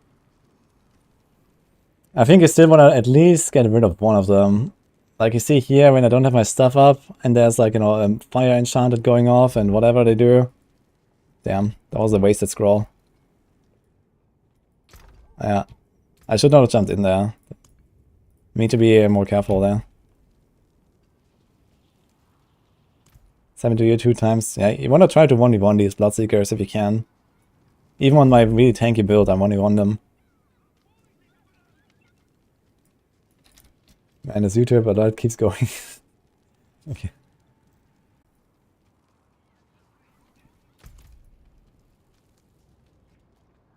I would do it 2 times, just poof on T1.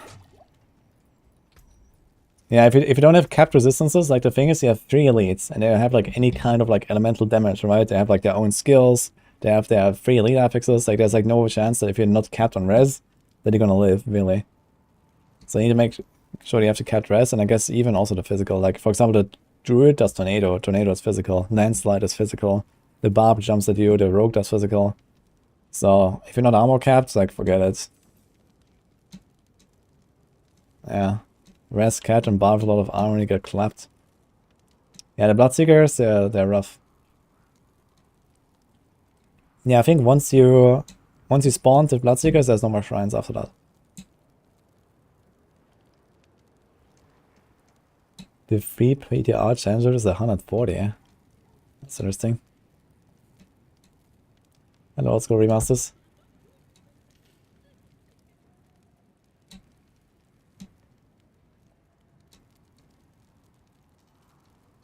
You have a rogue attack power with 67k. How do you have 67k? I guess with like inner calm or something?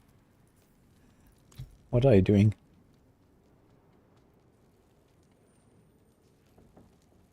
If you're not armor and res caps, don't worry, just drop melted hearts.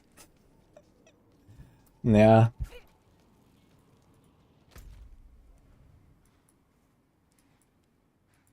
Did you know you can just duplicate Uber Uniques? I did not know that. Are you sure? You have 11k armor and double swing. Yeah, that's what I have, like unbuffed as well, and then put Disobedience on there, and then it's kinda okay.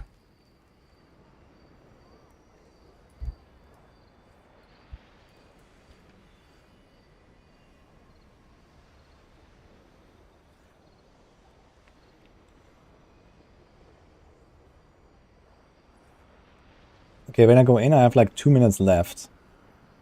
And the Bloodseekers are really far in the back. I'm gonna try to like run there and finish it. Drop item and Alt F4 dupe method. Is that real?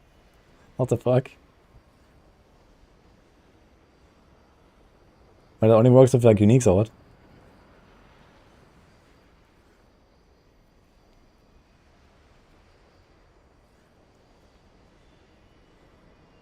Vampiric wants full heal. Yeah, Vampiric Bloodseekers, like it's rough, guys.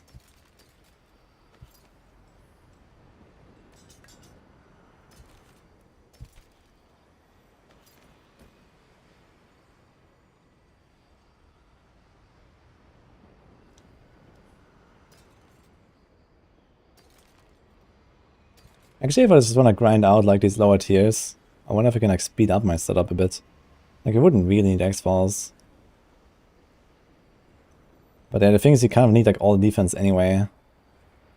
So it's probably worth just kind of running the same setup and just try to go fast, basically. But if I had an amulet, I would probably swap it. Like, for example, the cooldown to movement also would be nice. That would be nice in general, honestly.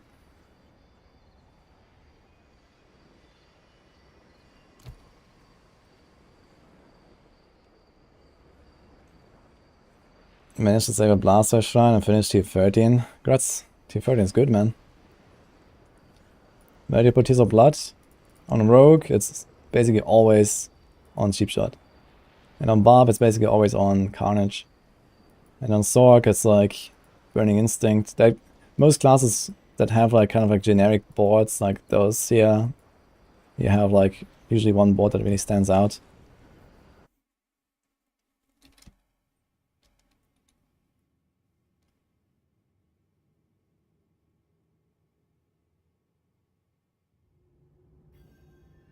Wait, it reset now. This time it reset. Last time it didn't. Interesting. Why? Because it was 5 minutes? Maybe the dungeons reset after 5 minutes. But I think one time I did that and... like, sometimes it resets and sometimes it doesn't. I'm not sure what's going on. Maybe it's because it's 5 minutes.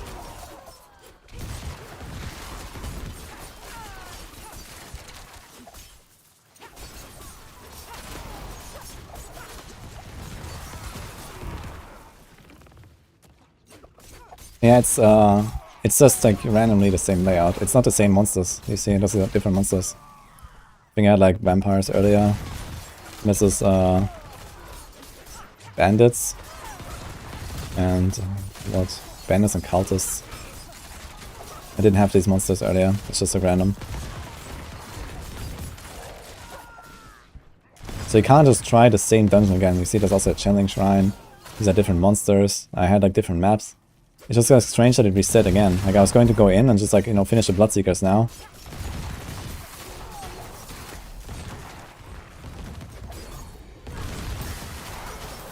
Like I say, it's actually a joke, like, you know, getting a lethal shrine versus a channeling shrine, and then, you know, protection and blast wave. Like protection and blast wave are so good. Opponent is not even that good, I think. Blast wave is really where it's at. Like if you have Blast Wave and you have a Banished Lord's Talisman, you're gonna one-shot stuff on probably even tier 20 or something. When you crit overpower with that.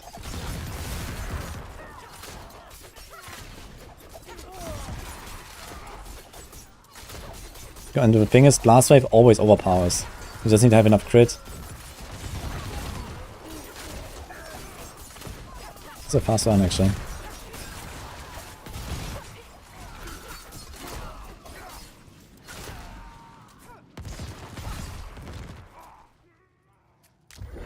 Protection. Maybe should have saved it. Protection is nice to get for the boss.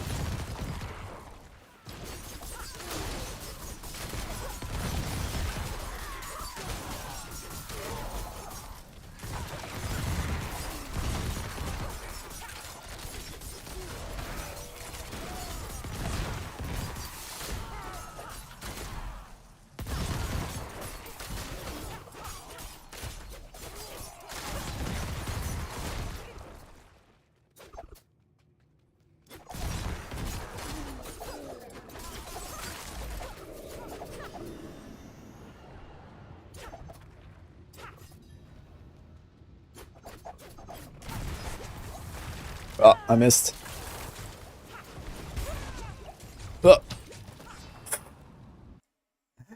Oh man. The second scroll on a tier 2, man. The Waller. What the fuck? My scrolls.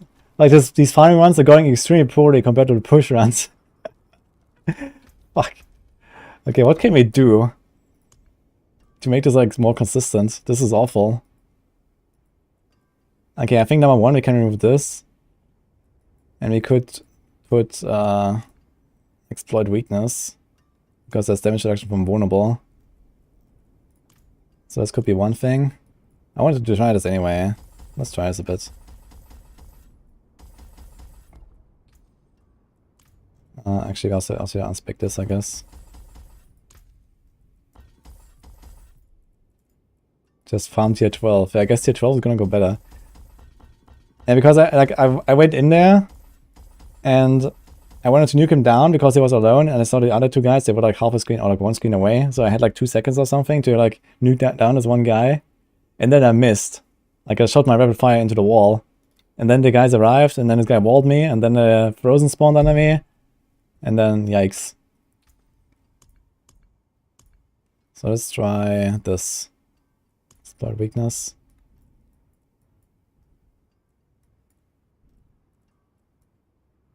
What? Where's my rotate button? The fuck?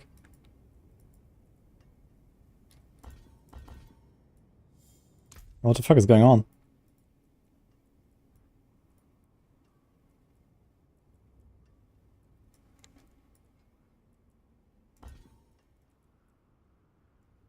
What?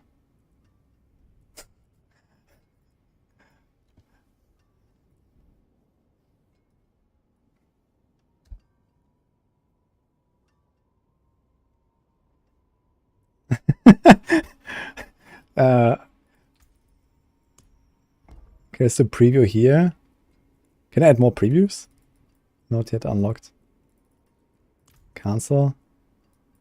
Close. Ah, I fixed it, I guess.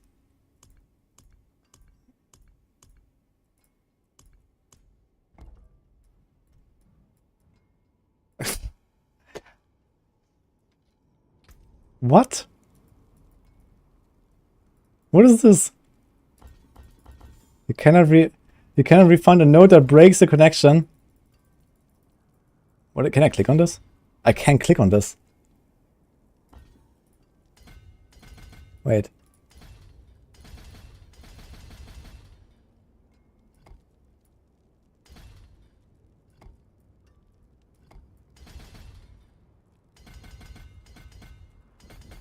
What?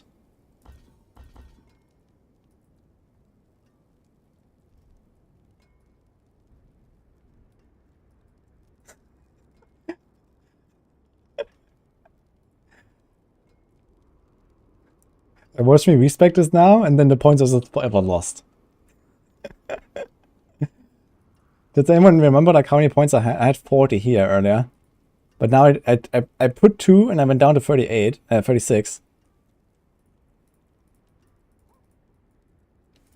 What, okay, what do I do now? How did I do this earlier? Preview. Dude, this is also... What is going on?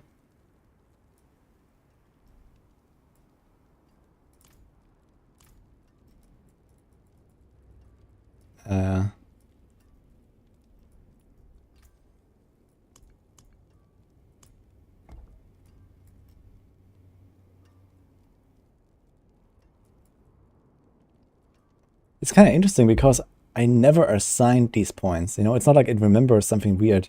Like I never did this, you know? Or this. Ever. On this character.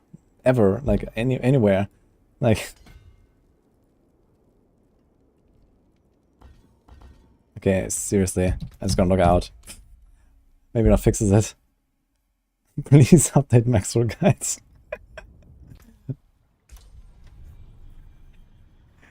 Yeah, I'll try.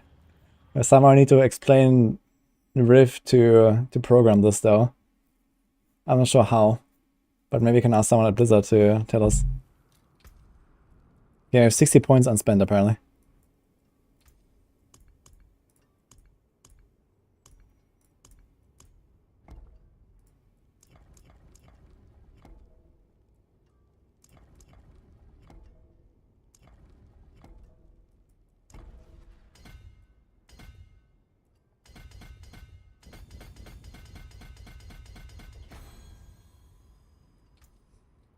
Okay.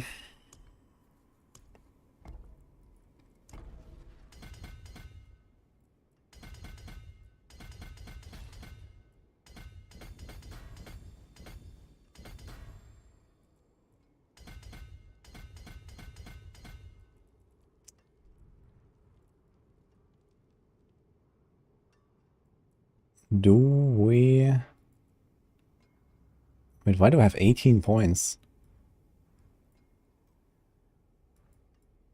Did I have this? I thought I removed this so I can get Eldritch Bounty. And I remember this was more points than Eldritch Bounty. I'm confusion. Even if I take this, I still have points. Nani? Oh, I'm missing a bunch of armor. Wait. Why?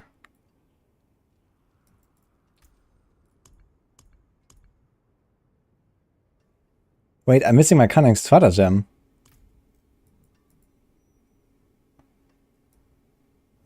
It removed this board. I never touched this.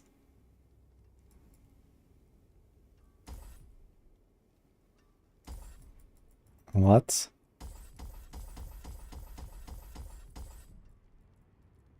It just removed my board.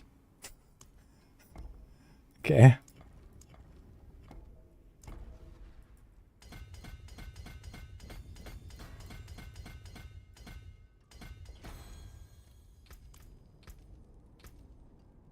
.6. I guess we don't actually have to go all the way down there, right? The Aurus is useless. We don't have to take this. We just take a, like 1 or 2 of the small armor nodes, like this and this, and we're like 30.8k and we're chilling, I guess.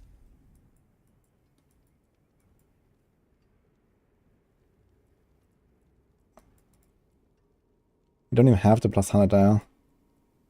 We have the damage reduction there. Oh, it's 8% extra damage reduction. And there's also this.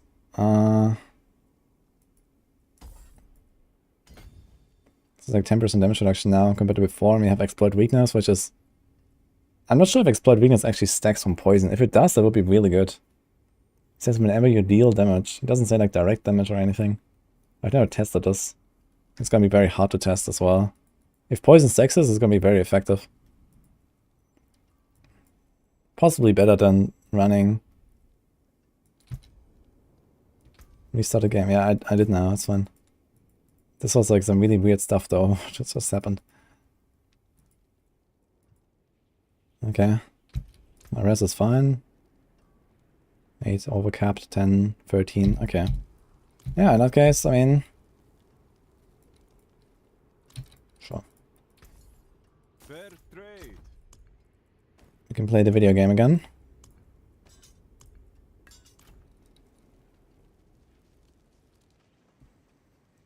New character, we find all. Let's try this. I wanted to see how much sigil powder I get on it here too. Okay, let's see again. So we have 75066. Father bless.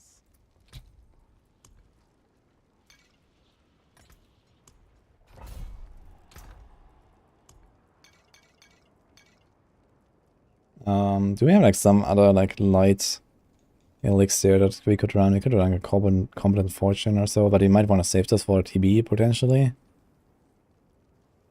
Magic press. We get 20%. We can just run a cruelty or so. Let's just run some cruelties to like speed us up, I guess.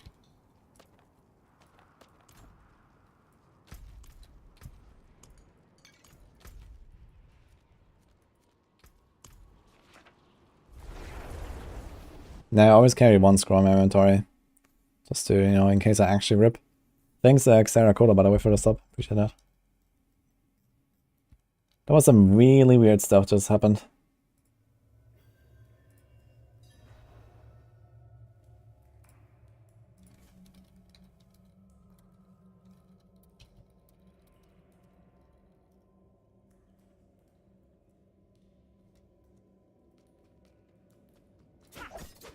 Good luck, good night, Tristan. Where to get the scrolls? They are 1 in 4,000 random drop. So they're extremely rare and you have to really save them. But I may just like this setup a bit more. Oh, here's Red Ghosts, finally. So they do exist, guys. We found them. I'm so glad. I guess I can survive one of the railguns. At least with Dark Shrouds. I don't really want to try.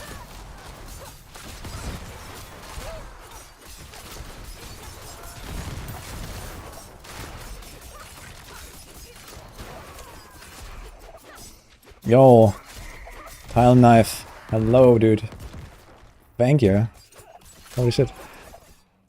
Just doing like a chill tier 2 run anyway. Thank you for the 25 subgifts, man. That's huge.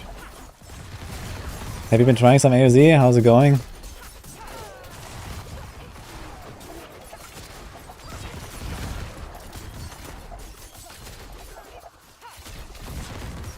Easy dodge.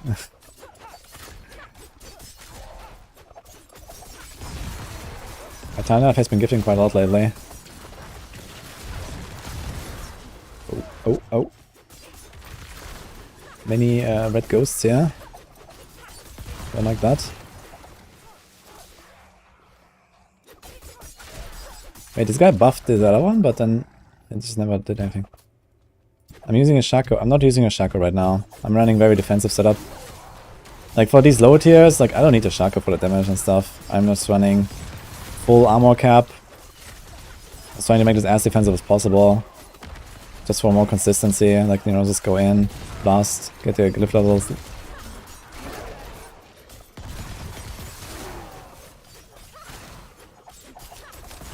Clear tier 8 and 330. Is that on board? Oh, what build are you doing, Doffer? 330 tier 8 is really good. Oda, okay.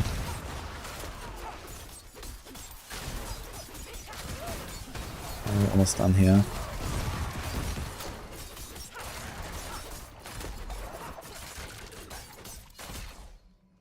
Yeah, apparently if you're lagging, you have to like turn off the numbers for damage on Sorc. So what some people said. But does it actually help? Does it actually like work?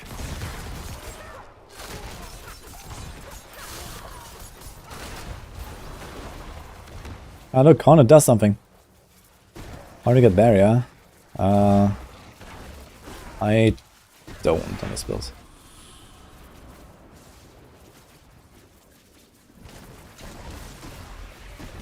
That's convenient to have a Connie.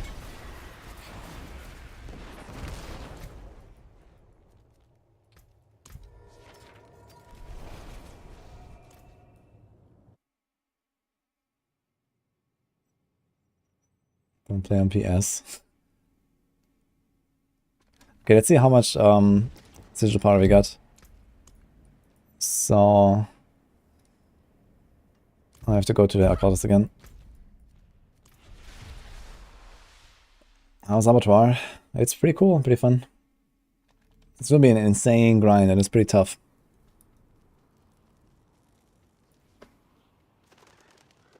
You just find out you can TP the town and resets Bone Storm cooldown and quickly grab new pots and go again. Every easy 40 seconds saved. I mean, how about Little Small? Don't you have like perma Bone Storm? Man, these 25 subs are still going. You hit a wall on 8 on TB Rogue. Trying to figure out how to solve the biggest issue. Too many randomly generated walls. I mean, 8 is insane already. Don't know. I just cleared 11 after like a bunch of attempts. Like without leveling the glyph, this is like kind of where I slowly start capping out. There's like, I could still push a bit more if I go like for a lot of attempts.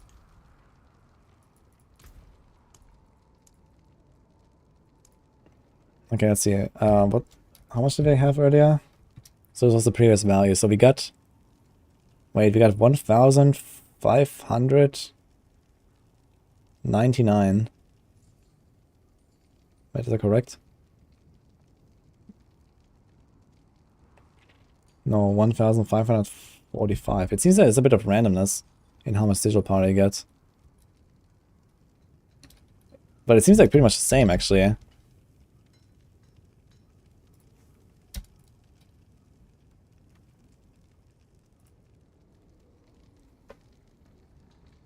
I'm gonna do duo action here in T7.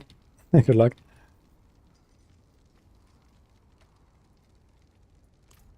Do a 25 and cut the weak crap out. And the problem is I can't.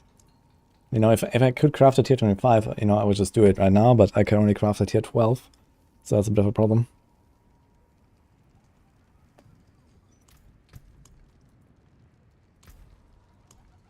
Okay, let's do a tier 3. I want to see how much digital powder we get there. Let's craft this one. We have 75715. Let's see how much after this.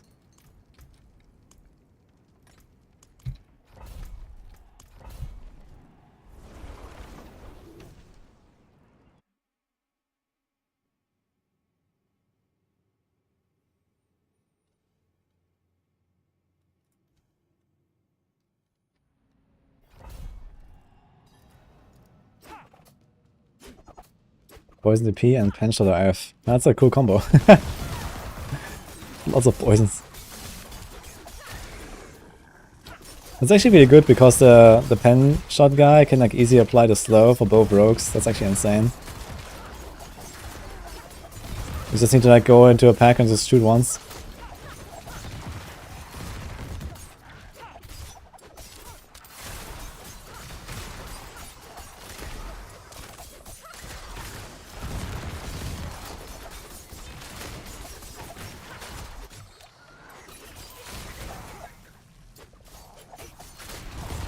These snakes, man. These snakes are not great. This is again the same combo actually. I think that's actually specific combinations. This is against snakes and vampires. I see this like for the 5th time already. So it's like a specific monster set, I think. They put them together.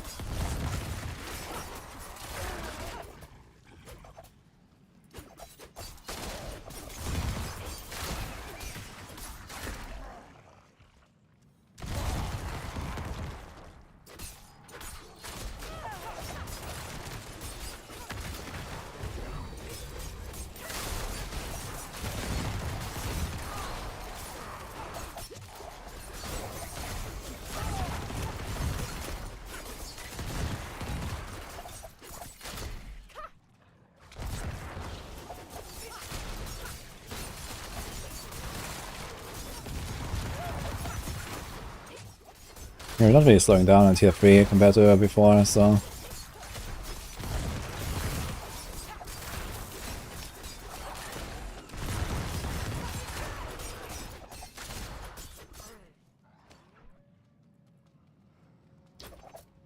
Separate Fire Rogue, good for this. Rapid Fire Rogue is like really high damage output, but I think the density is too high for Rapid Fire Rogue to be really good. But it could try. I think Rapid Fire will not be bad at least. You can play like Poison and Cold Imbue or something. Or Poison and Shadow even. But I think Shadow will just be too weak later. I'll probably go Poison Cold. Play like a double Imbue build or something. Maybe have like a Mangler and a Shared Misery in the mix.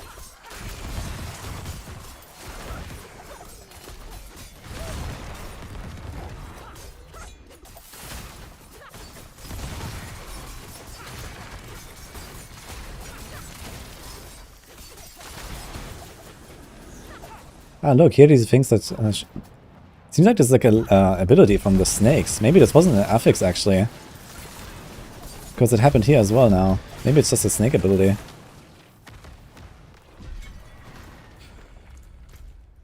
Okay, let's see how much power we got. That was a good run. Surprisingly good run. The invisible goat affix. Yeah, it was actually, I saw it was like a floating eye from the snake, so maybe it was actually a snake thing, but I saw it in a few runs. I'm not sure if it was like... I think both times it was a snake, so maybe it was actually a snake thing. So it's like a new thing or something. I've not seen this. Okay, we have 770. So we had this.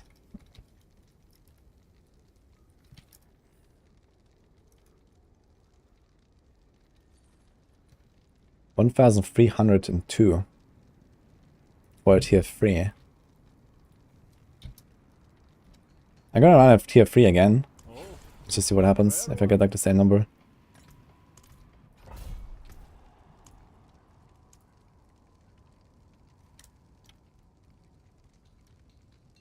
Let's see. Father bless.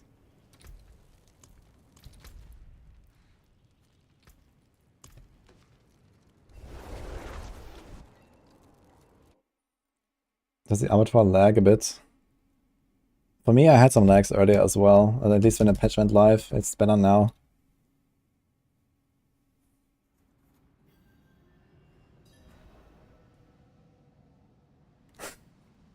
Are the rumors true? I have a third leg. Interesting question. Huge. Maybe.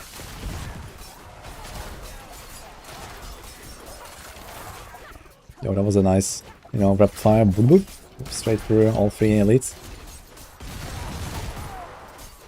Jobu. You have goats. And... what is that? Cannibals? No, goats and... wait, goats, cannibals and vampires. For real? Ouch.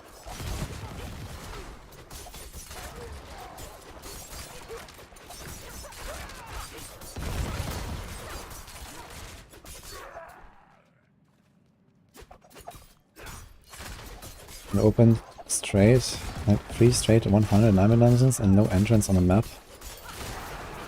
Is it like a steadfast barracks that can be hidden behind the waypoint? It's in Avatar.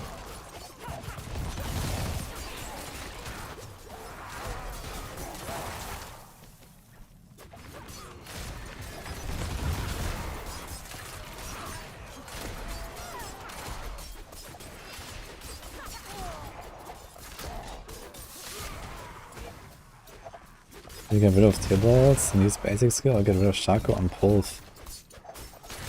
Yeah, no Tibalds is gonna be sad.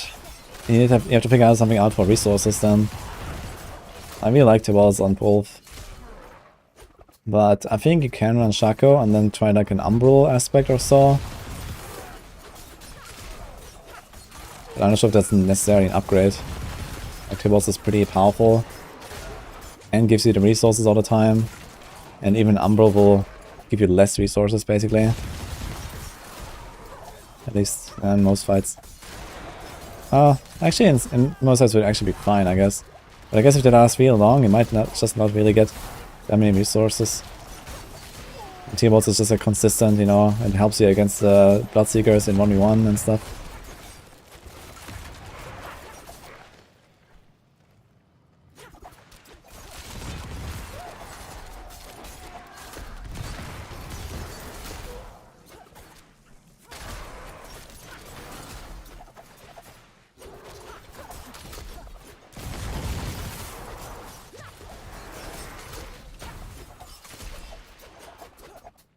After the Neckers, how are they dealing with AoZ? I guess like Infinimus should be pretty good. Pretty sure that Macro Bible should be blasting Echo Egg. So I can check what they're doing. Not sure who else is like blasting on Necromancer right now. There's like some guys that are actually not playing Barb and Sork.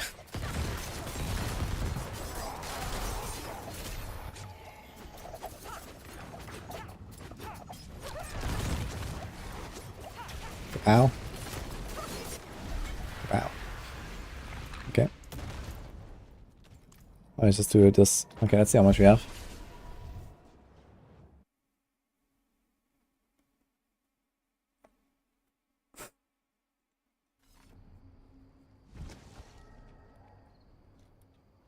Didn't make any changes to the build on the fly. I just respec my Paragon slightly. I took Exploit Weakness because there's more damage reduction here. Instead of... like, I have too much armor. I actually removed like a bunch of small armor nodes because I just have too much on my setup. So I still have 13.7. So this actually freed up enough points to just like take another board here and like take the legendary. So I took this for now. Okay, how much did we get? That was a tier 3 again.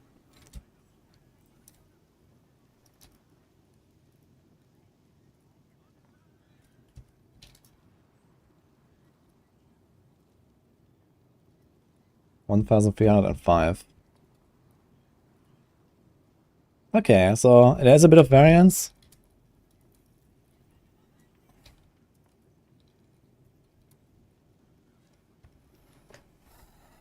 How did I get 1,500 on a tier 2? Maybe this was just not accurate. Let's try tier 5.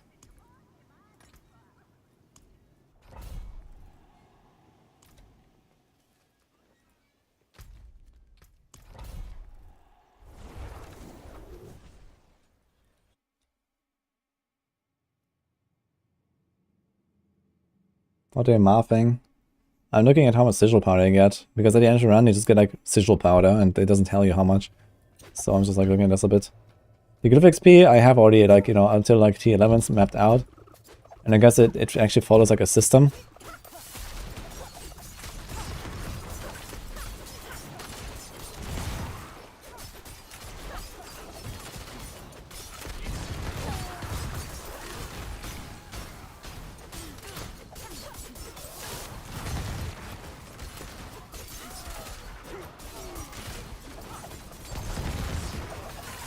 It's also a pretty scuffed start.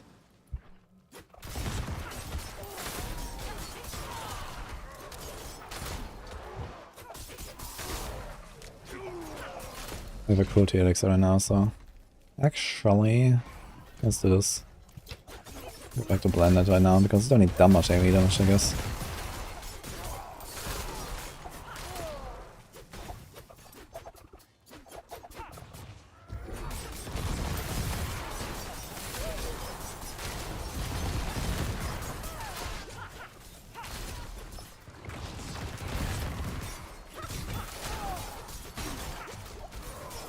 I think even in a farming run you want to mostly skip these non-elites, unless it's like a really large pack like this.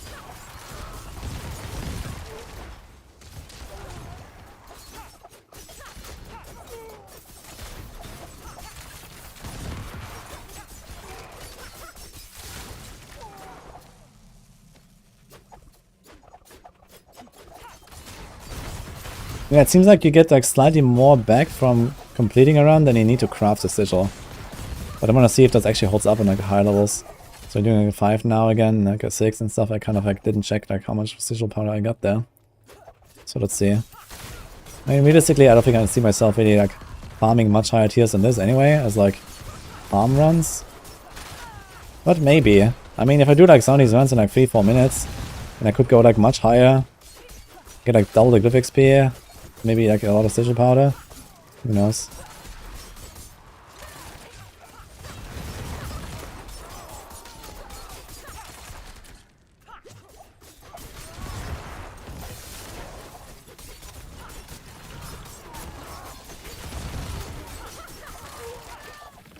This is like significantly slower already in this tier 5. So it's probably not worth. Stuff definitely lives like much longer. I can feel it.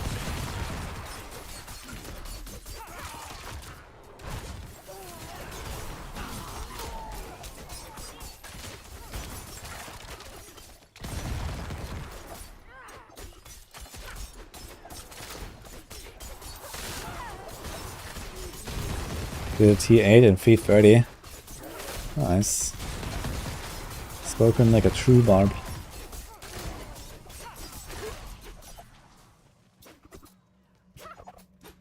Could farm lower tiers in a full group, everyone gets a powder.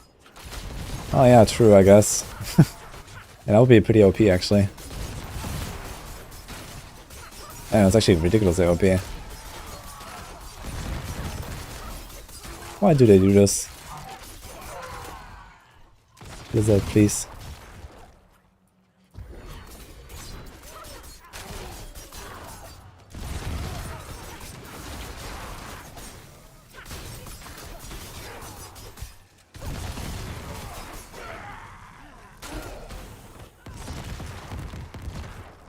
Can we? Let's see. Yeah, we're gonna get.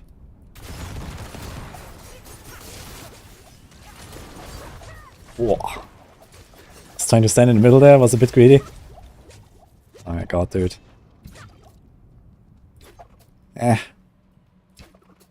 We have 5 minutes 50. So we have like 50 seconds when we come back in.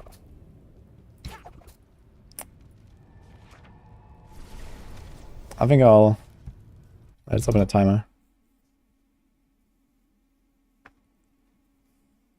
I was greedy, man. I figured maybe the blast wave is gonna one-shot them, but on tier 5 it's too much already.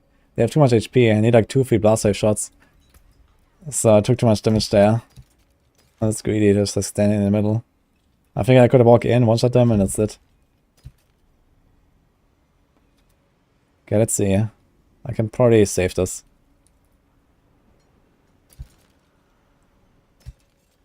If it doesn't like randomly reset now. What's the flame shield? That's the cheat F elixir. At least I saved the scroll. It doesn't reset if I have a portal. If you have a portal inside, it doesn't reset a dungeon. I TP'd out. It's only when you scroll out or if you walk out, then the dungeon should reset after 5 minutes. But with a portal open, it doesn't.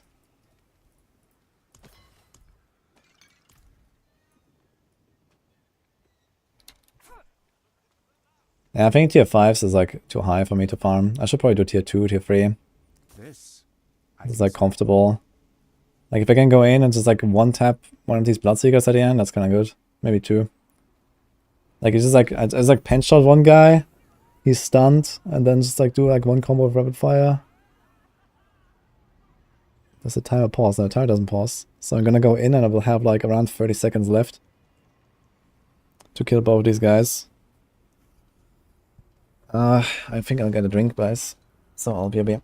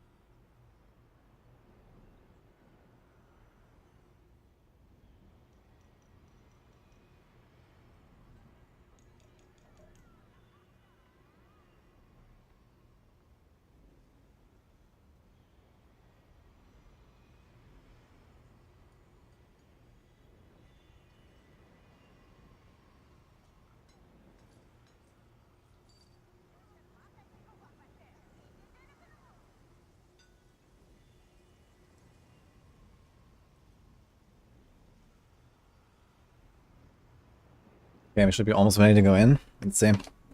We need to be fast. I only have like 30 seconds or something. How much did the highest the Avatar give me? Glyph XP, like 4k or something? 4.5 for T11.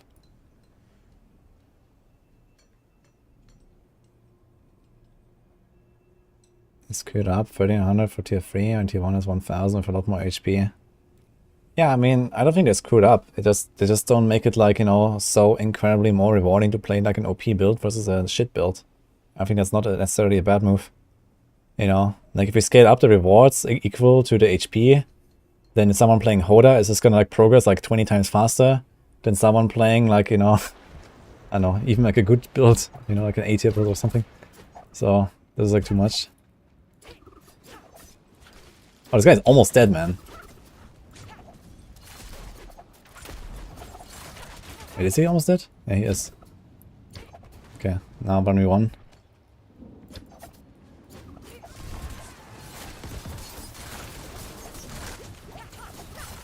Okay, so we saved this.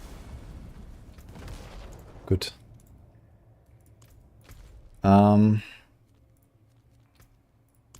Wait. I can just press T. That's kind of cool. You can just press T and you're always going to be in Cap Badu.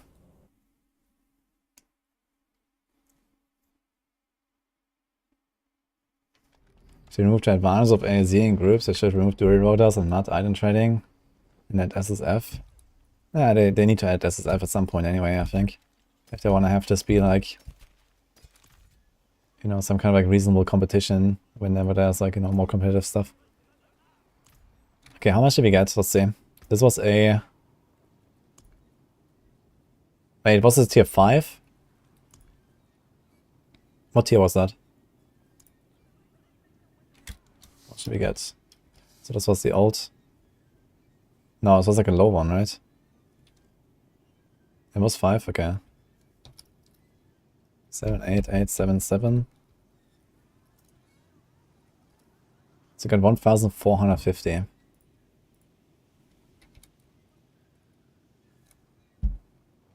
How did I get like this? Maybe this was like miscalculated.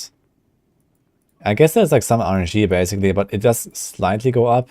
Like a tier 3 costs 900 to craft, I get 300. I get 1300. A tier 5 costs 1000 craft, I get 1400. So you actually get quite a good chunk extra, like 30% or so. On a tier 2 I got 1500. It only costs 850 to craft, it's almost double. So you actually get a lot of sigil powder if you just like grind out these lower tiers here. So maybe I was gonna do that, honestly. Maybe we're gonna grind something like tier 3s for now, a little bit. And just do a bunch. Wind favor you.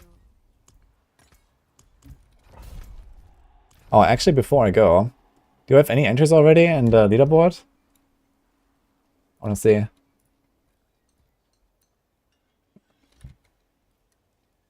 Did people submit some runs already? Let's see. Yeah, there are some people actually.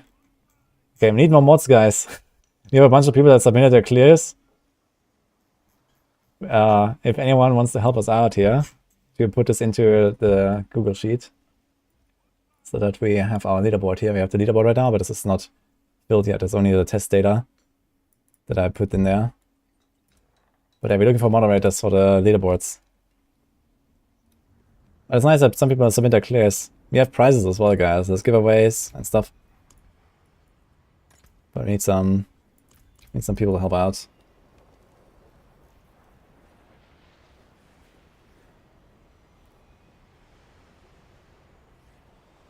Need the XP gain for 12, 13, 14, 15. Sure, if you have that. I guess, let me see. This should be like this. Like this. Like this. Is that accurate? Yeah, okay, so it probably scales exactly in that way forward, basically.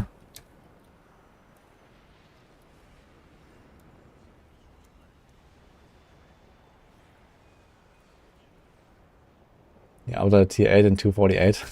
Nice.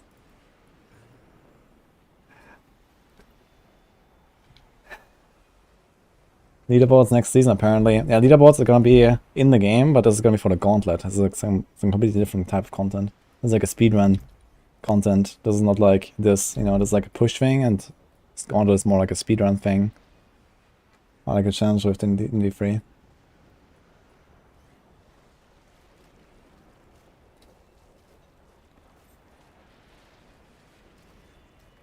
It's mentioned in AoZ tier list that Songler will get better with the new glyph, but I don't use Blurred Beast. It's because the AoZ variant uses Andariels and Blurred Beast. If you have Andariels.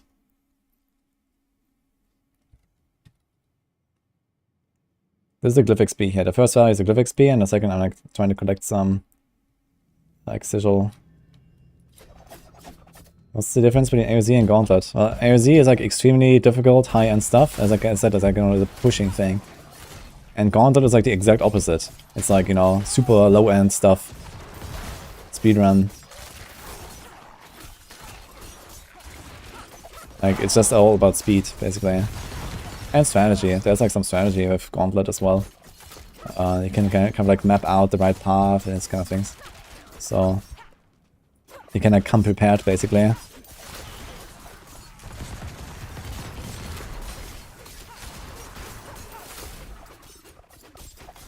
Did AoZ change a lot since I visited Blizzard? They definitely made it a lot harder. So when I played it, it was easier. Like, by a lot. And they removed the bosses and they put the Bloodseekers. But yeah, when I played it was way easier.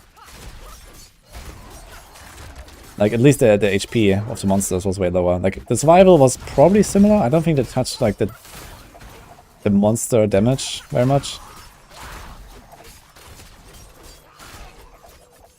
And I think they also reduced the monster level scaling. That was actually a really smart move. Like, that actually solves two problems. Like, like, I think previously the monsters were scaling 1 per tier. And now it's like, you know, 1 every 5 tiers or something.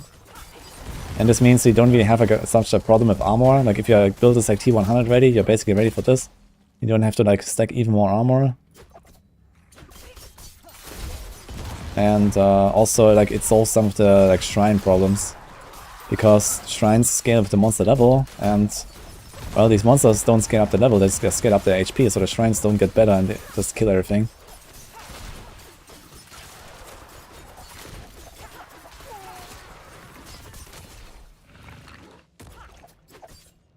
What tier did I test? Yeah, I think the highest I cleared was like a tier 9 or something. And I got there very easily. Like, I only played this thing for like half an hour or something, so. And this was with no T-balls. No T-balls and no Glyph. So, yeah, that's what I remember, I think. But either way, I mean, you know, they probably like rebalanced the entire thing, and it definitely feels a lot harder than what I tried. So that's what I can say at least. Which is good, you know. I don't think it should be. I think it's like a lot more interesting that this is not beatable. If, you know, compared to like, you know, everyone's just hitting like tier 25 if they play Hola Barb on like day 2.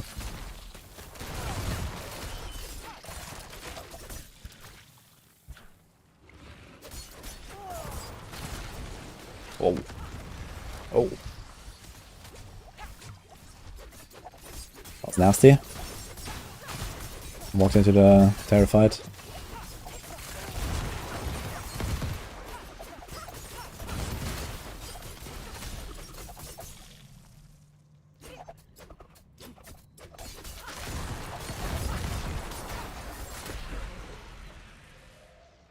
You just never get hit. How is so tanky? Oh, this is just the build, you know, the build is pretty tanky. I like to, you know, live, usually. Let's see if we can, like, carry this to the Bloodseekers. Ah, should not have teleport there. Need, like, a big pack here.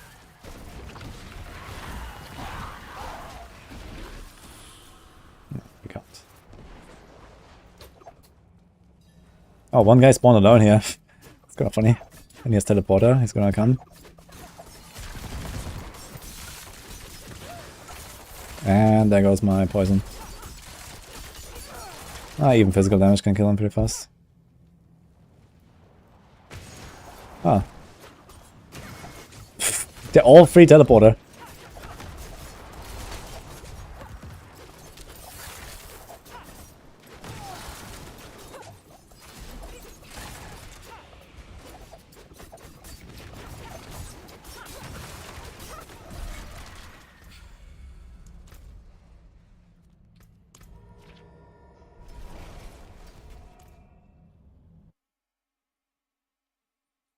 Can't kill Lilith, you can't do AoZ.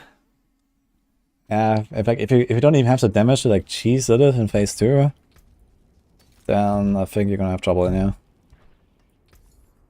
I mean, in this build I can just walk up to Lilith and just like kill her in one combo like 5 times.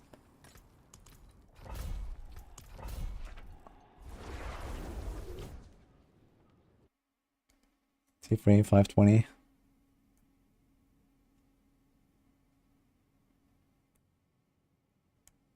We farm the 1 at 2.5 minutes each. We don't know the exact scaling of the glyph though, that's the thing. Like, how much does it need now? We can't actually see it. We have to see it at the end of the run.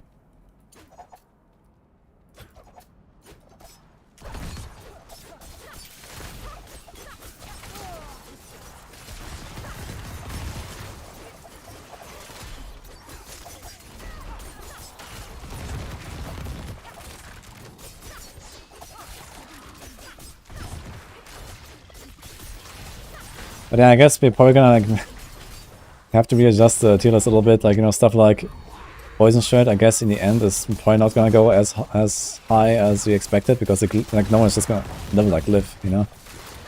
Like we expected, you would at least have like, you know, some reasonable chance to level like Glyph, but it seems like even getting to like 50 is gonna be a real challenge with that build. So I guess Poison Shirt will probably not really pop off as hard. I'd like to see some results. Maybe that's gonna be some interesting stuff.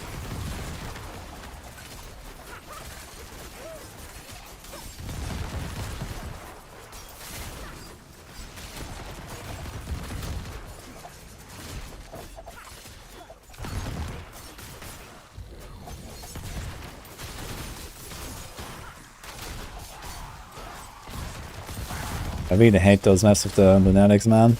At least on this tier I can kill them, compared to like push tier. On push tier I don't have the damage to kill lunatics, man. I have no chance to destroy them, unless I do like rapid fire maybe. But then wasting a rapid fire on a lunatic. Oh god, Iceberg.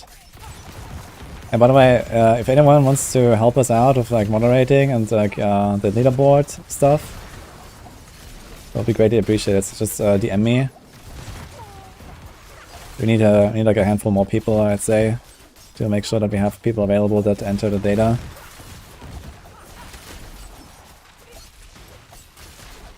Just DM me on Discord, best case, if anyone wants to help out.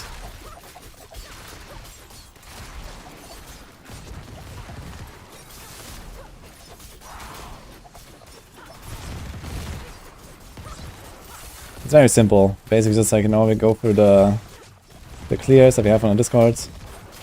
You know, enter some data, that's it. Straightforward. I guess especially like in the first few days it's gonna be like all clears, and we're gonna be like a bit slower afterwards. Opium.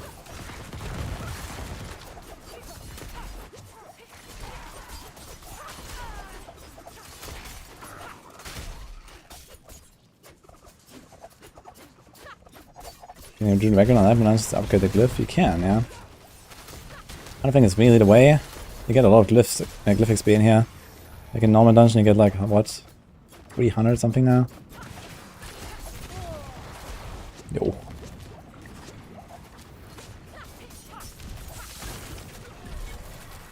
$14 million.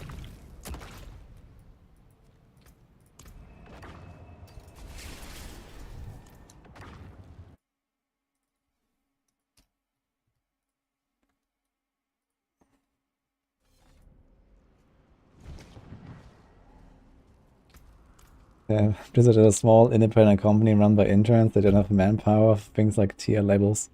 Yeah, this is why I have like the manual thing. Just adjust. It's kind of weird that it doesn't say the tier.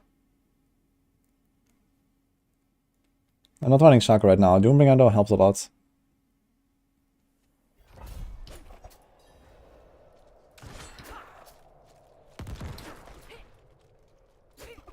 Penshot good? Penshot very good. So far, pretty good results, yeah. I've not heard of a higher clear than 11 so far on Rogue. Apparently someone tied it. Not sure. Is there like a higher clear than 11 on Rogue, guys?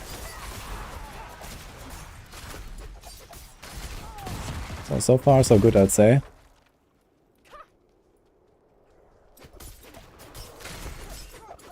I've cleared it in 11, yeah.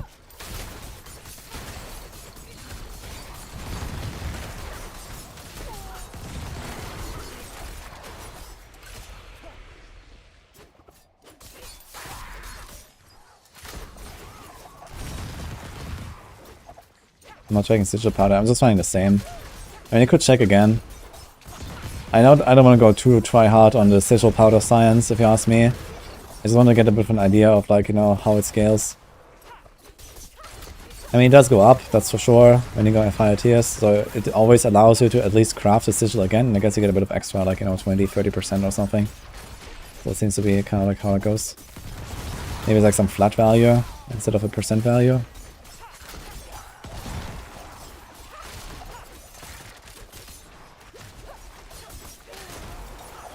So maybe you just get like 400 more sigil powder than the cost of it or so. Or something like that. It definitely seems worthwhile for Sigil Power to run like the lower tier ones.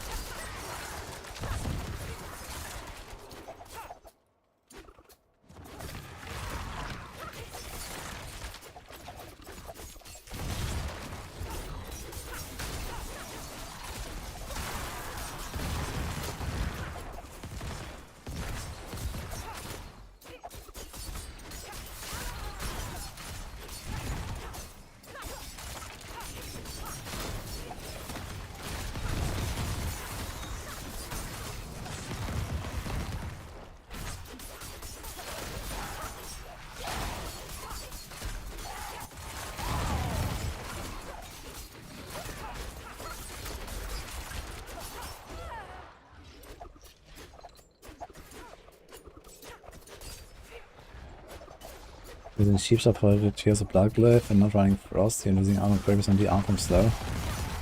That is false. Like Cold and Chill is not the same as slow. These are two separate ground control types. You have to do slow, you can't use Chill. If you could use Chill, that would make Penitent Grease pretty OP, but it doesn't work. You have to use Puncture, or Dash, or Pen Shot, or Caltrops, or like a hit chance to slow on a glove to apply the slow for the Sheep Shot Paragon board. Usually it's like, you know, a mixture of like Puncture and like the glove. Like on TB for example, you run the glove mod with chance to slow.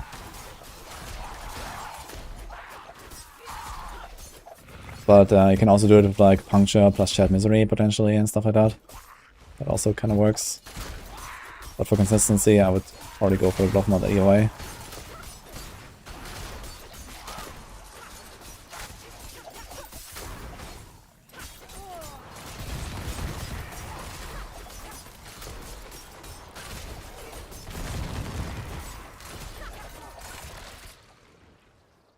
Got it. 4 minutes though. Bleh. And I wasn't slow on this.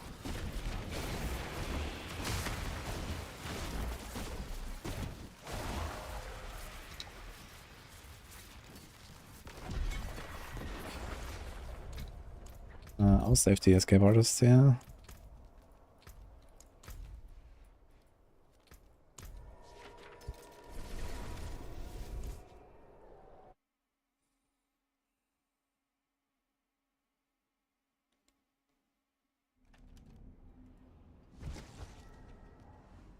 I think that the builds not bugged will perform so much worse on AoZ than the bugged ones. Well, I mean, Hoda is not bugged right now. Hoda is the best. So, I don't know. I don't think that being bugged is a requirement right now. Okay, you're gonna pop one more cruelty. Let's go. What's the best XP farm for 50 to 100? Nightmare dungeons with monsters 10 levels above you. I mean, if Ball Lightning wasn't bugged, Ball Lightning would probably be something like an A or maybe B tier build. I guess Arclash would at least go 1 down. And like these other, like, you know, pseudo, I'm not playing Ball Lightning, but actually I'm proccing Ball Lightning builds. Would all go down a little bit. And, I mean, Rogue would probably go all the way down to a maximum B on their best build. It would be like Necro tier or so. Maybe a bit worse even. I think Necro would be better than Rogue actually, without Tibalt's Will Bug. Necro has some pretty good stuff going for them. Like without Tibalts, if I unequip Tibalts, I'm probably gonna go down at least like... I don't know, I would guess like 3 or 4 or 5 Abattoir tiers. I don't know, is anyone trying Rogue without Tibalt's Will? I'll be kinda curious.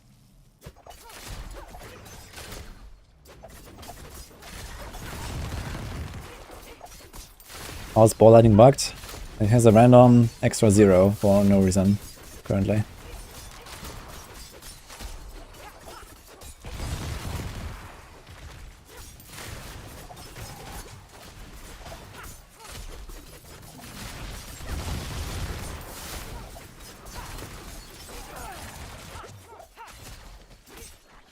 What's the best Necro build? I guess Infinimus. Yeah, people are talking about Bone Spear, but Bone Spear, he can't kill suppressors and then he'll cry. So whenever he finds suppressors on like a push tier, it's like, yikes, I guess. Like I also noticed that even T100s already, it's kind of rough.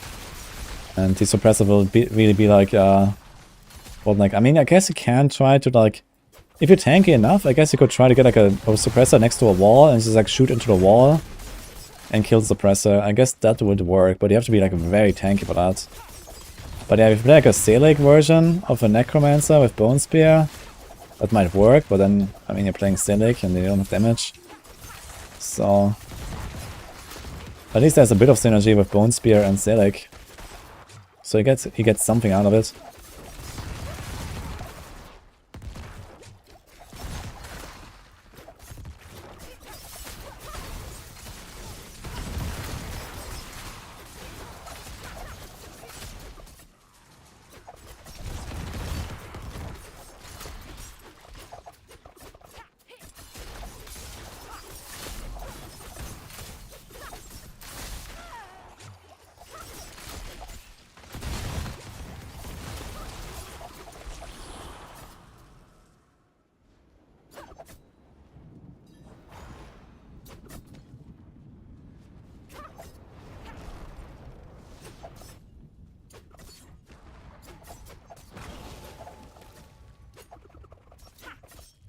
Yeah, it's maybe too defensive.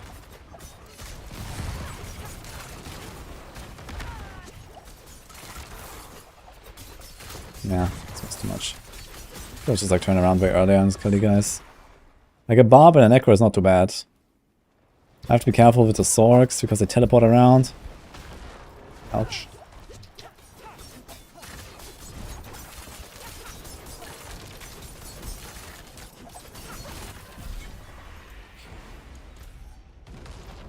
Keep trying to like teleport through the map, but I don't have to.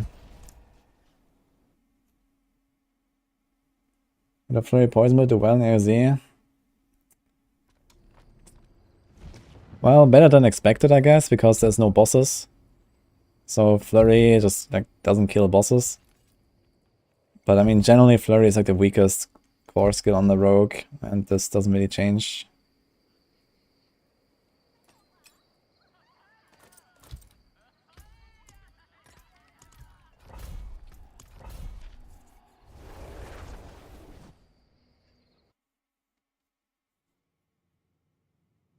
It says Diesel Blood is 2.5 additive. It's just the wrong tooltip. It's multi.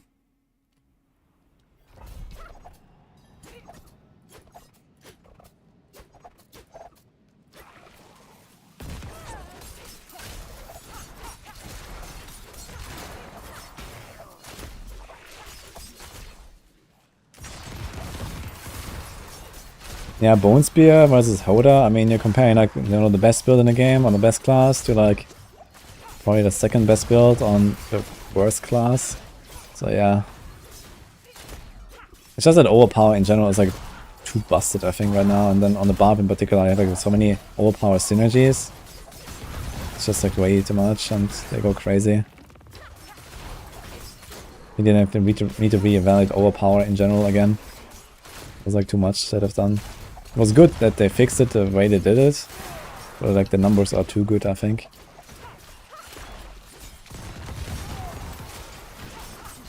And you see, even with like, yeah, even without like Vanishword's Talisman, you know, they have this damage.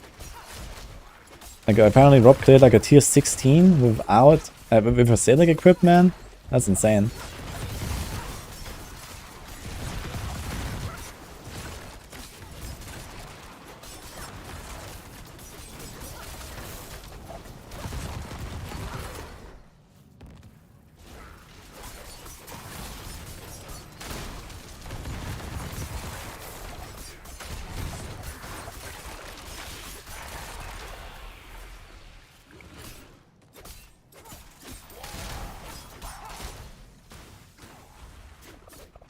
Yeah, you have to guaranteed overpower hits on Barb as well. You have to guaranteed crits.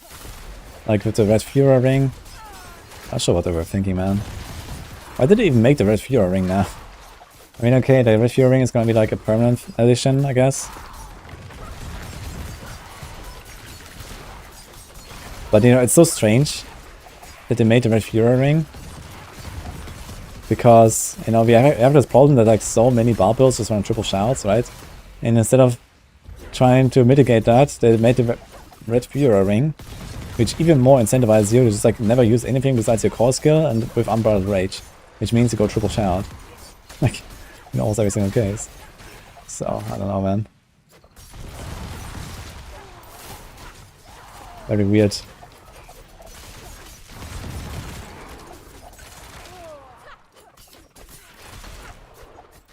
You have to clear tier 100 to do AoZ.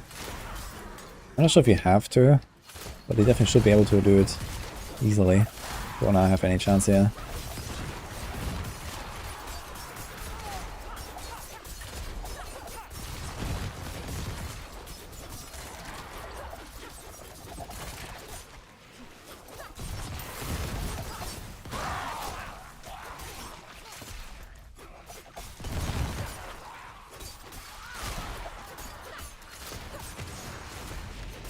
Felt bad for barbs after season 0 and season 1.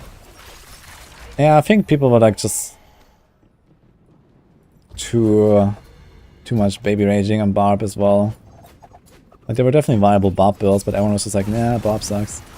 Because they were like, you know, they got this like short taste of OP-ness. And then they got nerfed a bit. And then everyone said barb is trash now. Because they just got anchored to like a way too high, like, you know, starting point, I guess.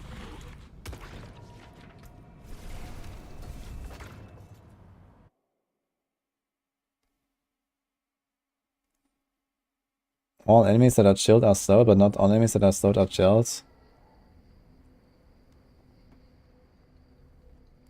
You think something changed because this was working for you? I mean, I could go and test it at some point. But I strongly doubt this is true. My eyes can only watch so much. I mean, it will be cheats. Okay, no. But yeah, if you like have like a rare buffing glyph and then there's damage reduction from slowed enemies, you will be able to tell, I guess. You can get something like 30% damage reduction. You know, just like slow them with like I don't know what caltrops or whatever, and then try it again with chill caltrops, for example. I think I actually remember trying this specifically. With caltrops. If you have to chill caltrops, they no longer slow. And they don't get certain effects. I remember testing that actually. Like if you take the chill caltrops, you lose the slow of the caltrops. But I think I tested this mostly with the ranks. I had like the rank 13 caltrops or something to try this.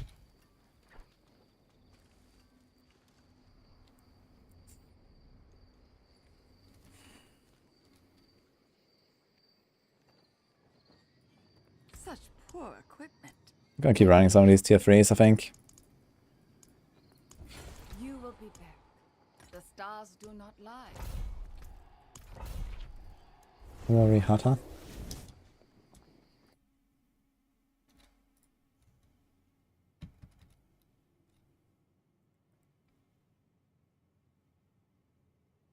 Sandariel is good on Rogue. I think it's a good item, but I have not been able to test it.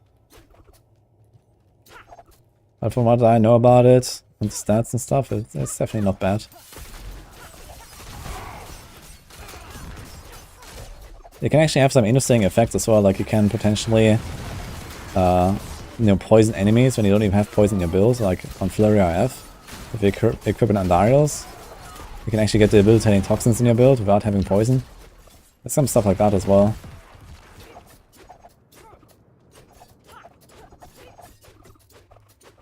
Also the fact that I nerfed the barb bug builds and left the other classes bug builds alone. Yeah, that was definitely a mistake. I'm not sure why it took so long to nerf Bulwark, right? Bulwark was nerfed after season 1, I think, right? It was like nerfed now in season 2. Like, after like 4 months or something, like, what the fuck. And Blade Dancer is still there as well, and, you know, lots of shit.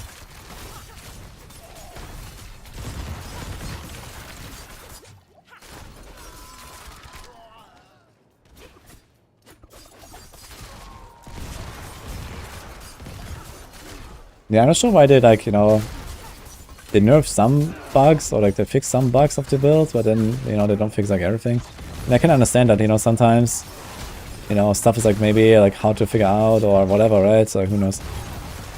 But, you know, there should be like definitely a bit of like a priority shift there, especially now with like the Season 3 and Gauntlet and leaderboards. I think they need to like start working more on this stuff. Even if leaderboards are class-based, I think it makes no sense to have like, you know, this one build that is like bugged, shining above everything else.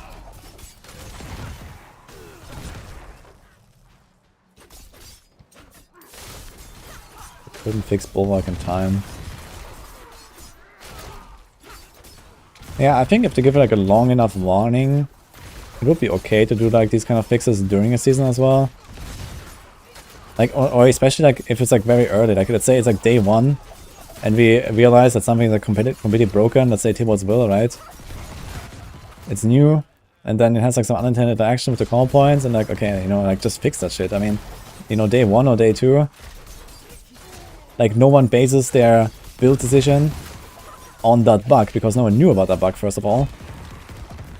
To even like think about making a build around it.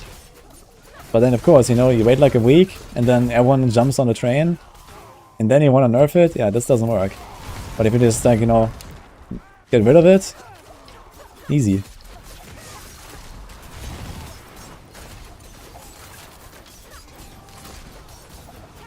And I mean, this Tibor's Will thing is probably nothing really hard to fix, right?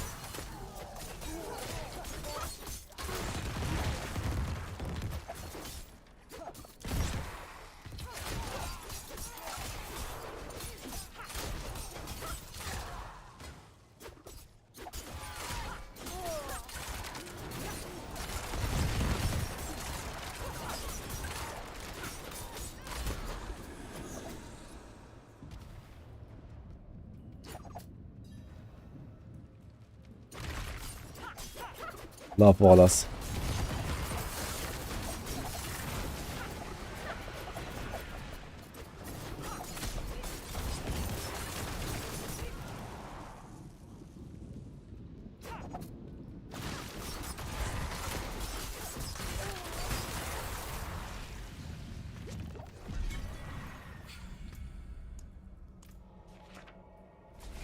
Did Rogue compete without it? I mean, compete with what exactly?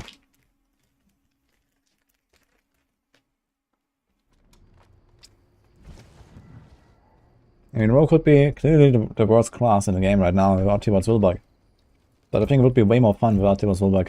My eyes can only watch so much. Because I could play like 10 more builds if I wanted. But now we need to run combo points. And I can't. Unless I just like ignore, I could play something that was like 10 times better.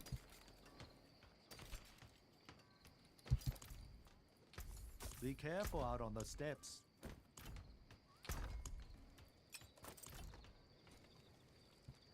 What's the Tibor's Willbug? Oh, look at my combo points.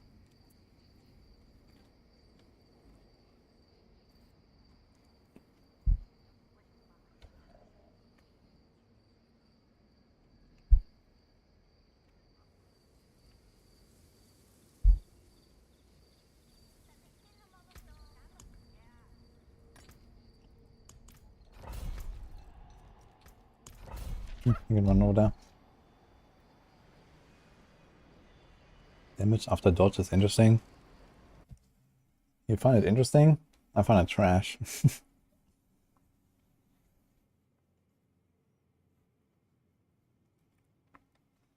Said I'm going to plan to play some PoE next week. I mean, I will definitely play a bit on Friday when it launches. I have a sponsorship for PoE on Friday, and I mean, the league looks pretty good, so why not? But yeah, for the sponsorship, I'm gonna play it for a little while, you know, and launch. And yeah, I might jump in, you know, here and there a little bit to progress and see like how PoE feels now. To be honest, I don't really miss PoE that much right now. I don't really feel like that much of an itch to like go into PoE, but this will be fun either way. So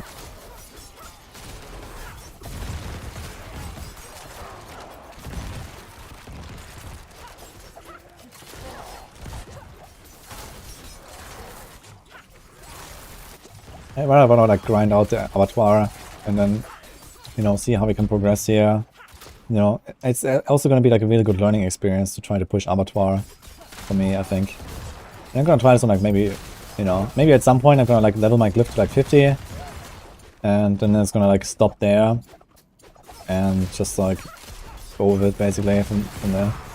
Just like try builds, push all the time, and like just eventually run out of sigil powder, and then I guess this is it or something. Like I'm not gonna go like try hard 10 hours a day abattoir for like 7 weeks now or something, I guess. So we'll see how it feels, and I wanna definitely like, you know, push a bit. And, you know, it's like good to like get better at the game, I think.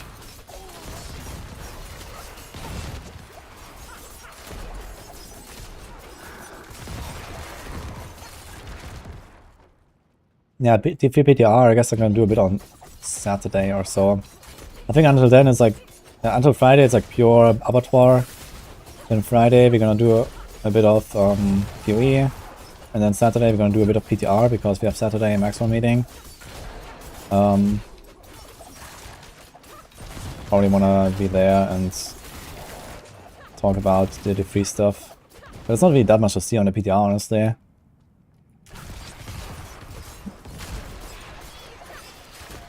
Might be worth jumping in though to see if there's like any undocumented changes, like altar for example. I wonder if like, for example, Chiltara is like way easier now and these kind of things. Like they didn't really put it in the patch notes, but it could be like undocumented changes. Need to see like how condemn works, some other effects they changed. It's gonna take 300 hours. Yeah, I'm not so sure about 300 hours.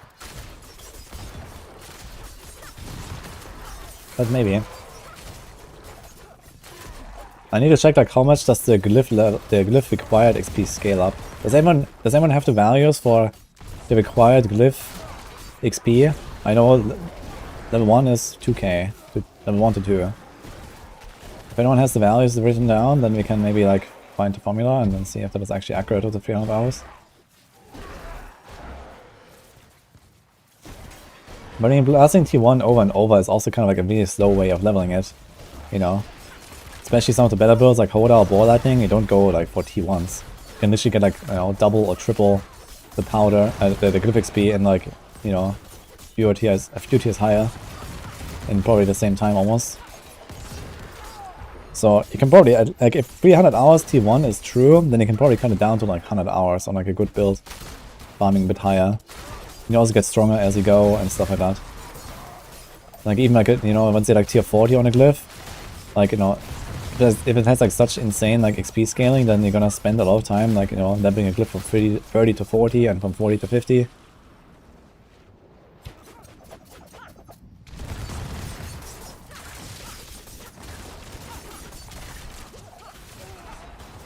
Ah shit, man. Shrine went out.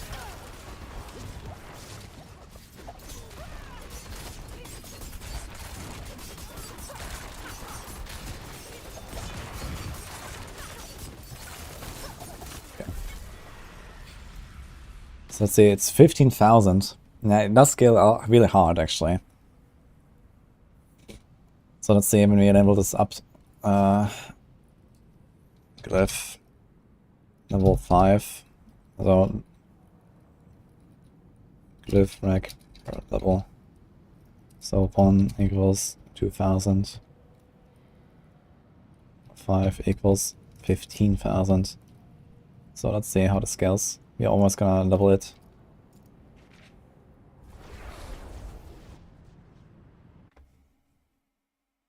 I put the glasses on.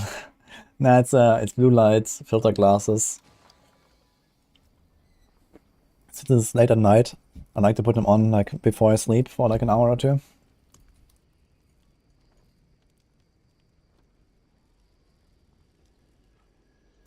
Okay, 6 to 7 is 19,100. Oh boy. Really? It does scale pretty hard, man. Look at that. I wonder if it's like some kind of like rounded exponential scaling or something. Does anyone know like 2, 3, 4?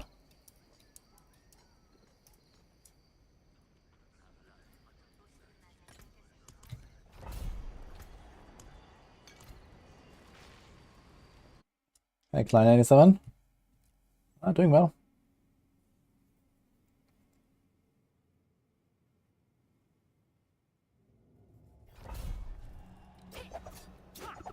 The Glyph XP rods are also scaling hard. Yeah, but I mean, you know, okay, you're gonna move up a little bit from leveling a glyph, but you're not gonna move up, you know, that much, I think. Like a level 50 glyph, it scales 5% base per level, so you get like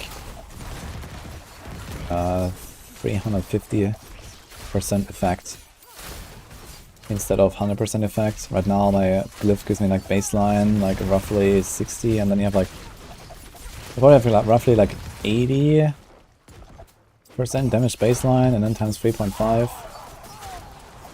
So that's gonna be like 280, sort of 80% bonus.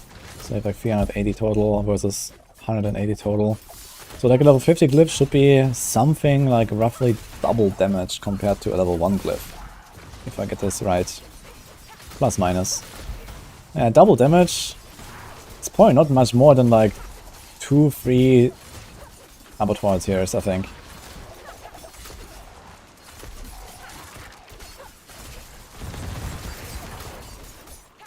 I don't think it's gonna be more than that. From going like from level 1 glyph to level 50 glyph. Okay, you scale the rare nodes a little bit, so maybe it's a bit more than that, you know. In some cases you have like really good rare nodes. Like on the rogue and the barb and stuff. But yeah, I guess realistically it's gonna be fishing for the most part. You need to grind out your glyph to 50. And at 50 it's gonna like have lots of sigil powder, and then you go fish. And then you just try to get like a good run. And then go up. I think that's the way, really.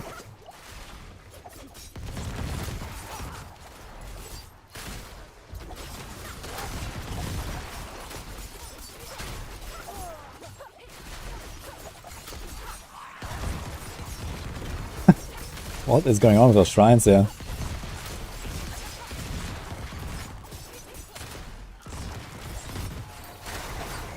Oh, that was a sick one.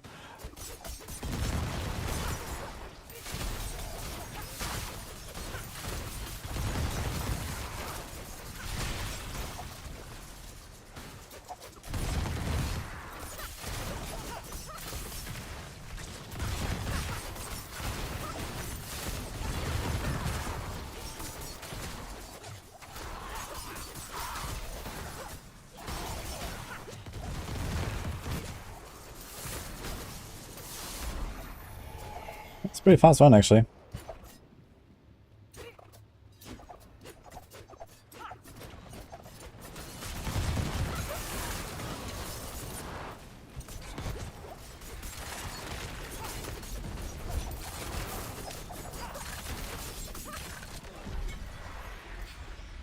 Let's see. Yeah, 90,100. Blah. What to do with all the leftover Nightmare dungeon keys? You go to the friendly occultist near you and give it to them.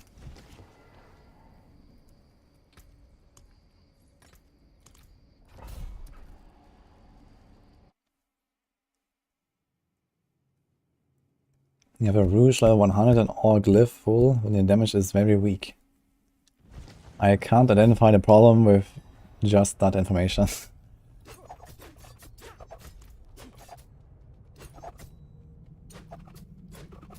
Level 10 is 37,900. Wait, so who has a level 10 glyph, dude?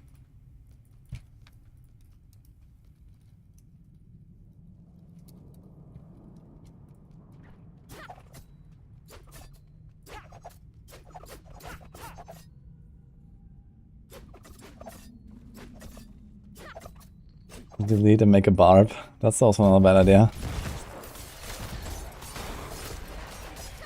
But then you're not playing rogue anymore.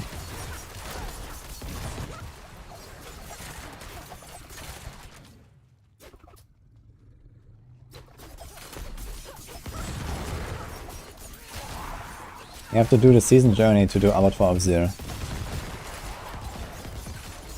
And then craft a sigil.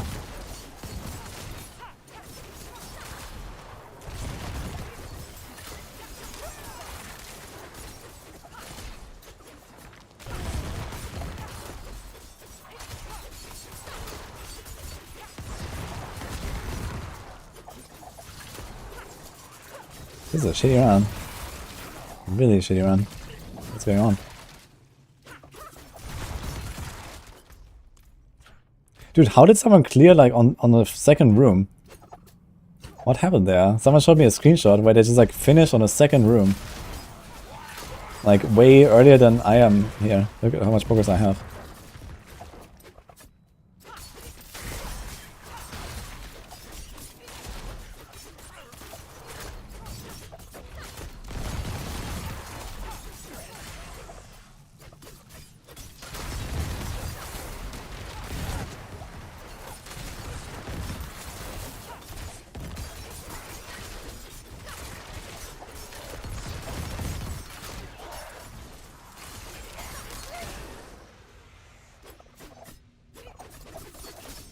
Yeah, Tisabbat is more the bigger buff. It just has wrong tooltip. Ooh. Man, these suppressors are not making it easy for me.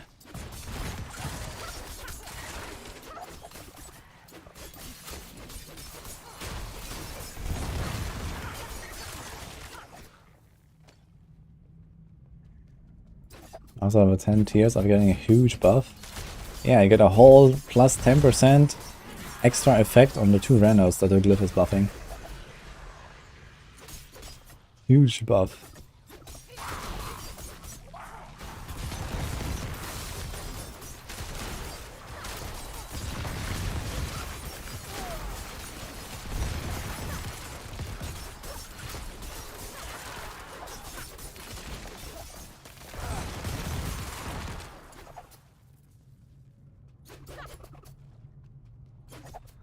I've not seen a butcher. I don't think I can find a butcher in here.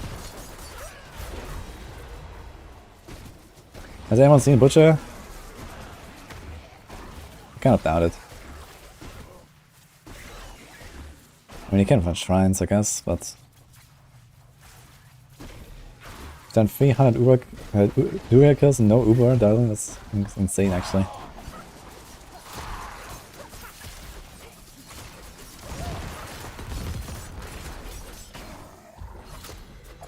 No butcher, yeah, seems like no butcher, guys.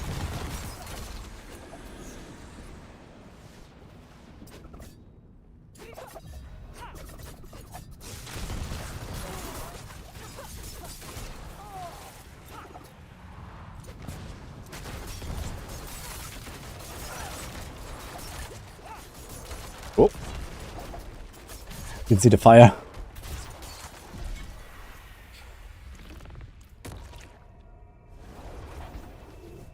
I get a chance rift chest on PTR for the altar.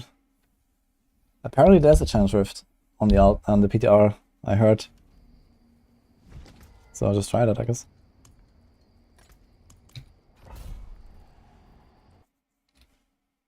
Butcher with no item drops. True, there's no items, so killing a butcher would actually make no sense, right? You salvage uniques at a low level. Usually it's better to vendor the uniques, because you get a lot of gold for them.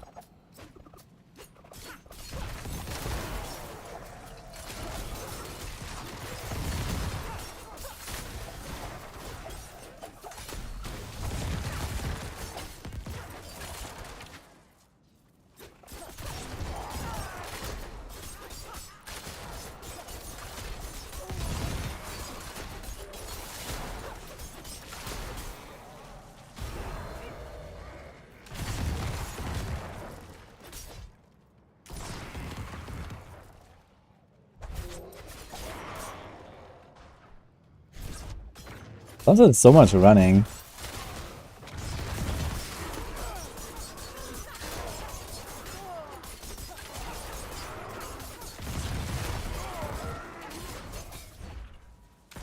Just to like try to find some elite packs.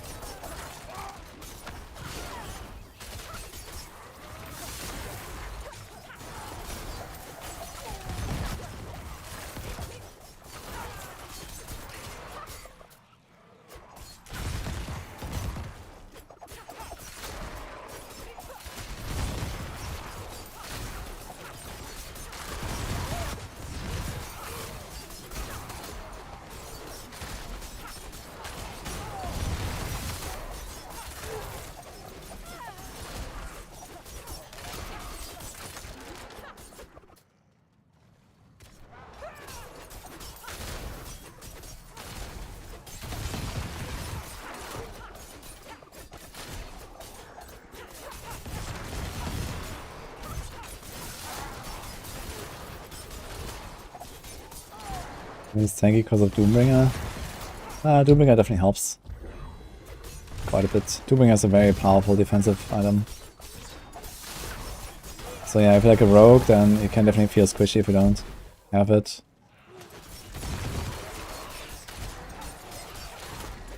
Yeah, I would say Doombringer is probably the best. I mean, it's like initially the only Uber unique I'm wearing. For rogues, it's probably Doombringer the best Uber unique in the game. I think it beats Shako.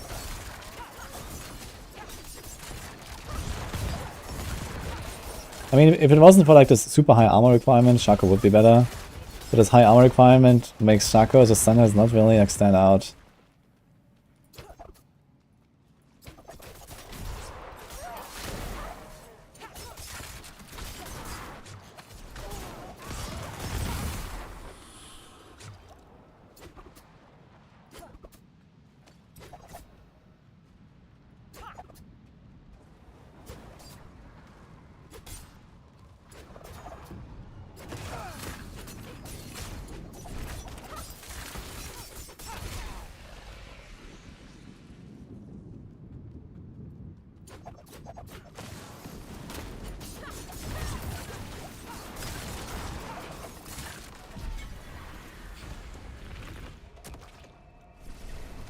Or Vandarios.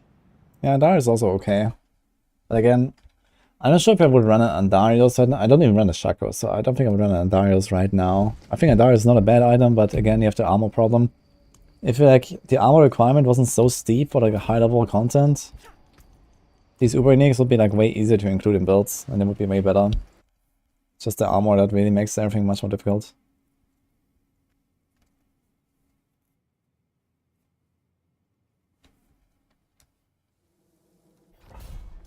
I'm not taking Glyph XP. I did. You can just right click on it, you don't have to back press on a button.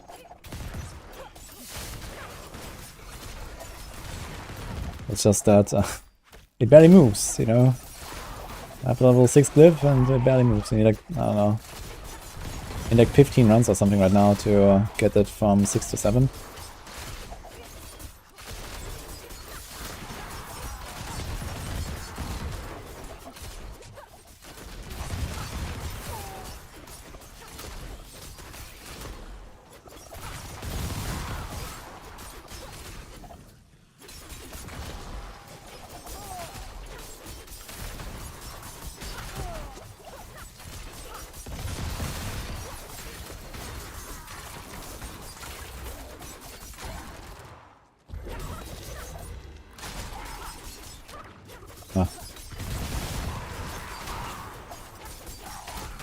And suppressor and his lunatics going off, what the...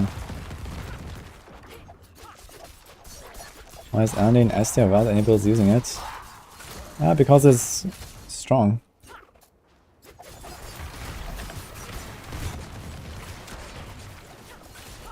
At least it's a strong item anyway.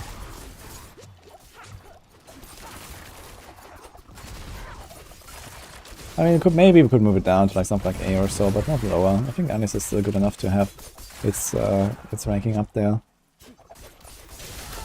Even if I don't put it in build, you know, but I always give it as like a suggestion on the planner and on the build guides and stuff.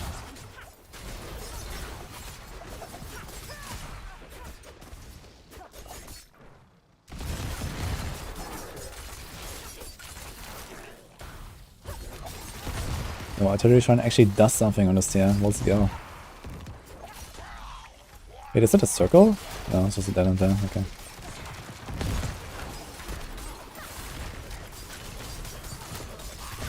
I do have to say, I kind of miss like these level transitions a little bit and stuff like that, like from Nightmare Dungeons, you know, like going down the stair and then there's like a bit of a different layout, or like climbing down the little cliff.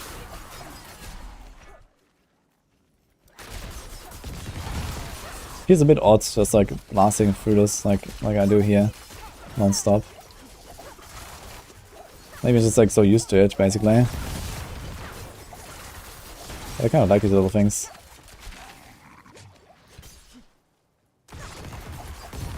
Oh, nice.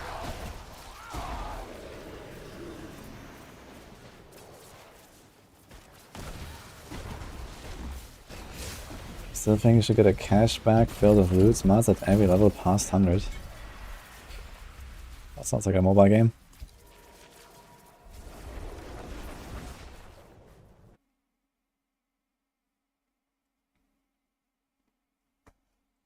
Do I think T25 is possible day 1 on hardcore?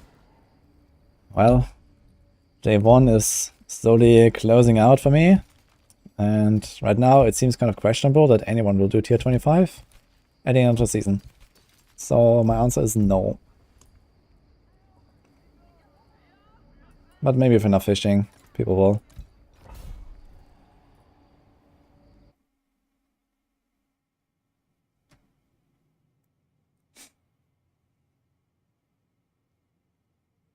That's a big biscuit.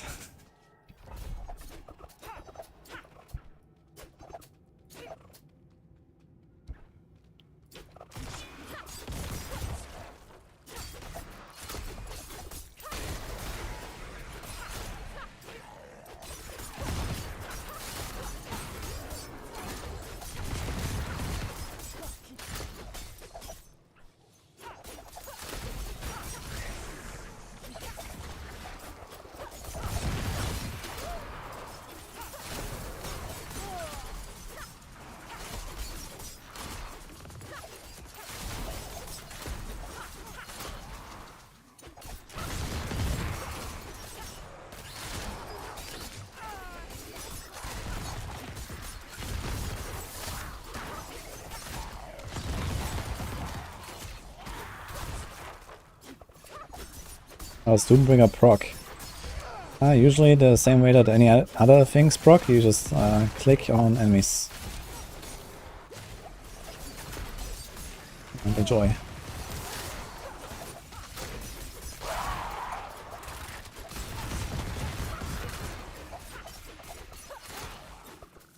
Five weeks of grinding and Glyph to get beat tier 18.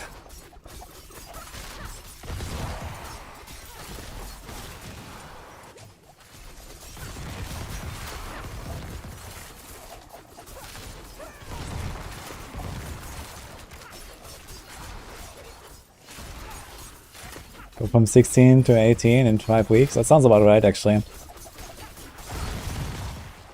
can do like 300 hours of grind, right? In those hours.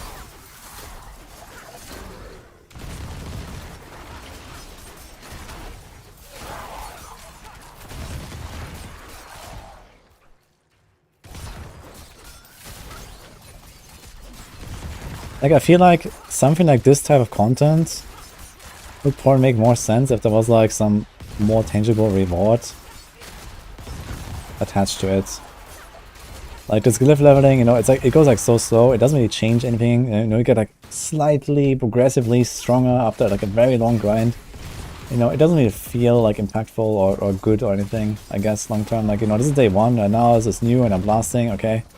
But you know, once you've done this for like 50 hours or something, I guess other people way before that, you know, it's gonna be like, what the fuck.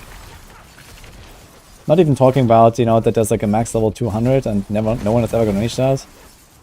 Let's say the max level was 50, still almost no one will reach that. Because it's just so long of a grind, it's like always the same thing. And the thing is that, you know, the main purpose of this entire system, which is like the pushing part, is not even what you do like 99% of the time, right? You grind the system to get the glyph up. You don't grind, you don't like push. If there was like an actual pushing system that you don't have to grind, I think that would be much better.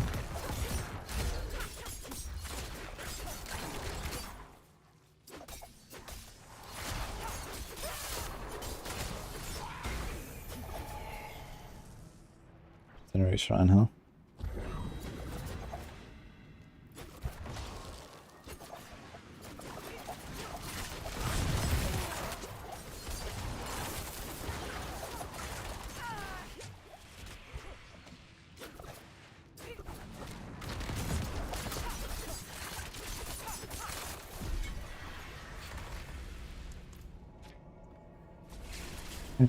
Someone asked me why don't I use the Glyph XP?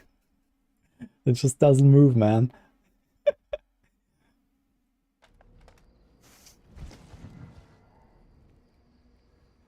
You've got Glyph XP for partial completion, it would encourage pushing. Well, that's probably true. But I don't think that the Yeah, okay, I mean, okay, you partially push through, and then you're like, okay, I'm gonna leave now, like 50% in. Yeah, if it wouldn't just like lose everything, I agree. That's not a bad pair of pants, but the injured is too low, man. It's not worth saving, I think. 20%. My eyes can only watch. Yeah, see, it would be better suited to Eternal Realm. That's actually true. I think this would make a lot more sense in Eternal Realm. For someone who just wants to keep playing the game and have fun with their builds, just like, you know, slowly grind it out. It's basically like non-season Paragon farming, right? Some people actually do that in D3. You need armor? I've got it here. I don't think they should really ever implement something like Paragon from D3 into D4. Like, this was an awful system, and it will be an awful system in this game too, I think. And even if you like, you know, mask it as a glyph, it's the same thing. We're just farming Paragons.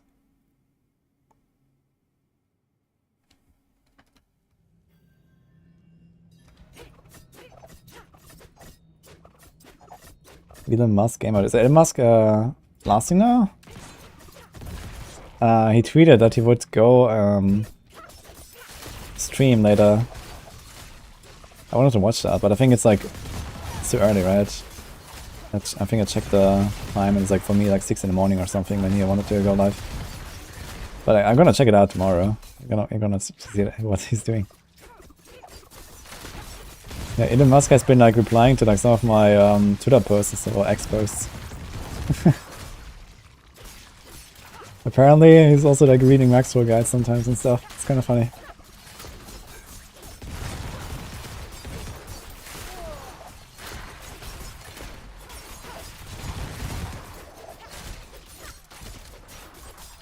Killed Lilith. Ah, nice, dude. Yeah, I also saw like he was like doing like some T100 speedrun stuff. He was Druid with Poison Shred. It's actually playing a cool build. Yeah, I think Poison Shred is probably like one of the coolest builds actually. It's just like the way it works.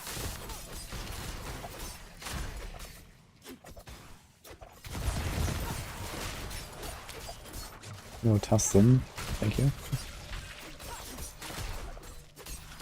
Is the Helldive bug for Forgotten patched? What Helldive bug exactly? Big Corny here.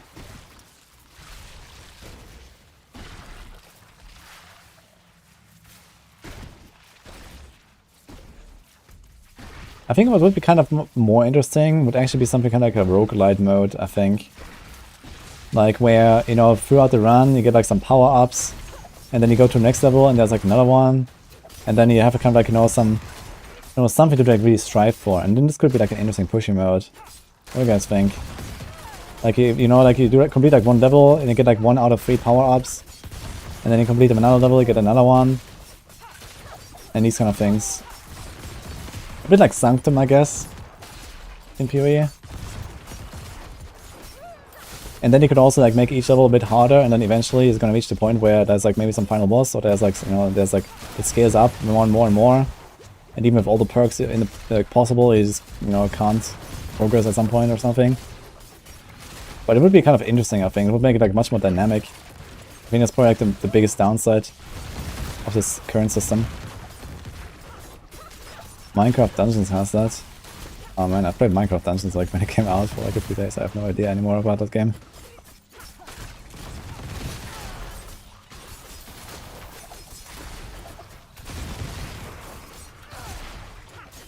But I think this would be like a really fun type of RNG, you know? With like a roguelite that gives you like, you know, different runs, different experiences, and you know, that could be cool, I think.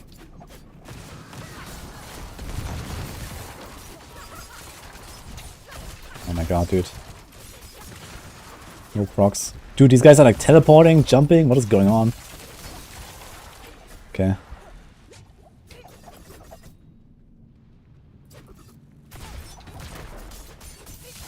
Tried Minecraft Dungeons. I don't know, for like a child's game or something. I think it's not bad.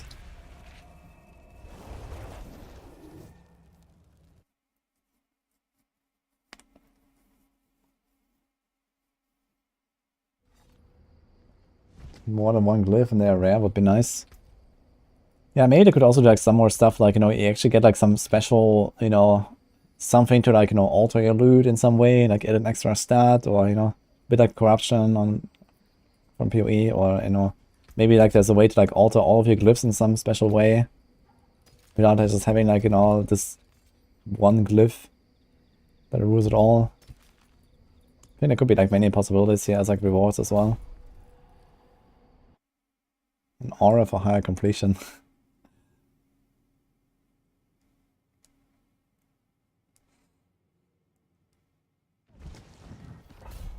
A defense glyph for more build options. Yeah, I gotta be careful though with defense. Like the game, like we just saw this with like the immortal builds. Like, you know, the game falls apart extremely fast when you just become too tanky, right? You just stand there, do nothing, it's boring. Like you have to be careful with not giving people too much defense. And I think on that end, actually, they have done a pretty good job here with like balancing how difficult it is to survive here.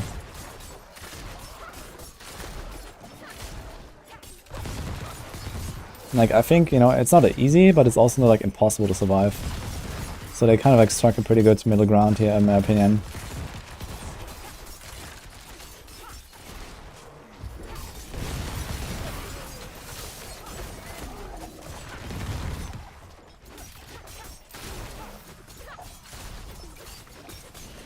The game was just stand there for today's AoZ Bloodseekers.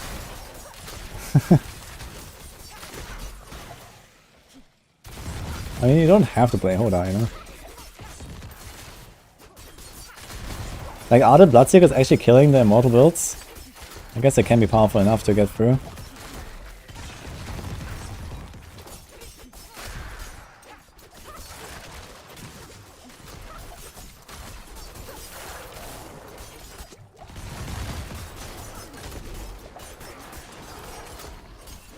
They are. Interesting, actually. I think what they really needed to do is they just need to like sneak in like a, you know, like a random elite affix resource burn. Oh,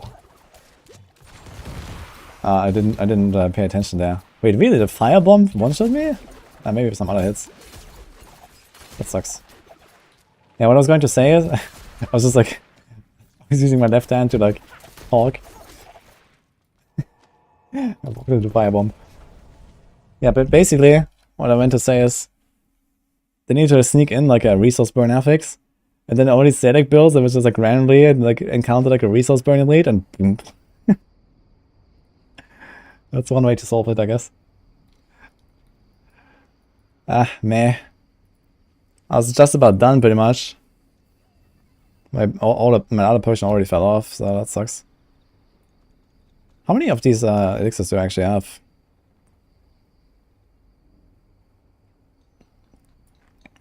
Like 175. Okay, that's not terrible. Any Barb? I didn't do Barb action yet, but maybe tomorrow I'm gonna log in and try some. You know, I don't have to build my glyph very much. I can just like go in and like do a few runs at least and kind of see how double swing does, I guess.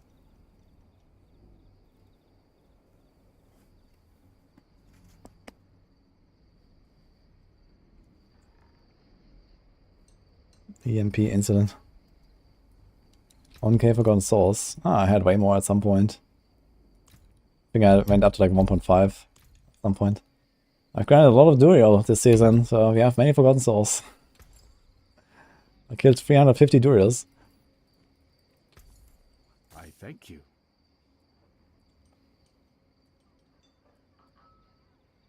Be wary of bandits. You still think Necro will get the highest? That's some cope.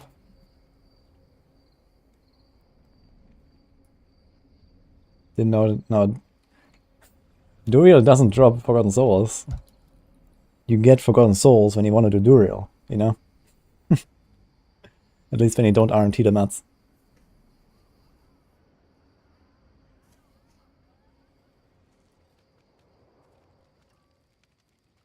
My eyes can only watch so much.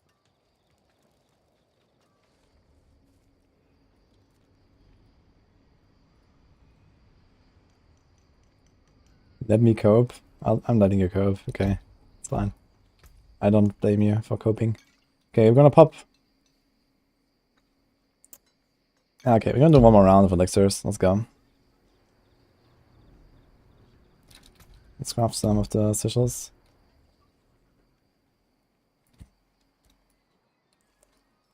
Gonna put this here in the corner.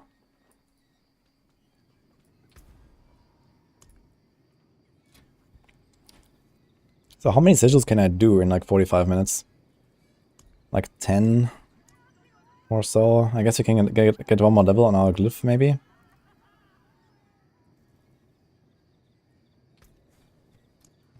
Let's do this.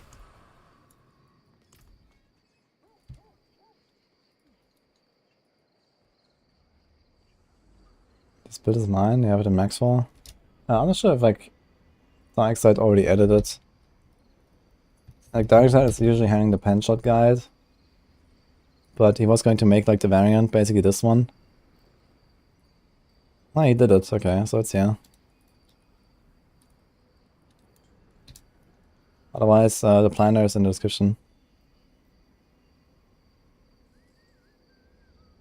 It seems like he adjusted it a bit. Disobedience, Umbrus. Okay. So basically same stuff. And here's like the explanations.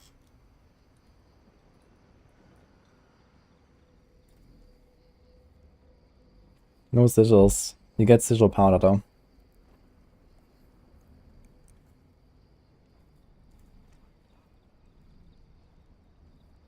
AoZ is more like a benchmark than content. Yeah, I agree. And I think it's fine to have a benchmarking tool that doesn't reward you really like anything important. Like if you didn't have to grind Abattoir now to get the glyph up, I think that would also be actually a better system.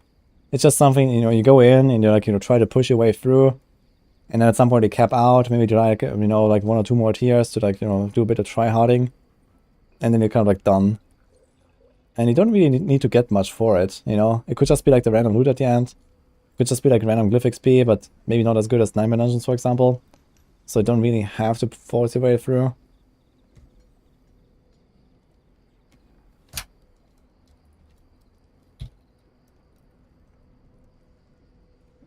Let's finish this.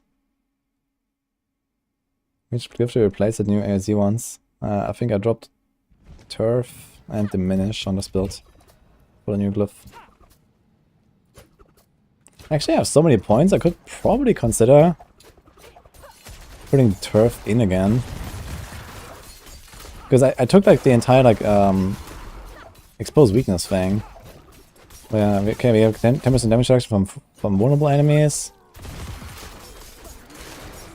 Yeah, the thing is that enemies are more vulnerable than they are close, I guess. So you have like the same damage reduction compared to Turf Glyph. And then you also have the exposed weakness for extra damage, which is probably also applying to like more targets. Because there are actually a lot of targets here, like sometimes these pools are really large and not necessarily everything is close. Even though I'm mostly close.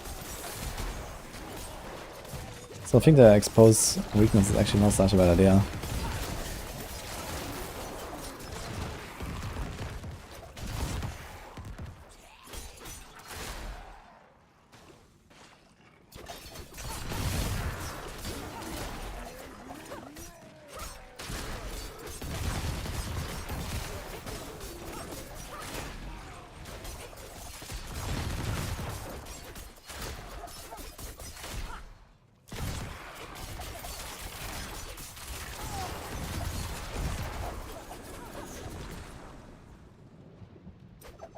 You got. Oh. Man, it's a presser, dude.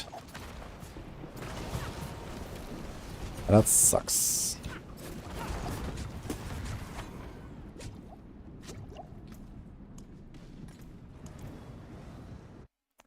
Ah. I didn't have any space to go anywhere. I just got. Fuck it. Oh, that sucks. Like, he proc twice in his run, man, just like trying to farm. Ugh. Use the sigil trick. Save the scroll. Back to back, yeah. Yeah, I walked in the corner and there was no space to go anywhere. I got hit by like 3 mortars or something. I tried to save it with a potion. I think in that case, all I need to do is, I think I should have just like shadow stepped in, knocked him down with pen shot and just like... Actually, I need to try if I can just like perma knock them. Maybe I can just like perma knock them down with pen shot and we're fine.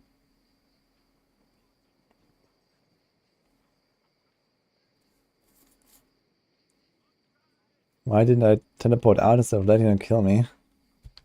Because I am not done yet with this character.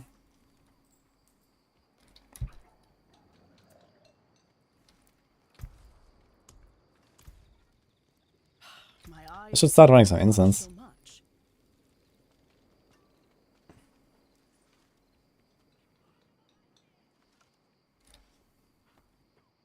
T16 for Rob 0. So Rob's like hard stuck on 16, it looks like. Wait, did he clear 16? Or he cleared 15, he's trying 16. That's actually interesting. If he cleared a 15, that's only 4 tiers higher.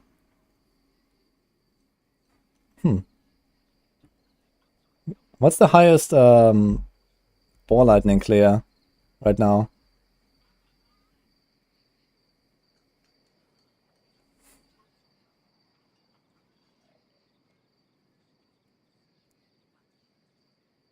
Norv's at 14. Okay, that's good. You have a 12 of ball.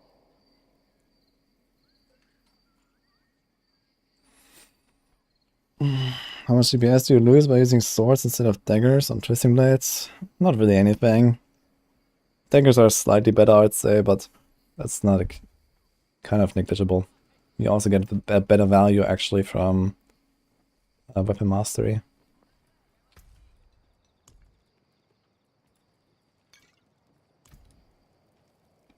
Oh, the thing just closed actually. No, wait. Wait, are we in the right? Oh yeah, because you opened the sigil. You have like a whirlpool's coming or something? No.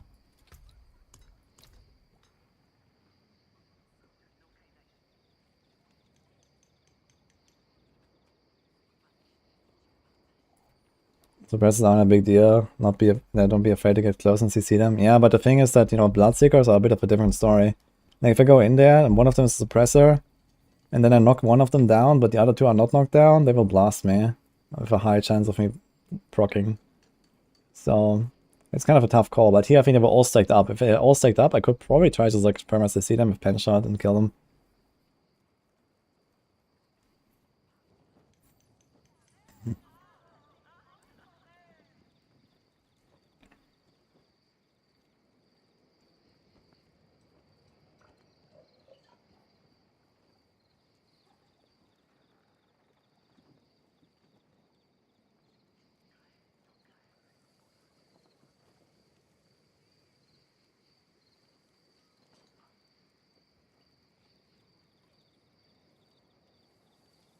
Sandarius, Visage, Viper, and Rogue.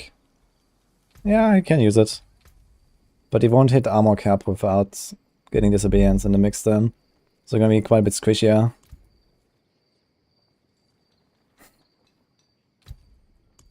Okay, let's open this one again.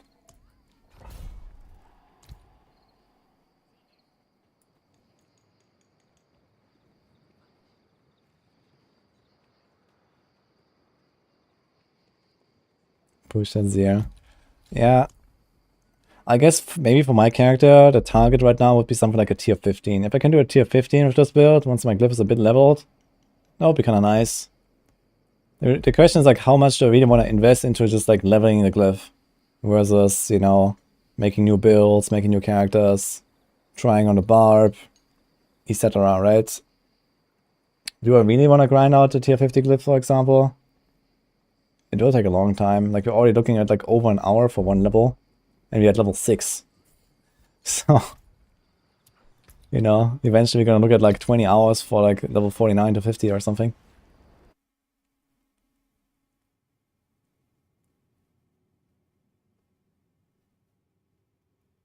Sanguine Brace helps. Yeah, I'm not gonna run Sanguine Brace. I don't really have like a slot for it, and also it seems like there's a bug with Fortify killing hardcore characters. So I'm not really willing to try Sanguine Embrace. Like vampires. Fun.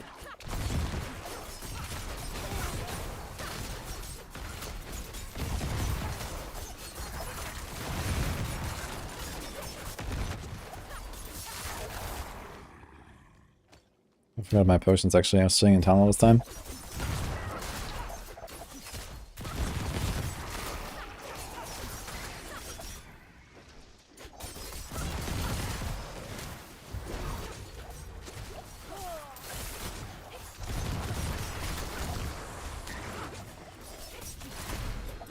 Any potions? These are all potions. Okay.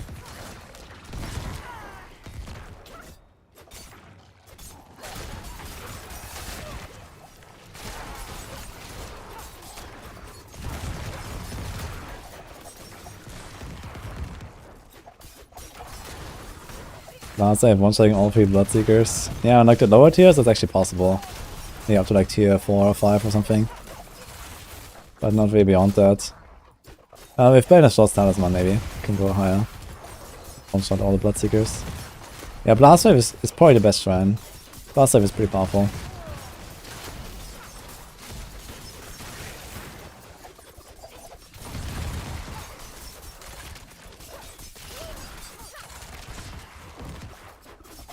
Tier 8. Wait, you're one-shotting Bloodseekers on tier 8 with a Sorc? With Blast Wave. Damn.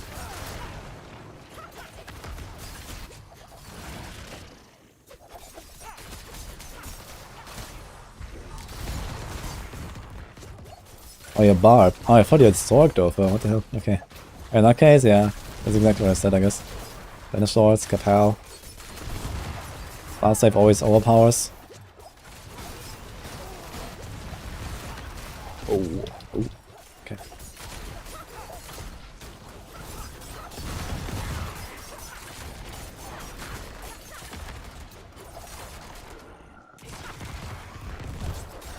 Even these farm runs are kind of sketch sometimes, man. It's crazy. Also the other classes, I also like scared. Even like these tier 3s.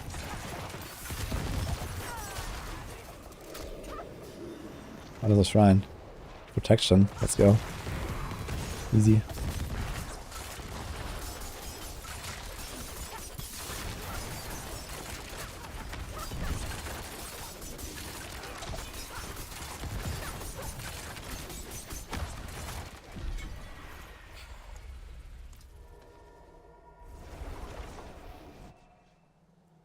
There's a bug of Fortify. I think there's a bug of Fortify, and it's not confirmed. But there's like a lot of really weird things happening with hardcore players dying these days. And I think it has to do with Fortify. Maybe other things too.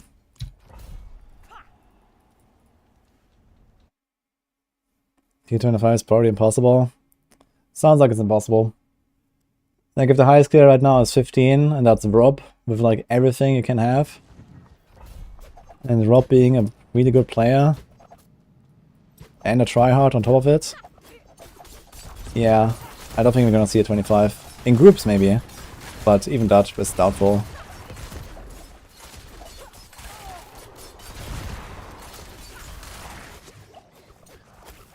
Unless we discover like something really crazy, I don't think a 25 is happening. Like he's 10 tiers away. Well, 9 I guess. Oh wait, he's done. No, he's 10 tiers away. He's attempting 16. He's done 15. So yeah, he has to do 10 more tiers. This is that's not happening, I think. Since we can't level the glyph, if we could level the glyph to 200, I would say okay, there's definitely a chance. But if we're talking about like a glyph level 50 versus a 200, yeah, I don't think so.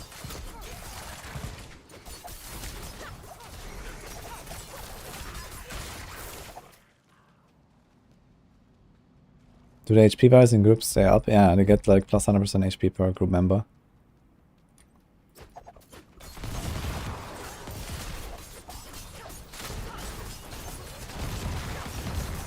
And yeah, and I think even then, like the group stuff, like it seems like survival is less of an issue than the damage, basically. So I think groups are probably kind of dead with the support stuff. You can play it, and yeah, it might be fine, but I don't think you're gonna go as far as like you could in solo, potentially. Because the Barb can also play solo and survive, you know? And if you add a support, you have to make up for that support's lack of damage by adding more damage to, you know, compensate for the extra HP of the monsters. And the supports in this game don't really add a lot of offensive power, they mostly add defensive power and utility. They don't really, like, help you kill stuff, you know, on like a DPS race. The only big advantages on a support, you can, like, you know, pull the entire room and make it safe. But if a Barb can already do that anyway, for the most part, then you don't really need a support for anything. I was thinking something like, you know, support Druid, 2 Hoda Barbs, a Shred Druid to kill like the single targets. I mean, that might still work out if you have like some super glass cannon shred guy. But if you have a super glass cannon shred guy, he does like 1 misstep, and this is the end of the run.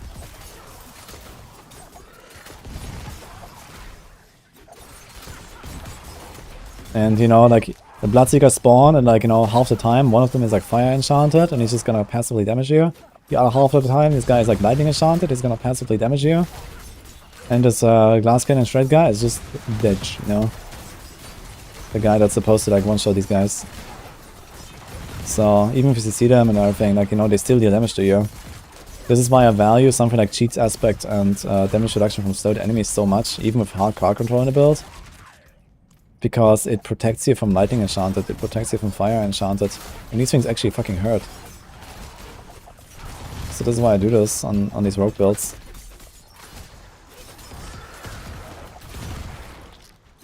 So yeah, I mean, debilitating roar might be the solution from a support druid to keep the shred guy alive. But how consistent is that? I'm not sure if you can even do it perma debilitating roar anymore these days.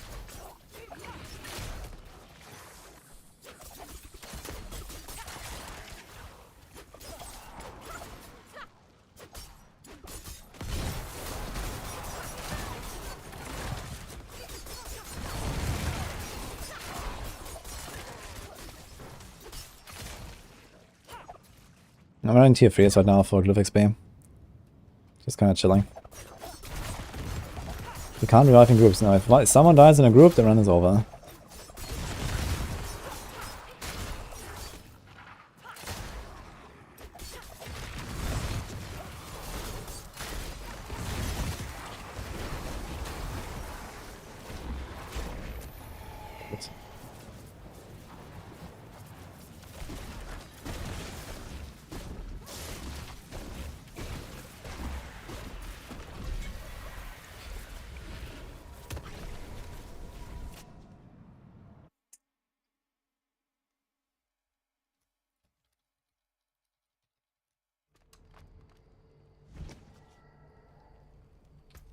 AoZ is kind of solo dungeon, not good for group.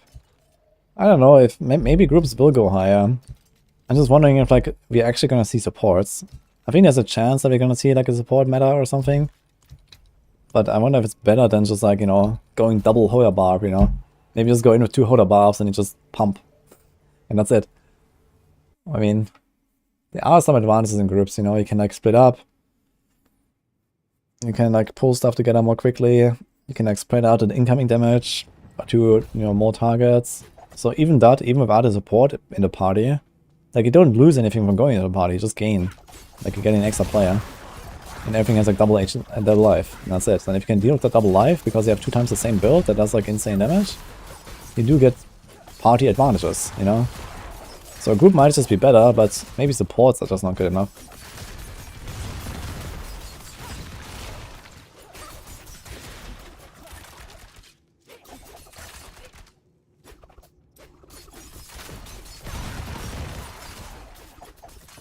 In the double swing Barb. AoZ S tier? No, we haven't been B tier, I think, the double swing. I think double swing will be okay. But looking at this, I think it's gonna have trouble going like beyond tier 10 even. I don't think it will even reach tier 10 that easily. But somewhere around that, maybe 8 to 10 or so might be like something to like shoot for right now on double swing. I'm definitely curious to see. I think tomorrow I might just log into the Barb and just try like a tier 5 or tier 8 or something like that and just see what happens. Even without logging the Glyph, doesn't really matter. The glyph level is so slow that, you know, it literally doesn't matter actually. I can just like try the other classes. Can even go on a Necro if I want and just like see my Bone Square build, for example. Why not? So I might give it like tomorrow, like, you know, an hour each or something. Just see what happens. Problem is, I don't want to like risk this chest piece, yeah. It's like a chest piece that I was using on the Barb previously. I'm not gonna equip it on the Barb again though.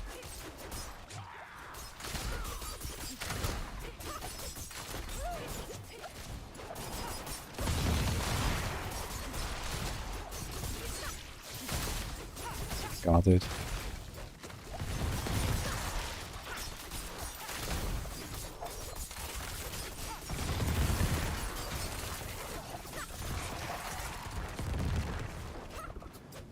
Love suppressors.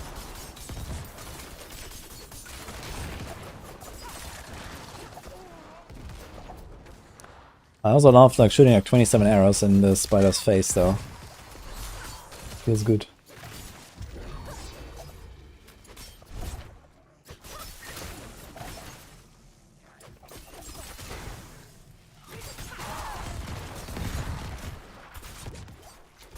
It's kind of funny actually, I just realized that with a Channeling Shrine I can just perma Shadow Step. Because I get like 3 seconds off the cooldown, but the cooldown is like not even 3 seconds, right? Oh yeah, you have this like lightning affix. It's not an affix on the dungeon, it's like from the snakes.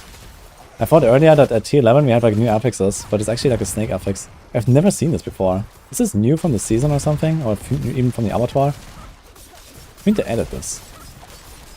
But it's like the only monster type that has something new then. I didn't really see anything new on the other monster types. But it's like red lightning eye. I've never seen that. It's new from Avatar. Yeah, they throw an eye and it shoots lightning at you like a goat.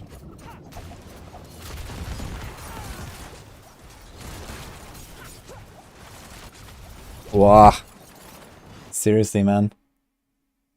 I think he stunned me or something, man. I used my Shadow Step and then he stunned me. That was really nasty. Ah. Sucks. You, wanderer, I know what you are.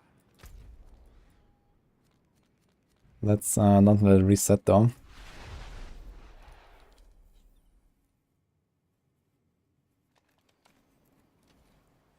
SSF play as Giga Chat. I'm not fully SSF, but mostly I guess.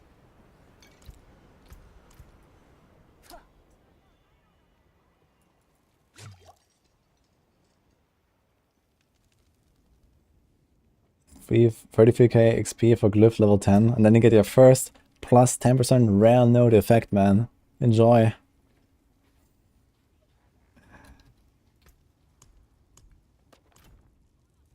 Is Steady getting nerfed?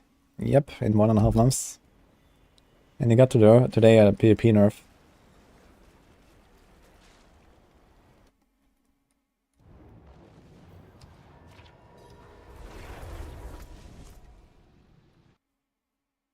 Awesome Rouge holding up. I was capable of going high tier.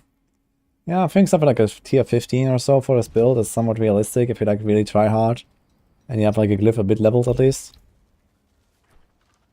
I'm not sure if we're gonna really push the Glyph to 50. I think I'm gonna like a Glyph level 20 or I don't know what. How do you farm the escape scroll? You play a lot.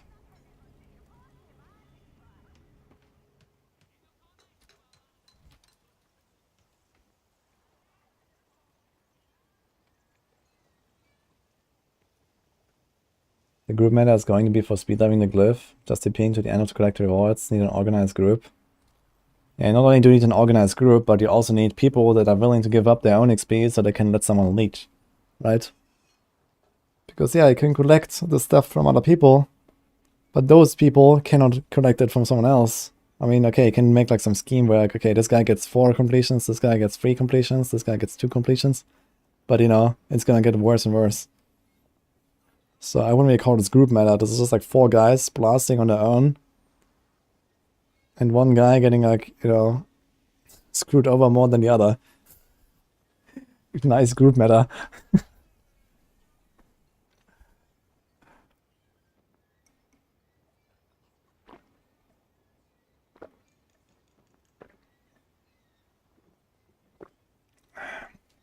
If you die on hardcore, does your character disappear?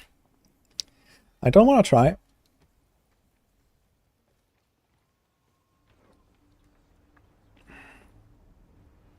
Leech what? Yeah, at the end you get Glyph XP and sigil. So yeah, you can basically just like, you know, have like, you know, a team of 4, just like, you know, they each run their own run. And then, you know, guy 1 finishes the run, invites guy 2. They both complete. After guy 2 has already finished his own run alone. And then those 2 guys enter the group of guy 3, and then they complete that together. And then the first guy got 3 completions already. The you know, guy 1 got 2 completions, guy 3 gets 1, and then they all 3 go to guy 4. And then guy 2 has 4 completions, guy 1 has 3 completions, guy 3 has 2 completions, and guy 4 has 1 completion. And then you repeat. So this is how that works basically. So you let one guy leech 3 times, he gets 4 completions, and then one guy leeches 2, one guy leeches 1, and one guy leeches nothing. But I mean, it's obviously extremely stupid. I mean, it's effective for at the very minimum 3 out of 4 people, but it's also an extremely stupid way to play the game. So people are gonna start selling that? Oh yeah, absolutely. I mean, now there's actually kind of a reason to do this. I mean, the same thing was already possible in Nightmare Dungeons. Just in Nightmare Dungeons didn't matter because leveling your glyphs, despite, you know, what everyone is saying, leveling glyphs is relatively fast, you know, if you compare to this glyph. So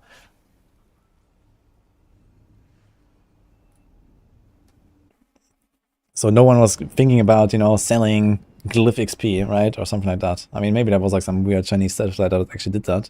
But realistically, no one was selling Glyph XP, right? Or thinking about leeching Glyph XP in such an organized way. But yeah, I mean, you know, if there's something like this in the future, people are absolutely gonna do this.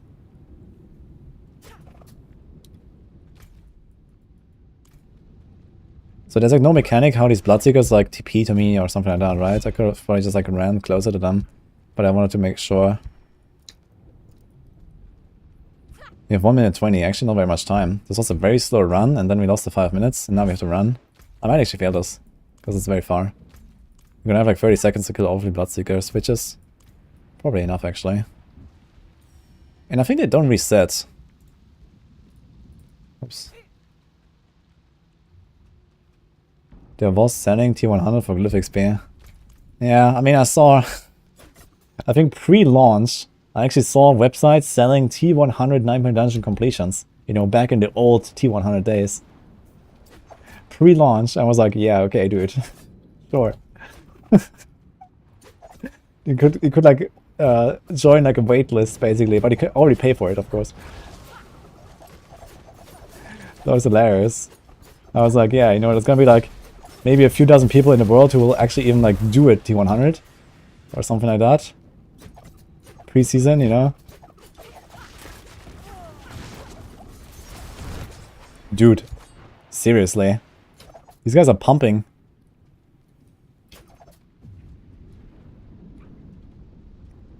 It's insane. Okay, what happens now in 5 seconds? Let's just like run, I guess. And then I guess they just despawn, right? So. Redemption failed. Maybe return to the entrance. It says Nightmare Dungeon failed. Back to back to back. Yeah, this was a lot of procs, man. Wait, it's just like... What? I had like 9 seconds left and just TP'd me out. What? Yeah, my runs are getting really bad right now, guys. It's 3 AM. I'm not sure if I'm really gonna continue much. It just kicks you out, man. What the hell? Maybe we're gonna try on the barb. Let me go on the barb and see what happens. Do we need anything from this? No. Let's do some barb.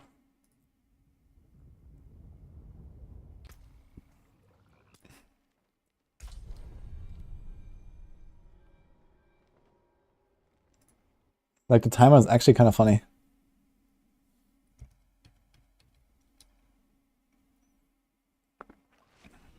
All it goes level 14. Yeah, it's gonna get fixed. It's gonna be a hot fix for that. Alright, so first of all, let's throw the stuff in the stash.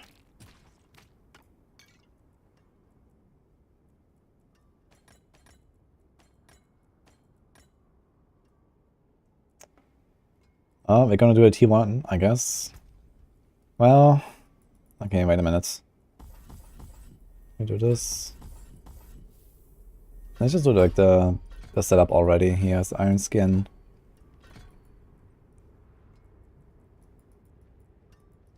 Do I change really much else? We have the healing. Okay. Okay. Yeah, no. I can remove this. And I think I put this in Slaying Strike the other time.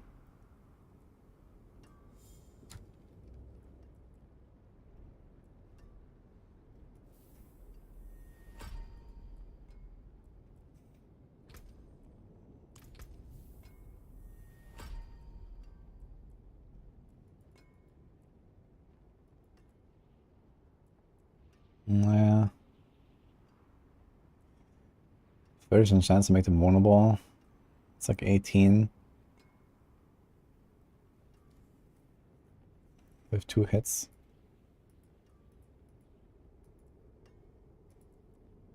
Let's do this for the disobedience stacks.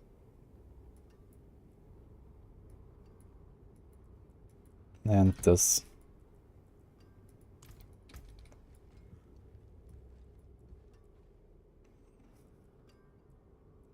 Okay.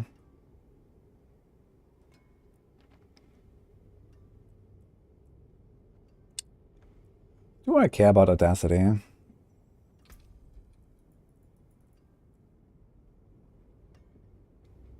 I just realized we can actually apply bleeding without having berserk ripping. That's actually really good. I could actually run anemia. Horse champ. I think anemia might actually be better than might. I think it might be tanky enough to just kind of like survive stuff, kind of. So instead of might, I might just do this. So actually it was some Zir. It's the glyph, but it's like very, very slow leveling. Alright, I guess we keep Hemo. Prey, Undying, Metamorph, Ravenous. Yeah. Yeah. I'm not gonna do Sanguine Brace right now. Okay. What's my armor? 9.6k. Yuck. I have a beautiful 19.5% roll. How much is this? Let's see.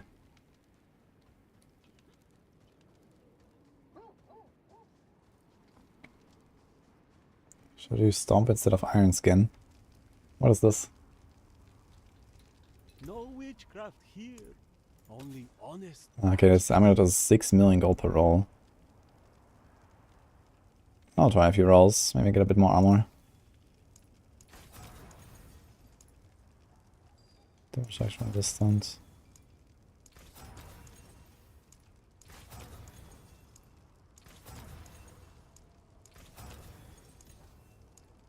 Yeah.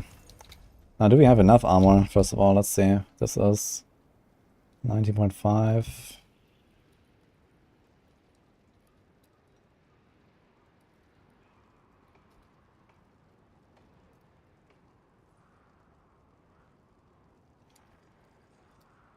So like 6.5k base armor. And then we have 48 and 66.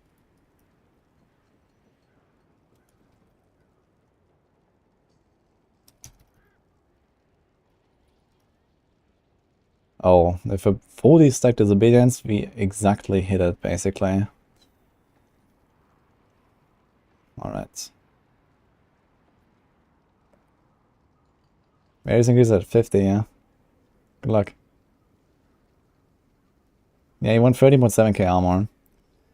I just did a calculation with disobedience in the mix.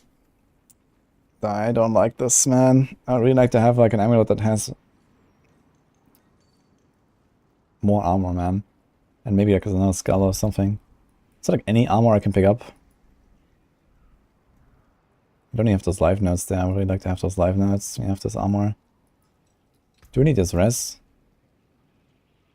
Oh shit, dude. Yeah, Tuskhelm makes things really complicated. But you have 29k life.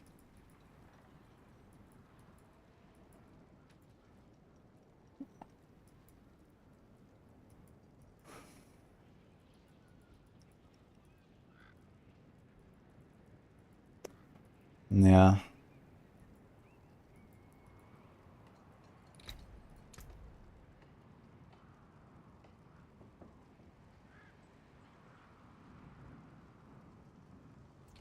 Okay. All right, traveler. Now, let's see. Okay, I actually unlocked the crafts. This is like account-wide unlock, so I can craft anything I want. Should we just like try a tier 5 and see what happens? Let's do this. We can take an iron skin for this. Fuck it. I was gonna pop an iron skin. It's gonna feel probably pretty good. Yeah, 13.7 you need. He did 11 with double swing, really? That's pretty good. That's very good. It's like rogue level. Didn't expect it to be that good. There's a fine brew.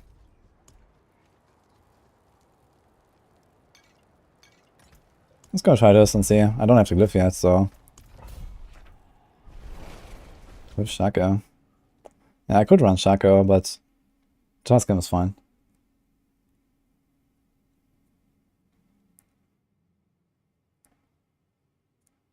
Double swing is rough, having only meta as the C break. I mean... I have 3 evade charges. You could also do like attacks to reduce evade cooldown if you want. Let's see. 11k armor.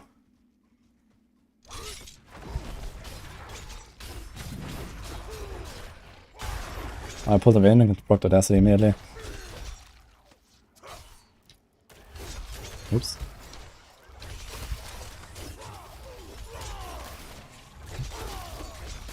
$18k armor.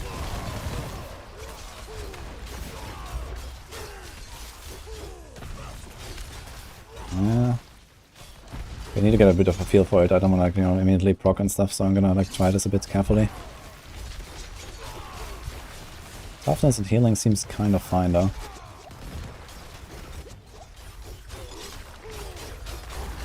And slash, slash, slash, slash. Feels good. Steel Grass is cool, especially when it runs a bit slower like this. Like you can actually really profit from the Steel Grass, I think.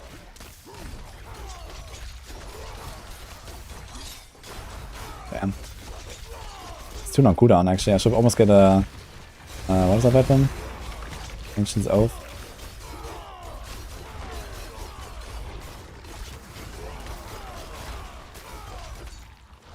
I should probably run boots that have attacks reduce evade cooldown. I feel like here in this content it would be better. I could like do more evades and get my resources up.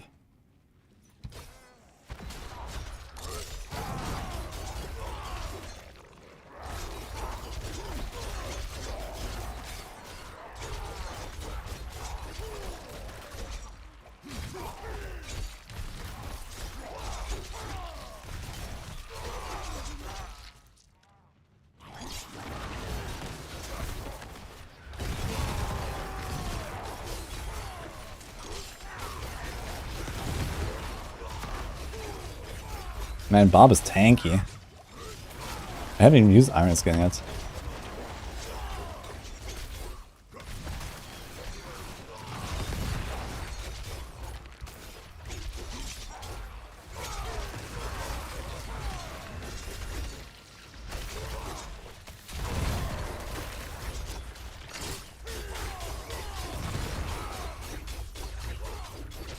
I'm kind of slashing my way through here.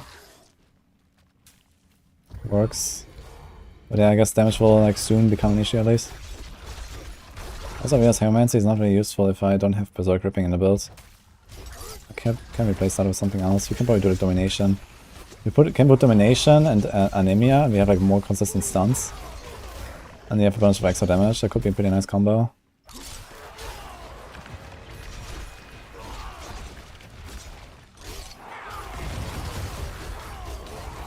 here. Like you do ground stomp after the seagrass, we get the anemia, that's even more stuns. Like this, that's like a nice combo. I think Ancient Oath would be kinda nice. If I didn't have Grandfather, I might use that actually for this build.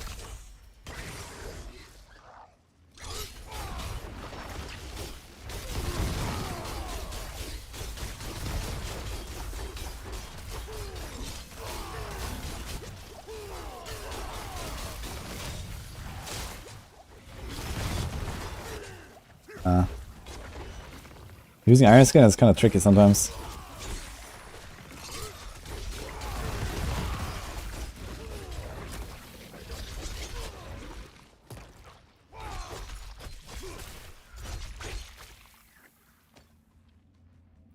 Chilling.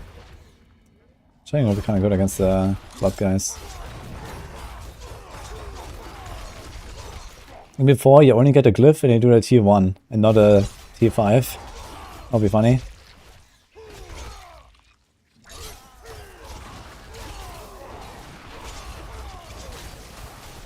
Imagine that, guys.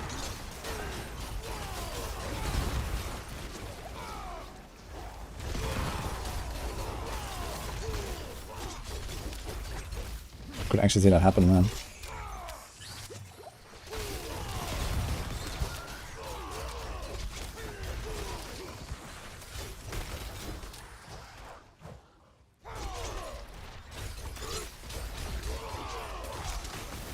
Ooh.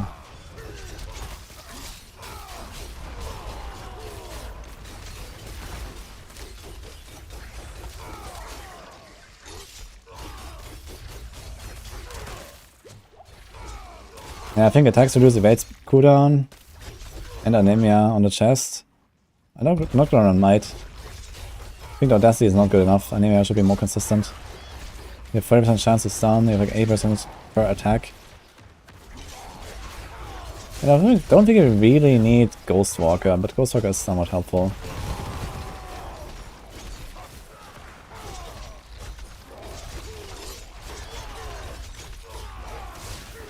Oh, this guy's so tanky compared to the rest of the dungeon.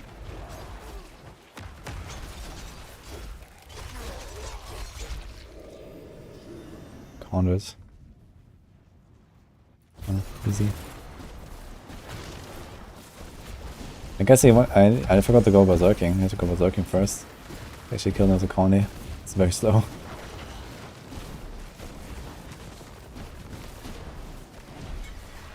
Tears of blood! Oh no. Well, it doesn't matter, right? We don't need to level these. We can just like level this one. Oh, it's not enough. Okay.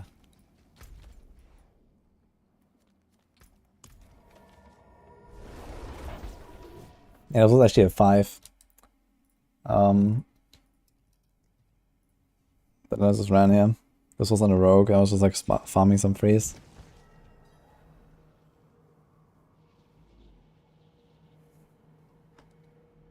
I guess I'm gonna remove the current here actually, because you're on the barb, so this is like only for the rogue. I just wanna like see a little bit, you know.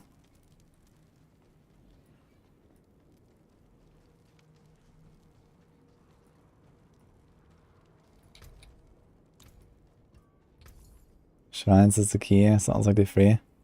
It's not just shrines, there's like just some fishing going on in general, basically, like, you know, you need like, especially the monster types. The monster types are pretty different.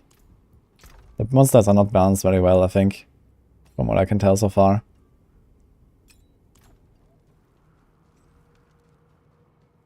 What's the strongest class? Barb?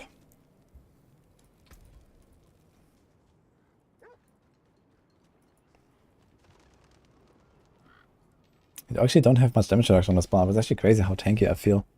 But yeah, Tuskhelm is pretty good for that. But the Slaying Strike could be like damage reduction, this armor could be higher.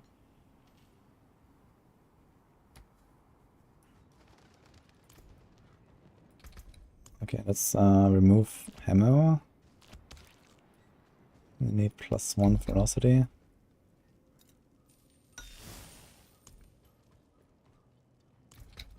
That was the wrong one.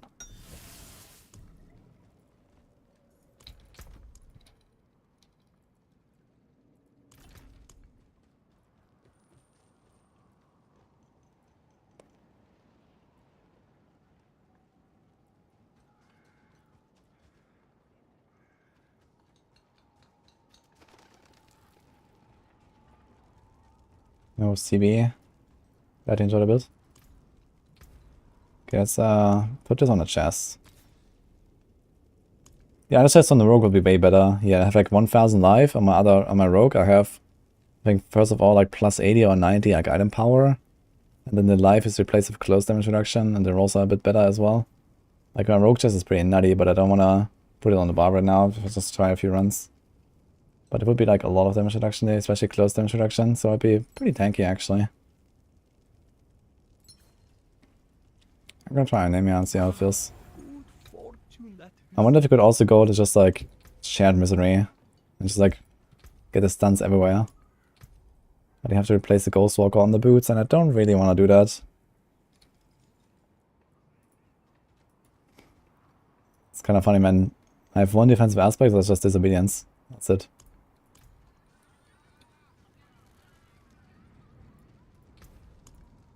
Okay, craft. Should we try like an 8?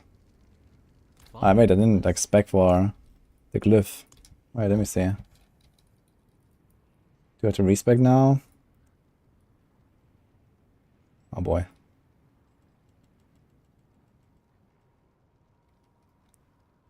Okay, let me check this. Uh-oh. That sounds like a refund all to me. So remove sieving. Yeah, sieving is not really that important here. I wonder how good Wrath is, so I get like Fury on crits. I think Wrath could be pretty good. Do we have Wrath leveled? I do not. Skills like Ready Strike generate 3 Fury. I wonder if that's better. But if you like stun more, I guess it's fine. Alright, refund all. Rob got to 16. Nice. Kinda got stuck on 16, I guess.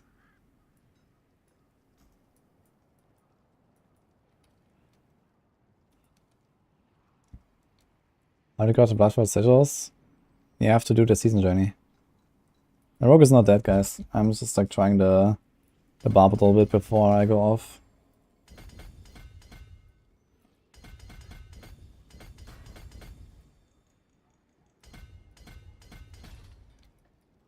So do I have here ambidextrous?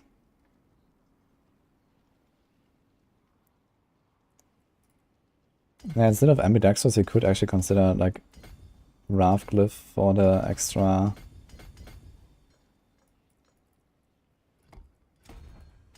Fury generation.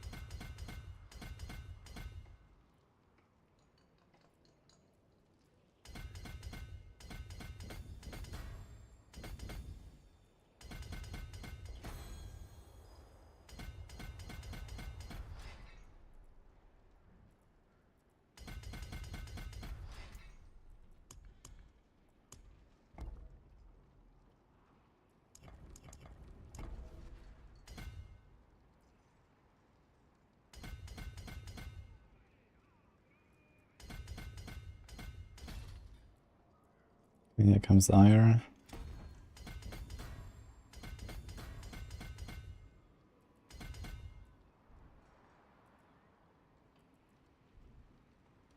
So 60. Okay. We have Decimator.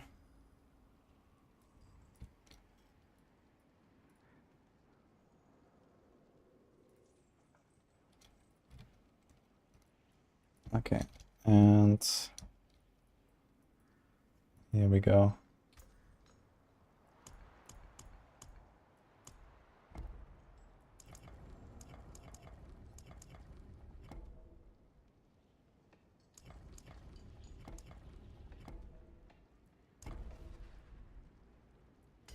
That was way too many rotations.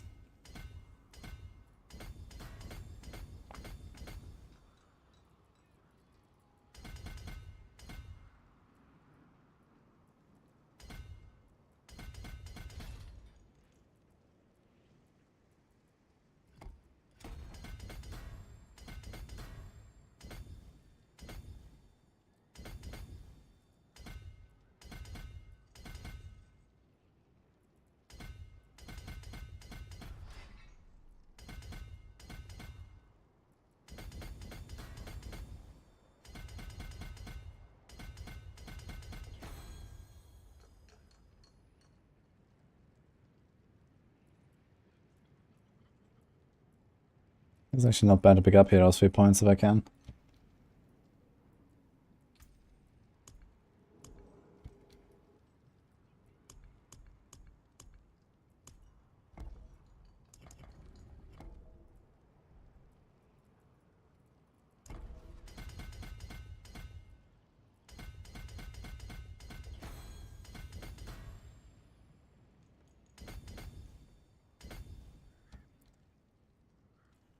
Okay, how's my res?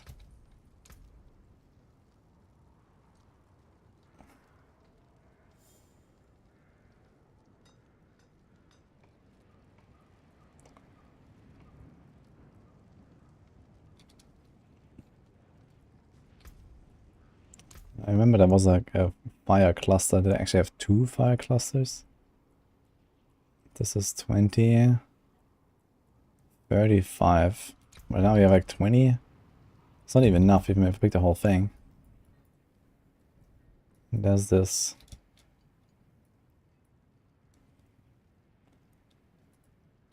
So we actually need a chest that has fire res instead of life, I guess. Fire or lightning res. Or we need boots, and then a chest. Well, I got a chest actually, if you can roll this. It's actually a really good chest.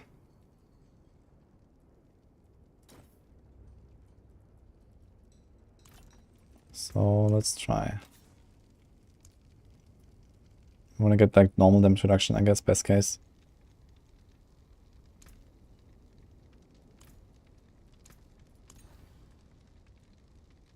Lightning res. So I have both the resistances I'm lacking right now. So we covered scars. Oh. Okay, we actually got a really good chest on our hands here.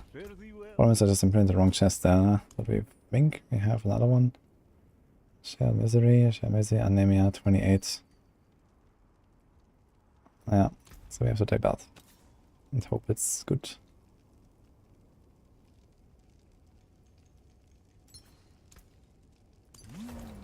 That's a good omen.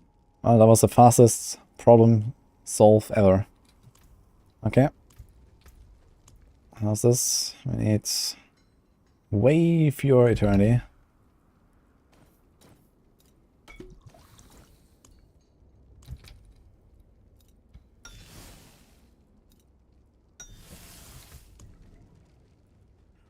This build has only 13 packs, by the way. That's kind of funny. So I guess we do pick this up. I'm not sure where these 3 points went. That was it for Rogue. For the night, I think I'm not gonna go on the Rogue, yes. I'm just gonna see a bit on the Barb. I want to like just get a feel for like how double swing works, you know. I wanna see how it feels on another class. It's actually funny how much tankier I feel on this class compared to the Rogue. Despite having like fewer investment and like, I feel like I have like less investment into defense, like in terms of aspects at least. I have this here, okay, and we have disobedience, which is technically not really an aspect that gives me defense, because I'm just armor capped anyway on the Rogue. On the Rogue we have like 1, 2, 3 defensive mods, and here's like basically 1, and I feel way tankier on this class. It's kind of funny.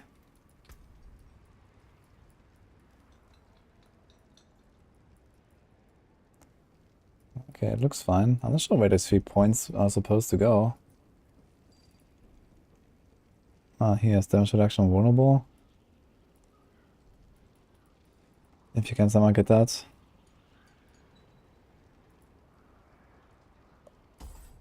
think Berserk Duration might be something you can just remove and get this. Okay.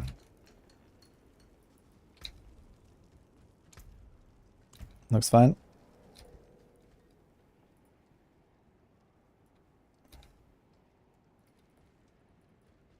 Transcend.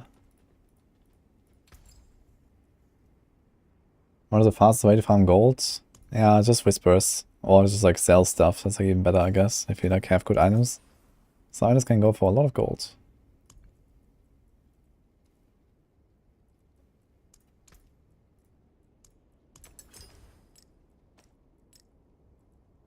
Come back and Okay, let's put this chest here.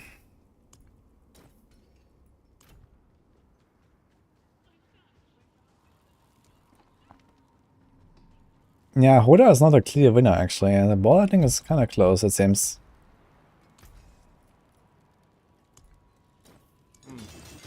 Unexpected. Okay, we have 10.5k armor with iron skin. Whoa. Whoa. Okay.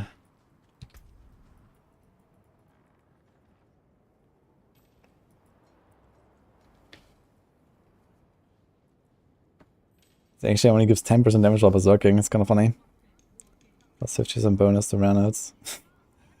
Ugh. Yeah, the thing is you're barely gonna scale this up actually, right? So maybe I actually have to reconsider the placement of this glyph after all. Because it just takes so long to level. I did not expect, like, you know, if you get it to like 50 or so, it's already pretty decent. But you don't, like, most people don't even gonna get there, right? So maybe you have to reconsider the positioning on this glyph.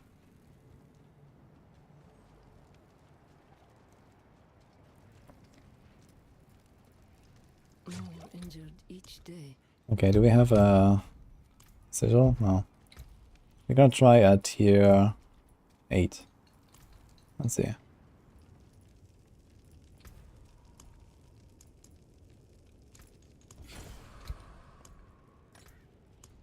I wonder if they awake so late. Yeah, it is very late. I'm gonna go soon. I don't wanna like mess up my sleep schedule very much, and I actually didn't sleep that long today. We're gonna start quite early tomorrow. I'm gonna blast. I cleared a T11 with my rogue. Okay, let's try this. I think we still want to go for boots with attacks to reduce the weight cooldown, but let's see.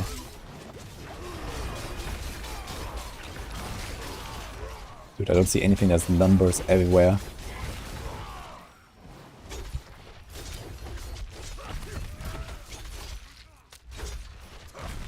I guess I can kind of just like lunging strike your way through, right?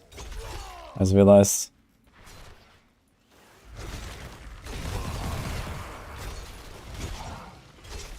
Artillery shrine, okay.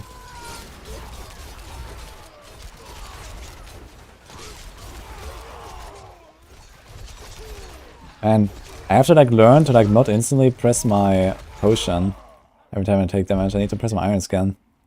Iron scan is so good. It's basically the replacement for a potion. But I need to like press it, you know?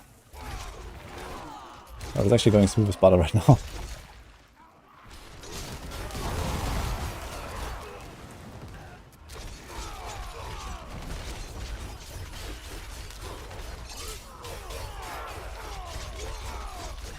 Yeah, anemia are pretty good. I like it.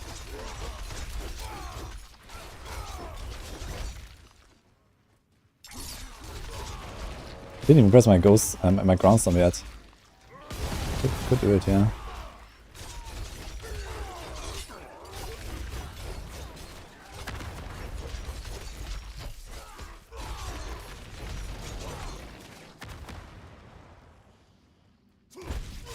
It's like an easy peasy tier 8.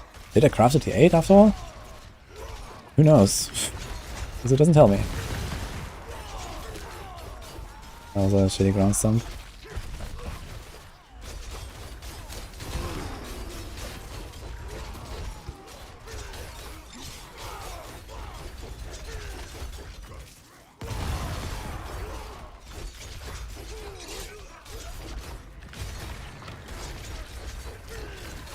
This guy's at Mega Tango suddenly. Why? What?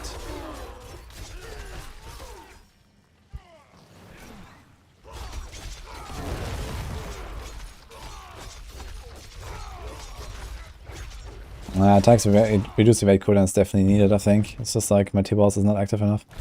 So I hope that I still can get away with like my... I probably have some boots. I have a bunch of boots with triple res, so we can probably make a combo work. Still have my jewelry to use.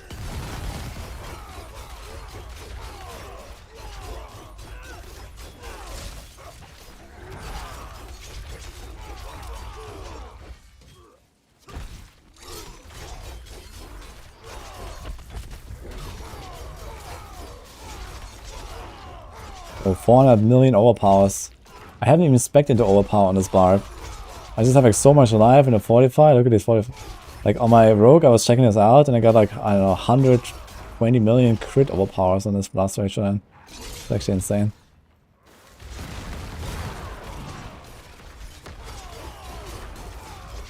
Like this 45 extra damage and stuff is like so ridiculous. Yeah, this was an easy, fast run, yeah.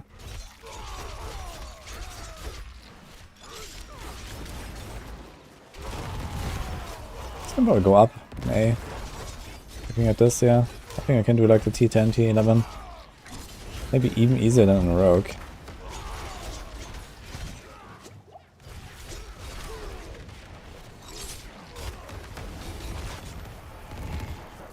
Oh.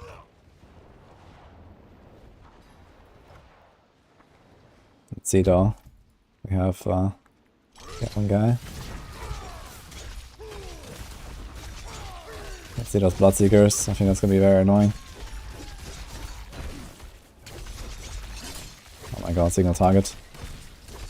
Single target is a problem for sure. Although, he doesn't really do much damage to me, so... just chilling here. And making him unstoppable also doesn't matter too much because I'm so tanky and I don't really have like damage to crowd control stuff. Besides the stun, I guess. We're gonna stun him less. But holy man, he's tanky compared to the rogue. That's actually gonna be a bit of a problem. Nah, come back.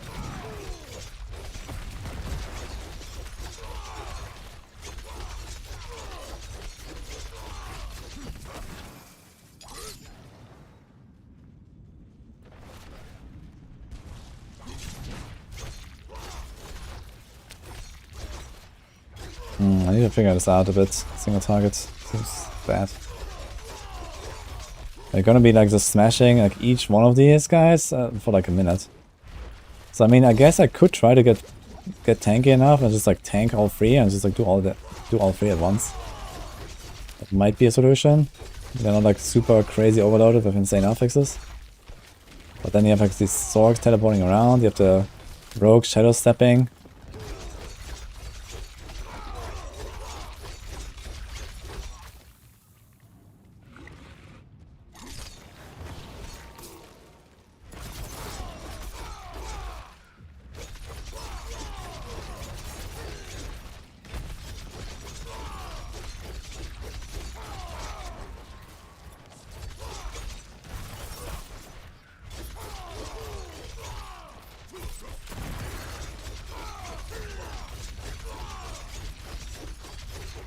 Like 60 million overpower crits.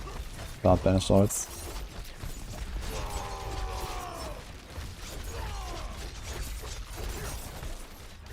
Maybe even without T-Bolts.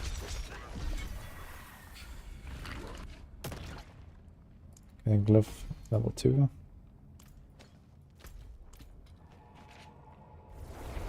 This was a tier 8.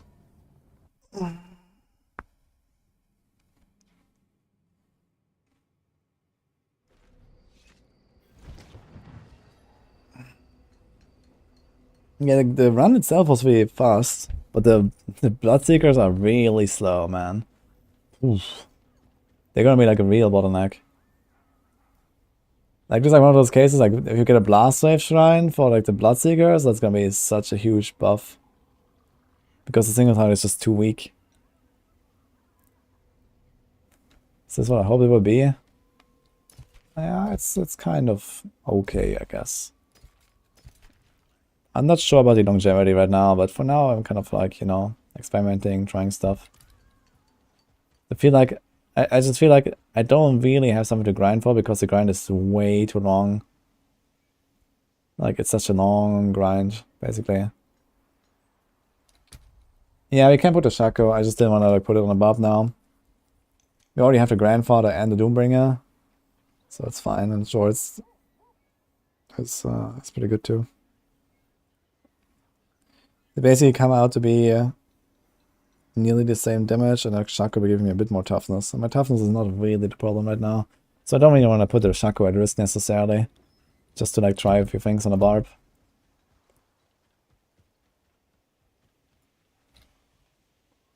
I saw Realm AoZ Poison Rogue to grab Eldritch Bounty. Actually, I did that for a little bit, and then I swapped it to Exploit Weakness. Because there's also damage reduction from vulnerable enemies that you can pick up, which is kind of nice. So you have like more DR. Recommend Shako or Tuskhelm? Yeah, I mean, they're both basically stat sticks. You know, and Shako is the better stat stick. But Tuskhelm is very powerful.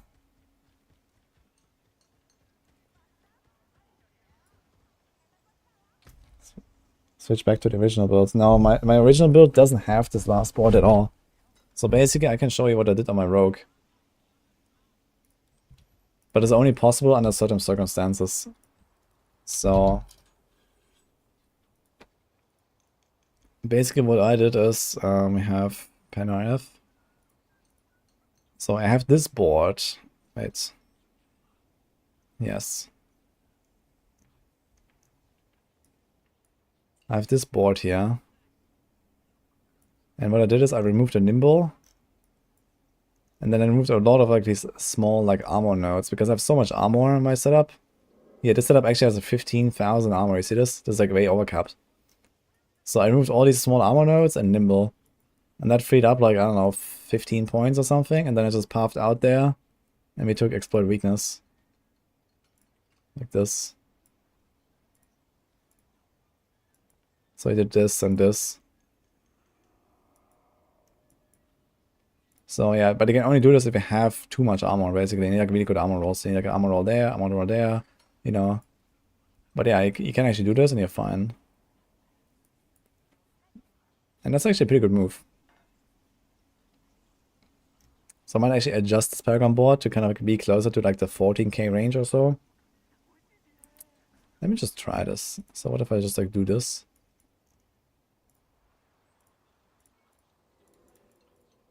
So we could do it. Exploit Weakness, so literally what I just had here. The things of Eldritch Bounty, like usually you rely on the poison, but you don't always get the poison. And you like stack Eldritch Bounty pretty fast. I'm not sure if it stacks from dots. If Eldritch Bounty stacks on, sorry, Exploit Weakness. If that stacks on dots, that's gonna be very nice. I need to ask Ava. Maybe Ava has tested this on the dark side. I don't really want to go and test this. It's gonna be very annoying. But maybe they have. So we do this now. We have 16k armor. So now we remove this armor. Remove this. Remove all of these here. Resistances are plenty. Remove this and this. This armor. This armor. Remove nimble. Yeah, so that's basically what you can do. And you see we still have 15,000 armor in the setup. So that's basically what I did.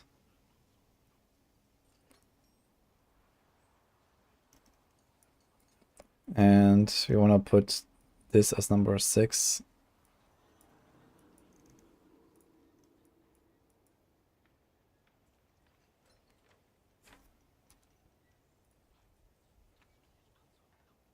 Rogue is at tier 11 right now.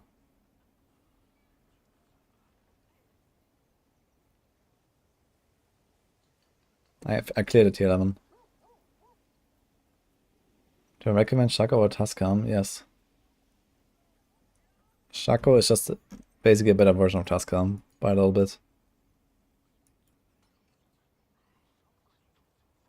And more consistent, I guess, because you always had the DR, you always had the skill ranks. Like you also get more steel grasp, which is kind of nice. There's like a bunch of little perks basically.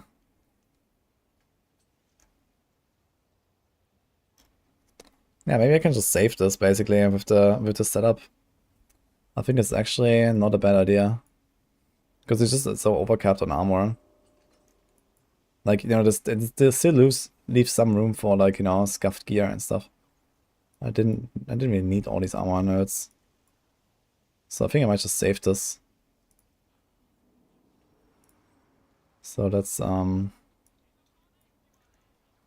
okay, I'm not really sure how we'll do this once the glyph radius increases though. So if I take this, add variant. So now we do 50. We do 1, 2, 3, 4, 5. We do this. I need 6 points though. This might get kind of tough. We have 1.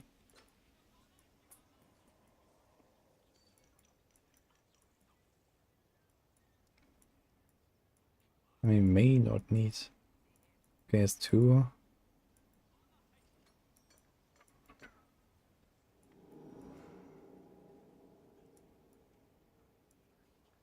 Yeah, everything else I cannot remove. Could remove like the entire thing there. But this is 200 base armor. Damage to healthy. I could remove these maybe. If you can fix your res. I'd probably like to remove this and then we still like remove one of these nodes. I think this is probably okay, and then you can keep your armor intact. You could remove those if you have like too much armor. That's also an option.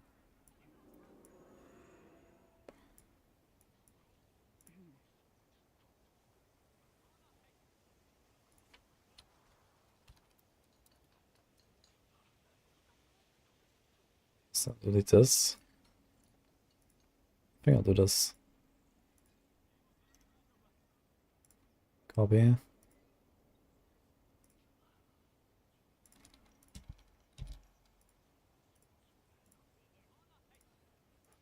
Copy.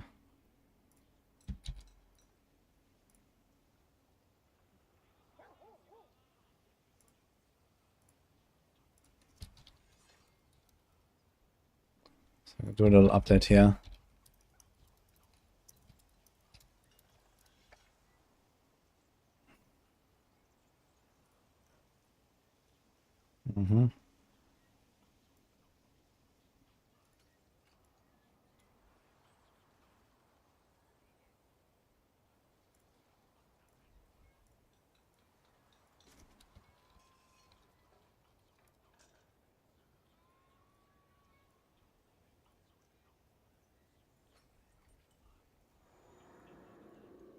Yeah, I think this is okay. You could also not run this, you can run like a turf glyph or even a diminished glyph. So there are some options here as well. Is there like any boards that still make sense? There's no witnesses, for example. Which gives int. Do we have efficacy on this build? You have diminish here and efficacy there. So I wonder how this would feel if we get a double, if we get it with life and like, you know, increase it. This would also be kind of nice. With all the life, there's like a lot of life. This setup here has 12.6k, for example, without Doombringer. I want to try this real quick. So if you do this,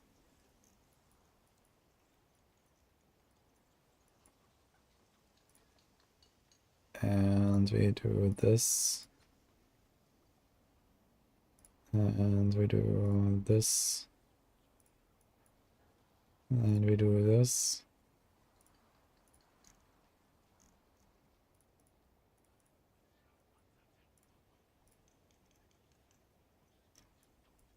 Basically same points. And we do this.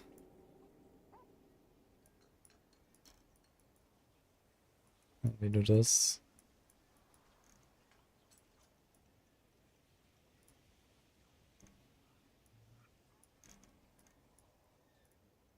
And they put efficacy here because it's extremely easy to get it online by doing this. Just those two nodes will activate it.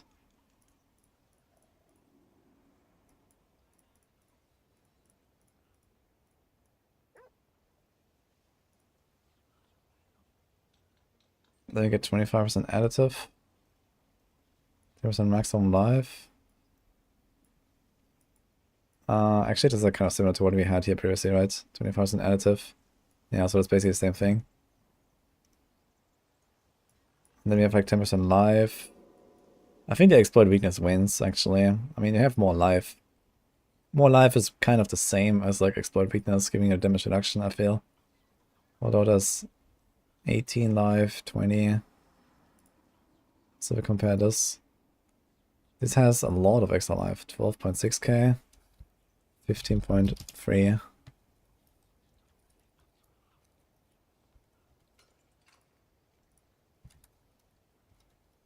So it's 21% life. That is a lot. And previously we had, how much is this? 8% damage reduction, and then so I can have take this.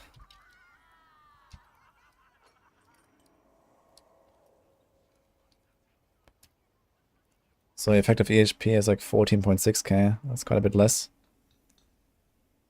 But then we have exploit weakness, and does a lot of damage. That's 15% damage in longer fights, and well, most fights actually last quite a bit. And here we don't really have any damage. We have the turf glyph, which is a bit of additive actually. Could even try to like do something like this here, which is a bit better.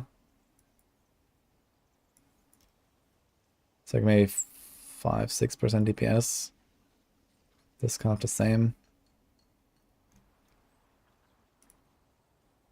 Yeah, it kind of comes down to almost the same. Here's the life, there's the exploit weakness. I think I'll prefer the setup that I have now. Especially later once you get Doombringer, you have like a lot more of extra life. If you have Doombringer, then this is kind of pointless to go for all this life there. It's not going to be as impactful as now. It's just kind of impactful because I have so little life. So let's move this. Resave. Okay. Did I rip? I did not rip. You saw my tweet saying I did. What? Didn't rip. What tweet? Imposter. Okay, let me catch up on chat, guys.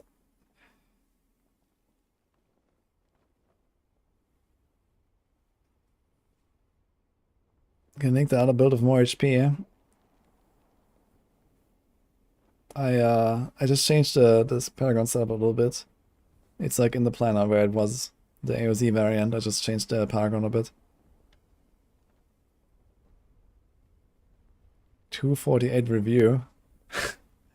Did you post it? Give a video and stuff?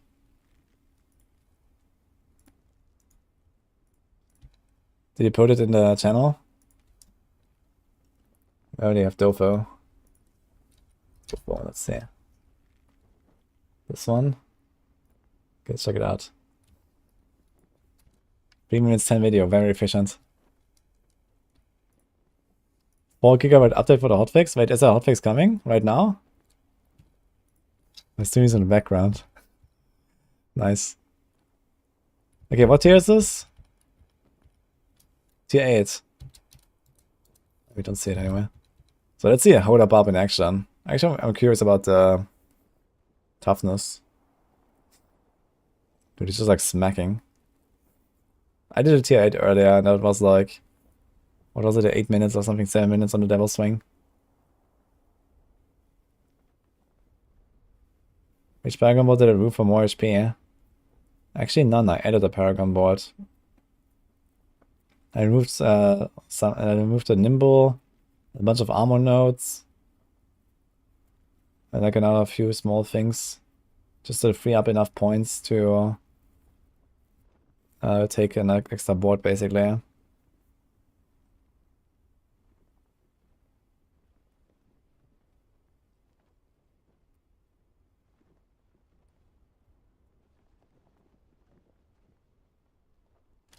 Okay, the Rax math video. So first of all, do we know the numbers? How much is the glyph required?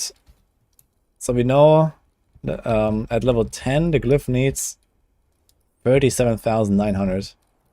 Does anyone know, like, okay, how much is the glyph at 3, 6? Oh, we have 6. 7, 8, 9. How does it scale up? Does anyone have these values? I guess I can check the bar because I have a level 2 glyph.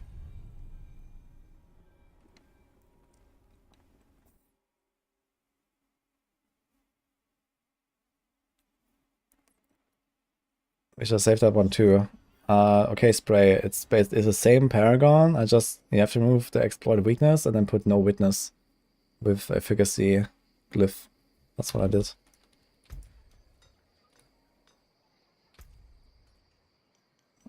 Ah shit, we can't see now. How much does Is that back to 21?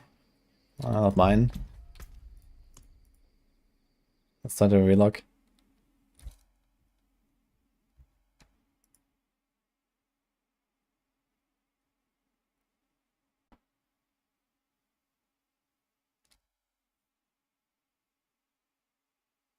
That's it, I'll fix. 7 to 8 is 23.5. Okay. Thank you. So let's see if there's like a pattern we can see. So 23,500 divided by this. It's 23%. It's 27%. I need these steps here. Does anyone have like glyph level 2, 3, and 4? How much XP is it?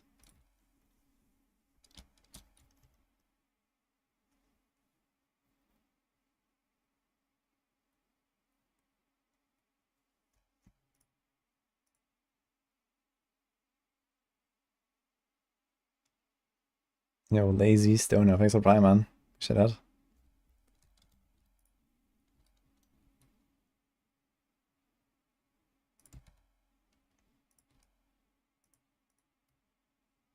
Let's see the glyphs.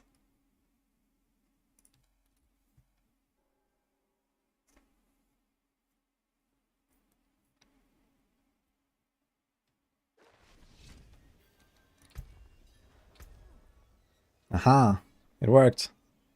Okay, Glyph is actually live, guys. Yep, we're 21 again. Poggers. Okay, I'm missing Glyph upgrade from 2 to 3, 3, 4, 4, 5, 8, 9. I want these. I want to see how it scales up. So this is like, for example, for plus 4,100 and this is plus 4,400. So let me see if that is like just following a rule, like 23,500 plus not 4,100, 4,400, 4,700, I guess, plus 5,000, plus 5,300. No, this is not right.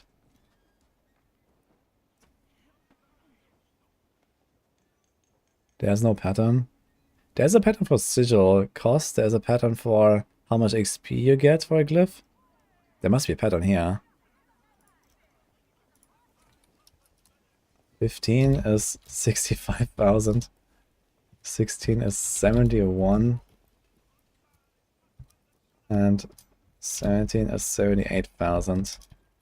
So let's just put the numbers behind us. So there's like plus 6,000. Plus 6,100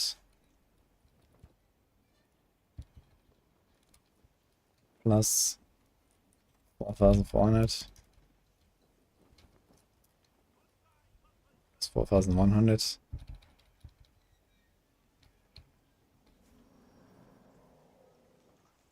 2 to 3 is 4,000. I think that's correct actually.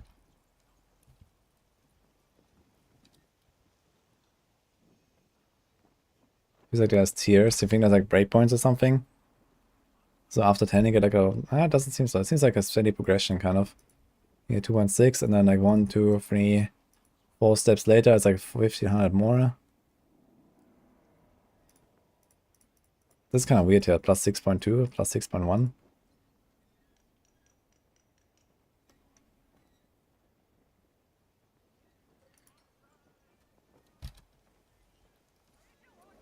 This is plus 5,000 here. This is 30. Okay. This is plus 5,400. And this is plus... Wait, this is plus 5,000, what? Is that correct?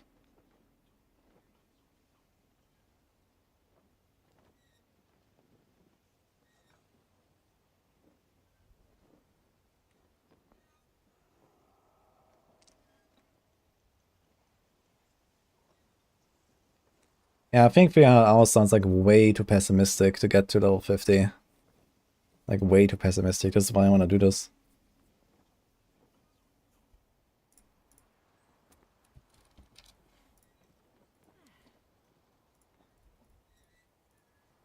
Like, okay, let's see how long, how much XP can we farm per hour? Let's say we farm like on a decent build. Let's say we farm like tier 4s. Tier 4s is smooth 1500.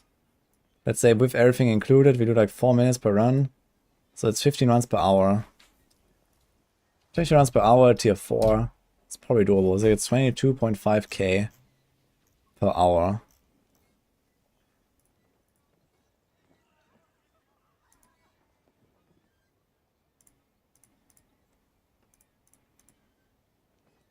So this would be like 3 hours to go from 15 to 16. And then this would be like 3.5. This would be like almost 4 hours. So yeah, I feel like just like kind of like just a napkin math this out. So I can do like something like this here in like the first hour up to 10 or something. And then this would be like 1 hour, 2, 3. So we like at 4 hours, like level 20. That seems very optimistic. 4 hours level 20.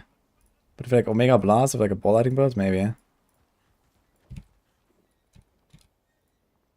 And then, okay, I don't know these values here right now, so I guess it's probably more than that. We're probably looking at like 5-6 hours already for level 20. Like these things are gonna be like, just those two will be like 1 hour, those two will be 1 hour. 3, 4, 5. Yeah, let's say 6 hours until 20. And then it's probably like, you know,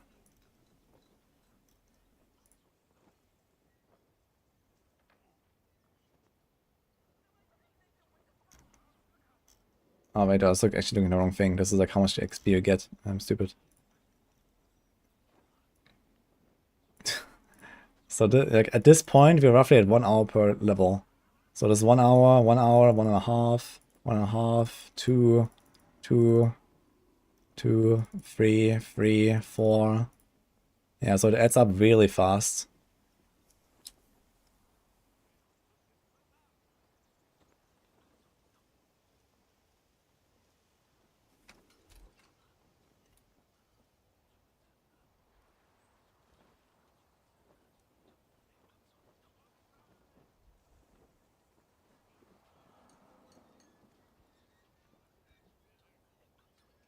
So we just keep going something like this, and then we do like 5 hours, 5 hours, 6, 6, then we like a glyph level 25 or so. Yeah, maybe the 300 hours is actually kind of accurate. Like we just start adding these bigger values, like 8 hours, let's say, and we're gonna be like maybe like around level 30 at this point, and 75 hours in. Yeah, okay. I guess that 300 or so hours could be pretty accurate, actually. Even without knowing the exact values, you know, how this follows. I mean, it can probably like, you know, try to like make this a pattern and see how much total XP this needs, and you can like kind of like estimate it from there. It's faster 1 to 100 and level the glyph. I mean, you're talking about leveling and your entire, you know, 12 character slots from 1 to 100 before he doubled his Glyph to 50 on one character. 6.5 mil. Yeah, okay, for 6.5 mil, I think we're gonna be at exactly like 300 hours, actually, with like 20k per hour.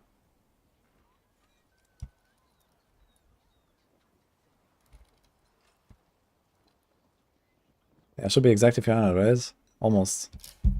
288. Funny stuff. Good luck, guys. He posted a spreadsheet. Cool. I will check it out, but I'm gonna go now. Holy new content idea. Yeah, just grind the glyph. Very content. Much wow. I'll be grinding it a bit, but I don't think I'm gonna actually get it to 50, I think. Maybe that's a bit too much.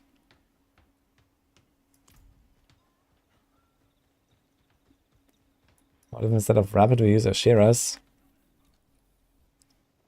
You don't proc Ashiras, really. This is if you remain at the level, you get stronger as time goes on. Yeah, I mean, realistically, you're gonna eventually move up, like, you know, one tier. So if you, let's say, you farm, like, tier 4s, and then maybe once your glyph reaches, like, little, like, maybe halfway in or so, you can go, like, +1 tier. And then your efficiency goes up by 20%. Okay. So yeah, you're gonna cut it, like, a dozen or 2 hours, but just, like, going +1 tier eventually. And then maybe go +1 tier again once you're close to level 50. And the efficiency is, like, +60%. No, +40%. So you cut, like, a few dozen hours there. So, but yeah, we're still talking about like at least 200 hours, I think. Unless you can farm something like this here. If you can farm something like this here, like if you do like 3-minute runs on 8, and then you go to 9, you go to 10. Let's say 3-4 minute runs. You do 60. You have like 60k XP per hour or so. It's like around 100 hours-ish. Bit more. 150 hours maybe.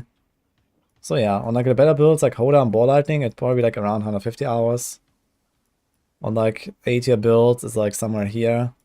It's like 200 to 250 hours. Yeah, and for the rest, good luck.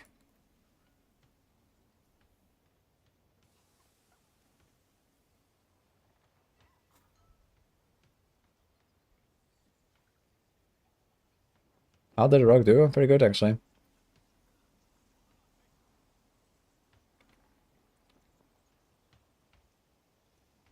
Getting roughly 3% stronger per level. Good time is 30 turn by going to town, yeah.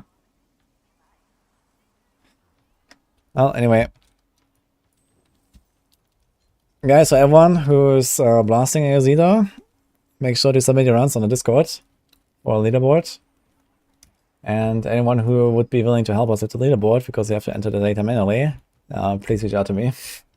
We need some more moderators. That'll be cool. But yeah, I'll see you guys tomorrow. Have a good one. Thanks for all the support today. We had a lot of people today. Glad to have everyone. Let's raid someone.